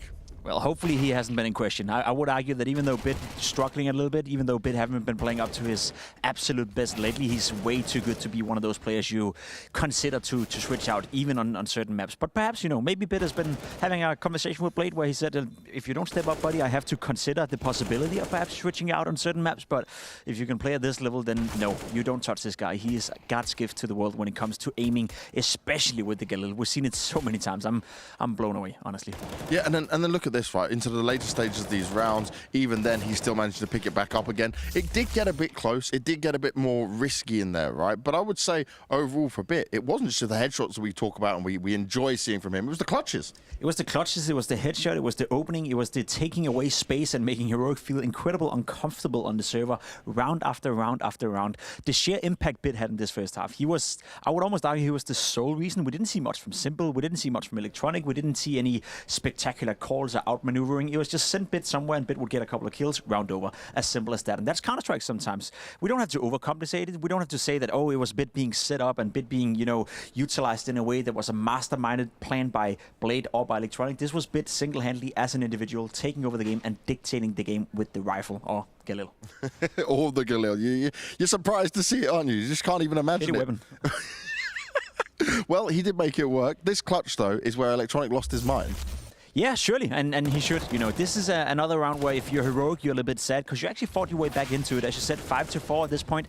There's no way Bit should be able to win this one. Absolutely no way. Survives the fire, gets the bomb down. Look at the HP in this scenario. The position as well. He's in a corner, can't get away, and that instant headshot right there. Fair enough, but at this point, again, he's in a corner. He's stuffed in, and he still buys enough time. Still puts down a Molotov towards the bomb, actually showcasing that it's not all about aim, but also a little bit about the brain, and ending up winning the round regardless. And as you said, Electronic losing his mind. It must be so nice to have a teammate like Bit to be able to pull off something like that. I think Moses and Harry point out as well, we've never heard that come out of Electronic before. You know, that was him fully elevated from it for sure. But also, we got to touch on Heroic's positives. They did fight their way back in from such a deficit when you were getting destroyed round after round. And we have a fantastic eco play, which is kind of the turning point here for Navi. Yeah, that was a bit of an issue, right? Because Heroic actually were on a streak on that T side. They looked super comfortable. Kaden called a fantastic first 5 or 6 couple of rounds. This time around, though, Navi gamble stacking on towards the small bomb side. Electronic getting almost 3 kills, and that wasn't necessarily a favor actually for him because the rotation is coming in. The problem here is, unfortunately for Tessus, he doesn't get anything with this one. Going down to Perfecto, had he just gotten 1 kill, maybe 1.5, and put some damage in towards the Navi players, it would have been a solvable situation for Yabi and Kadian. But with Kadian being down on low HP, Yabi being forced to take duels, it fell apart right here, and that was it. That was the last finish, so to speak. That was Navi once again regaining control, getting some confidence, and finishing out the map. Inferno, you know, you look towards the map, you think Heroic should have done better, but you must admit, right, when you have a player like Bit who had so much impact in the entirety of the first half, then slowed down for the comeback of Heroic, but in the last couple of rounds as well, had a couple of multi-kills, you can't do much about it. No, you can't do much about it. But I also want to touch on MPL, right? Because you said about it last time, wasn't a liability. I don't think it was this time. He had some good moments. Had some decent moments. Again, not a liability, not a difference maker, but you could say the same about Simple. Not a liability, not a difference maker. So if we go by that notion, then he did a decent job this time around. That's another thing I want to point out, right? You have Simple so far not playing the best tournament he can. Again, we see him not struggle, but we see him not have the same impact as well. So if Simple comes alive at some point, you have Bit playing like he is right now, then we start to talk. Well, we're still trying to learn out what maps MPL is playing, and Ancient's coming up next, but it's SDY that'll be back on the server. And I guess, right, on these maps like an Ancient, right, like a Nuke, it's very hard to bring a new young player in and put him into a system. You would argue that. You would argue that. Also, I will argue that Navi's Ancient has, for the vast majority, been a stronghold for them. I remember Simple saying that they would like to pick it more, but they hate starting on the T side of the map. They feel comfortable on it. So it's one of those maps that's been in the working for Navi for quite some time, and I do think this still have a lot of confidence when it comes to Ancient. So not necessarily too worried about putting in SDY in this one. You can also argue that there's a little bit less pressure on him now. He came in yesterday again on the second map after losing number 1. He's well aware that now he's coming in with a chance to actually finish this game 2-0 and not necessarily losing the entire thing if he's not having a good one. For the likes of Heroic though, right, this is where you can bounce back. This is where I know Config can do some big work, Pimp. I think we mentioned it a couple of times. We had to really dig hard to find positives about Astralis for the vast majority of this year. It's been a rough one, but one thing that actually did work out for Config and Astralis was their Ancient, right? We saw Config in the beginning of the year at least being arguably one of the most efficient riflers in the entire world on that map. He could control that game. He would run out middle round after round after round on the T side, find openings. He would be in cave and just destroy whoever he was up against, or walk out middle and destroy whoever he was up against. So if he's allowed the same amount of space and if he still has that confidence he had in the beginning of the year on a map like Ancient, I expect this guy on your screen to make a difference, or at least try to make the difference for Heroic. But I also gotta say, we've seen 3 maps being played out now for them. Yep. The lack of stun right now becomes evident. The secondary in-game leader, the synergy between the Heroic players, the proactiveness on the CT side, it feels like something is missing, and that's what we're fearing, I guess. They're so close-knitted together, they're so good, have so much team play, so much synergy, that once you take one piece out, it completely crumbles. It's not like Heroic is playing bad Counter-Strike, they just lack that edge now. Well, let's see what happens on this one. Let's see what goes down on Ancient. It's time for us to head to a break, but when we come back, it's time to see if NAVI will be able to get a series win and eliminate Heroic, or if we'll be going to a third.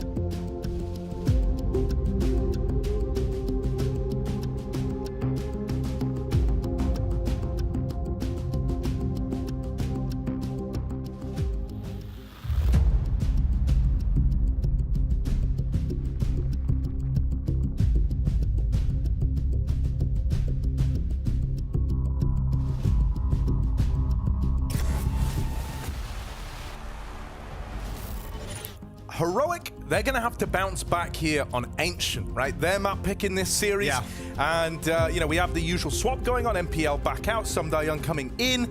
But really, you know, there wasn't a lot of attention on MPL in this series so far. You know, when we look at that first map, I think all eyes were on, really, I would say one guy. Yeah. And that was Bit. All eyes on Bit, and then put your eyes onto the odds as well now, because I think that's shifted due to that performance that we kind of saw. I mean, having Bit just be able to carry you through one half, got a little bit sketchy there in the second half, but they locked it down at the end of the day. I like the point that Pip made, saying, you know, Navi enjoy this map, but don't really enjoy starting on the T side. So more than happy to play it, just don't always enjoy picking it. You know, to show that they actually like the map. Dooley's on Simple, Dooley's on Electronic. Let's get it on, baby. I could go for another big game. Oh, I hope we get one anything like the last. Let's find out if we will. Navi versus Heroic. It's Ancient, and we've got double Beretti Terry showing up early on. That's nice. Well done.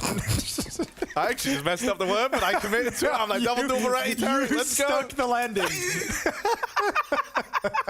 Here we go.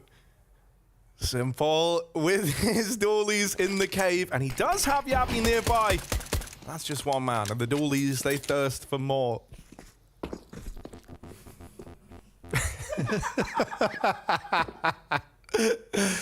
Oh.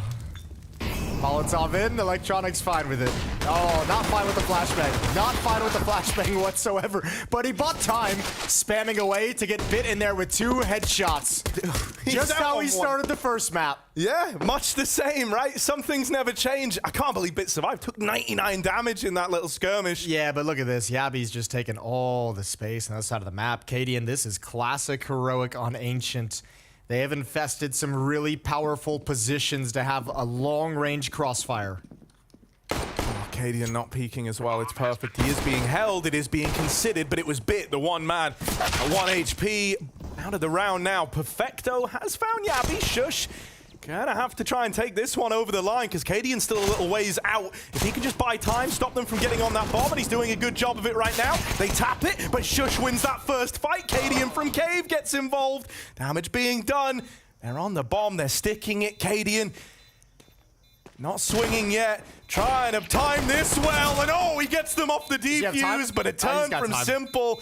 He should have time to get that one in. So Navi find themselves a pistol round. Yes! Oh, just about. I can't believe you just called the 0-0 seconds defuse. That's almost as impressive as the double tack timeout from yesterday. Honestly, I'll let you in a little secret. I just assume anytime I see a pro sticking the defuse with no kit, I'm just saying he's got the music.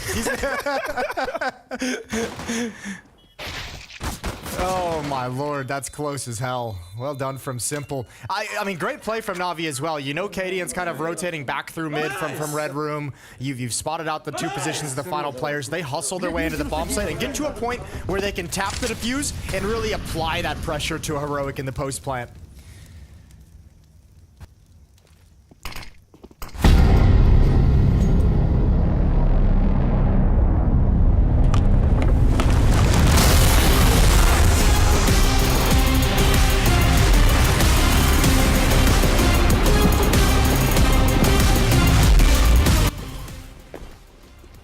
And we're back in the room. Welcome to Blast World Finals. It's 1-0 for Navi here on Ancient.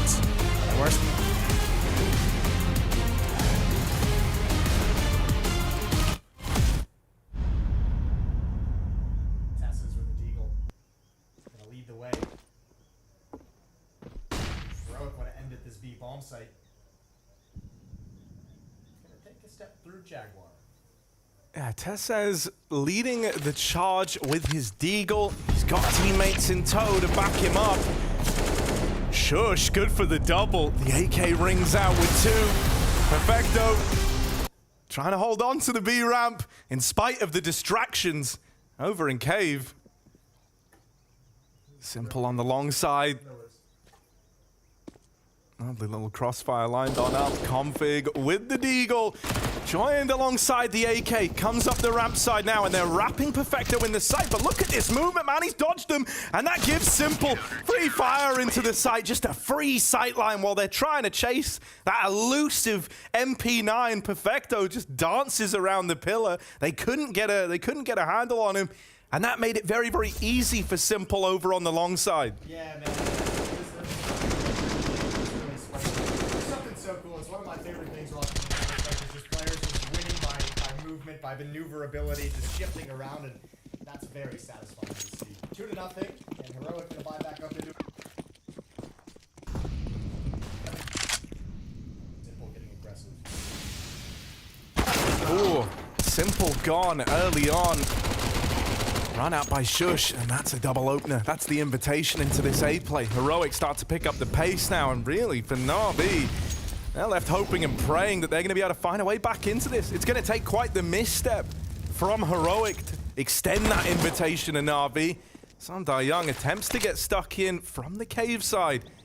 It's crazy to see how powerful this double opening for that. I mean, like, that they're still actually... Oh, it's Shush. Gonna deal with Electronic, knock him out of the round. Perfecto trying his hardest to move up and rid us of this Temple player, but really it's gonna take some huge individual feats, some massive individual heroics out of him with the best gun in the round to make this one happen. They have put the fear in Heroic. Just these two players being here, kind of making a bit of noise, is delaying the plant, but it is giving time to Tessez. Wrapping red right now, coming in on this backstab. Sandar Young gonna swing, but being held, being considered by Shush, and I think Perfecto has to just write this off. Tess says there's that backstab we talk about. And so Heroic, they bring the rifles out, they bring out the big guns, and they find success right away. This map is going to be a test for NAVI. I mean, I know we've talked about they enjoy playing it and probably pretty confident on it, but this is one of those maps where Heroic, you really get to see some of their style come into play. Yabi and Tess's on the various extremities of the map over at the B and A bomb site respectively. And then, I mean, even with a player like Config who can be so aggressive in middle, we're going to see Cadian push up into Red Room and be someone who can cut off the rotations between the bomb sites. So a lot of cool things in this map that Heroic's become very good at exploiting. And it's really going to test the communication and the protocols of NAVI as they shift around the map. Here, though, might just be nice and... Oh, my lord. Okay, I like that. That's great. I was going to say it might just be nice and easy for NAVI to just kind of stack around this AWP, but they're going to challenge. They're going to go for this round. Electronic going 1-for-1, and now Simple shifts in again with the on. Oh! All right. I don't believe he just hit that one. That's through the lip of the box. Shush thought he was safe. He thought the walls could save him, but they can't. They're in the walls. Simple with 4. That is a wonderful sequence. The hero AWP steps up in spades. Man, NAVI, what a way to respond. What a way to find a third. Yeah, and I mean, he had a quiet Inferno, Simple, outside of a few isolated individual shots. This round puts a smile on his face, because goddamn is it beautiful. Classic Simple, swift shots, great flicks, and a huge win, 3-1. Did they leave him? Come on, Oleg. He left him hanging. Let his hand out for a fist bump, and after that, you don't get one. Yeah, look, you already got the little weird giggle out of Electronic. No, you can't ask for much more today. There's nothing else on top of it. He's given us his one and only Zeus impression, and I don't mean the IGL. Right. Okay, with Simple looking like that, this gets very exciting. If he can keep that up, you know, this is Simple looking switched on. That's gonna help.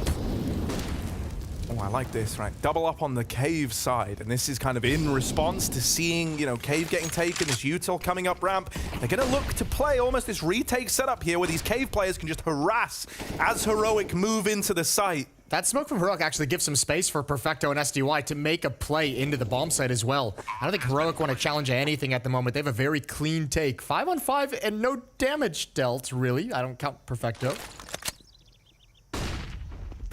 Oh. Might be a save? Yeah, it's looking way too labored here. Oh, well, now it's a save, isn't it? And that's assuming Heroic let you live long enough to get away with these guns. Sandar Young attempting to give them a path to retreat. Even he's locked out of it. And that's a little brutal, honestly. You know, when you're in that 5v5 and you don't even attempt the retake, you at least want to get out with the guns, right? You want to say, yeah, we didn't try the round, but we'll run it back instead. It's really expensive having to rebuy on 3. You've lost money at the end of that in a round that you weren't even trying to win. That's Heroic winning off timing, I feel like. They get into... Oh, that's a disgusting shot. Simple never expected that peak, I think, around the Molotov. But I think Heroic got in and started executing at a point where Simple hadn't quite gotten to the B bomb site, so Perfecto knew if he actually stood and fight inside of the B site, he would have been alone. So he tries to shuffle in towards Cave. And Heroic just find that timing where there's no real defense able to be mounted. Round 6. Good nades in middle, a follow-up nade that's deep, but they get away far enough to avoid the damage.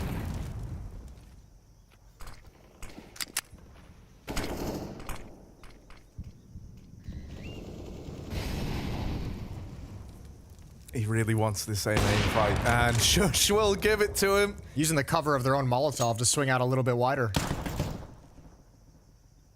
Don't imagine Tessa shares Shush's enthusiasm with peaking main now, right? No. Actually, that all bringing out is just like the big warning label. Don't come here. But on the other side, Yabby's like, great, the op's on the other side of the map. I'll get frisky. Trying to get involved. One of the scary things, though, you know, that simple in rounds like this, where like the AWP is the big ticket item, usually very mobile, right? Even in that round where he was hero over towards B and like got the 4K, he immediately rotated after that initial pick at the B side. Well, this time he stuck to his guns. Heroic is still committed to this B play, right? Moving the bomb up the ramp side, these kills have got to come through. Config and Cadian with one apiece. Electronic holding this line, but there's the double swing from ramp to get rid of him. Bit arriving a little late to the party. Invitation lost in the mail, but he's showed up anyway. Gate crashes the B site. Plant goes in, but Bit's still stripping them out of the round. That is a lot of damage. Config's at 1 HP. This is not out of the realms of the possibility for Simple, but Config nails the shot when he really had to. That's a lovely recovery from Heroic in a round that kind of had some real potential to get out of hand. Yeah, some legs to it. I think Simple got the information that it's certainly the last player that Bit got an engagement was low. Might have gotten the information the other player was low because he drops the op way far back to make sure they can't recover it. And just goes for the pistol in the 1v2. Great shooting from Heroic up the ramp. And you're right, I mean, that's kind of the game you play. When the op takes that shot out in A main, do you think it's going to shift back? Do you think it's going to rotate? Or is it, like that round, going to anchor the bomb site afterwards and allow Navi to bring a 4th player over towards B? Very similar to Inferno.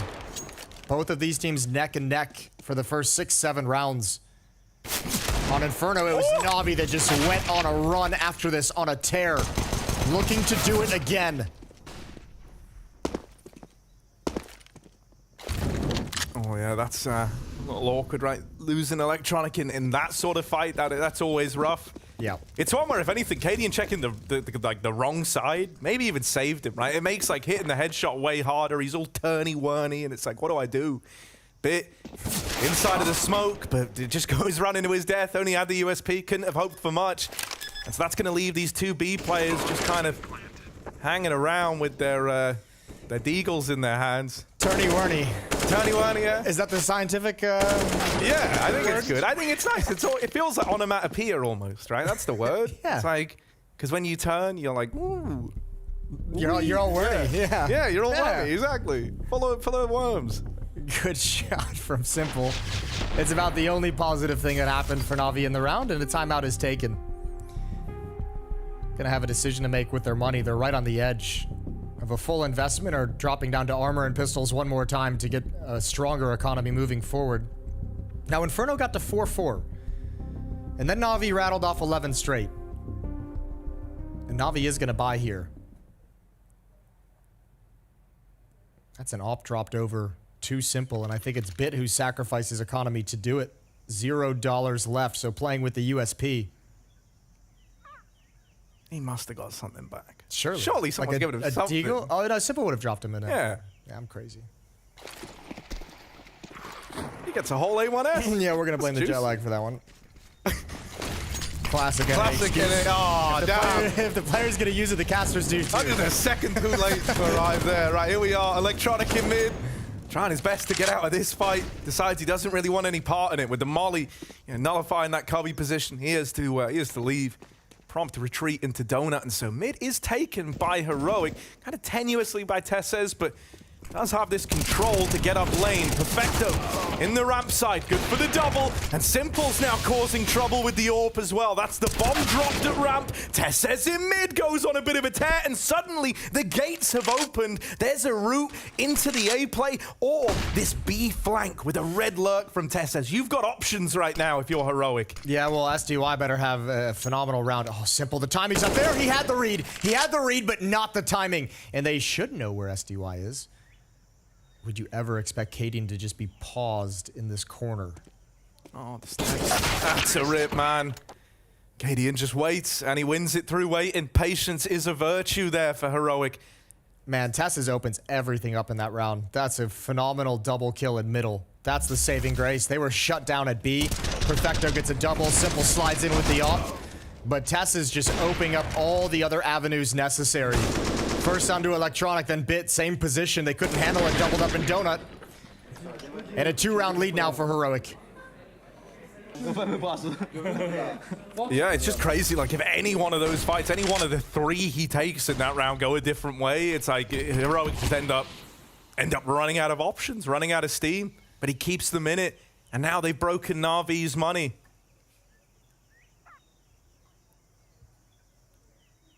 T-side like this, if it starts spiraling, if they start, you know, picking up momentum, it's just like a real big problem, and it's twofold. It's not just about your own money, and, you know, we know how hard the CTs have it nowadays, especially with the, you know, the A4, A1S kind of switch up, but on top of that, it's like Heroic are just going to build up such a bank if they can keep these sort of anti-eco rounds that you're going to get every 2 rounds clean.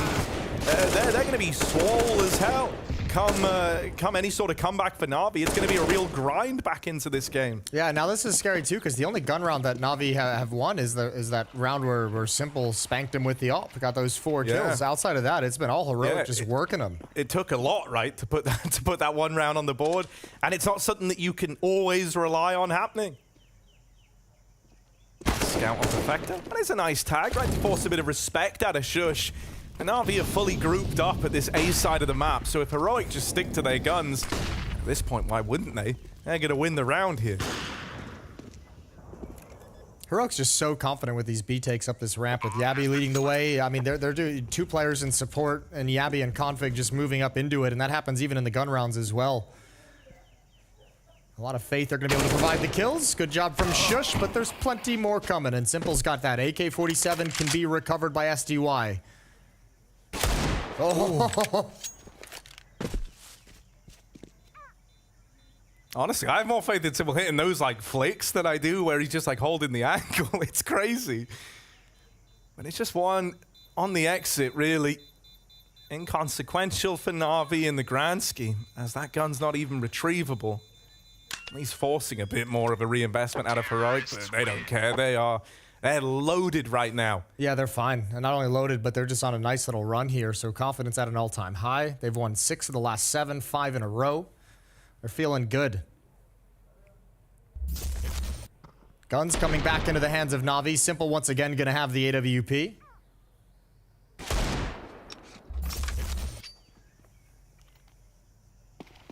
But I need some life out of this defense.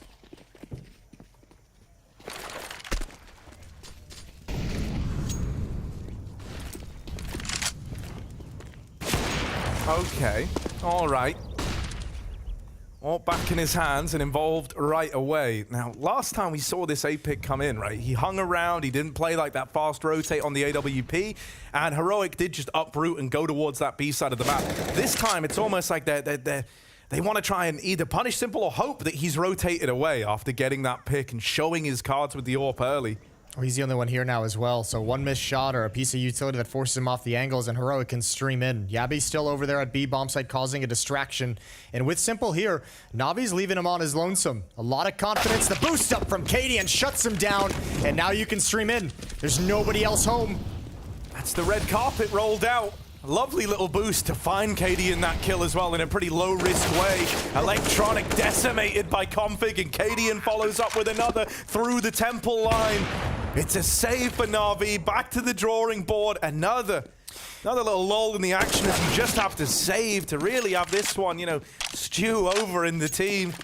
It's kind of a bummer because, I mean, Bit was able to carry on Inferno on the T side in the first half. Here on the CT side with Simple performing this well, 14-6. His AWP has done a good job of finding opening picks. He's done a really good job maintaining presence at the A bomb site. He's been at the B bomb site in support as well, but the fragging production elsewhere has just always kind of failed him because you don't get to dictate the hot hand the way that Bit got to on the T side. Heroic can just kind of avoid you, go elsewhere, and they're finding success against Electronic, success against SDY and Bit as well. Yeah, and I think it would be kind of easy to feel frustrated, you know, if you're Simple right now, because it feels like even though you're having your impact and you're kind of, you know, like this one, what were you meant to do there? Like, but yeah, it's one of these things where, like, you know, he's kind of living up to his side of the deal, and yet they're still not amassing any of these rounds. And as you correctly pointed out a couple of rounds ago, it took him getting 4 kills on that AWP for them to put up their first rifle round. Still the only gun round they've gotten, so Simple's gonna say, all right, I'm just gonna go wherever I want with his AWP at the moment because I'm feeling it.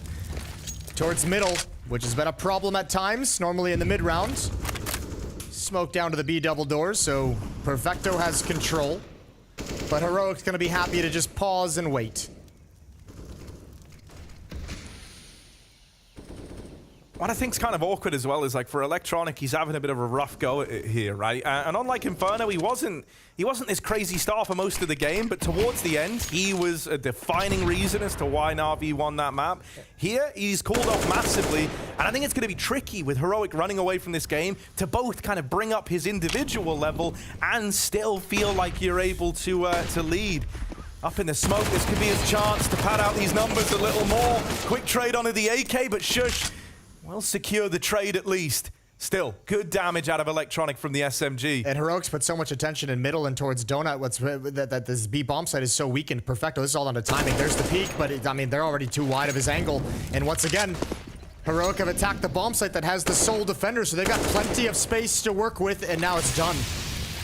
What is a little concerning is, like, the bomb is still going out A.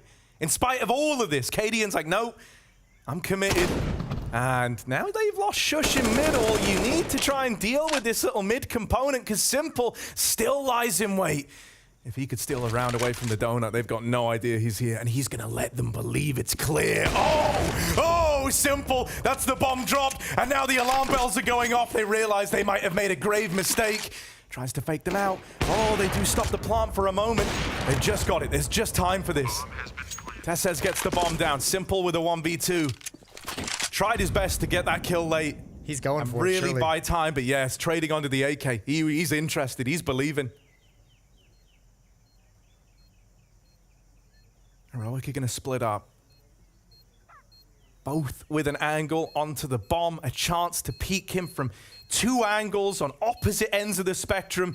This is not a winnable round for Simple, and I think that's even dawning on him now. Just going to back out of there, save that AWP in mid, and so it's an 8th for Heroic. They almost ended up giving it away, but they are able to recover. Yeah, he wanted a mistake that he never got. Good job from Heroic. That could have gotten really dicey, but recovering nicely from Simple, taking down Cadian on the bomb plant. Almost. It's just this kill at the B bomb site that ruins everything, that sends this defense into chaos. They had no idea where to go, where to shift after the fact. And because they keep finding the bomb site where there's only the one defender, they're applying pressure elsewhere and then just attacking that weakened bomb site. They can gain so much space off the kill. SDY has no idea they're going to hustle all the way to peek down the lane. Deep utility. 8-3. 7 rounds straight. I like this as a response from Na'Vi, right? They're going to try and take lane. They want to try and fight for it. And this time, you don't have, you know, Tessez kind of being as active, harassing them in middle. So it has given Electronic a tiny bit more room here to get involved. He'll get that all-important trade over on the lane side, but he does have to bear in mind that at any moment, he could get swung from bottom mid. Him and Perfecto are trying to make up for this by crunching these double doors, reducing the angles that they're exposed to and taking even more real estate. B is now off limits. This is a really nice way to have navigated the problem that you were just highlighting coming into this round. Yeah, that's a really good crunch. Even though SDY goes down, Electronic keeping it up and even having to get a little bit aggressive as the smoke clears in middle so he's not exposed from behind. And with the 4-on-2 now, Navi can play any defense they want, really. Playing it passively at the A bomb site, maybe allowing for a retake potential. Deep utility being thrown is going to send over the information, so Simple and Bit are going to push in front of it, get into the bomb site with a defensive smoke. Well, they both elected to play behind default, but this kind of feels like it's by design for Heroic. They still have that Molotov to try and flush out a player here, so they know where Bit was going to be. That is a really nice little layout to kind of force an engagement on your terms. In a moment like this, in a 2v4, that's a thing of beauty for Heroic. It's given them control. Now they try to swing, but there's way more around that corner than they were ready for. All three Na'Vi players stacked up in a line and ready to commit to that retake. Well, it never even came down to it. That could have been a really nice bait and switch setup from Bit and Simple, but the Molotov forces Simple back, and I don't know if this was by design, but the smoke and the Molotov fade at the same exact moment, so Simple can't slide in. As the flames subside, he can't just slide in and take that peek a little bit later. Still, Heroic trying to bait them out into the open for that swing on the fake plant. And as you mentioned, 3 players there. You'll never believe it. You'll never expect it. Never be able to handle it. 8-4. Navi finally stopped the run. And now it's their turn to try and claw back into this game. They're in recovery mode on this CT side.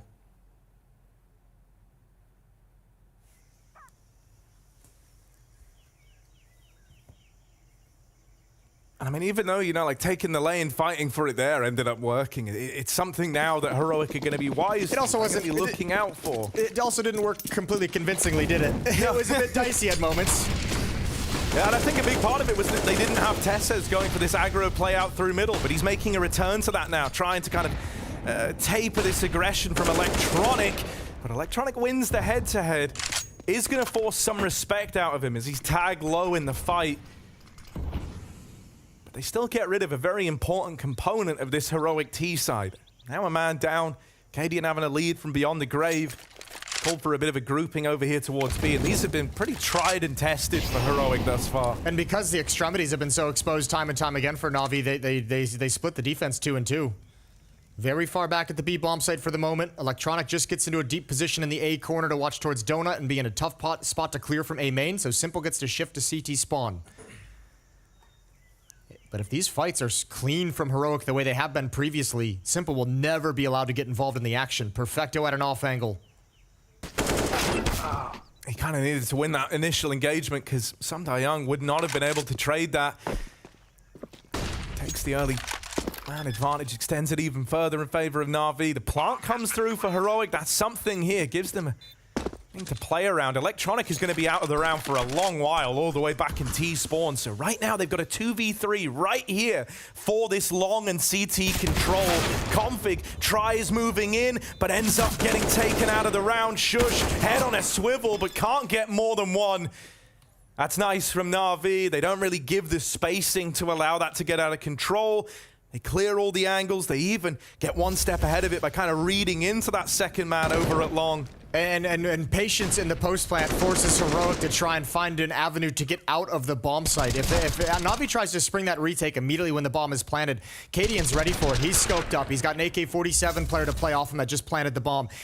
When it takes a long time, they know a potential flank might be coming in. They have to find new positions, so all of a sudden they're a little bit more uncomfortable. Their feet aren't planted and they're not ready for the fights.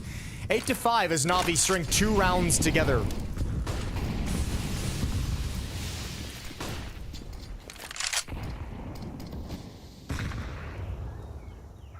And this time, Navi don't elect to be the in-your-face defense in middle. And in the B lane. Much more standard. Kind of felt like they anticipated Heroic would put more attention on mid because Simple was there with Electronic early. He's since rotated back to go and, you know, assist this B site in taking a bit of control over towards Cave and Lane. But Electronic wasn't too far off the mark, right? Heroic are giving more attention to mid. It's just coming a lot later in the round where they don't have to contest with all that utility.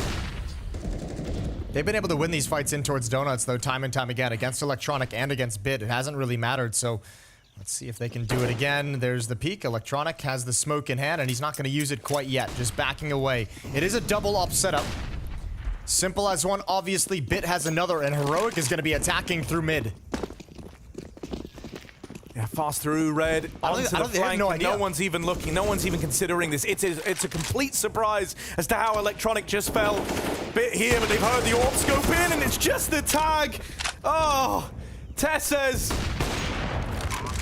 So finicky on that angle, the little jump up, just dodging the shot, even though they find him later on. That might not be enough to entice you in for this. They're getting lurked upon by Yabi. Cadian's holding red. Everywhere you go, everywhere that should be safe is not. It's harboring in the enemy. There's actually no one in the A site right now. The best path is into the danger, is into that bomb site, but they try running back to B, and that's where the lurk gets involved. That's a lovely way to deny any sort of save from Heroic. They were all in on hunting that before the bomb was even planted. Wow, just such... some kind of a miscue on the defense. Nobody ever had eyes or presence in middle. Electronic got the information but didn't drop the smoke, and nobody addressed the gap. And because the defense at the B bomb site was so aggressive towards the actual site itself, they never saw that smoke that allowed for the split to actually come in.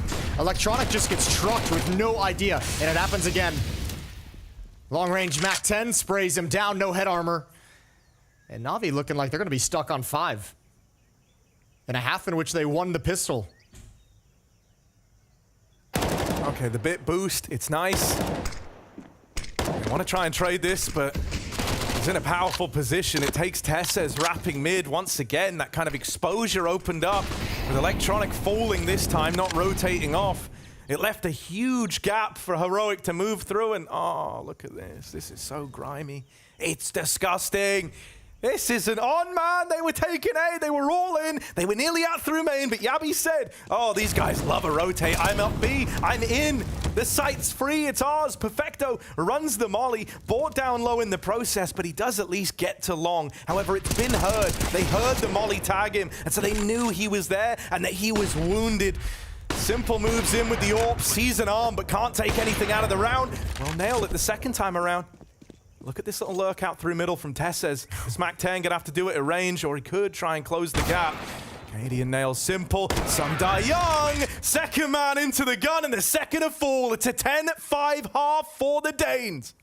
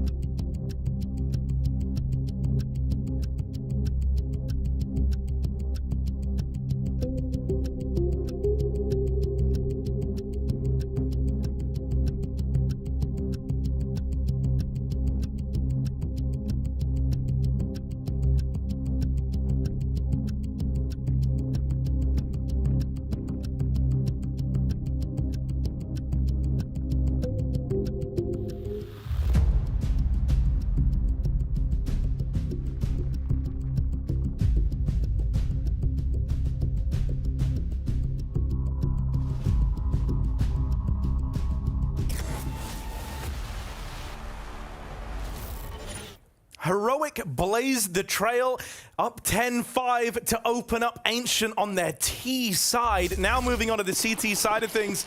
The stage is set for this one to be a 3-mapper.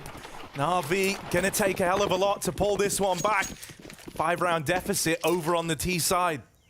Man, I love watching Heroic on this map. Their T side is so much fun to watch. They've gotten so good and so comfortable on it. Huge lead as they switch sides. Mid-stack. Config, Cadian, and Tess's. Nobody's even home at B. Nobody's even got eyes on it. Tessa's just now shifting over after all the silence.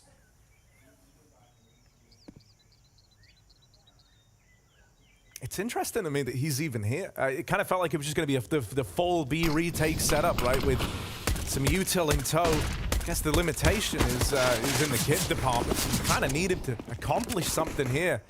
A good chuck from Bit. Nice arms. Got the bomb onto Electronic as he hustled forward. Got the strength on him. Yeah, a little mustard on that hot dog. And we'll get a little awkward as it grinds to this halt here, but this is what Heroic knew would happen if the play came in towards B. They knew they would be tasked with this retake, and so they traded out that initial volley of kills from Bit's Glock. Over at long, he's been the hero of many a pistol round. He's trying to do it again. 3 kills in it. Perfecto just covering him while he reloads. He can try to swing out to stop this defuse. Still sticking it. Config is to get off eventually. They're wrapping him. Config with 1, but Bit puts a stop to it. 4 in the pistol from this guy. And time again, in these pistol rounds, Bit is proven to be the difference maker. That's such a cool little shift from NAVI. Bit, and I forget who the second player was right here. This little move to get around the corner as soon as the retake is beginning is so massive. It just sets up this really awkward crossfire. Yeah, it was simple with them. But as soon as they move around that edge, it's like, whoop, we've disappeared. And now you have no real access, you have no real comfort. Second pistol won by NAVI. Still a long way back, 4 rounds behind Heroic.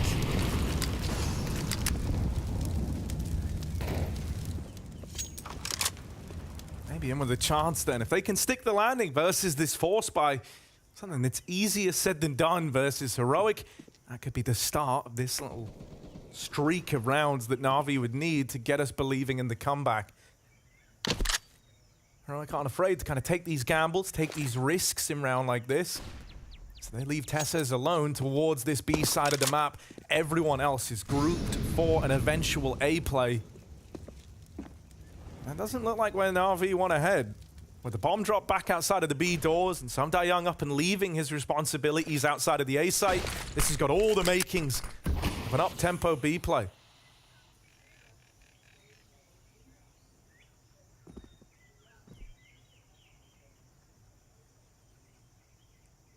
I lied about the up-tempo part.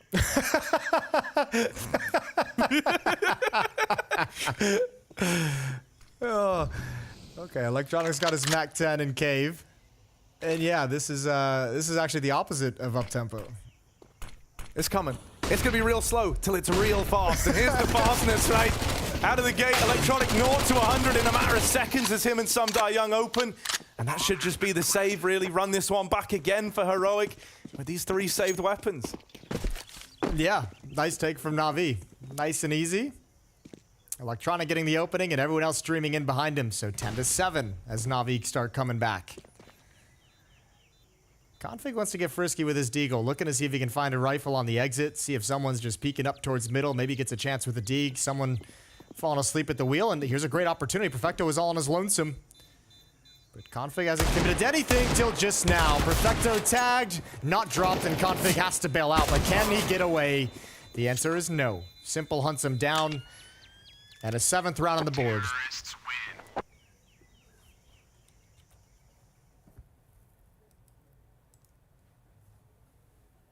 All right, this has got all the makings of a little resurgence here. As you'd like to think they should be able to walk this 3rd round, this kind of 3rd conversion in the anti-ecos past Heroic with only 2 guns being saved. You've got the Scout.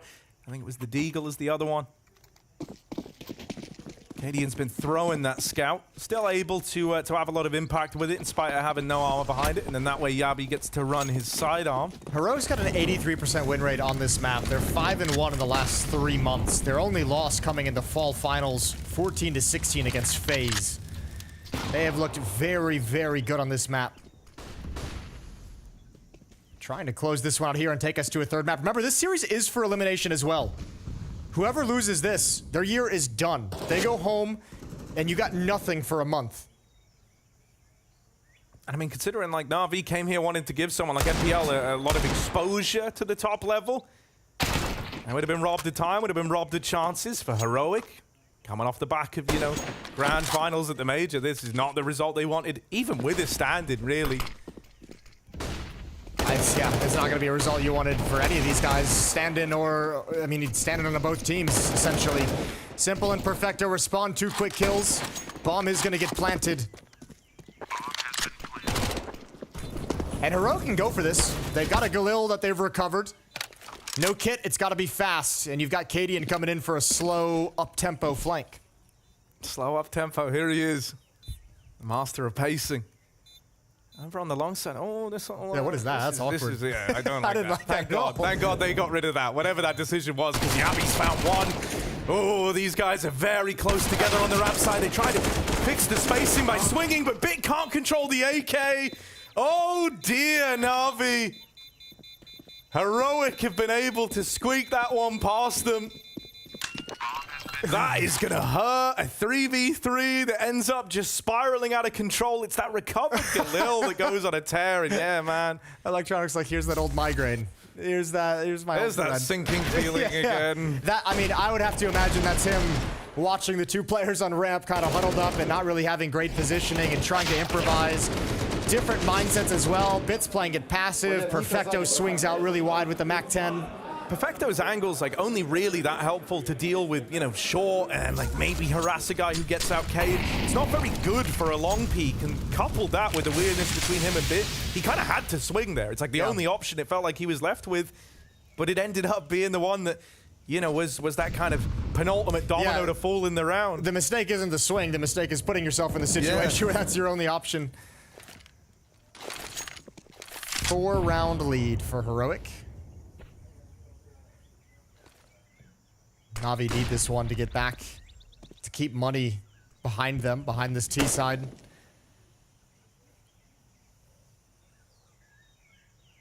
And it's slow and patient. Electronic gonna walk out the B double doors with the cover of smoke. They can pinch from middle. Yeah, this is a ballsy spot for Config. I can't believe he's still hanging around, really. Now he's been spotted and that smoke's starting to fade. He will have to eventually taper off with this aggression. Electronic was just begging him to hang around a moment too long.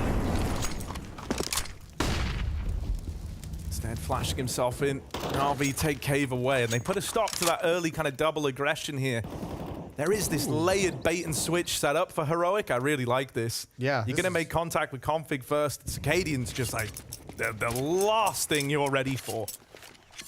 Yeah, and he's not hiding either. He's ready for the fight. He's ready to take the fight at the exact same time as Config. So there needs to be success at the B bomb site to open up the opportunity, the avenue for Electronic to get involved in it. Molotov on towards B ramp. Electronic goes first. He's got one. Oh, but they weren't doubled up on the fight. Cadian pushes forward, does clear it out, does find it. Now they have information, though. Now they have information. 2 players here to deal with. And Tess's Yabi get 3 quick kills, and Simple's got no time for it. That is a brutal way for it to go, man. I kind of thought, like, after Electronic, somehow, like, MacGyver's his way to the 1v1 head-to-head over in Cave. I thought, like, that could have been the kill that gets them in, but this double layup over a long that you pointed out, it was so strong.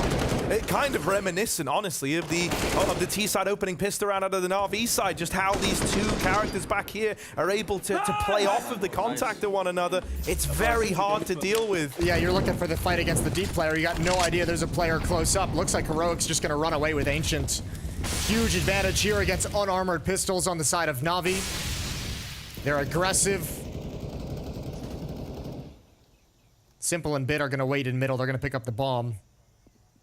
They've got time to move around the map before these smokes fade, before Navi can even have a chance of looking into a fight.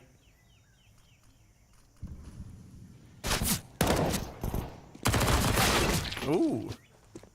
That's not how Cadian envisioned that one going down. He thought he was about to make some money instead. Door's been opened into B, but don't worry, Config's here as the gatekeeper to keep them out of it. Oh, baby. He's even going for more. Yeah. Config never knows when to quit it. 3 in the round, and there's Tessez backing him up. Or alternatively stealing the ace, depending on who you ask. And it will be 4 out of 5 in that round for Config as this kind of hero figure over towards the B side. Timeout taken. This is Navi's really their last chance to get back into this game, so they're going to talk things over. Blade's going to shuffle through the notes. Try and come up with a solution to some of these problems. And you don't have anyone going nuts anymore like you did on Inferno. You don't have Bit just carrying. You don't have someone just doing automatic headshots, providing you entry after entry. This time, Heroic's able to stall you out before you can even get going. As we know on Ancient, the utility deep in middle, utility deep towards the B bomb site double doors. Like, these all just slow down the pacing and allow Heroic to get comfortable. On a map they're already showing dominance on in the past 3 months.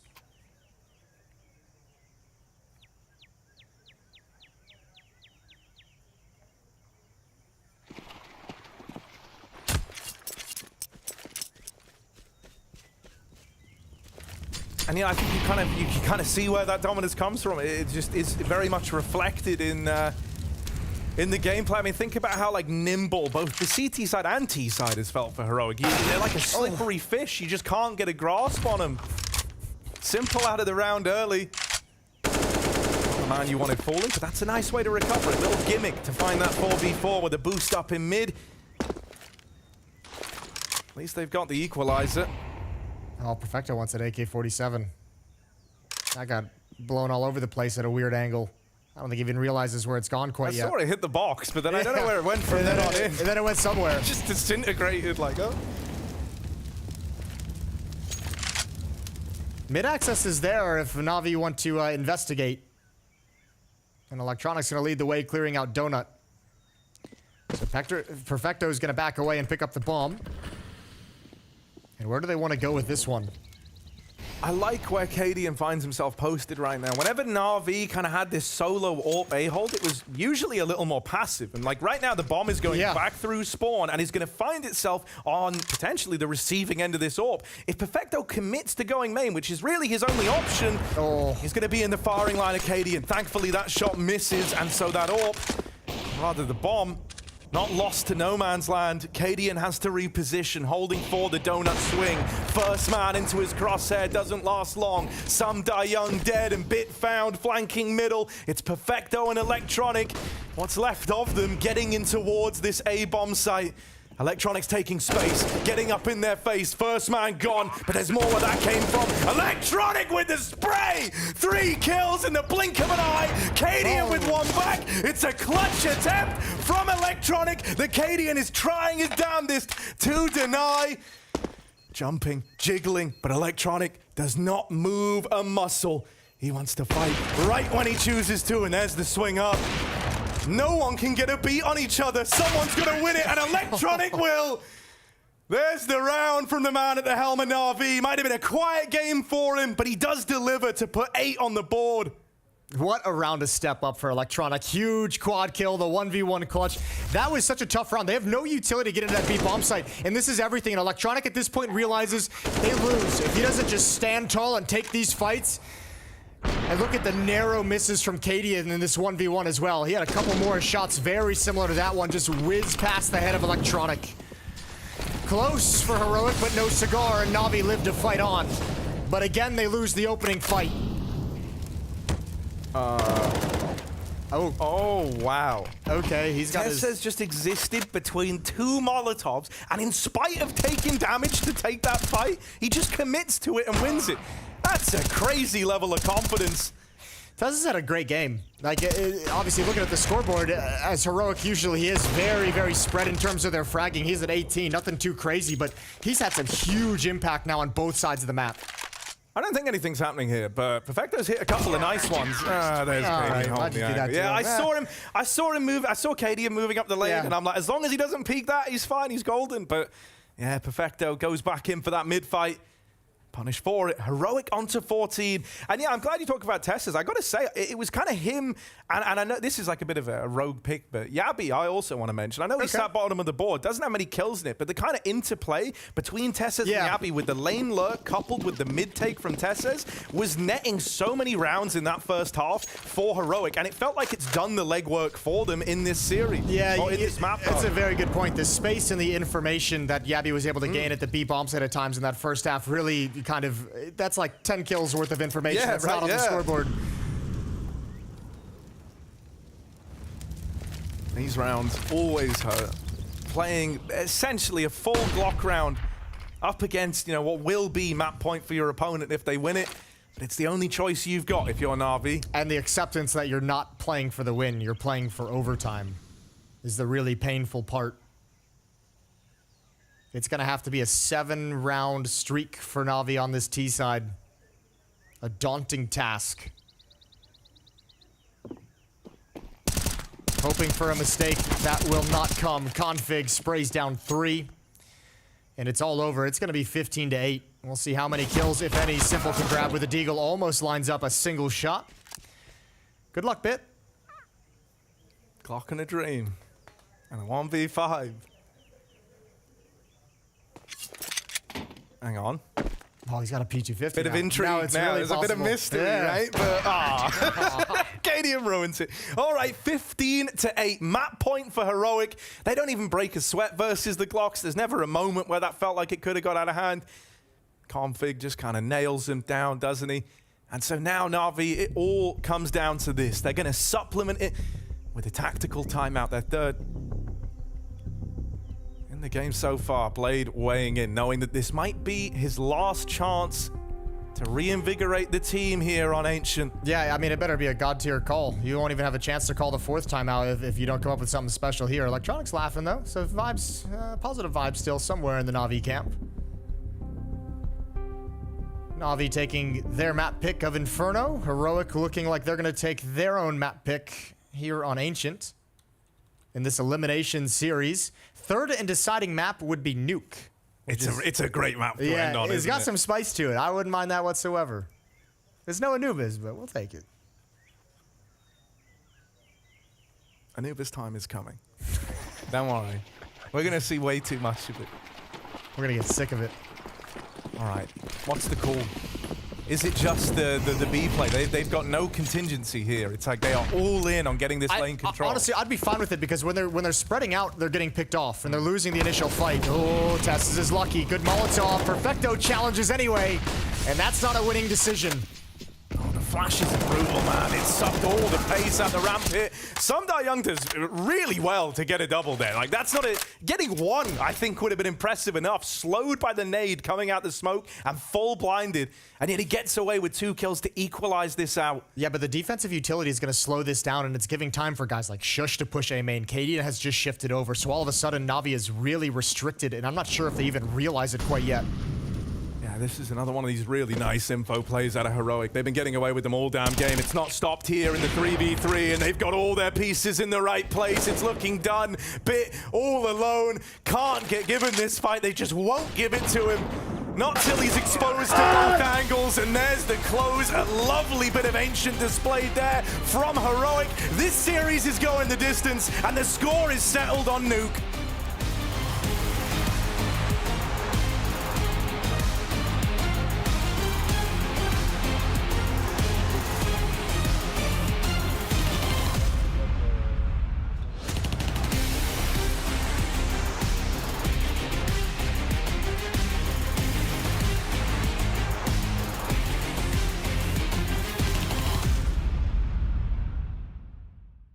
Right.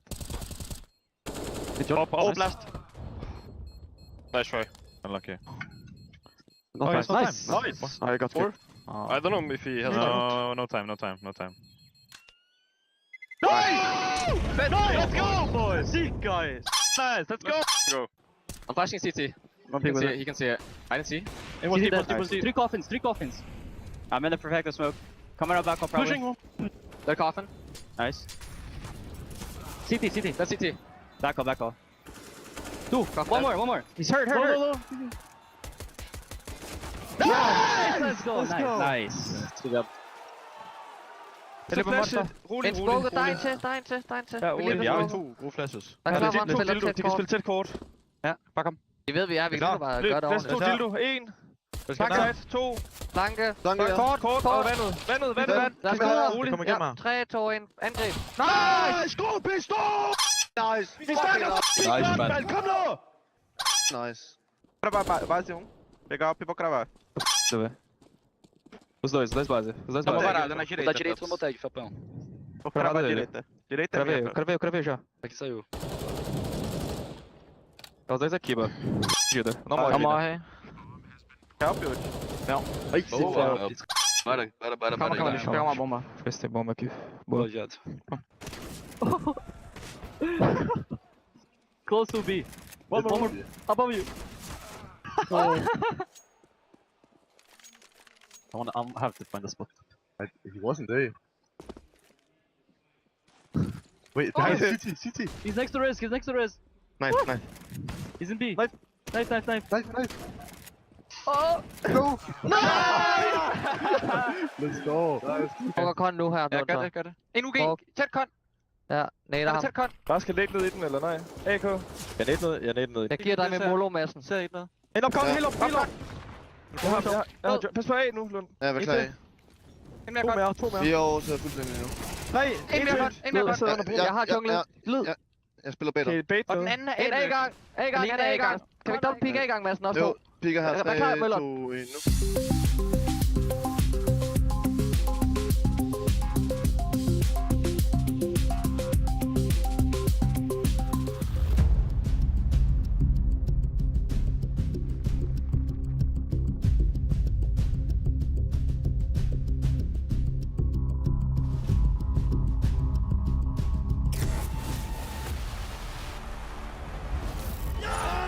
Heroic walk away with Ancient, and it was a full-on team performance from start to finish that Navi just couldn't handle. Despite Simple's best efforts, these guys were stepping up. And Pimp, we talked about this being config, stomping ground, a lot of freedom. Now, he was hitting some very nice shots. First half, he was ripping them apart, clean and crisp as always. But you will just say that it was multiple members of Heroic, which we hadn't seen so far throughout the previous series yesterday and today, and this looked good for these guys. Felt like everyone from Heroic stepped up. I think the scoreboard illustrates that pretty well as well. Of course, Yabi not necessarily having the best game, wasn't needed for the vast majority of the time. Config once again top fracking. Look at the ADR as well, plus 100 against Navi as a stand-in for Heroic. It is highly impressive what he's delivering right now. Cadian and Tessus as well, the clutch ability coming out from those two. There were so many highlights, so many positives for Heroic in this game, and as you said, a team performance from start to finish. This was more like it. This is the Heroic we like to see.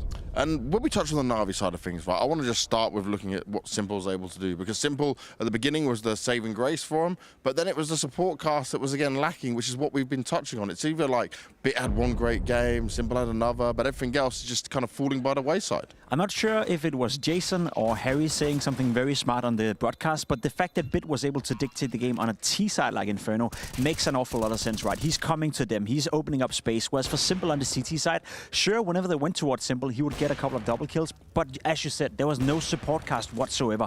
It is way easier when you're having a strong T side and a strong T side performance to dictate the game, to sort of like determine whether or not you're going to win rounds based off your fracking. Whereas on the CT side, despite Simple playing wonderful Counter-Strike, getting openings, getting double kills, all that kind of stuff, it didn't really result in any round wins for the vast majority of the time, and that was because of the lack of the support cast. So well spotted by Jason and Harry, and unfortunately for Simple and Navi, it was only him and just him on the CT side. And I think one thing we should also point out is how Heroic played him so many times, right? They were using his fluid AWP style and running around, and then punishing for it when he had to come over to the other sides. The thing is, when you only have one player playing well, there's so many weak spots on the map. We saw SDY struggling massively in Cave. You saw Perfecto struggling a little bit as well on the CT side to begin with. There was just a lot of loopholes. There was a lot of ways that Heroic could maneuver around the map without getting punished. Whenever Simple were in a position, he would get a kill, but again, no support cast, no backup. There's only so much you could do on a CT side like Ancient. But the positives there certainly were, like obviously we mentioned Config, but Cadian. Normally when it comes up against the likes of Simple, this is where we start to see him struggle some more. Well, he was delivering. In the calling aspect of the game, he had a strong showing, a very strong showing. I think he called a decent T-side from start to finish. Fracking-wise as well, he stepped up. That's been one of the critiques you can come with towards Cadian. The beginning of the year, I would say the first 7-8 months, individually speaking, Cadian was at a very high level. Then he had a little bit of a dip in form, but as of late, the last couple of months, he's back to his absolute best. When you have an in-game leader who's also fracking on the server, it just installs so much confidence in the players around you as well, and in your own calls. Cadian right now is in that whole mental state where he believes every single thing he's saying, and if he can say that with, you know, a certain convincingness compared to his teammates as well, it's just gonna help them so much. So the fact that Cadian had a good showing right here, a good T-side as well, helped out Heroic massively. And some of the other positives for Heroic, right, is where they were pulling off the eco player that we have sat by here, because that was the Deagles coming up huge for them. Na'Vi looked like they might have been able to at least string some rounds together, but that quickly got shut down. Yeah, we have a force buy I'd like to show you as an eco player right here as well, because that was the final nail in the coffin for Heroic. It's 10-7, Na'Vi winning the pistol, converting as well. You're thinking to yourself, okay, perhaps there's a comeback luring right here. Perhaps they can come back, but no. The pistols, the config, everything is just falling apart for Na'Vi, and it was symptomatic for the showing right here. Despite getting the reflex, despite getting the bomb down, if you stop the round right here, you're saying Navi's going to win this 9 out of 10 times. Somehow, some way, again, a little bit disjointed, taking 1v1s, v1s all over the map, not really playing together. You see right here, Perfecto pushing out by himself, Bit not able to trade properly, and all of a sudden you end up losing a round like this. It is not good enough. If you're Na'Vi and if you're Blade, you're standing behind watching and thinking, oh my goodness, what is going on? You used to be so much better. You used to always have the right positions and have good synergy, good team play. Yeah. Na'Vi, they seem a little bit flustered at the moment. They really do, and even a 10-second defuse at the end of Acadian just to secure it. Yeah, you should, at that point, like when you said, they had it all under control. It was looking great for them. But this is positive signs now for Heroic, right? And we're going to nuke next, Pimp.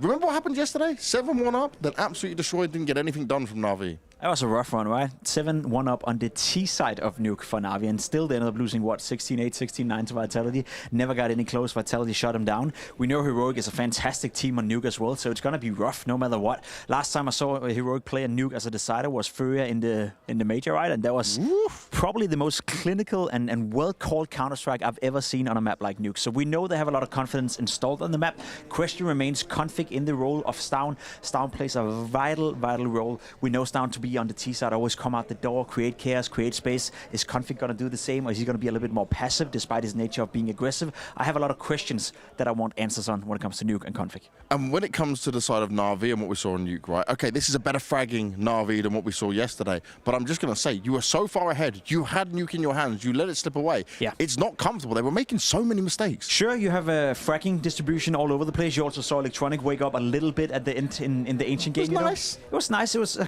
good, way of coming into Nuke for him, because he did have a stinker. Again, he's having a rough tournament, to be completely honest. The problem is they're disjointed. I think that's the best word I can put for Na'Vi right now. You saw Bit on Inferno single-handedly winning them the map. Well done, kudos to him, had a great showing. Simple tried his absolute best here in Ancient. It wasn't enough. What's going to happen on Nuke? It's a map that requires a lot of team play. It requires players to be able to rotate on and off each other. We know Heroic still have a lot of synergy within the members they have here at the tournament. So I want to see a more well-functioning and a more get-together team and a more get-together look from Na'Vi. Otherwise, I'm afraid that Heroic will take this one 2-1. Now, we've already seen this, right? It's SDY that will play on Nuke. We saw this yesterday, so no worries about MPL coming in. But what needs to happen in order for Na'Vi to bounce back in some way from this? Because you said, right, they should be winning this as the team. You said no worries. SDY not having a good showing here in Ancient, coming in a little bit cold, perhaps couldn't really get it going. He was getting bullied in Cave. He was getting bullied on that bomb site. Ramp, we know that's an essential position, right? Not always in terms of getting a lot of kills, but more so doing the right things. Fall back when you needed to. Get a kill, fall back. Doing all the right things at all times. I think Sundar Young is a fundamentally strong player, but when you lack confidence, sometimes you're trying to force the issue a little bit. So I could worry that you're going to see a game right here where he's maybe, perhaps in the beginning, going to try to force the fights. Let's say he's starting on the CT side, they're coming towards Ramp. Instead of falling back, doing the right thing, he just want to make sure he gets 1 or 2 kills to get going. And if that's not working out for him to begin with, all of a sudden you have a bad showing on Ancient, you're perhaps having a bad start on Nuke, it can all crumble for him. So I'm looking towards STY. He needs to have a strong presence. He's also playing inside a lot, top hot. So let's see. Let's see indeed, and that's exactly what we're going to have. SDY, a lot of questions surround this guy right now. Nuke is coming up next, and Heroic look to have a great chance of eliminating Na'Vi unless we see something we have not yet seen at this tournament. We'll be finding out in just a few moments.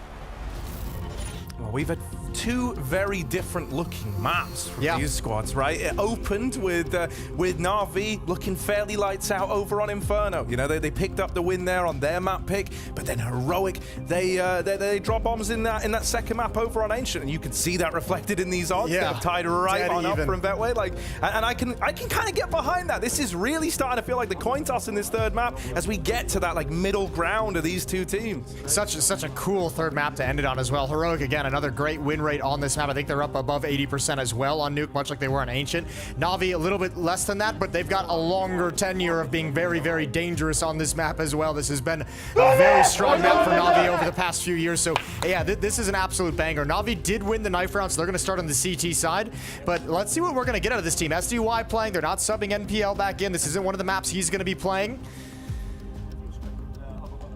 And one of these teams, the big thing about this, one of these teams is going home after Nuke. Elimination game here at Worlds. One of these teams' season ends, year ends today, ends in the next hour. Or so. Ish. Yeah, depending on overtime. Yeah. Overtime's allowing. No, you know, you're going to put it all on the field now, aren't you? No one wanting to join the major winners and the first to be eliminated from this. And there is even a world where it could be, hell, it could be both grand finalists. It could be winners of the Stockholm Major in NAVI. So let's find out, shall we? It's Nuke. NAVI taking on Heroic in a third and final map here. Middle ground sees us sent out into the yards of Nuke. And as you mentioned, Jason, it's NAVI with that CT side start. So Heroic, they brought up a little volley of util right away. Let's see what they want to do with it. I see that already leaning in towards the A site as they pepper it with a bit of util, but this is all a fake. It's all a fake. Bit, shot in the head right as he takes the engagement. Electronic outside finds Config trying to lurk. Bit just barely gets it a cover, and it's Simple with 2 1-taps to cover his retreat. Oh, it's absolutely magnificent, and he's still looking for another fight. Yeah, he's still twitching. He's still looking for more. Yabi, last man in, has to try and succeed where so many others have fallen. And there's like a triple layered peek on every one of these angles into the bomb site. Going to be hard pressed to find a 1v1 here. Wrapped from behind as well. His time is running out, you feel like. He goes back. Does deal with some Die Young, but there's a second man in the lobby. A little turny-wormy fight for you there? That's a turny-worm still right there, man. He's got the flash as well. And this second man on the flank's now tapered off. There's no reason for Perfecto to challenge as the solo player, right? If he gets picked off, maybe something can happen from it, so why not just fall back? You know you've got him trapped. You know he's got to move forward to where 3 of your teammates are. Oh, okay. That's a clean tap. That's a clean tap. Took a shot from Decon, but now goes back to check the flank. Perfecto is fully up and left. 30 seconds here. The bomb's still loose down on B. And this reposition from Perfecto just ate like 6 seconds off the clock. Yeah, it's taken a lot of time for Yabi to go back and clear that. 2 kills to the good, but needs 3 more very, very quickly, and they swing him together. I love that from Navi, the kind of recognition that, all right, he's landed 2 nice ones here. Let's not have this be a 1v5. Let's all tug, play the time, play the clock, and then just swing it together when he commits to that fight. What is up with Simple's P2K? It's really not. It's making me want to switch. Like, it just looks clean. It's just teasing you a little bit? It's really good. Like, there's something about the sound, the 1 extra bullet. The other one was Alige had the P2K round on Vertigo, I think, back at the major, right? Yeah, it just hits, man. It sounds good.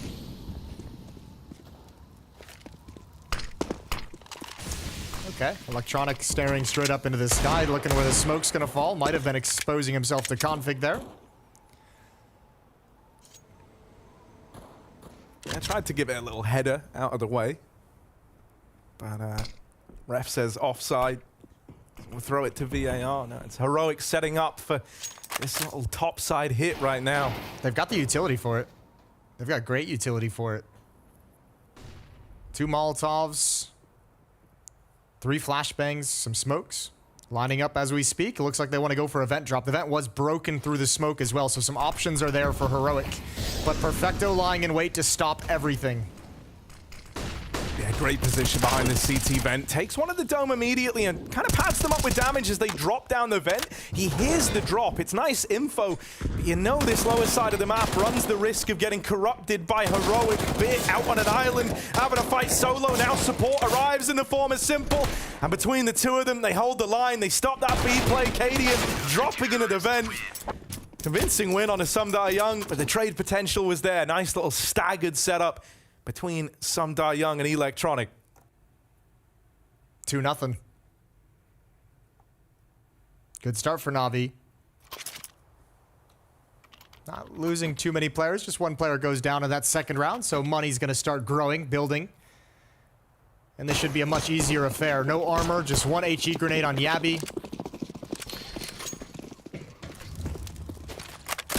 This is one area where Navi sometimes, I don't want to say like struggled, but they've won plenty of pistols in this series, and usually it's like round 2 or 3 that Heroic's able to turn in their favor. This time, you can't even imagine that's going to be a possibility here with just Deagles, no utility, no armor, but Config taking a little pop shot at Electronic, who's going to challenge again, and to his detriment.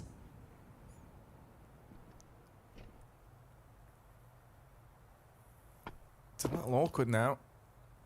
Really knowing what's happening close to main. Simple at least has that cross, so they can't get to Hell or Secret for free. And now Perfecto's taken up the main angle. The nice thing is you're never going to pre-aim on top of the railing at this angle, right? You're going to look maybe back towards stairs, take a shot there, but you're not going to pre-aim the verticality of the angle. In spite of this little double outside setup, 2 players have made it down Secret, though. That's nice for Heroic. They've and Navi have no idea. Navi have no idea.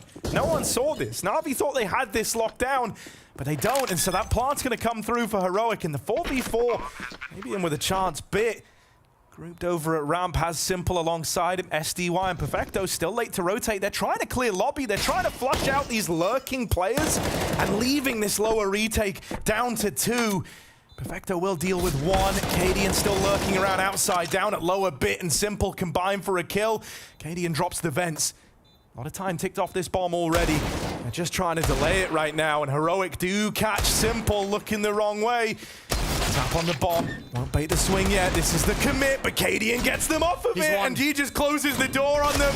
Literally and metaphorically, Cadian closes that door shut and finishes it off with the Deagle as well. What a round to steal away if you're Heroic. For Navi, that is rough. They spend so much time hunting those players in the lobby that it very much hamstrung them in that retake. That's got to be so frustrating. I mean, the lack of weaponry and the lack of utility is really negated by the fact that Heroic gained so much space. The misrotation. Navi, for whatever reason, didn't realize they got the secret. Bit actually shifted towards heaven instead of downstairs. And then all of a sudden, you've got like 2 lurkers. You got a lurker in Squeaky Door, got a lurker in lobby, and it doesn't matter that they only have P250s because you're not even looking at them. You don't know what angle to look at.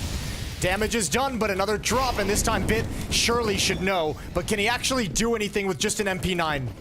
Not the ideal spot for it. The nade could be nice, softening them up that much more. The MP9 begging to get involved.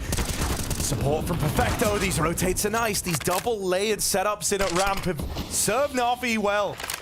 Tessez taps the bomb, hoping it baits a peek, and SDY will give it to him, but it doesn't go his way. Cadian left in this one alone, 1v4, late to outside. Worlds apart from this bomb right now. But hello. Oh my god. He had to flick back. Timing nearly gets the better of him there. I don't think they care about the family. No, I don't think they do at all. But you got to admire it. Well, not much to do. I can see a world in which this just ends in a save. You got a long route to walk still, and you have to walk the whole way or else they're going to know exactly where you're coming from. So, yeah, might as well just tuck yourself in towards CT spawn. This time, Navi gets a lot of damage through the vent as they come out the Squeaky Door. They get the information. Bit drops in time. Perfecto arrives at the perfect moment to provide some support as well. Good job from Navi.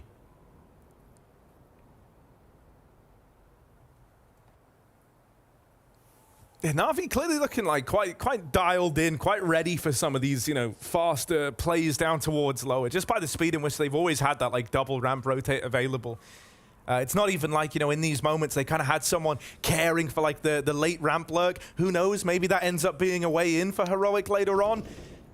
but it has served Na'Vi super well so far, man. It's very, very hard to contain, especially with how, you know, Bit and Perfecto played it in that round. I like that Bit kind of drops in and like commits to the site fight, right? I think he commits because Perfecto's saying he's coming for support. So Perfecto's kind of giving him the green light. He's saying, you're all clear, go for a fight. I'm going to be here with you. Just give me a second. And obviously getting into a better position for that SMG to go to work. If he's just staying in that position that we just saw Perfecto in, it's not going to do a whole lot. He ain't getting anything done there. All right, little tack timeout called in for Heroic. They want to try and get ahead of this as fast as they can. I think chatting about money as well, because they're going to shuffle some AK-47s around. Cadian has the one he saved. He can replenish utility. Yabi had money for one. Tess's drops an AK-47 over. So they're going to come into this with a full house of AKs and Deagles.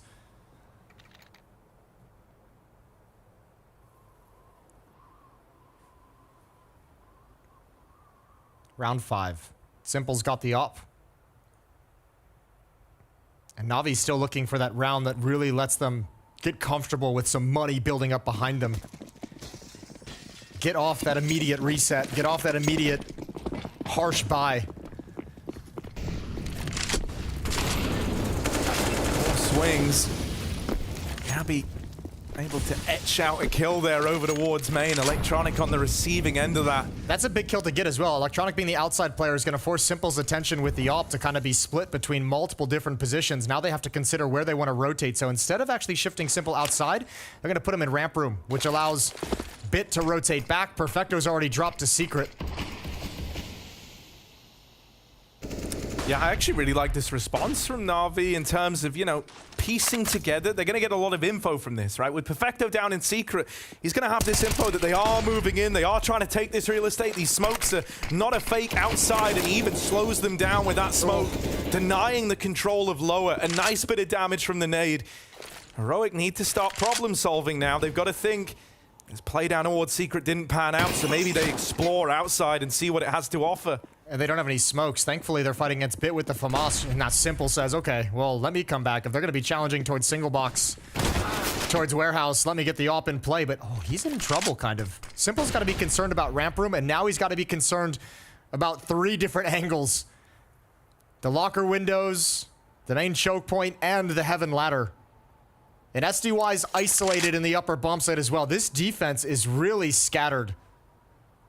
20 seconds. This is kind of the only play Simple has, is to go and fight for lobby, because you've lost everything else. And as he moves in, he could get caught by this late rotate. He will be. Yabi finds him. Perfecto up through the vent. Oh, no scope needed. Yabi with a great little lobby lurk takes that AWP out of Simple's hands and puts it to use.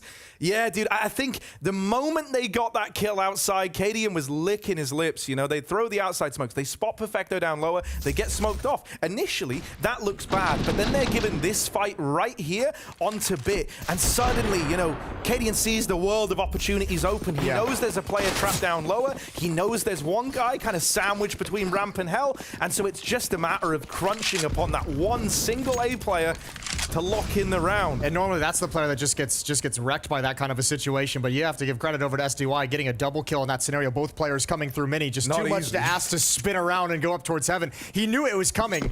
It's just a matter of when. And Heroic grabbed the early economic advantage. Deagle on Simple, P250 on Bit, that's all they have to fight with.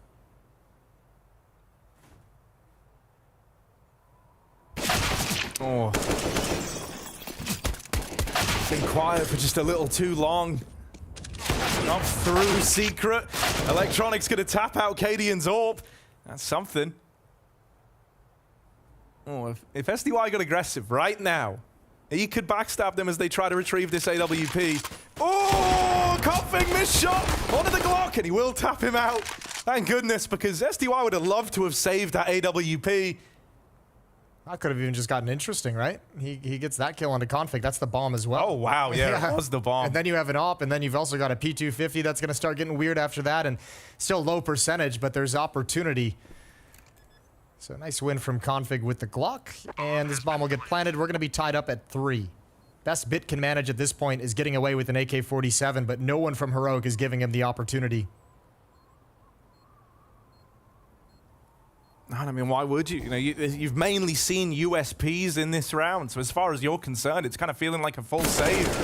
Yabi just waiting in the back of lobby, up to his usual trickery there.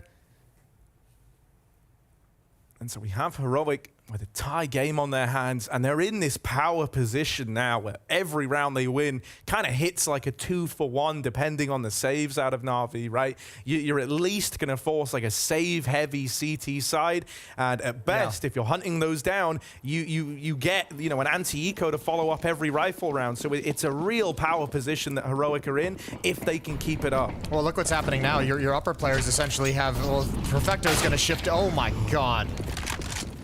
Well, that was played off the spawn and Simple just got railed. I was gonna say the only players with SMGs the players with SMGs had the only real utility. There's no nades left.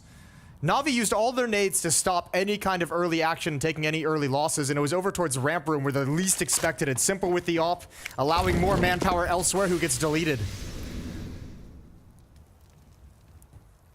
We're going to need a 2-for-1 out of someone like Electronic here to really keep Na'Vi in this round, but he's in a good spot to do it. Can't control the spray, and so instead, Heroic just spill over outside. Very grouped in that moment there, right? They don't let it get out of control. And so now they just need to, you know, cross their T's, dot their I's, and walk this 4v2 over the line. It was a great opportunity for multi-kill from Electronic as well, because Perfecto showed a little jiggle at the entrance of main before Electronic gets in that fight. All the Heroic attention was actually away from Redbox. And now they park Tess's with 1 HP outside to make sure nobody can push and lurk outer from the CT side. SDY and Bit taking a gamble towards the upper bomb site. SDY gonna be called upon. Or not. They call an audible over towards ramp room. And now surely a save.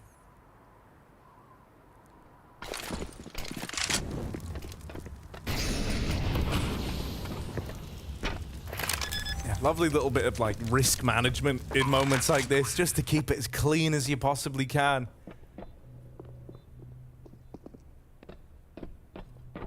If you're able to find one of these players on the exit, that's a big deal as well. This Orp's watching from back in spawn. Yeah, a bit of a rough old angle to win on. Cadian was scoped up, but Bit already on the angle, not falling for the bait of the jump across. Young's even got the push. It's a cool little layered save here. And so actually, NAVI have ended up making this expensive for Heroic at the end as they try to come hunt. He fakes the drop with a pistol. Yabi's on the hunt. This has gotten expensive for Heroic, though, in a victory. I don't know if Yabi actually wants to commit to anything here. SDY. Oh, Yabi finds him at the end. The op is saved, however, and in the hands of Simple, we know it can turn around on its head. I want to see a classic Simple jump up to blue box, top garage with the AWP. Yeah, stand tall, chest out. I love that you subscribed to that, because whenever I say that to Hugo, normally he looks at me like I'm a madman. But it's such a power play, and it's something that Simple can get away with. Do it. Always looking at it. Come on there. Oh, it's okay. It's close enough. But, however, Heroic sense weakness. They sense weakness. They know they have economic advantage, and they hit the upper bomb site with conviction. Now, if Navi can find a way to get one more kill quickly, they can go for this with the AWP in play. Yeah, they've done well to keep it even. That's the only reason we're even considering this right now. But that re-smoke in heaven? Yeah, I think it's over now. That's rough. That seals the deal for you. Save's been decided by Heroic. That's the benefit of a nice, effective, and efficient upper hit that quickly. You have so much utility to play with after the fact to just continually re-smoke heaven. So Bit and Electronic will line up to try and get some exits. Bit's actually just holding hands with Simple to make sure the op never is in danger. Electronic's been found by Tess's. Love that. This is a convincing T-side start, though. It really is. Yeah. And you start to get worried, you know, just about it kind of spiraling like this. I mean, it wouldn't even be the first time we've seen score lines get out of hand this quickly. I mean, literally, think back to yesterday, Jason. You remember that 7-1 start for Na'Vi that turned so sour so quickly. They end up losing Nuke to Vitality. Only managing to scrape together, what? It was 4 rounds in that second half of play on the CT side. the staying power, the kind of resilience hasn't really been there thus far for Na'Vi. And if it doesn't appear now, their time at the Blast World Finals and, you know, their whole year comes to a close on a very sour note. And this is where you start talking about that angle of how much frustration we've seen at times out of Na'Vi, and obviously a very long and frustrating year altogether for them. If it comes to a boiling point here in this third map, they might not be able to actually get themselves back into this game. This could really spiral out of control. Na'Vi could use a really good play from one of their stars to just lift the energy and lift the mood.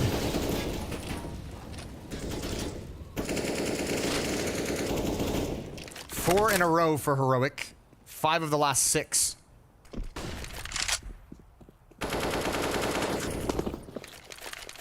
Yeah, there was just that little, you know, one and done round in there for Na'Vi that was the beginning of this downturn in the money for this CT side. Simple with his AWP is posted at ramp, but it doesn't look like he's going to get a lot of love here. Not with how Heroic are poised early on. They've lobbed in these outside smokes, but it's a fake, right? This has got all the makings of Config getting activated over towards main as he slips right past the outside smokes. They test the waters at ramp and they spot this AWP. That might be enough in and of itself to deny this ramp take. They want to try and challenge Simple. They want to try and deal with him. They forced a bit of respect out of him, and now they've taken ramp room away. This is going to scramble some bodies down towards low. You got Electronic and Simple down there right now. But Heroic are not dedicated to this being a lower play, not by a long margin. They don't have the utility for it. They only have one smoke on Yabi. They have to go elsewhere. You don't have the smokes to block off the doors and the windows, and Config's going to get taken down for free. Good find from Bit. And now underneath hell, or underneath heaven, I should say, in hell, getting absolutely decimated. It's just Yabi. 1v4, and that's a strong victory for Na'Vi. It's clear what the idea was there, right? Take that ramp room away, try wrapping up into the heaven and hell area, and then split that with Config from main. But that is where, I think it was Bit over towards back garage. Yeah, just not moving a muscle, waiting here all round for that lurk, and then landing that spray. That's a hard one to control. That is a long-range shot at a pretty finicky angle with the ledge in the way. He makes it look easy, and it really did just blindside Heroic. Their kind of best laid of plans. It worked out exactly how they wanted with, you know, minimal casualties at ramp, we'll say. From that point on, it all went downhill. Still, the success for Na'Vi can't be fleeting, really. They have to start chaining some rounds together.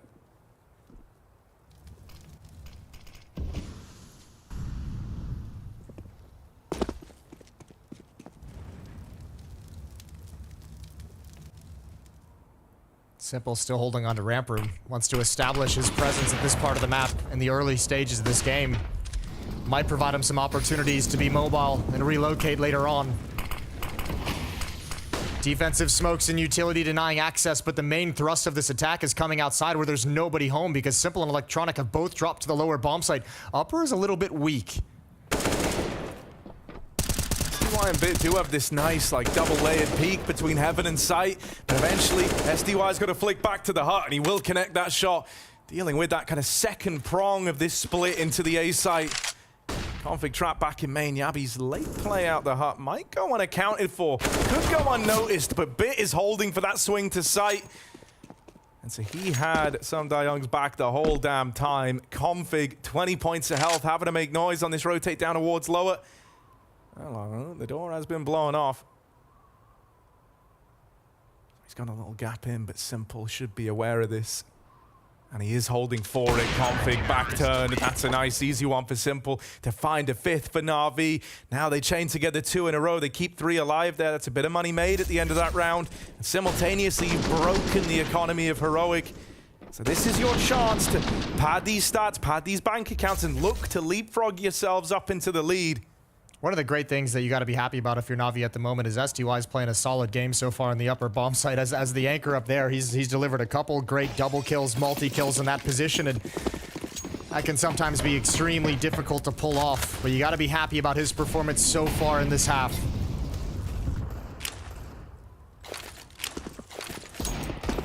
Hero op on Cadian, T-side nuke.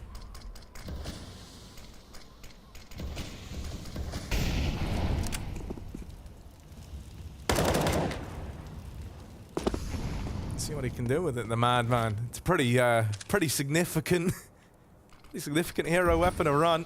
He's going to be very quick to save if he feels like there's no real chance to be involved in the action, to have impact.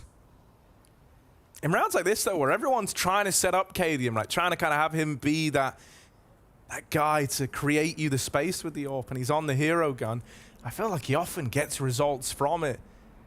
Now, Electronic could delete that worry altogether. If he controls the spray here and, like, shuts down 3 of the pistols as they move around the corner, as you say, Cadian will just look to save that AWP. And, well, Electronic tries his damnedest. Does knock the AWP out of the round, right? But it will get retrieved. Perfecto, that was the bomb dropped over at Decon, and he's quick to move in and take the space. That's a lovely reaction. Everyone's down at lower for NAVI. It's a brawl, but they come out ahead. And so they deal with that hero AWP pistols around it quite nicely. This might have been a little bit of a mistake. I think NAVI recovered the AWP in the that Cadian had and the AWP that Simple had when he went down. So they now have a decision to make with the double AWP setup on the CT side. Maybe it's what they wanted at the end of the day. Simple has that. Bit has the secondary one. So you can have an AWP in ramp room as they've preferred. You can also have an AWP outside if you'd like that as well. It's pretty juicy because now Simple can AWP out, and if they probe ramp early and they hear that AWP fire off, you're going to assume that Simple having rotated in with that AWP. Oh, that's not cool. Ooh, hang on. It's on a little ledge. Just going to re-smoke the door, drop on down, Util coming in. Oh, he's burning. Oh, he's burning. Perfecto just about stays alive for the moment, but Yabi puts a stop to him. And they don't continue that aggression. They don't continue the assault of this A bomb site. Instead, they pump the brakes on the back of that 5v4. NAVI don't like the quiet.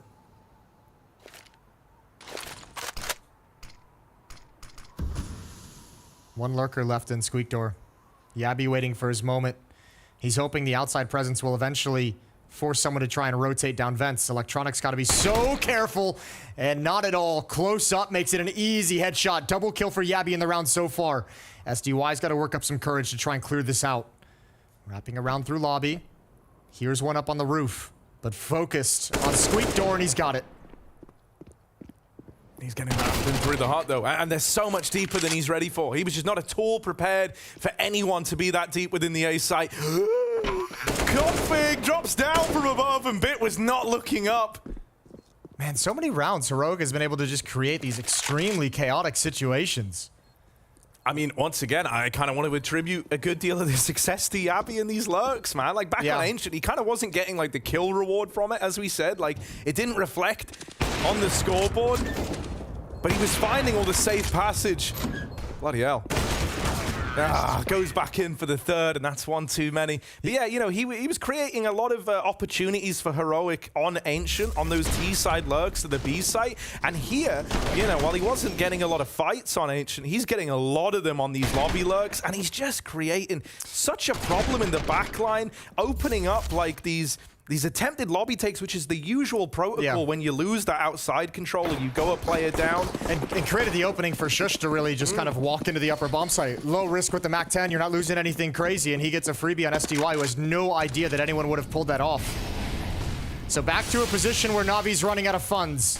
A very important round. We're tied up at 6. Does Config even realize the UMP is there? There's an AWP covering in case Config jumps up on top of the boxes. And there's Electronic, nice and easy.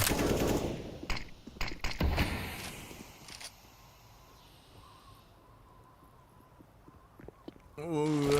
Okay, he's gonna get flashed in. That's nice, at least. Makes it a little safer for Bit, but there's the counter flash out of Heroic. Simple domed. Navi finds him. This round, he ain't lurking you, man. He's the one leading the charge. Look at this.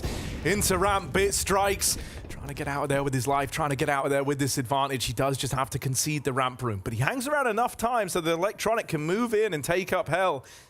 There's only one flashbang for Heroic as well. So, I mean, these should just be players, I mean, in theory, just walking into fights. Makes this position from Electronic very strong, and he's got a freebie. Cadian had no idea. Shush has gotten past the angle, however. Slides back into it. Electronic is going to call that out. One is underneath ladder. Bit still in the lower bomb site, ready and waiting. He's got a teammate. He's got Perfecto here in support over towards Decon, but he doesn't need it. That's a really nice round from NAVI. You know, they give you a couple of rough ones, and then they kind of give you one like that, and it's like, okay. They've had a couple of rounds like that, but you're right. There are just those weird hiccups against especially low buys. Yeah. When Heroics really just kind of getting very aggressive and chaotic and taking more risks, where NAVI just kind of lose the plot.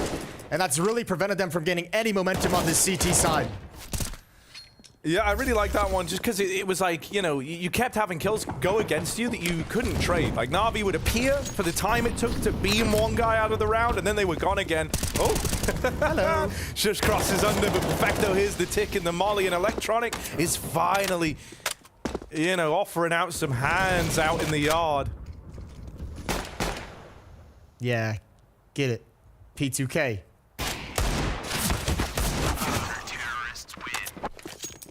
So a nice clean round, like a 5 alive round for NAVI up against the Pistols. That's rare sight. That's lovely. Yeah, you don't get that one every day. No, you don't. Timeout taken. Second used by Heroic for this final round of the first half. They want to go for 7. Yeah, they want to try and figure out how to put a stop to this. Something that's kind of changed in the last few rounds is I feel like Electronic's getting more involved outside again, right? He was kind of like leaning main a lot earlier on and not really coming out too well on the back of that like spam fight. So often it felt like he would kind of be the first guy to fall, maybe caught in that like transition going back out to yard. He got deked by Config early on in the half outside. He got spammed down through smoke when he was trying to spray back at one point as well. Yeah, you're right. That outside has been a little bit better handled in this tiny little streak that NAVI is on. They've won 5 of the last 6. 15 kills on Yabi, a phenomenal T-side, as you alluded to just a couple rounds ago. For NAVI, it's Bit and Electronic at 13 to top the scoreboard. Final round of the first half.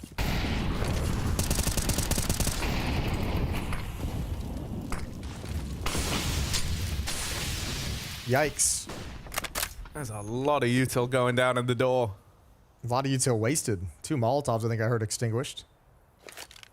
I haven't really encountered this yet. Simple with the fast play up towards Secret, trying to get a bit of onus towards outside. Oh, thank God that smoke cleared, because Electronic was using the gap. But once the smoke fades, he can no longer hold that angle. He seems wise to the fact that with those smokes down, like someone might have looked to go for a cheeky crossing here into the garage. Still, he's having to play it on timings. That's the awkward thing. He can't just dedicate to this one angle. So while the timing game happens outside, Perfecto here at the CT vent. He's about to have a lot of guys coming through that door.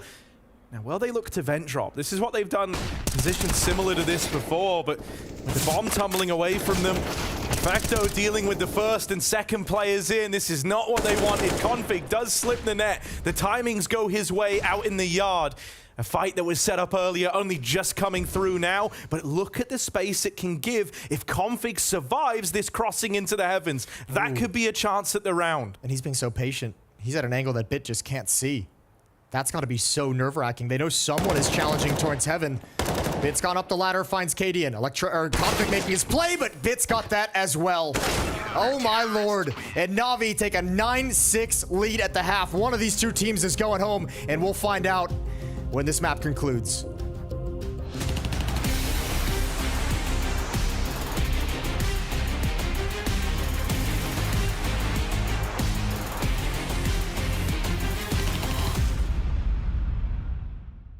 When you guys were starting out as an AWPer, was there certain players you looked up to? Was there a player you thought, I like how he plays it? I watched a lot of demos of Genius and Device. And man, Oscar as well, back at the days, he was unstoppable. I watched like some Fallen POVs. Fallen, Device, like those hoppers. Man, even called Zero sometimes. He's second hopper, but he's, Actually, it's true. I was watching Cold Zero days before. It was one of the best examples for me was on Cash. Okay. If you're gonna talk about like main opers, it was Device most of the times, and Sasha, and Fallen back in the days.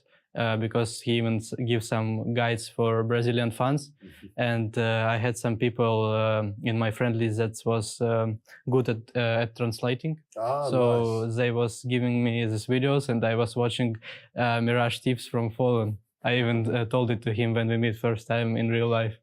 Like Coldzera, he made this highlight right on car Mirage. Yeah. Like people in the future, like he's not main op, right? He's rifle, he's anchor maybe even. No, I don't remember.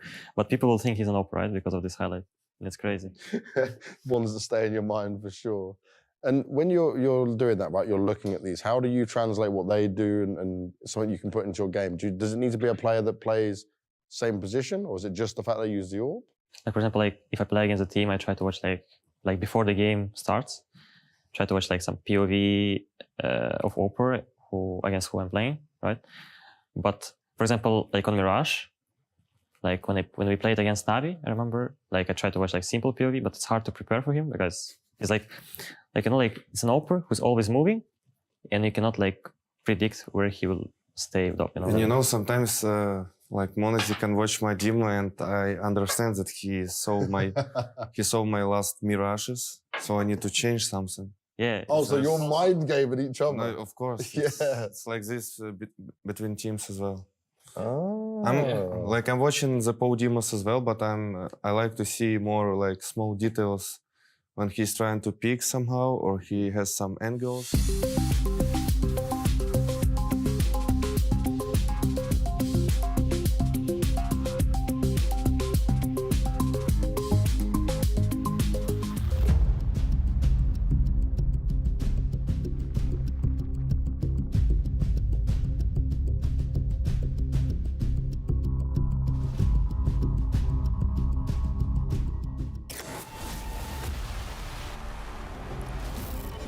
NAVI versus Heroic raging on into this third map with elimination on the line. It's all to play for. NAVI narrowly holding on to this lead at the end of that first half. They go on a bit of a resurgence there towards the very end to find themselves in pole position now. Staring down the barrel of a T side. Pissed around would certainly help get that legwork in to make this a good start to a second half. Yeah, you're exactly right. Tessa's going to be over in ramp room. P250 on simple, and you have to know that challenge is going to be coming if you're the outside player. Good damage, good kill from Tessa's. I don't think he can make it all the way down. He might have to stand and fight. Oh, he's got another. Falling back the fadeaway, and they're still going to press the issue. Finally, Bit takes him down, but they don't have to commit. Yeah, Simple's caught in a fight outside. Taps config.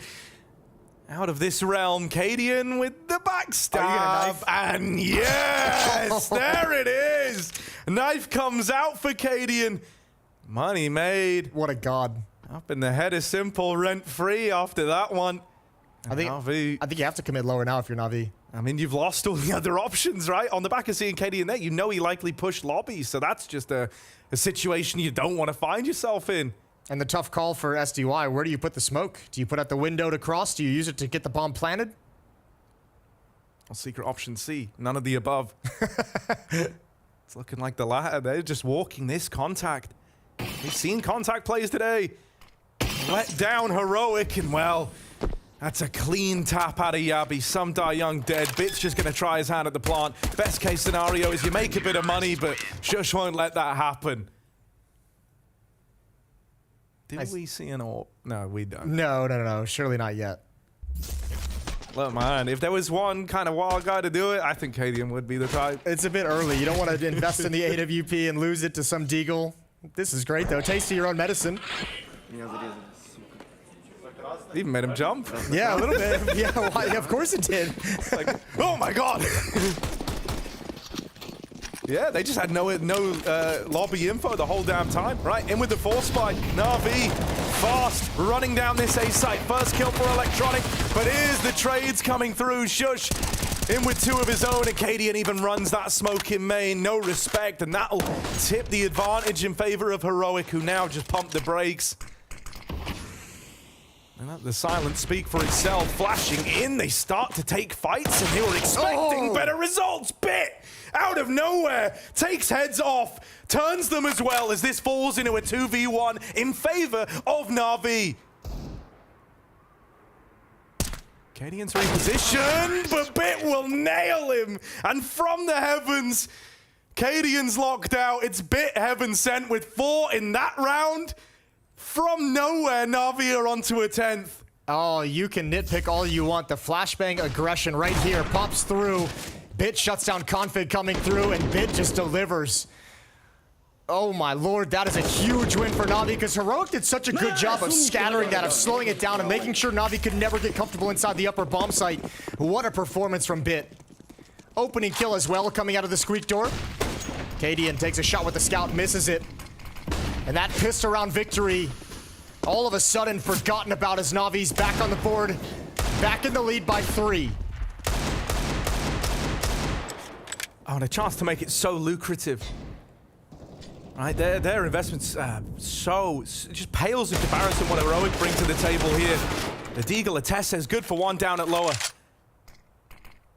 Doesn't quite deal with the problem in secret. Simple's got to be cautious as well. He has the bomb. He can't move forward whatsoever, right? So he's trying to just take some AK-47s away to make sure it can't get recovered. 3 players downstairs for Heroic, all lined up by the vents. They can have a quick rotation back up if needed. But for the moment, they expect Secret to be the next point of attack. Oh, they're actually going to aggro this. How patient is Simple? He still has that bomb. And the next nearest guy is Electronic at red. Like, no one's here to trade this kill, and the bomb tumbles away down the stairs. They spot Electronic crossing. They hear the footsteps, the pitter-patter of him coming down these stairs. Daddy's home. Here he is, swinging out. The molly's going to burn out Config, and that's the bomb retrieved. Don't challenge. Fall back. Does he want to keep fighting? Electronic's got support at least, and well, he'll battle his way through the ranks down at lower. Okay, I didn't know he had. I didn't see Perfecto with him, so they double swing it. That got me really worried. Oh, 4-round lead now. Good job from Navi, averting disaster. That got really sketchy. Good round from Electronic overall. That's the scout taken out, and obviously some of the cleanups. The Molotov that takes down Config forces him into a fight, and also gives him the cover to pick up the bomb. Good recovery, and just USPs and a Zeus on Shush. Where's he going with that bad boy? Yeah, up close to the hut. You can't even go pushing in if you don't hear anything. God, I do just love how like Electronic responded to that whole situation. Oh, I like this boost as well over at the AC unit. You don't see like the 4-man stack till you're already way too wide to just dodge it. Yeah, it doesn't really help when Simple just one-taps the first guy. No. Does it? Ooh, he tags him. 70 damage Zeus, literally the most painful thing you can do. That kind of sucks. That really sucks. He deserved it. And now Yabi pretending that he could do anything in this 1v4. He's still looking at, he's smiling a little bit. He's intense.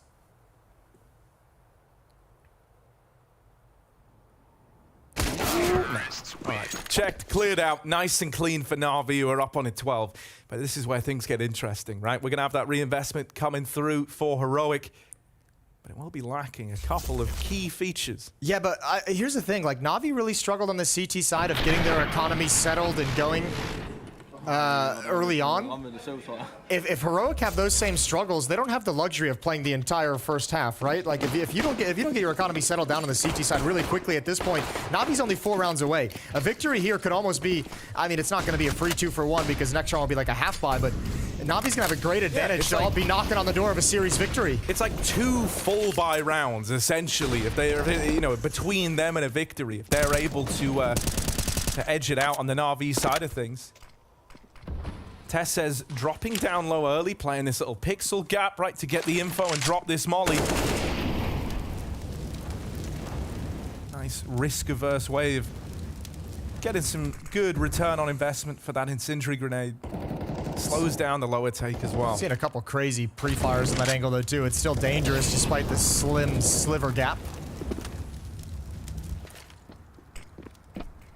2 players now rotated downstairs. Config and Vents. Not a fun place to be. Position known.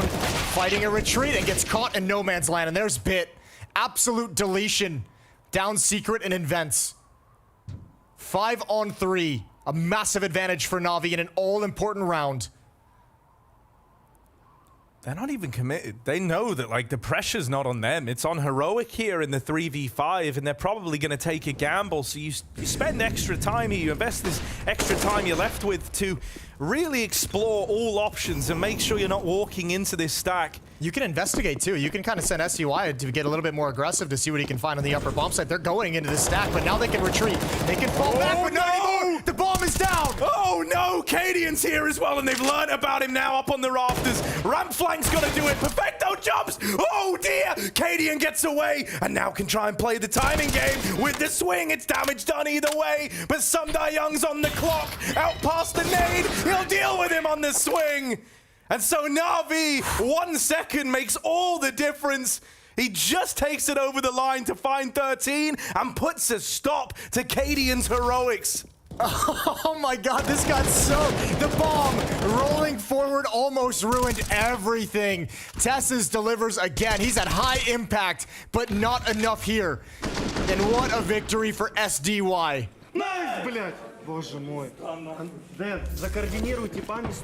Okay, Shush has got an over. Yeah, this is the problem now with that victory. It's a desperate buy here for Heroic. And they need to get on the board. 3 rounds away from elimination. 3 rounds away from the year being done.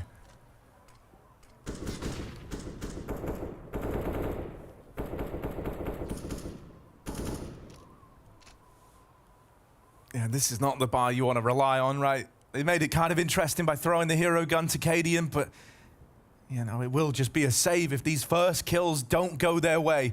Na'Vi grouping and moving out the door. There's Nova on top hut. It's a good position for it, but, oh, that's the M4 removed. Shush! A Nova and a dream! 3 kills from it! I did not expect that to be the hero of this round, but somehow it's kept Heroic in this. I've never seen the Nova get away with something like this. Oh, and Yabi running away, but that Nova, that big green gun, not the one we often talk about, sat up on top of the hut and thirsting for blood. Sundar Young might give it to him. He's hunting. Oh my lord. He's dropped into the lobby. He wants more. Nova is his friend. He's on for the ace. 4 kills on the back of the shotgun, and he finally takes the upgrade. What a play from Shush. What a round. Bit is the only man left in this. Can he succeed where everyone else has tried and failed? No.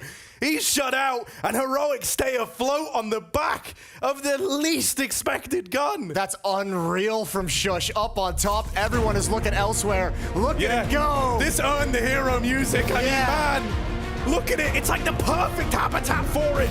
In all its glory, the Nova. 4 in the round, and Heroic keep themselves in this series. Surgical with the shotgun.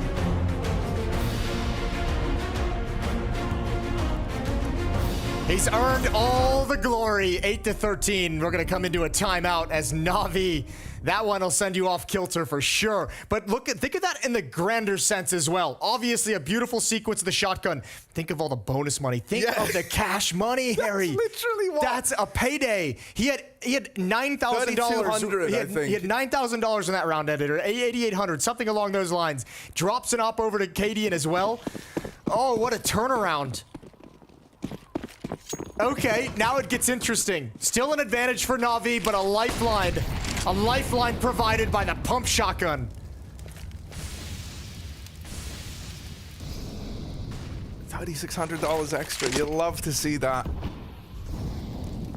Use a calculator for that one? No, actually. Okay, my man. Just a brain calculator. So maybe I'm wrong. Right, no one think about it too hard. It was just a great play. Na'Vi. I don't know, man.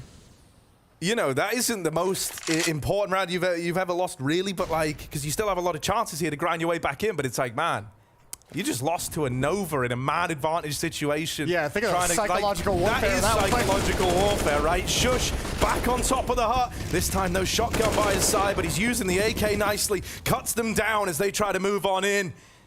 And this attempt at the fast A hit is once again shut down by the hut player.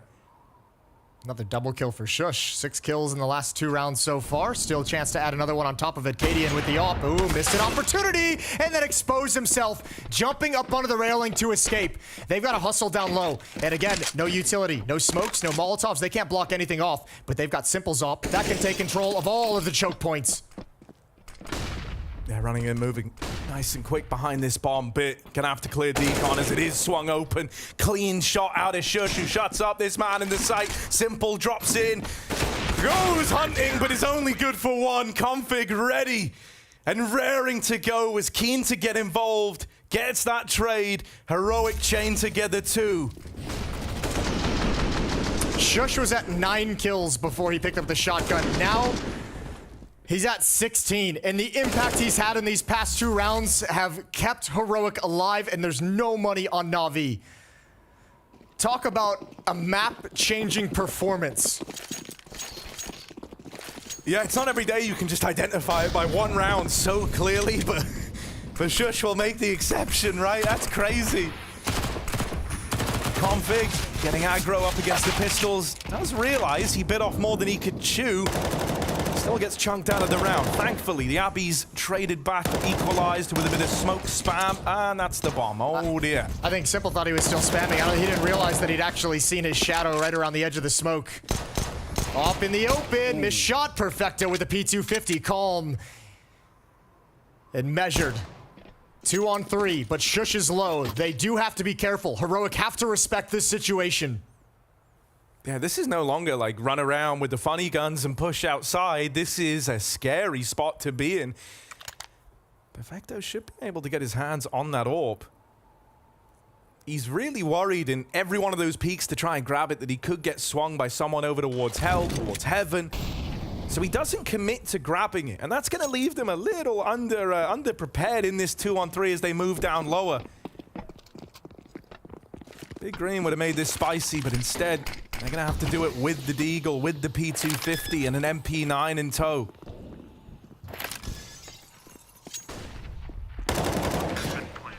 Oh, he's gotten away after the plant as well. All right, this gets interesting. Remember, Shush low HP. They've got 1 kit on Tess's, so keep your eye if he falls where that kit is going to be laying. He makes first contact, wins that fight cleanly. Perfecto. They know where he is in at the double doors, tapping with the P2, but he can't find a thing. And Heroic just kind of claps upon that B site. Very restricting. They very, very quickly pieced together, you know, what the setup was there. And so they keep it under control. No, but that plan is going to help out massively. Plenty of money for Navi to buy into the next round, so that helps them have enough money to put some danger on the board. 3-round lead. Heroic is chipping into it, clawing back into this. 3 rounds straight for the defense.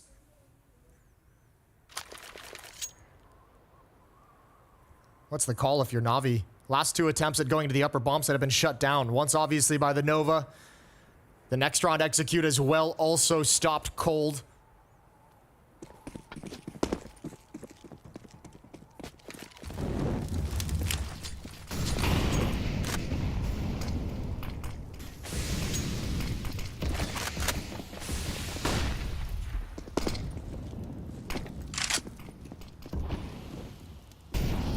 Made it out here on top of main, but it looks like it's been heard. Oh man, he tried to get the drop on the main player, but Config was there to lock it in and shut it down. Simple. Oh, Bit didn't see that. Bit's crossed past them. They've traded places. But this is probably... It could be better for Bit, but alternatively, Config could find the bomb, which would uproot everything. Well, I mean, this could be Simple getting flanked out again unexpectedly because Bit was just in this position, so Simple's not going to expect this. And if Bit's not fast wrapping around heaven, Simple's going to be stay here, and he's just going to get straight up caught. There's... Oh, he's got no clue. That's a Config frag all day, and then they're even ready for Bit. I don't know why they're so prepared for Bit there, considering him and Config are in the same spot, neither one knew each other. I think Heroic are just carrying the timing games. I guess ramp have been open for a little while. I think when you know there's been so much chaos outside, I mean, you just kind of have to keep your eyes on it. You never know who's slipped the net. Another victory, 4 straight now for Heroic. And Navi have to drop back down to pistols. This is slipping away, slipping out of their grasp.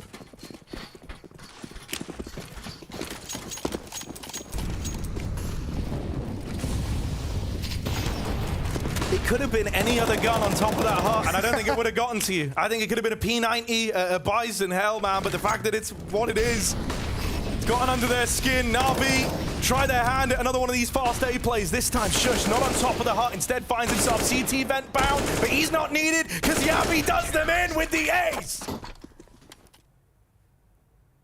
A beautiful ace as well, no issues. Perfect shooting from Yabi in sequence. They've got no chance. He clotheslines everyone as they come out. His teammates Molotov, his teammates smoked. He's got no backup. This upper bomb site is just closed. There's no access. Navi certainly have to call away from it moving forward, at least for the moment. Shush and Yabi putting on a clinic. Dwindles into a one-round lead, and Navi have to burn a third time out.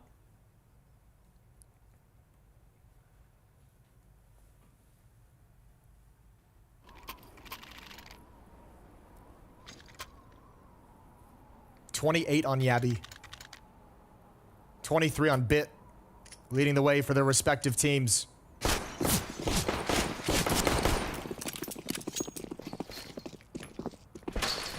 I mean, in the maps they want, Bit's kind of been that clutch player, right? It feels like him, or I guess, you know, I want to say just Simple might need to get activated. It's normally in moments like this where he puts a lot of the weight on himself, right? And tries to get involved, tries to be that hero. He's, well, had been sat down bottom of the board for a little while here for Na'Vi. Quiet game by his standards. Cadian scoped up with this AWP outside. Safe angle for it, right? Not running a terrible risk there. Can just duck out after the first shot. Now, in amidst all of this, Na'Vi have slipped one man down towards Secret. Bit makes the cross happen. No one realizes it quite yet from Heroic. Cadian might have thought that Electronic was the only player outside. He does leg him. Electronics had to go passive and look for any kind of re-aggression from the defense. Yabi shifts down.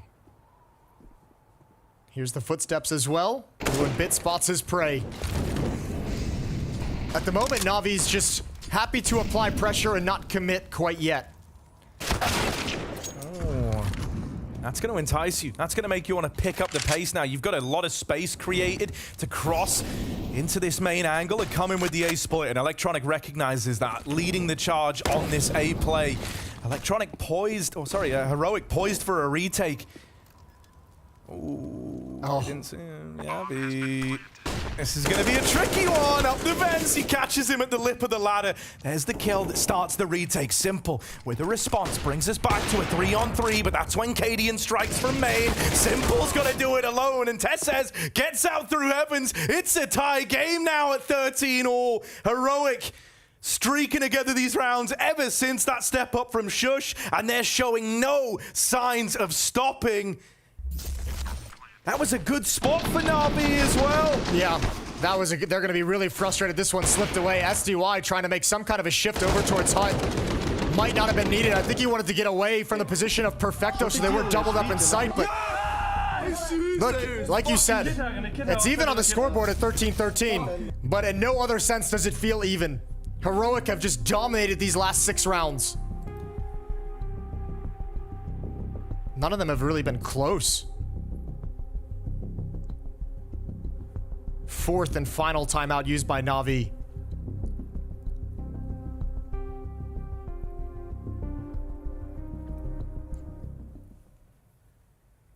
I mean, it's just insane still to me. You know, sat on 29 kills. Yabi having a fantastic game and reflected in the leaderboard this time around. But I think now you can really start to look at both Ancient and Nuke, the 2 maps towards the tail end of this series, as him providing so much from these lurks and then like swapping over into that second half and really holding his own in the fragging department as well.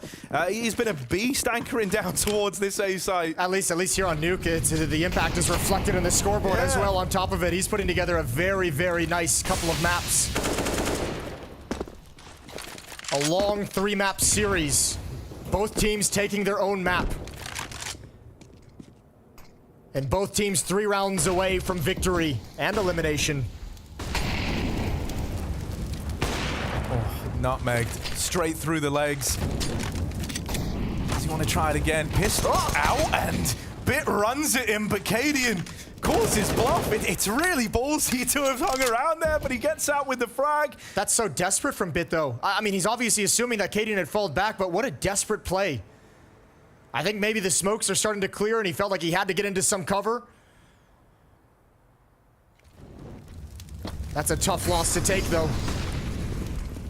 Util's going into the wall to say bomb site, but Heroic, look at the man. They're in lobby with you, Navi. They're right here, pushed into the hut. They deal with one man, but are they ready for Yabi? They don't look like it. Takes one out of the round. More where that came from, perhaps, but Electronic will reply, and we find ourselves in this 3-on-3. They've done well to stem the bleeding, to stop that lobby aggression coming through.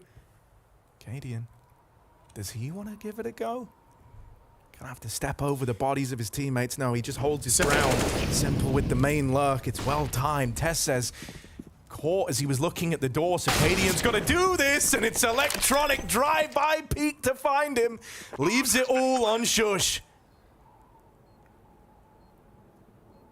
No way does he have another miracle in him. Does he even go for it?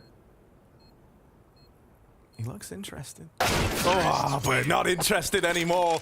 Samdar Young domes him on that first swing, tries his hand at the hero play with the kind of rounds he was able to give us. You can understand why he wanted to give it a little look in there, but never given the chance to get in the door. His main lurk from Simple was nice. It was really kind of the thing that gave into that whole A play in the first place, and then Electronic having the foresight to be ready for Katie in there as well, as that like third player who didn't commit to the lobby push is just a really nice bit of thinking from him. This stage of the game, you're ready for everything. You're focused on everything. No details can be missed. Door blown open. Molotov's down in place. Much slower paced though. Bit now starting to cross towards red box with the cover of Electronic.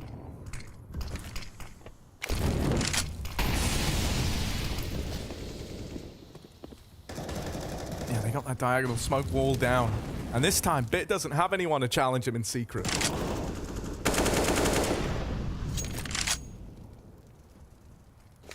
Getting Bit here, while it's kind of uncertain, unknown, is often a good leg up for Na'Vi to have. Cadian really trying to win that fight in the lobby. Will eventually have to duck out. He can't play like that forever.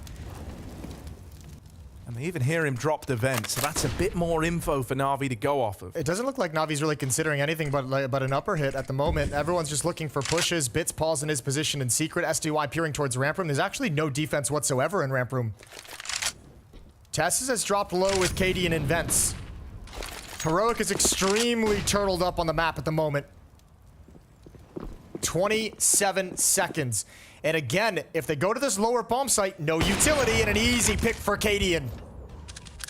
Oh, another from this AWP. They don't even know about Tesses, who just lies in wait in the center of this site. They trade him after one, but he's done a lot of damage. He's set Heroic up nicely. These rotates coming down the vent now, starting to arrive at the B site. Simple and Perfecto side by side. Not where they want to find themselves. They have to fight. They've got to go pushing into the doors, really. And, well, Perfecto dies trying to do it. And there's the swing out of config that ties this game up again at 14 all.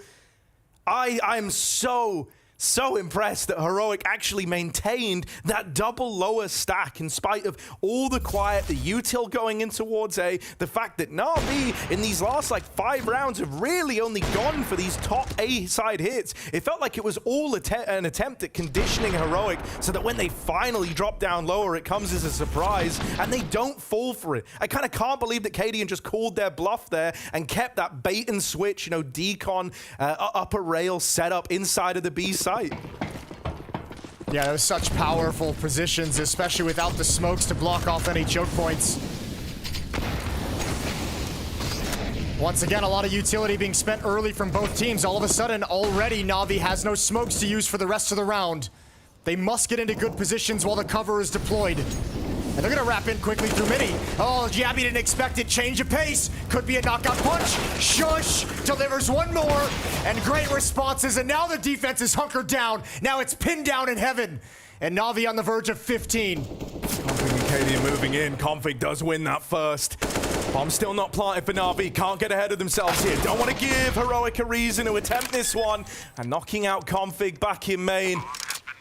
That could seal the deal.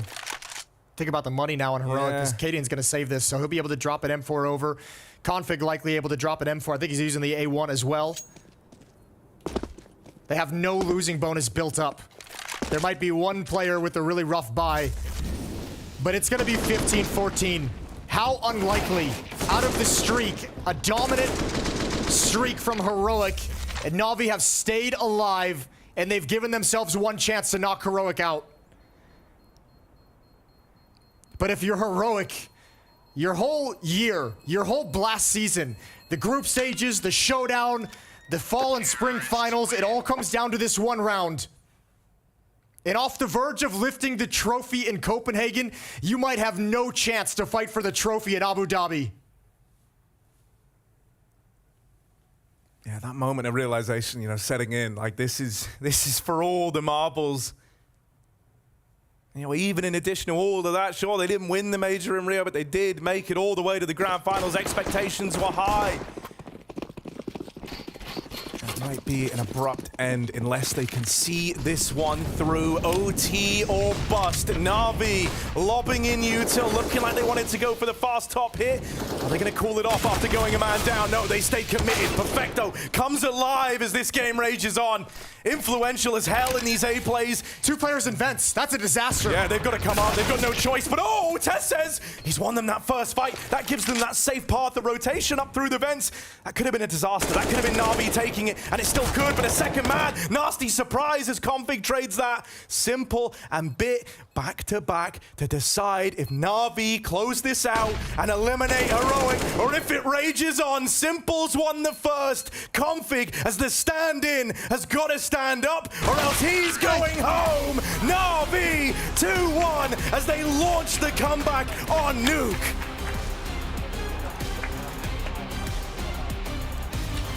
A very close, but still a win there for Na'Vi. An intense series, but you saw then, there wasn't too much excitement, there wasn't too much celebration, because they probably felt like they should have had that multiple rounds ago. Heroic put up one hell of a comeback, potentially able to make Na'Vi crumble. 6-7 rounds in a row, but then it all started to fall apart. Pimp, we got a lot to unpack in this one. We do. It feels like whenever these two teams are playing each other, it's always a competitive game. It's always back and forth. It's always hyper competitive. Well done to Heroic for finding their way back into the game. Well done to Na'Vi for keeping their cool. Overall, there were a lot of, positives that you can drag out if you're Heroic. Yappy having a monster game right here on Nuke, trying his absolute best to keep Heroic inside it. But again, you got to give credit to Bit. You got to give credit to Na'Vi. Even though right now they're struggling massively, they're not playing the best brand of Counter-Strike, still able to get the win, still able to get the W. And at the end of the day, James, that's what matters. There we have it. Do you hear me? Yes, we do hear you. Hello, guys.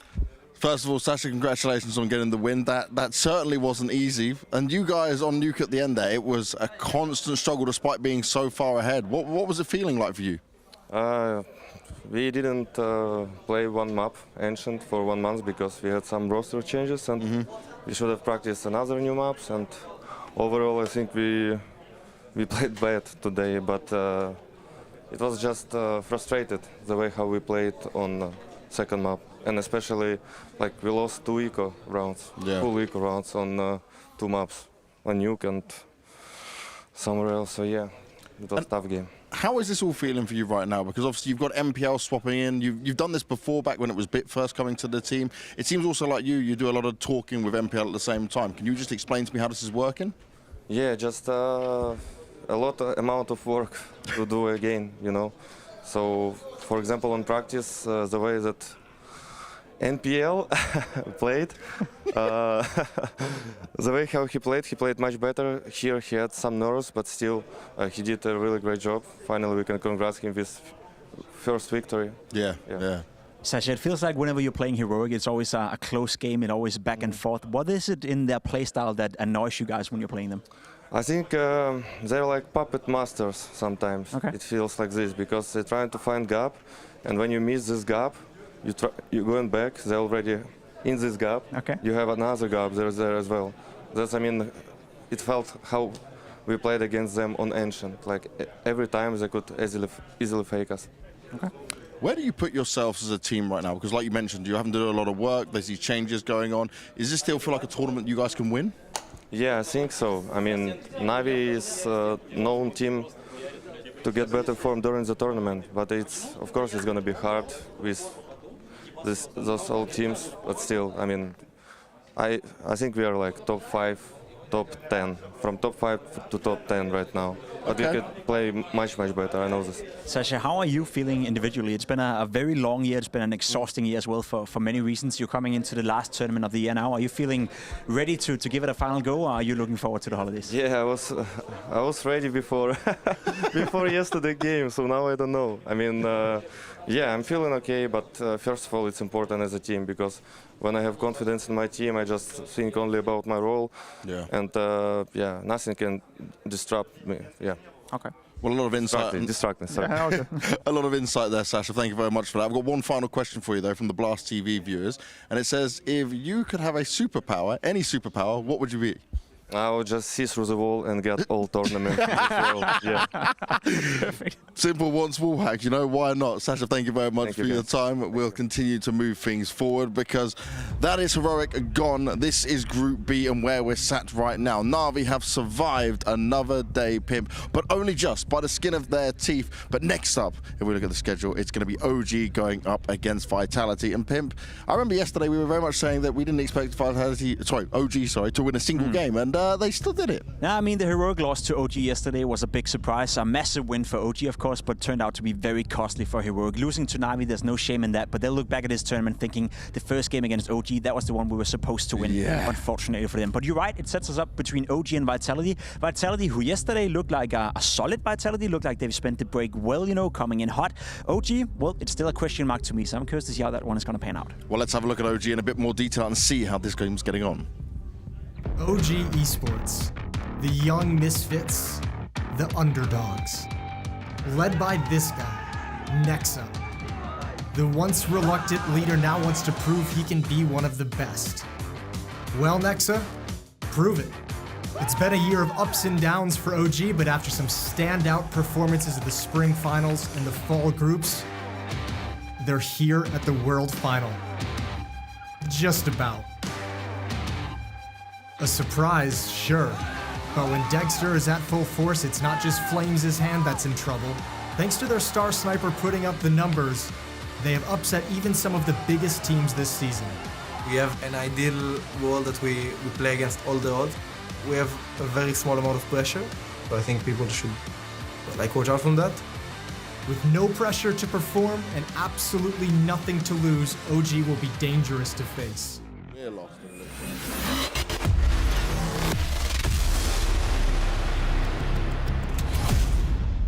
This is the Vitality that everyone wanted to see. This is the Vitality that we've been waiting to see. Spinks, Zywu up, rocking it from start to finish. Dupree having moments, Magis stepping up as well. And Apex, in the interview he spoke to us about Pimp, he was very positive about what this new style the team was going to bring and what they'd be able to deliver. But when it comes to the side of OG, we wrote them off a little bit. We didn't think that they'd be able to have such a good performance, right? Okay, it was against a Heroic that does have a stand-in. They are now eliminated, but they showed that they're more than just Dexter at least. I had questions around the likes of Fiku, Neofrag, and what they'd be able to deliver. But you know what? Yesterday, I had some moments where I went, okay, it's not too bad. Listen, you're not wrong at all, James. The win against Heroic yesterday was a positive one. It was a good win for OG, and I think Dexter even said himself, it was nice to end the lose streak. They have not been winning a lot of games as of lately, and that takes on your confidence. It takes a toll on you. You don't really believe in your own abilities. Even Dexter found himself changing resolution from map 2 to map 3 and having a monster performance. But not advisable. No, not advisable. Not something you're supposed to do.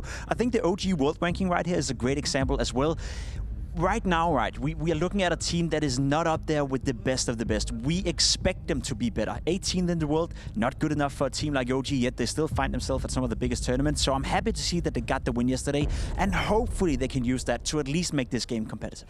Well, one thing that I know is going to be competitive is every member of Vitality, because this team right now is looking great. We saw impressive stuff. We saw Spinks look a lot more comfortable. We look at the numbers we're seeing put up here, and this is just positive signs overall. This could be them coming together at the end of the year in their way way they want. What you're seeing right now is exactly the frag distribution you want within Vitality. Of course, Saivu being the best player out there, one of the best in the world, if not the best, it is what it is. Spinks up there. He was signed to be the new superstar. He was signed to come in and make the difference. And we saw that yesterday. We've seen glimpses of Spinks in Vitality play well, but what he did yesterday was one of the best performances he's had within the team. Magix, in the period where Spinks didn't work out, he was actually the second best player within Vitality. So the fact that he's now back to being the third best while still playing well is a massive positive. And as Apex said yesterday, if Dupree can just have a good game once in a while, being the entry fragger he used to be, all of a sudden Vitality is a team that can contest with the very best. And I love that, right? Because if anyone that didn't watch the end of that game last time when we spoke to Apex, he gave a lot of insight into the changes, you know, the responsibility he's putting on himself, how things are looking, and this has enabled us to see the Spinks of,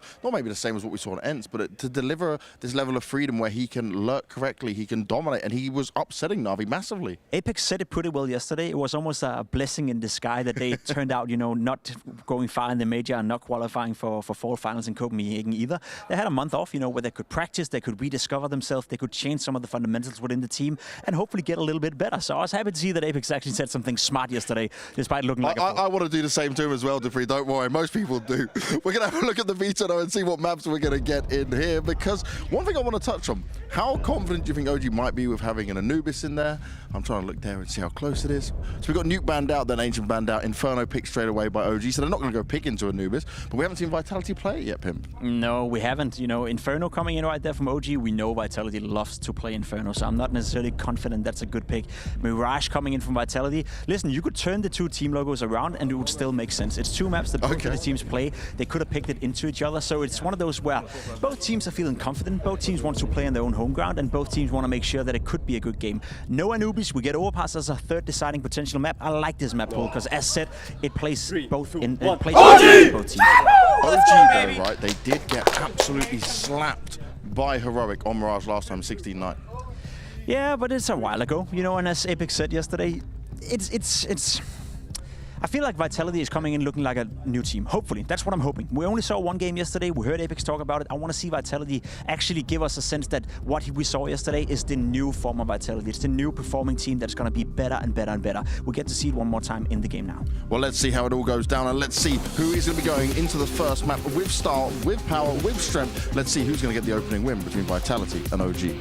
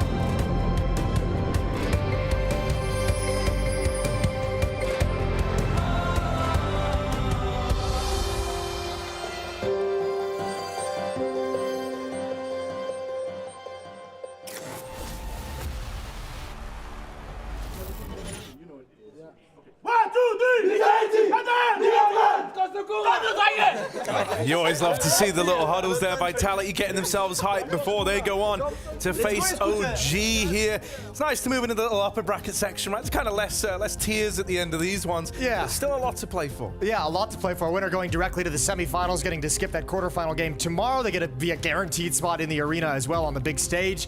Yeah, a lot to play for these two teams, especially OG, as they've alluded to. Their kind of performance they're finishing here at World Finals at the end of the year kind of dictates if they feel like they're on the right path to keep improving. They've got a young players. This guy, Flames, taking a lot of steps this year, a lot of strides in Tier 1 Counter-Strike. He's extremely dangerous. Him and Dexter are a very powerful duo.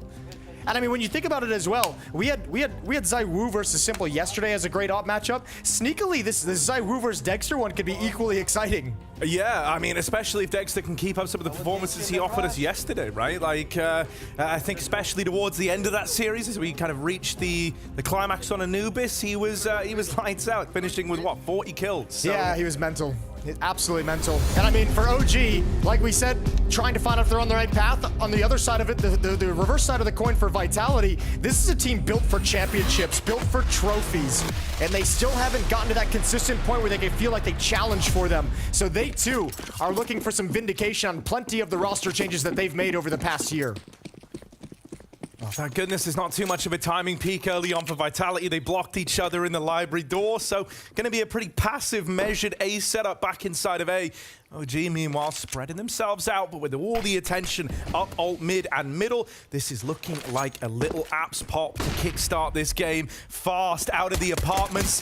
Dupree in the graveyard misses that opportunity. It sails on by, and Magisk wrestling with the USP to regain control is whittled out of the round in the pit. Spinks can't quite hit the shot. Apex comes in to help out. Fiku's running at Spinks in the back of the site. He stands the test of time, and now the dual Berettas on ZywOo up through short, find its way into the 1v1. 3 kills to the good already for Fiku, but this reposition from ZywOo is lovely, and he's going to tap him out, puts a stop to Fiku's reign of terror, and picks up the pistol for Team Vitality. Fiku was having a great round with 3 kills there as he got his way in, but that last one might be a little awkward. Blinded himself on the flashbang, which allowed the reposition from ZywOo into the bomb site.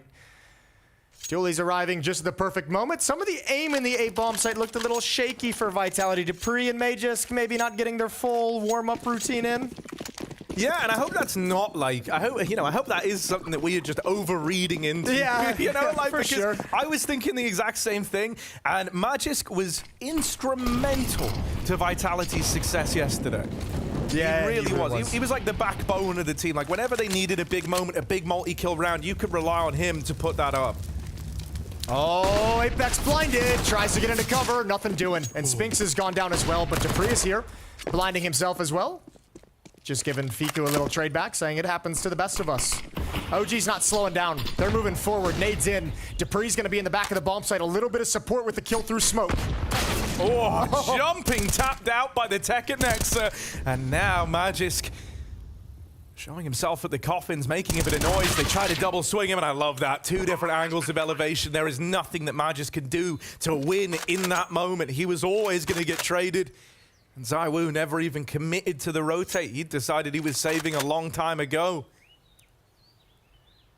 Man, that is, these are a pair of very aggressive rounds from OG. The hulls pop on the pistol, and this one is just come through the smoke and banana and don't slow down all the way to the bomb site. It's going to be tied up at 1. Considering that was like a triple B out of the gate as well. I know like Dupree was a little further afield. Like he wasn't nearby to trade. I think he was starting his rotation when they came through the smoke. But hell, man, like you break through that and you take minimal casualties. If it wasn't for like a bit of smoke spam or like playing that kind of like trade swing onto Magisk, it would have been even cleaner. So a really nice look for OG in their 4-spy to kickstart these 4-spy wars. Vitality. I don't know if they're gonna. Are they gonna? They got to, right? They Because come in a little bit late. Dupree and Apex are both broke if they don't. So, and Spinks. Yeah, SMG being dropped. They're just figuring out who wants to buy what. A little late coming out of spawn, but it's all good. 4 players starting at the B bomb site, fully kitted out with whatever they can have. Is Vitality. This time they're not going to challenge. Play it passive inside the site. Hope for a commitment. Save some of that utility. Don't get into the nade exchange in Banana when you don't have the nades to really handle it. One sole defender at the A bomb site. That's Magisk.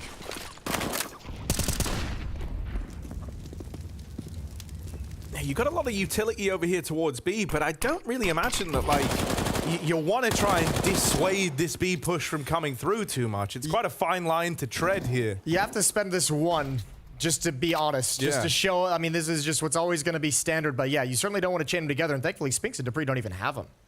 It's been stockpiled. Apex going to do another one. If OG I think they're going to. It really looks like they're going to. And I think they're expecting this is like a smoke delay play in a top Banana with a solo hold, something of the likes. It's a nice molly layout to completely displace this setup. As Spinks wins the first fight and ZywOo's M4 is itching to get involved. Dupree from afar takes another one out of the round. And now just Fiku left, battling back in the clutch. One kill found, but 2 more needed. Chance at the bomb plant at least. Magisk only just arriving from CT. M4 in front of him. Fiku's got a little bit of time. Couple of chances to upgrade off this Galil, but he wants to keep it quiet. Now gets that info. They know where he is. It goes both ways. Can't convert on the spray. Time to get the reload off. Takes that fight. Oh, Apex out of the round. There's a real chance here. Magisk is trying to find him, and he will eventually tap him out. Team Vitality able to emerge victorious as they beckon OG into that B stack. And that's the risk you run if you're OG, parking all 5 players in Banana right out of the gate and just staying and waiting there for the moment to execute. Even partially kind of coming through a smoke right at the end of the day. There's just so many bodies to deal with. They almost pull it off, but a great call from Vitality. Nice clutch from Magisk. Kind of a minute detail, but I like that it's Apex, like specifically, who keeps re-smoking that, because it's like even though ZywOo has one inside of the site, it's that reason as to why OG kind of convinced themselves that it's a ruse at B, and that it's actually just like Apex with a bunch of smokes, lobbing that in over and over again from CT. And also, I mean, ZywOo using his smoke to put out the Molotov on top of second oranges. Nice. All right, aggression. ZywOo's gonna get an opening kill. That's Fiku. He's the only one in alt mid. Now they can retreat safely with a man advantage. Dexter's got the ult. That does make it a little more interesting, but at the same time... He wasn't super impactful on the T side with it yesterday. He had a very quiet T side as we see. He was having an off day, in spite of the 40 kill. He said he was having an off day. So let's see how he's faring right now. Yeah, it's always scary having like the hero open around like this, especially when you're up against Vitality, because you don't want to gift them one for free and put that in the hands of ZywOo. However, Dexter has been good for the opener. The barrel's spotted. ZywOo's tempted. He wants the big green for himself, and so he knocks it out of the round. B play kind of grinds to a bit of an awkward halt now. The successes they were riding on that opening pick is nothing more than a distant memory as ZywOo peppers them from the coffins. It's left to Flames in the 1 versus 3. He's made noise. They know he's here. And so everyone starts to move around. Got to try and fight at the CT angle. Nothing to cover this off. It's a clean shot to Dupree. He can bail out. He can go to the A bomb site. He's got to walk a little bit away, maybe halfway down Banana, but then you get your Nikes on and you just, you know, run. That one got away from me. Yeah, that was good. I lost the thread there halfway through. That was good, man. You recovered. Here we are. Flames, he's trying to do the same thing. Bit of a weirdness in the middle. But it doesn't matter if you stick the landing. Up the short side, Magisk already over on this side of the map in the graveyard, and it will catch him by surprise. 2 HP the difference between having a bomb plant there and a 1v1, or the round going the way of Vitality. And a really solid 1v1 as well, as the other players parked all the way deep into the B bomb, so you would have had plenty of time. Good job from ZywOo on this rotation over. No smoke in the choke point, no attention, nobody covering for that peak, and it's nice and easy. ZywOo's looking sharp in the early going. 8 kills for him in the 4 rounds. And they string 2 together, so OG's got to sit back on Glocks. 1 Deagle on Dexter and 1 Flashbang on Flames.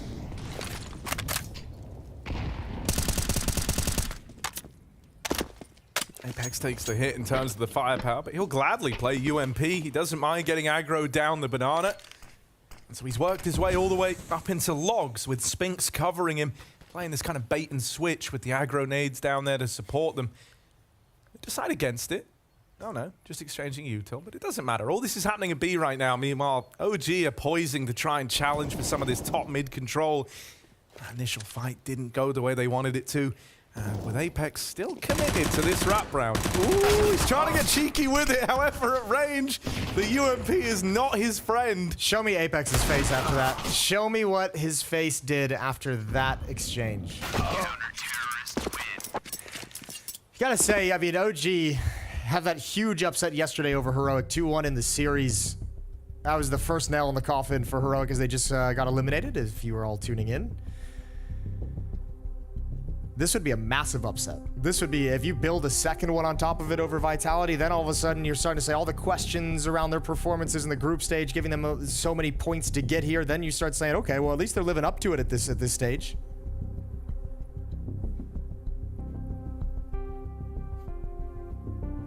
Four to 1 and a timeout by OG. Yeah, I like this, right? Heading back into the, return to rifle rounds, they take it very seriously. Some teams might have elected to just go, well, we haven't really, had our proper chance yet. Look at him, he's shaking out his high five hand. It's terrifying. I saw him doing that a minute ago, and I'm like, Dexter, bro, are you, warming up to... It's become one of my favorite memes from that game yesterday. the double high five, the double tap. The mind is willing, but the hand is not. Alrighty. Nexa gonna turn the corner quick. OG is up banana towards the main choke point. Defensive utility being deployed to keep them at bay as long as possible. Apex gonna eat a little bit of damage with the nade, but he sends out a better one in return. Yeah, just spread beautifully across everyone at the banana side. They all copped a little bit of damage from that nade.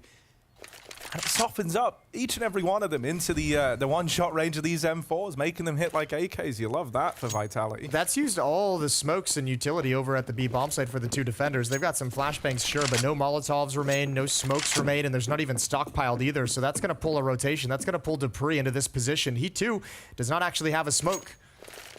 And he might be kept here. Yeah, this is kind of awkward. You're dead on, because he's got the Molotov, he kind of wants to hang around. So it's doesn't have any way to slow down a B play.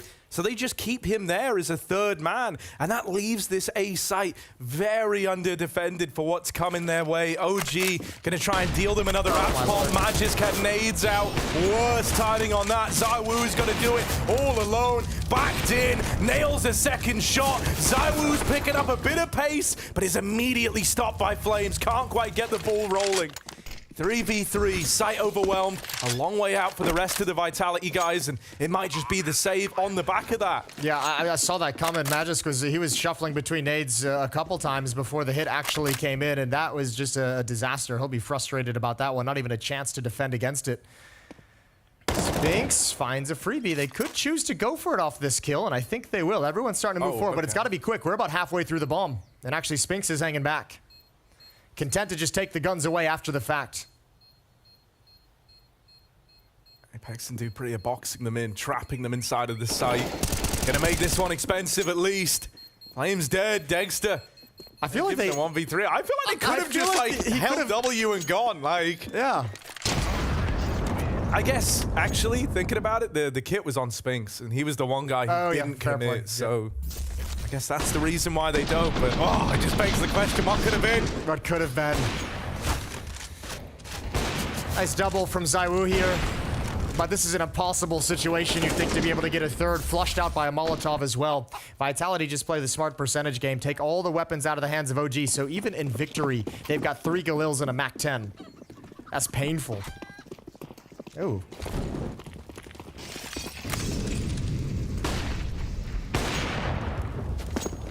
It's even wilder because it's that one shot from ZywOo, that extra second spent cocking the next shot in that AWP before he got the second kill, gave time for that crossfire that traded him to come in. This time, can't afford misses, nails that first shot on the Flames, gets his revenge. It's the ZywOo tax. Congratulations, you have presence in halls, but I'm taking one with it.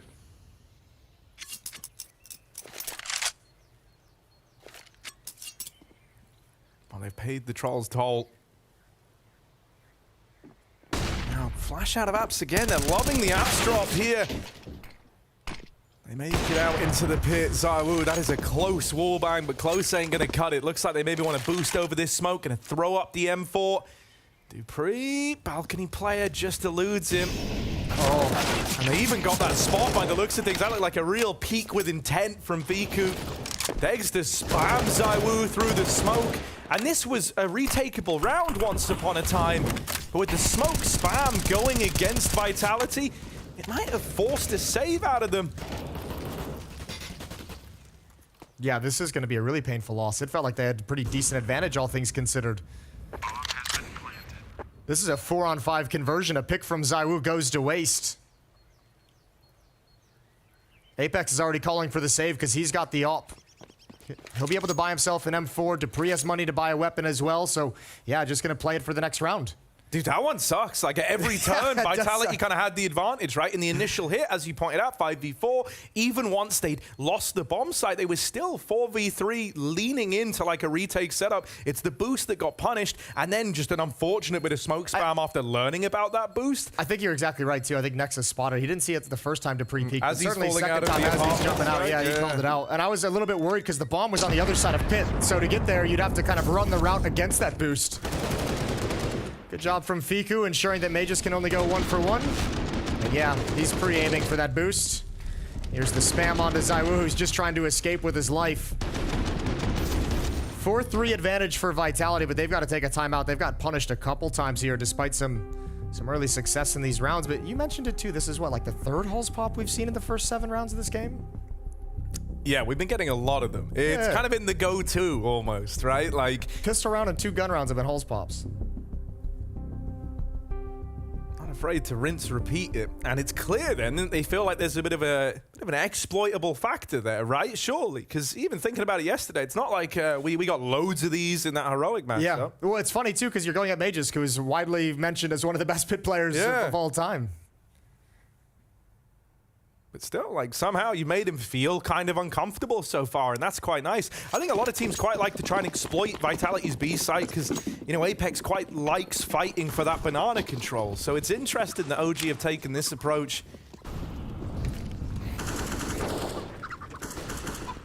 Triple B lean out of the gate. Vitality pad it out with Dupree there early. That's a great nade. Apex down a half, hasn't even got to fight yet, hasn't even seen anyone from the opposition. And he's already got to be that much more measured over here towards B, you'd imagine. Not afraid to be a guy who goes forward, but maybe he should go back. He does get a little stuck in there. But it's all on the way to fall out of that top banana on the smoke fade. 3 players committed to A. ZywOo's at the wrap corner with his AWP while OG take control of banana. They've cleared everything out. Apex will drop a follow-up smoke as the Molotov fades away. And Dupree's going to start shifting over. But OG have found a great timing on this, going right back to the position Dupree's vacated. However, ZywOo does have that deep information with the angle. He's going to back away from it as he chunks out a nade. So all of a sudden, Vitality's missing a lot of information of what's happening on this map. They're going to start finding it now as smokes rain over the ceiling.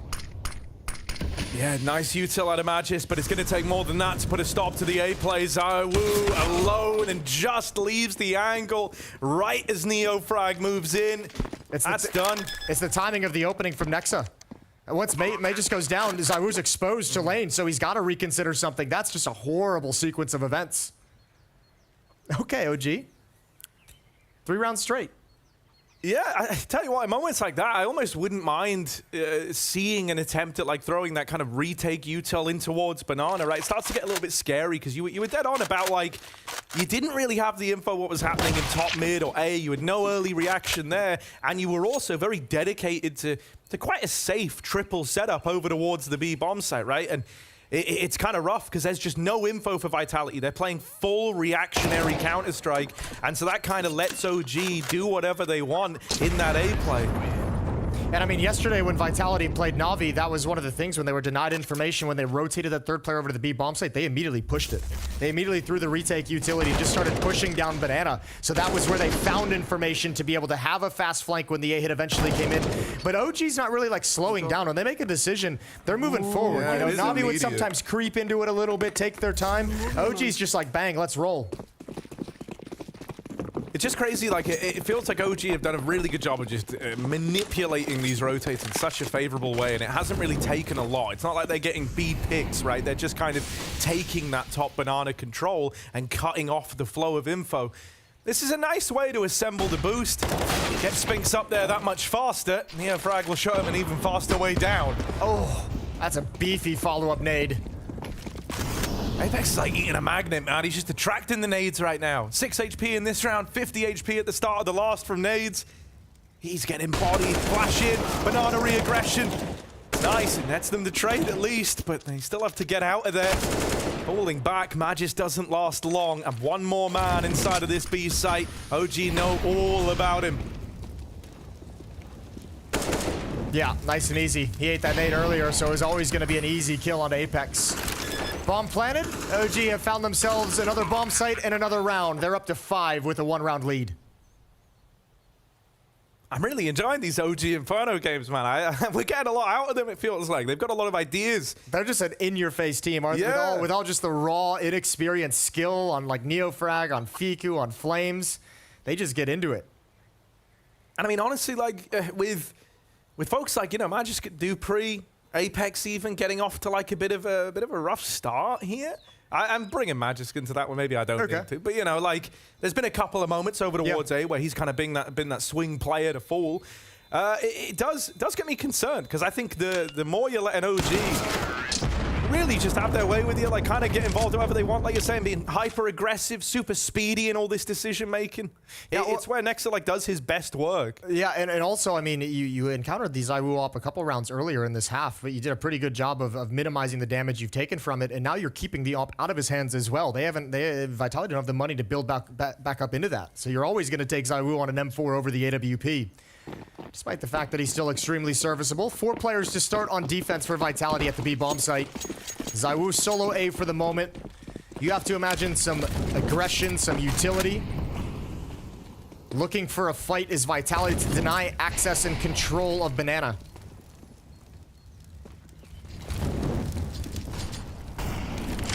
Oh, they actually want to push with this util this time around.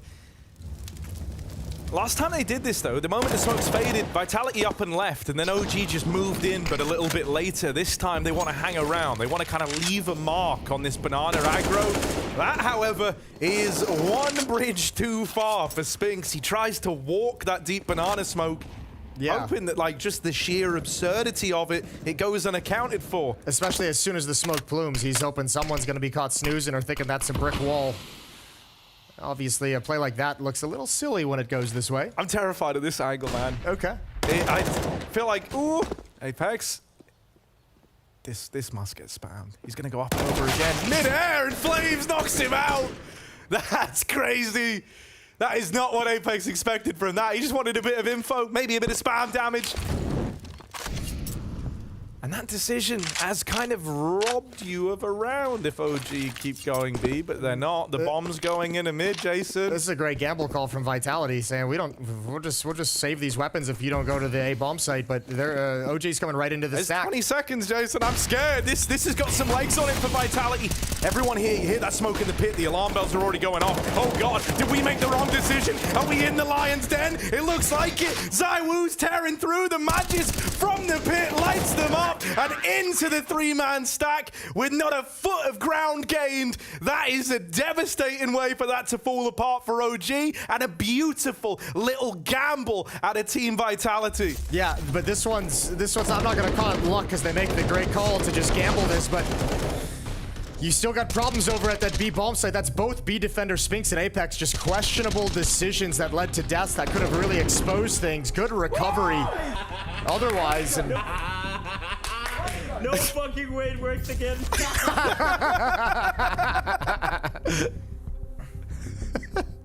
I like just the unhinged laughter for like 20 seconds. What a crazy, crazy man. We had some good reactions today. Yeah, we have. In between like the maniacal Magisk laugh and the electronic squeal, I'm very happy with what we've got on the cams. Yeah, whatever that was from electronic. That was good.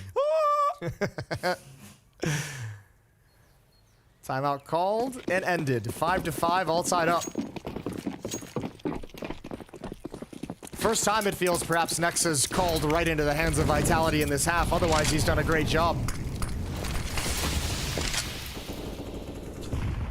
All right, Neo Frag. You know, you've heard of the triple B lean. The quad B lean is not something that OG should be ready for. And this is one of these moments where actually, you know, Apex and Spinks kind of overextending in fights before isn't as big of a deal because now you might force them into this unexpected stack.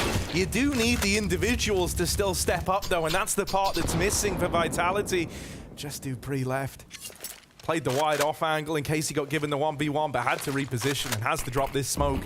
Now they know there was a fourth man here the whole damn time. Oh, nade out. Flames has to get away. Spam through. Oh. Free. Desperate. Almost lines up a double. Nexa finds it right around the edge of the smoke, and ZywOo's left alone in pit once again. Well, you've started I don't even know what to say to ZywOo in this round. It's like, they played everyone else B, and the round still just went down the way like every other B take has. I was just about to say, like, they have started 4B, and you only get 2 kills out of it. That can't be a thing. That 4B start has got to be just a dominant establishment. Yeah, and something that's kind of weird to me right now is like Apex and Spinks, the two usual B players, right? Is like, it's not uncommon to see Apex take fights that aren't, you know, the a little crazy. safest. Yeah. He doesn't really mind like getting hyper aggro, and maybe he shouldn't, and that's fine. But it's like Spinks is normally that kind of rock to like back him up and be that safe pair of hands. Right now, it's like both of them are taking those risks, and I feel like it's just overexposing these fights at B when sometimes they don't need to happen. Yeah, I wonder if they're if that's like almost like a game plan thing where they really wanted to come through some of these smokes. That's how twice now we've seen Spinks challenge some smokes. We saw the jumping over the smokes at the old car position from Apex. Little interesting. 6-5 OG taking a lead again.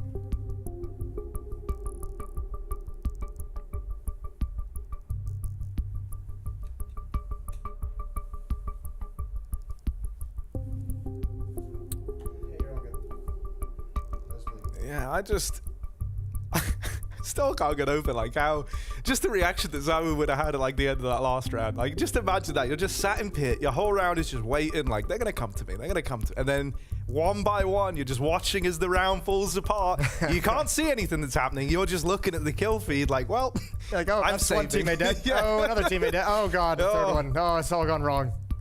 It's all gone horribly wrong. Little bit of a tech pause. Yeah, got a nosebleed situation. That's great. That's like what that is, by the way. That's not like, that isn't how we fix all the tech problems here. Yeah, it's not actually a tech pause, but we don't have a graphic for nosebleeds. Hey man, I relate. I get nosebleeds all the time. So Neo Frag, it's all well and good, bro. Think of how cool you'd look if you got like an ace with blood streaming down your face. That would be sick, right? Like, he tried so hard, you're just like, just falling apart internally. Just the body is just decomposing. Just imagining, like, we would cut to the camera, there's just a line of blood. Oh, dude, it's a shame that they've caught it so early. You know, it could have been a great moment. Would have just been, you know, you come through dripping, literally. Yeah, it's how he notices it, just a drip on the hand. Dexter goes to high five you, just gets a bloody. Yeah, he's like, oh nope, actually not high fiving you, mate. Nope. Oh, all right. A little bit of a stall out in the action. It's going to be the classic. Just head tilt back. It'll clear up in a couple of minutes. It's all fine. For sure. You ever had this happen before? Nosebleed in During the game? a game? Yeah. Not an official. No? But you've had it in practice? Probably at some point. I've played a lot of Counter-Strike over the years. Yeah, it's all happened to me at some point. It's a little bit of extended break. Vitality get to internally think and question some of their decisions and how they want to adjust things and how they want to change things. That B bomb site has been quite exposed. A's done pretty well for itself. ZywOo's doing good. Actually, I take that back. A's been exposed as well at various points. It just feels like they're exposed everywhere. It's like, and really, because I think the reason why you identify B first is it's like, I think the reason why it finds itself so exposed is because B is so vulnerable that they're like constantly shuffling extra players over there, right? Yeah, Dupree's been caught in like a not really a misrotation, he's just been caught kind of going over to support and help when nades have been gone, so Unfortunate. It's like the A-hold is ZywOo and Magisk, and it's like if they have a huge moment between the two of them, then sure, Vitality can win the round. But it's hard to rely on that, you know? Yeah. It really is. Yeah, they'll have to figure some things out. You okay over there?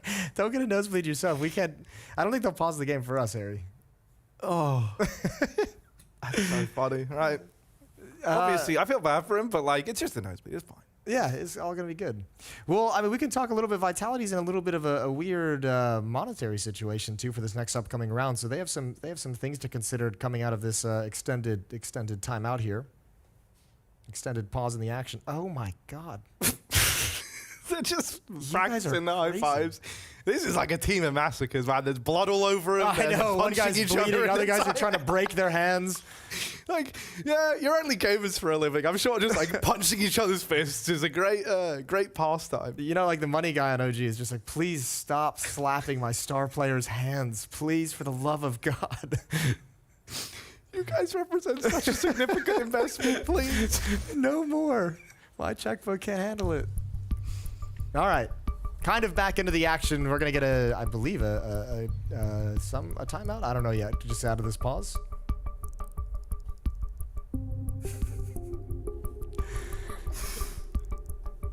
This one is a tech pause. This one actually is. Okay, we have the graphic for this one. Cue it up, baby. I do like the immediate banter from Fiku. Yeah. You said you're bleeding also. Yeah, there's a lot of that going around. Yeah, just seems to be something going on. It looks like Apex with the PC problem. Well, he did start 1-9. Maybe he's just like, you know what, guys, just swap it out. Give me a whole new one, a whole fresh, in case, like, a whole fresh kit. Hit the reset button on that, and I'll go again. But that should just be a little quick swap in. So yeah, you know, there has been some clear problems for Vitality here. I kind of want to talk positives though. Okay, talk positives. Really? Give me 2 positives for Vitality. Okay. Wait, positives for Vitality? I was going to go the other way. You wanted to go for OG? Okay. Positives for Vitality. ZywOo's looking pretty good, right? And on top of that, that's all I got right now. Okay, nice. Yeah, perfect. Actually, no, there's one more positive. There's still more rounds to be played. Time to recover. They can look to turn this around. For OG, though, I kind of just want to sing their praises. This is like another legit-looking performance here on Inferno, right? Where it kind of feels like, in amidst all this chaos, it's not as chaotic as it might seem. It's kind of like carefully crafted to really... mess with everything about Vitality. Like, as mentioned, the A site's gotten weaker because they've been hitting B so much. So then whenever they go for these A hits, they're not even really doing a lot. It's just apps pops, you know? Yeah. Like, that's something we've seen 3 apps pops early on. And so that's something that, like, you can put a stop to pretty easy, especially when that's what they're doing every damn time, but you just don't have the resources to do that. So it's been, like, a really cool kind of seesaw effect of this A and B that OG have forced Vitality into so many, like, weird leans early on. And I think that's what we can just expect out of OG is just like very, very simplistic kind of tactics, but based off very good reads of the situation in the map that Nexo is pulling off at the moment. So, yeah, I mean, you combine that with some great firepower. Flames is up to 10 kills. He's hit some bangers. Nexus had some good openings. I mean, OG's sitting very nice for this stage of the game. 4 rounds left to play in this first half. While this gets solved, we can talk about this too, Harry. We have our quarterfinals. I mean, kind of figured out. We have, I mean, the one that is definitely figured out, Liquid NAVI. That's pretty juicy, isn't it? One of the quarterfinals coming up tomorrow. That's going to be the first quarterfinal of the day. The other side of things is going to be G2 taking on whoever loses this series. So G2 OG, G2 Vitality. We get some sick AWPing matchups in that game, like regardless of the outcome of this one, because you're either going to get ZywOo versus m0NESY or Dexter versus m0NESY. Oh yeah, that's going to be banging. And m0NESY had a great day today. He really did, right? Yeah, so we mentioned it earlier. We woke up and I was just like, oh, the entire front page is just dominated by m0NESY clips. That's cool.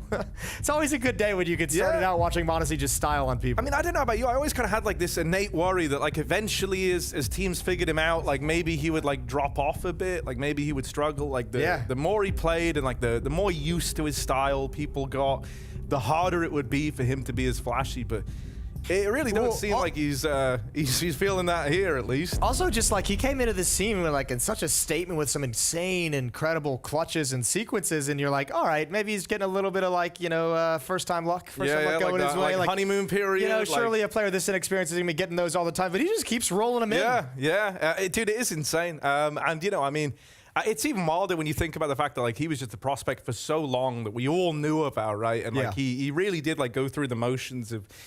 You're playing in like different academy teams, like in the NAVI junior squad where he was for the longest time, and they kind of trained him up.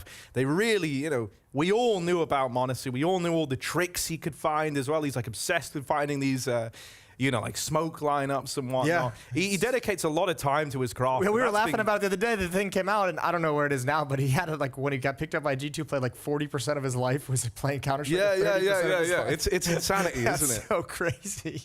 Just logged so many hours.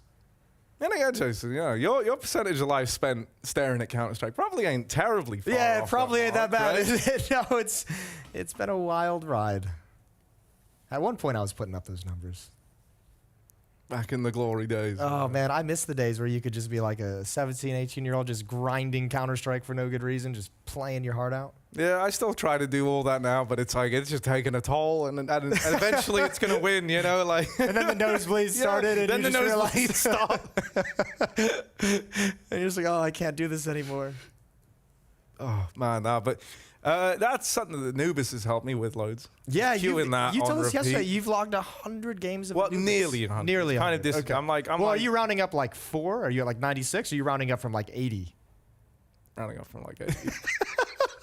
Rounding up from like 80. You absolute rat. But hey, man, 80 games is still cool, and I'm convinced they didn't track them all. So okay, yeah, there's probably a couple. There's like a margin for error there when you played on like the different platforms. Doesn't count all the time you spent lining up smokes in your own server. Yeah, that's a good point as well. Watching it, so yeah, you know, I'll give myself a nice we'll give round 100. You know? Like the judges will accept it. Nice. Okay. Good. All right. Good news. Oh, we're back in. PC's back for Apex. Nose is figured out for Neofrag. Just a wedge of tissue up there right now, but that's coming out in a couple of rounds. So keep your eye on him, because once he's dislodged that tissue paper, he'll be a whole different beast in the server. Right, Vitality, they don't have a lot to work with here. They got that saved AK on ZywOo. If you remember, it was a quad B stack in the last round of play with just ZywOo on A, and everyone at B got annihilated, paving the path to a 6-5 lead for OG. Oh, they looked right at each other there. Ooh, that nade, I think, just bounced off his head off the roof. Dupree still gets 1. 1.5. That's not bad at all from Dupree. Eating the nade early. A deagle against 2 AK-47s. There's some danger in this round. Vitality have invested about halfway. Some armor and pistols, some utility picked up. And OG, as we know, going to start working between the bomb sites. Now, the real danger element that they have to work around is this AK-47 from ZywOo, and Vitality's tried to hide it by positioning him over at the B bomb site, at Banana. Mostly been hunkered down in pit. He's had to save quite a lot as the B bomb site has been lost repeatedly. But look at how patient Nexa is. Oh no, Nexa! Oh. Why'd you say it, Jason? He turns away right as they come down Banana. Look at how patient he was being. But was is the operative word. I was wondering, I was like, are you going to keep being patient as you pass the 50-second mark? We're starting to get into it where you got to make a decision. Yeah, eventually they do have to make that move, right? And so this could get uprooted on the low econ round around this 1 AK. Dexter heard that footstep, and now he's just dialed in on this library position. That is a great clear. ZywOo dead. Flames in the pit, gone after 1. They've got a man trapped down in pit. Madge is in a cage and is taken out of it by Dexter. Just Spinks, who committed to a big wrap. He goes and fights the sight man, but is blindsided by Dexter down in the pit. And so OG, they might have had some awkward timings, might have had some awkward moments, but they still take that round over the line. Yeah, the big one is Dexter hearing that footstep on ZywOo going over to library. Just one too many, and he's just ready. He's got that fight lined up. Good swing from Dexter to open things. Obviously dropping out down in towards pit was Flames as well. And 7-5 OG with a 2-round lead. No! Still no AWP in the hands of ZywOo on the side of Vitality. He's had, what, like 2, maybe 3 rounds earlier on in the half, but he's not been able to get it back. No, dude, they've deprived Zywoo of that AWP fund. Dupree, hit smoke walk, that's a freebie. Flames, you're allowed a cheeky one, you're allowed the cheeky smoke walk attempt, but Dupree might give it one of his own. They shouldn't be expecting that if he does want to come through, but he'll decide against it. Magisk has done the heavy lifting over at short. Knocks 2 out of the round, and this round is full Danish right now for Vitality. Dexter up through short, but a double swing coming his way, and I do love that approach, right? Don't give him the 1v1s. Don't give him a chance to get tricky with it in the 1v4. Swing him while you know where he is, while you know what's up. Put a stop to that clutch. We had this question yesterday if Magisk was switching between the A4 and the A1 and between maps. Just keep it in mind, because I'll probably forget. Okay, yeah. He's using the A1 right here on Inferno. Okay, we're on the A1. He's on the A1. He did have that incredible quad kill yesterday on Inferno to save the day for Vitality with an A4 that was dropped over to him.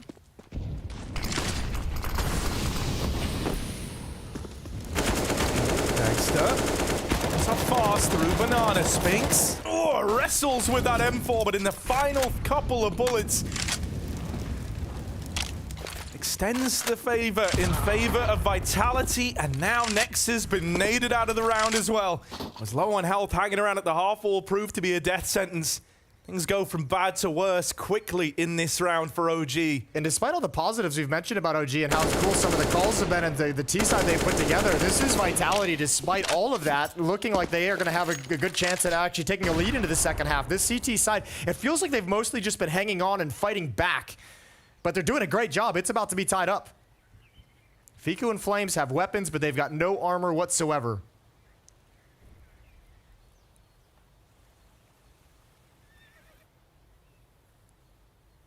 And they're going to try and get a little weird with it. Synchronized walking up through middle. They could save, in theory, if they wanted to, for the last round. They've only got a single losing bonus, so 1900. If you really want to keep that AWP out of Zywoo's hands, the couple of kills you could get here could argue are worth it, but they get none of the glory. Magisk from pit. Nice little angle up on top of the bike. They'll ride that one all the way to a 7-7 scoreline. Oh, that flashbang, that follow-up flashbang from Dupree really saved the day. Bought Spinks a couple, what, like 2 extra seconds to actually take that fight. Get that spray back into control. Just round up to 15 seconds. Nice round 15, right? The Harry Russell roundup. And here we are in round 15. Hey, there's the Lincoln. It's a good buy here for OG. The only limitation being Neofrag and slightly light on util, but not the end of the world. It's a good return on investment for that nade. Both Apex and Spinks tag low from it. They'll respond with one of their own, keeping Neofrag modest. Even backing out and dodging some follow-up utility damage. Flashbang to activate Spinks. When's the timing? Here it comes. Oh, and no. He is blinded. Miscommunication. Miscoordination. Oh, no. Nosebleed be damned. He's got a tissue in his face and it doesn't matter. Don't know how to pick up from that one, but Dupree here. Can he stop the bleeding? Damage on a Neofrag. He's low. Zywoo moving in through CT as well. Magic still on A. Someone needs to tell him to get a move on. He's starting to move over now. I'm already planted for OG, and time's going to have ticked away by the time Vitality arrive. Dupree hoping, praying that anything connects from this spam, but it's really wishful thinking. You do have a lot of util. That's one thing going their way. No smokes to block anything off, but flashes to make these fights happen. Gonna have to be damn good flashes.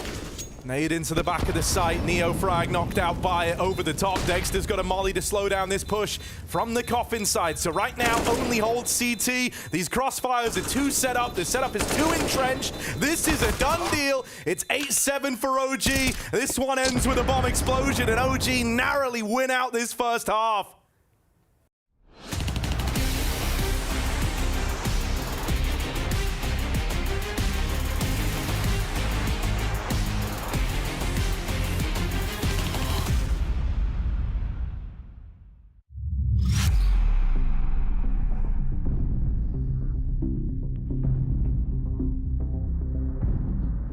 We We're heading into the final of the Betway Aim Checking Challenge World Cup Edition. It's Tessus going up against Bit, so let's see who takes the win. I'll be asking each player 5 questions to determine how many balls they get to shoot at a goal. After the question has been asked and after the players have answered, the players will walk up to take shots at the goal to score as many points as possible. The point that will be awarded will be a large chicken +5, small chicken +10, utility +20. Knocking over a barrel will be -10, hitting me -15. Name a Swedish CSGO player. Lepa. How many rounds to win a CSGO match? 16. Where is David Beckham from? Maybe from the England. What is 3 times 9? It's 27. Name 2 past American presidents. It's Trump and Obama.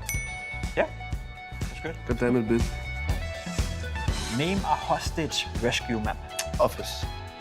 What is the square root of 1? 0.5? What? Yeah. How long is a CSGO round without a bomb plant? Without a bomb plant? 155. What colors is a zebra? Black and white. When was the R8 revolver released? Released? In a year. Yeah, 2015. Yeah, there you go. Okay. 4 out of 5. Yeah, great.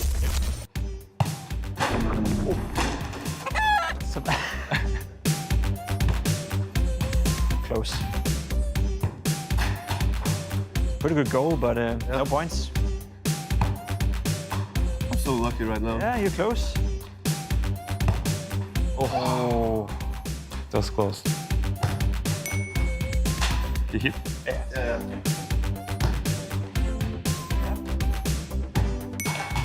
Is that a hit, right? I think so, yeah. You technically can. So.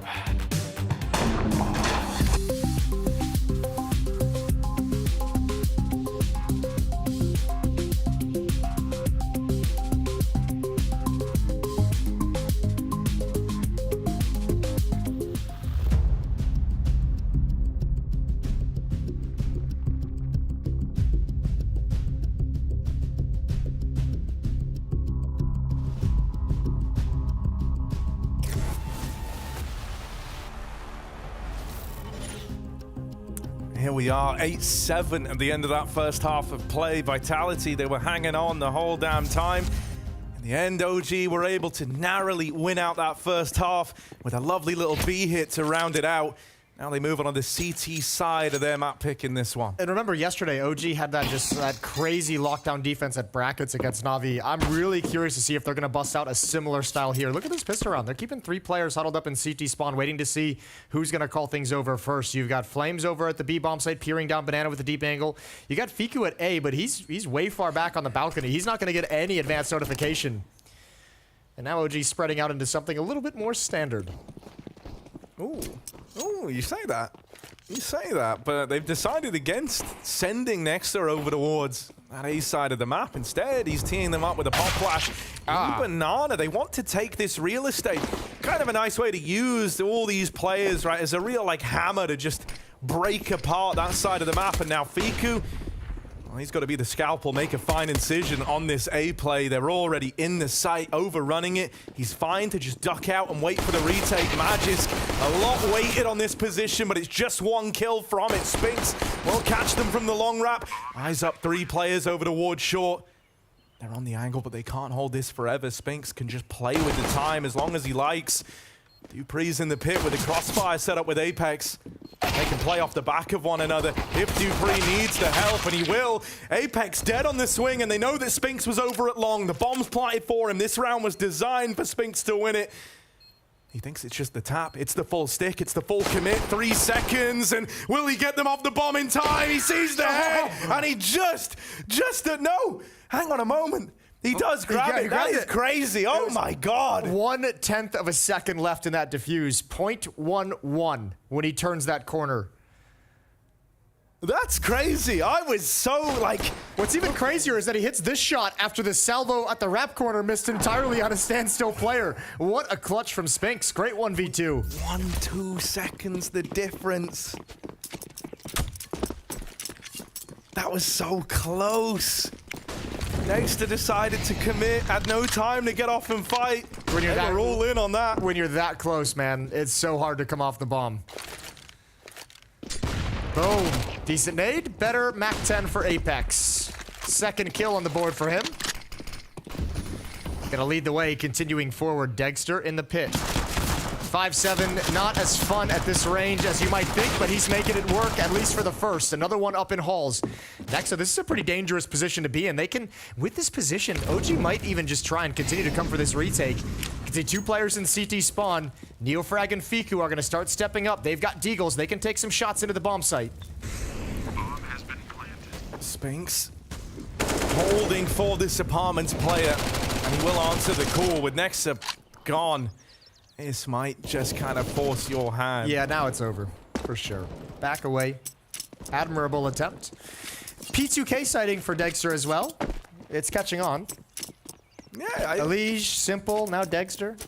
It's starting to come out, which is interesting, because like nothing changed there. Yeah. Maybe they just want like matching loadouts? I don't know. No, it's cool. I like seeing it more and more. Adds a bit of flavor.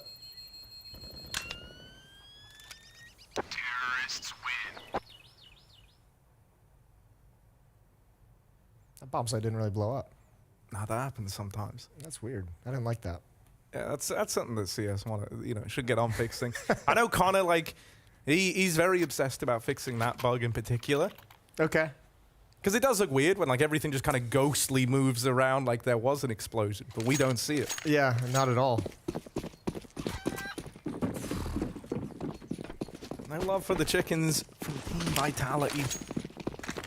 I ain't got time to worry about it. Alright, so you have those saved pistols. Even a bit of a reinvestment from Nexa. Also has himself armor behind that P2 Fitty. Oh, great nade. Great nade. Deagle turns the corner. Almost could have doubled up. Good defense from Magisk. They're gonna call for the rotate around. I believe in something's afoot over here towards this B site. They swing him around the edge of this smoke, just pre-firing all these angles that someone could have hoped to take. Dexter's boosted with the 5-7, but in a moment like this, you kind of assume that boost is going to get spammed or checked. Don't have a smoke in CT. It might try to contact this with ZywOo so deep. They smoke it late, and so he gets a very early crossing. Dexter still hasn't seen anything from this boost. It does just get spammed out. Back of the site, one more man to clear.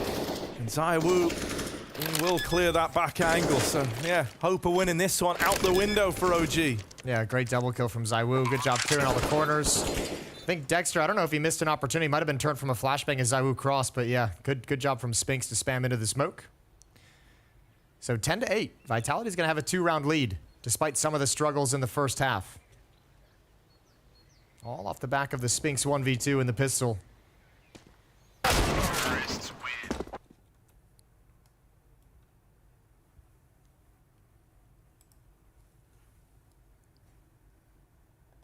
Right, now the kind of moment I've been waiting for is exactly how you took us into this second half of play. It was, you know, yesterday in that matchup versus Heroic, one of the really convincing things that OG were doing with these kind of heavy leans over towards brackets to maintain that top mid control on their CT side. I really want to see if we have them running that back now. And I wonder, you can almost play a mind game off it, right? If you just spend an entire game against Navi dominating in that fashion, you might think that Vitality would kind of have an inkling or an idea that they're going to try and counter a similar kind of stack in towards brackets and play elsewhere. We see them kind of going back to it. Not as heavily stacked as we saw yesterday, at least for the moment. Just an early look at it from Nexa and Flames, but they back off quickly.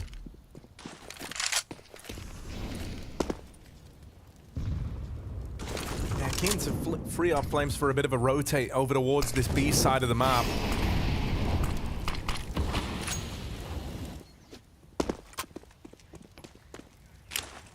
Feels like they know Vitality like this B play, and so they're doing everything they can to uproot that early on. This the flash in to top Banana was meant to net them kills, but players playing anti, and Fiku gone in CT. This is kind of a done deal already. Vitality, they get the 3 kills on this stacked B bomb site, and they're home free. At least in this first gun round, Vitality doing an equally good job of brute forcing their way in, ensuring there can be no multi-kills. Good job from ZywOo and Magis to get the follow-up, the 3rd kill that really sealed the bomb site for him. I think Apex spotted that. Yeah, he sure did. Nexa takes some damage. I don't know how motivated Vitality is going to be to hunt. They're still far away from any real opportunity, so they might just be content with 11. And Nexa is going to bail out towards CT spawn. 3-round lead moving forward.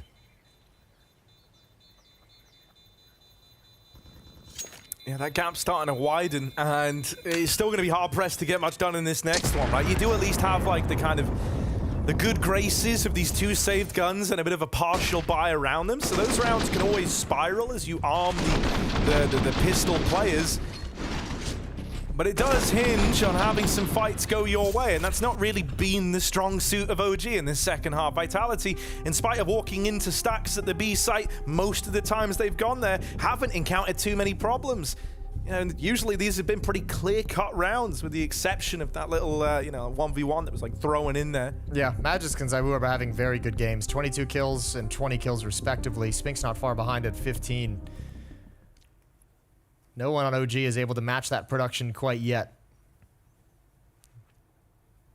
And I mean, it must feel awkward for OG, right? Because we know how good their A-hold is, but it's like, well, you're not gonna tempt Vitality into really even having to explore that side of the map if they're breaking through these heavy B leans early on. I mean, we saw it today with NAVI as well. They were more than happy to take some dry fights up middle in their series just earlier against Heroic, which Vitality's not going to do that. Vitality's going to use the utility, the left side smoke, the flashbangs to get up as well.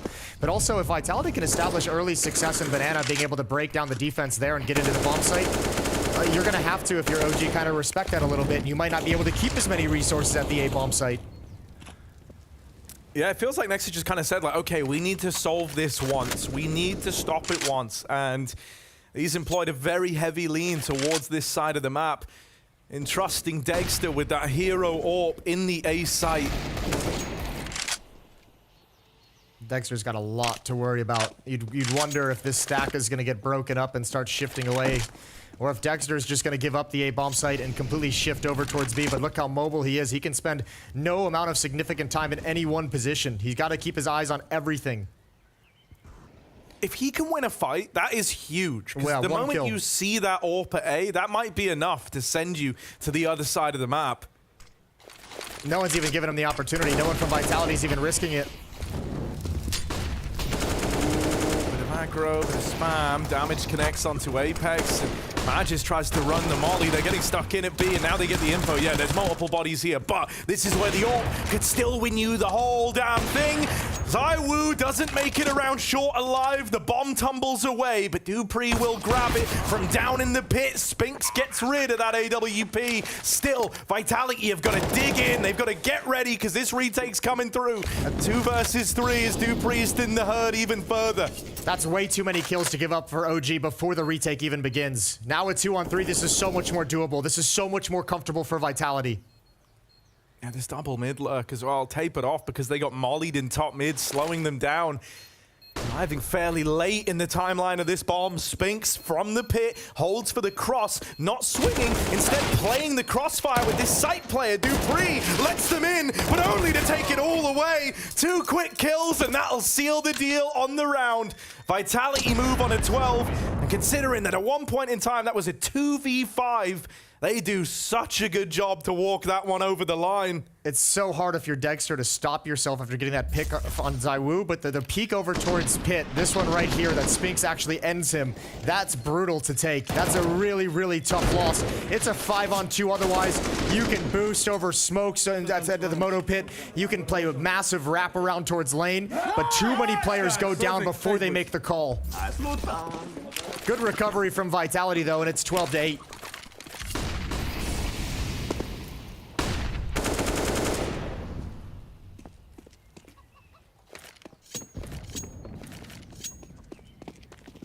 They've gone back into something a lot more standard here. This 3-2 setup between the A and B bomb site. No triple B lean early and a passive hold out of the B site players. Vitality might just run this back. I love this from Apex. The call-in man, he's right at the front. Leads the charge, gets his fourth kill, or third kill of the game rather. Fiku back at the site, but is all alone, and my god, it's just an onslaught of utility raining in. Apex taking fights to CT, but he can't afford to die. If he dies and gives up a 3-on-3, that's maybe temptation enough to go for this. If you stay alive and just play the numbers game, you will seal the deal on a save. And that's exactly what's happened here. OG have to run away. And I love that Vitality, after having the round kind of hang in the balance and having to go play into A in a 2v5 that they win, they go, all right, we're going straight back to B. First rifle round, we are going straight back there. We're letting them know that that did not solve that side of the map. And a really fast timing as well. Like, as soon as the hit is coming in, the smoke is being thrown as the players enter into the bomb site, so no chance to deploy any counter utility. And as they're trying to deploy it, Apex slides through the smoke. A good little micro play for him. And even though he's only got 3 kills, that one's got huge impact. A round win, a 13th round on the board for Vitality, and they are running away with it. It's going to be 6 in a row now for Vitality in this second half. And man, like, you know, when you think about the fact that Apex is 3-16 right now, like, that is a pretty dire scoreline. You're always kind of willing to give an IGL a benefit of the doubt, but that is low fragging for all intents and purposes. And so I think, you know, credit to everyone else for kind of spreading out. You know, someone has to make up that just kind of sheer capacity that he's lacking. Yeah, well, and it's spread out quite nicely across the team right now. Remember, too, Apex is like the old school hardcore entry fragger from way back in the day in the old French lineups. And back in the early days of CSGO, to be the entry fragger, that we don't really have any style that's similar to it in today's game of Counter-Strike, but you had to have a strong mentality. Because you were going to have games like this. You were going to go in and die. You were going to be cannon fodder, you know, every once in a while. You're only used to the team is just dying to create space. And Zana gave him a lot of praise yesterday for his calls in their series as well. He's had some good calls here so far, although very simple. Again, just rinse and repeat at the B bomb site. They've access to it pretty much whenever they've wanted. 5-round lead. Another chance for OG to put a stop to this. They need to stuff a tissue in their CT side.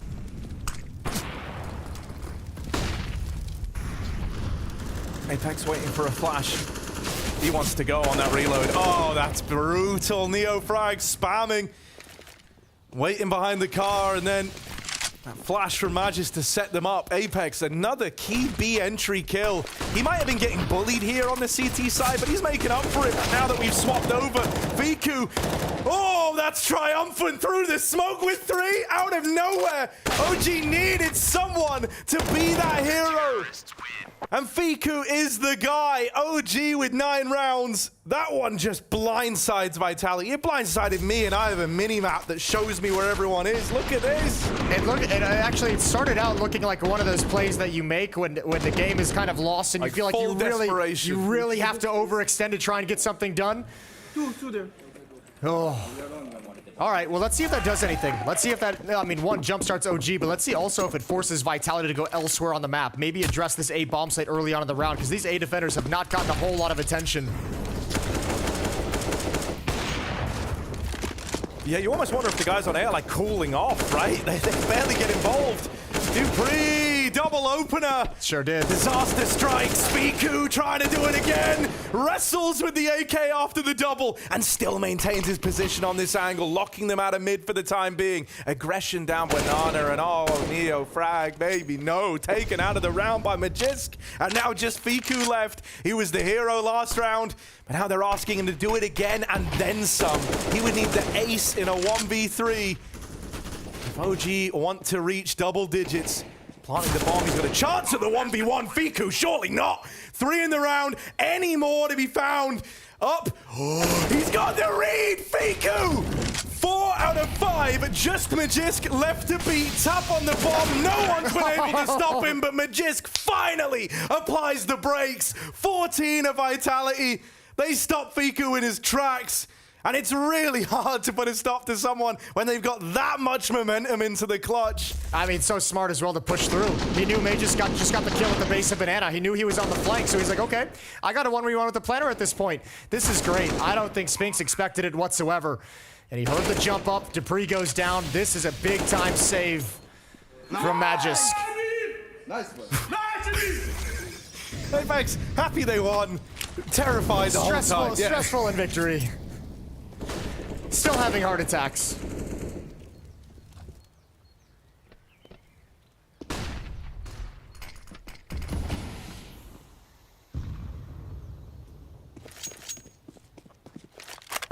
All right, Fiku's showing, though, he's the real deal to try and keep this game going.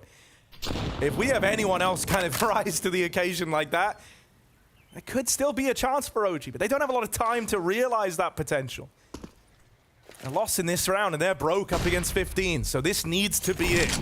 Fiku needs to have inspired the team to up the level now or never on Inferno. This is Vitality switching it up after so much success at the B bomb site. They're finding ways to really be aggressive at A. Previously, the 2 entries from Dupree up middle, now attacking Rap side with force. 3 players here trying to come in. Nexa in the pit has the first and the second. Shuts it down. Nowhere for Apex to go. He's got the bomb, but he's got to back off.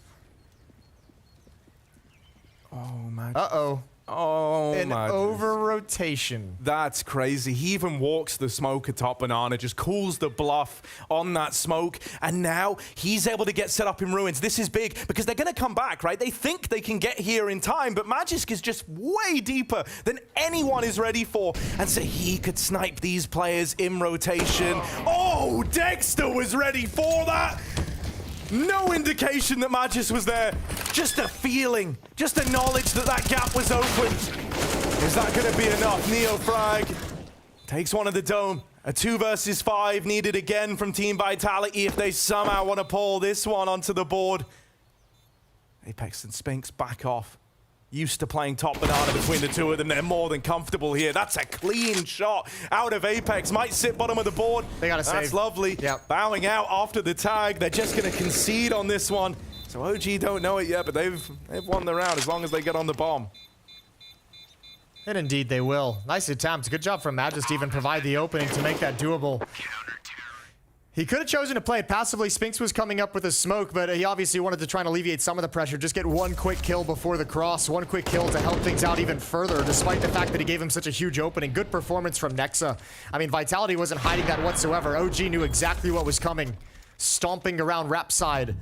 14-10, and a timeout is called. This one from OG, their 4th and final.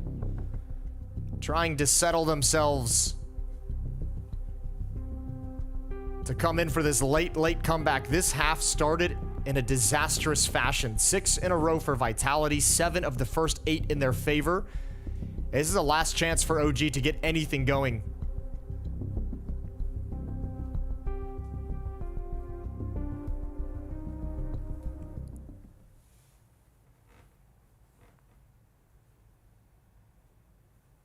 Yeah, a bit of a pause just to mull this one over. They know that there is a very small margin of error between launching this comeback and having it turn sour in the blink of an eye.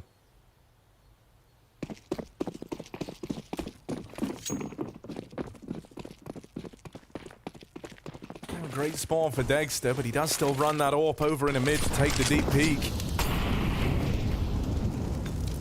Nades exchanged at Banana. Neofrag's had a very rough go at it in this position over the last few rounds. So even getting just a bit of mileage out of him here would be a lovely feat for OG. Vitality are fighting for this. Boosting ZywOo up onto the half wall. It's a nice angle to clear all that real estate atop Banana. Now they know they've taken it away. They know they've applied pressure to OG. They might have forced a bit of a rotate out of the CT setup. A lot of noise being made outside of B. And Vitality haven't been above, you know, committing a couple of players to this B hit just to feel it out, just to get an idea. That's usually been with man advantages, though, but nothing like that materializing. Might force a bit of a slower approach towards B. Yeah, this is a return to a little bit more normalcy for Vitality. Not trying to just brute force, not trying to just play the trade game into the B bomb site. A little bit more of a default and slow-paced moving around the map. Support utility being dropped. Mid-smoke deployed by OG. Vitality taking their time setting up their tactic and halls. 35 seconds on the clock. You got Nexa and Pit. Dexter has all rotated to the B bomb site. Fully committed. Nexa's got to do a lot, man. Responsible for the apartments. One heck of a landlord here, man. Nexa with 3. Sends them packing, and Magisk, who was lurking down towards the base of Banana, just too far removed to even get involved here, has to bow out of this round. It is a non-starter for Team Vitality. This is a great pair of rounds out of Nexa and Pit. 3 kills in this one towards Halls as the Halls pop kind of stalls out and just completely fails. Previously, it was the Rap side attack from Vitality where Nexa gets a double kill. Good performance from the captain of OG to keep them on the path, and there's no money left for Vitality. They're out of cash. It's the single AK-47 that Majis saved. Other than that, I don't even think you can invest in armor and pistols. Or you go for it and you have that kind of double save scenario.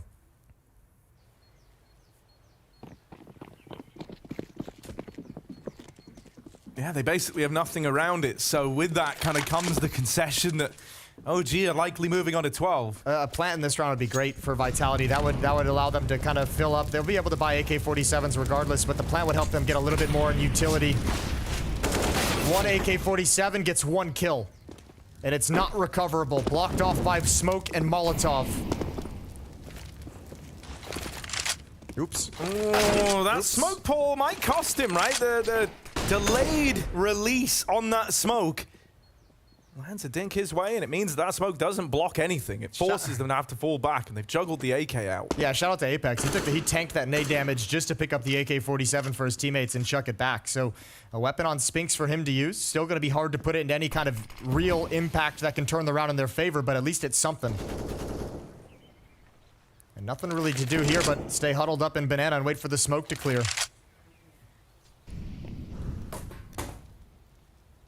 Yeah, once it does clear, you don't actually have any util to stop this spilling over at B. It shouldn't be a problem because OG should feel more than comfortable in just winning these gunfights straight up, but these guns have been collected from top Banana. You'd be foolish to not recognize the kind of threat that the lack of util represents here. 1 flash, it better be a good one. Lobbed in early. Doesn't really accomplish a hell of a lot. Damage exchanged either way. Fiku comes out a little better in that one, and Flames is holding this cross, so yeah, looks like it's all gonna get churned up in the top of Banana as they try to get into B, and Dexter arrived at the perfect time to monitor that cross. 12-14. Couple of rounds streaked together for OG. Vitality, they've only got this buy round between them and a tie game. Yeah, this is a great fight back from OG. This, I mean, really looked desperate, but finally they got it figured out. Finally they had a stop at the B. They've had a couple stops now at the B bomb site, but also stops over at A, so all of a sudden this defense has stepped up. Especially Nexa at that A bomb site, Fiku at B. The two of them have had some really impressive rounds to slow down this attacking side from Vitality. They've got to burn their 3rd timeout. 1 remaining. And figure out a course of action. 3 in a row now for OG on the CT side.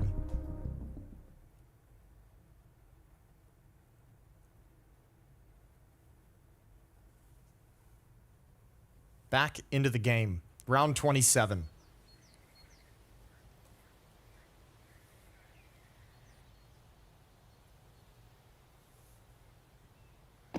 These little rinse-repeat B plays that were so good for Vitality early on have kind of started to taper off.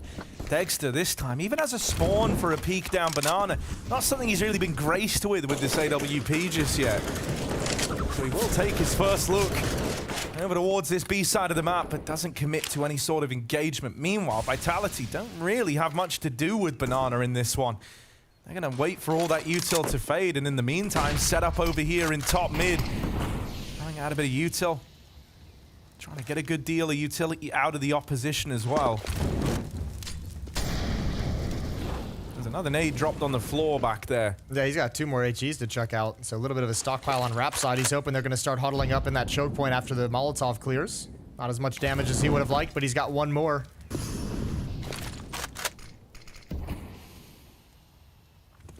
Well, that smoke kind of signals to Vitality that they've gotten the control they wanted in top mid, so they move in. They take this away. They know they forced that Arch player away from this side, and now Nexa in the pit. It's a very common sight to see, only this time Neo frags there as a nasty surprise. Good play off the back of one another, and they can't break through. It's a flawless round out of OG. saying that Vitality had that rifle round between them and a tie game, and they don't even make a dent. No, not even close. I mean, dude, every time they've gone to the A bomb site, Nexa's got a triple kill or a double kill. He's just shot up the scoreboard in this second half. His defense in pit is absolutely massive. It's got to be frustrating considering how easy things felt early on in this half for Vitality, and all of a sudden, you're not even getting any entries. You're not getting any production whatsoever. Yeah, I mean, it was the 7 kills across those 2 rounds from Fiku that feels like it's really spurred on OG. It's been 4 kills for Vitality in the past 4 rounds total. Oof. And yeah, I mean, dude, that's even reflected. Like, look at how much money Nexus sat on. A cool little 11 grand, 10 for Dexter. You can buy a lot of things with that 10 grand. Just pistols for Vitality. They're not so blessed, not so flush with cash. Shot connects for this AWP, and oh look, Nex is in the pit. But this time they use it against him. They lob nades in, and they flush him out. But there's more where that came from. You got past this first guy, but you don't get any further. Lovely little sequences. Once again, there was a, you know, the rotate coming through very, very quickly. Kind of blindsides Vitality, catches them with their pants down in mid, and ties this game up at 14 all. Vitality have been trying to outrun the beast of the economy this entire second half, it feels like, and it's finally caught up with them. They got this investment again. They need a plant, though. They can't afford to have this just be one of these 1-kill rounds. They need a bomb plant. They need kills. They need results. Now, OG could run away with this. They haven't even been getting close recently. Okay, back to the early style, highly aggressive towards the B bomb site. ZywOo's going to turn the corner and get shut down. It's NeoFrag with a quick double, and the round might just be over on that. 3 versus 5 for Vitality. That's a frustration knife right there. You know that, like, that was you kind of all-inning this. That was everything. All in, and the deal is drawing a blackjack in this one. Nexa from under the short side. Another multi-kill in defense of this A-bomb site, and left to Spinks in the clutch. Getting wrapped as well. They've pushed up short. I'm sure, I feel like Vitality probably isn't even like, they're just gonna be like, how the hell did this get to 14-15? How the hell are we looking at a map loss in the face right now? This happened so quickly and so unexpectedly.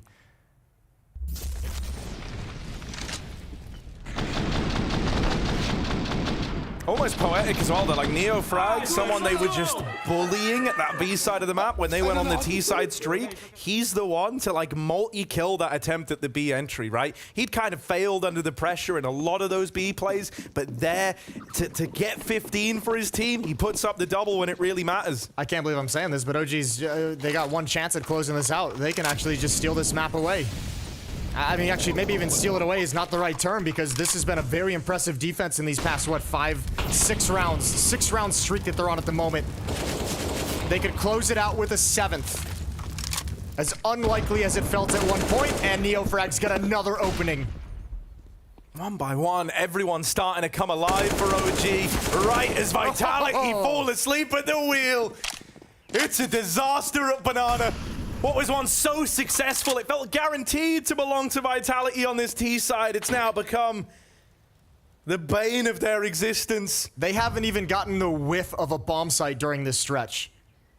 It's crazy how dominant this turnaround has been. From nowhere, from nothing, OG have built something here, something they can be proud of.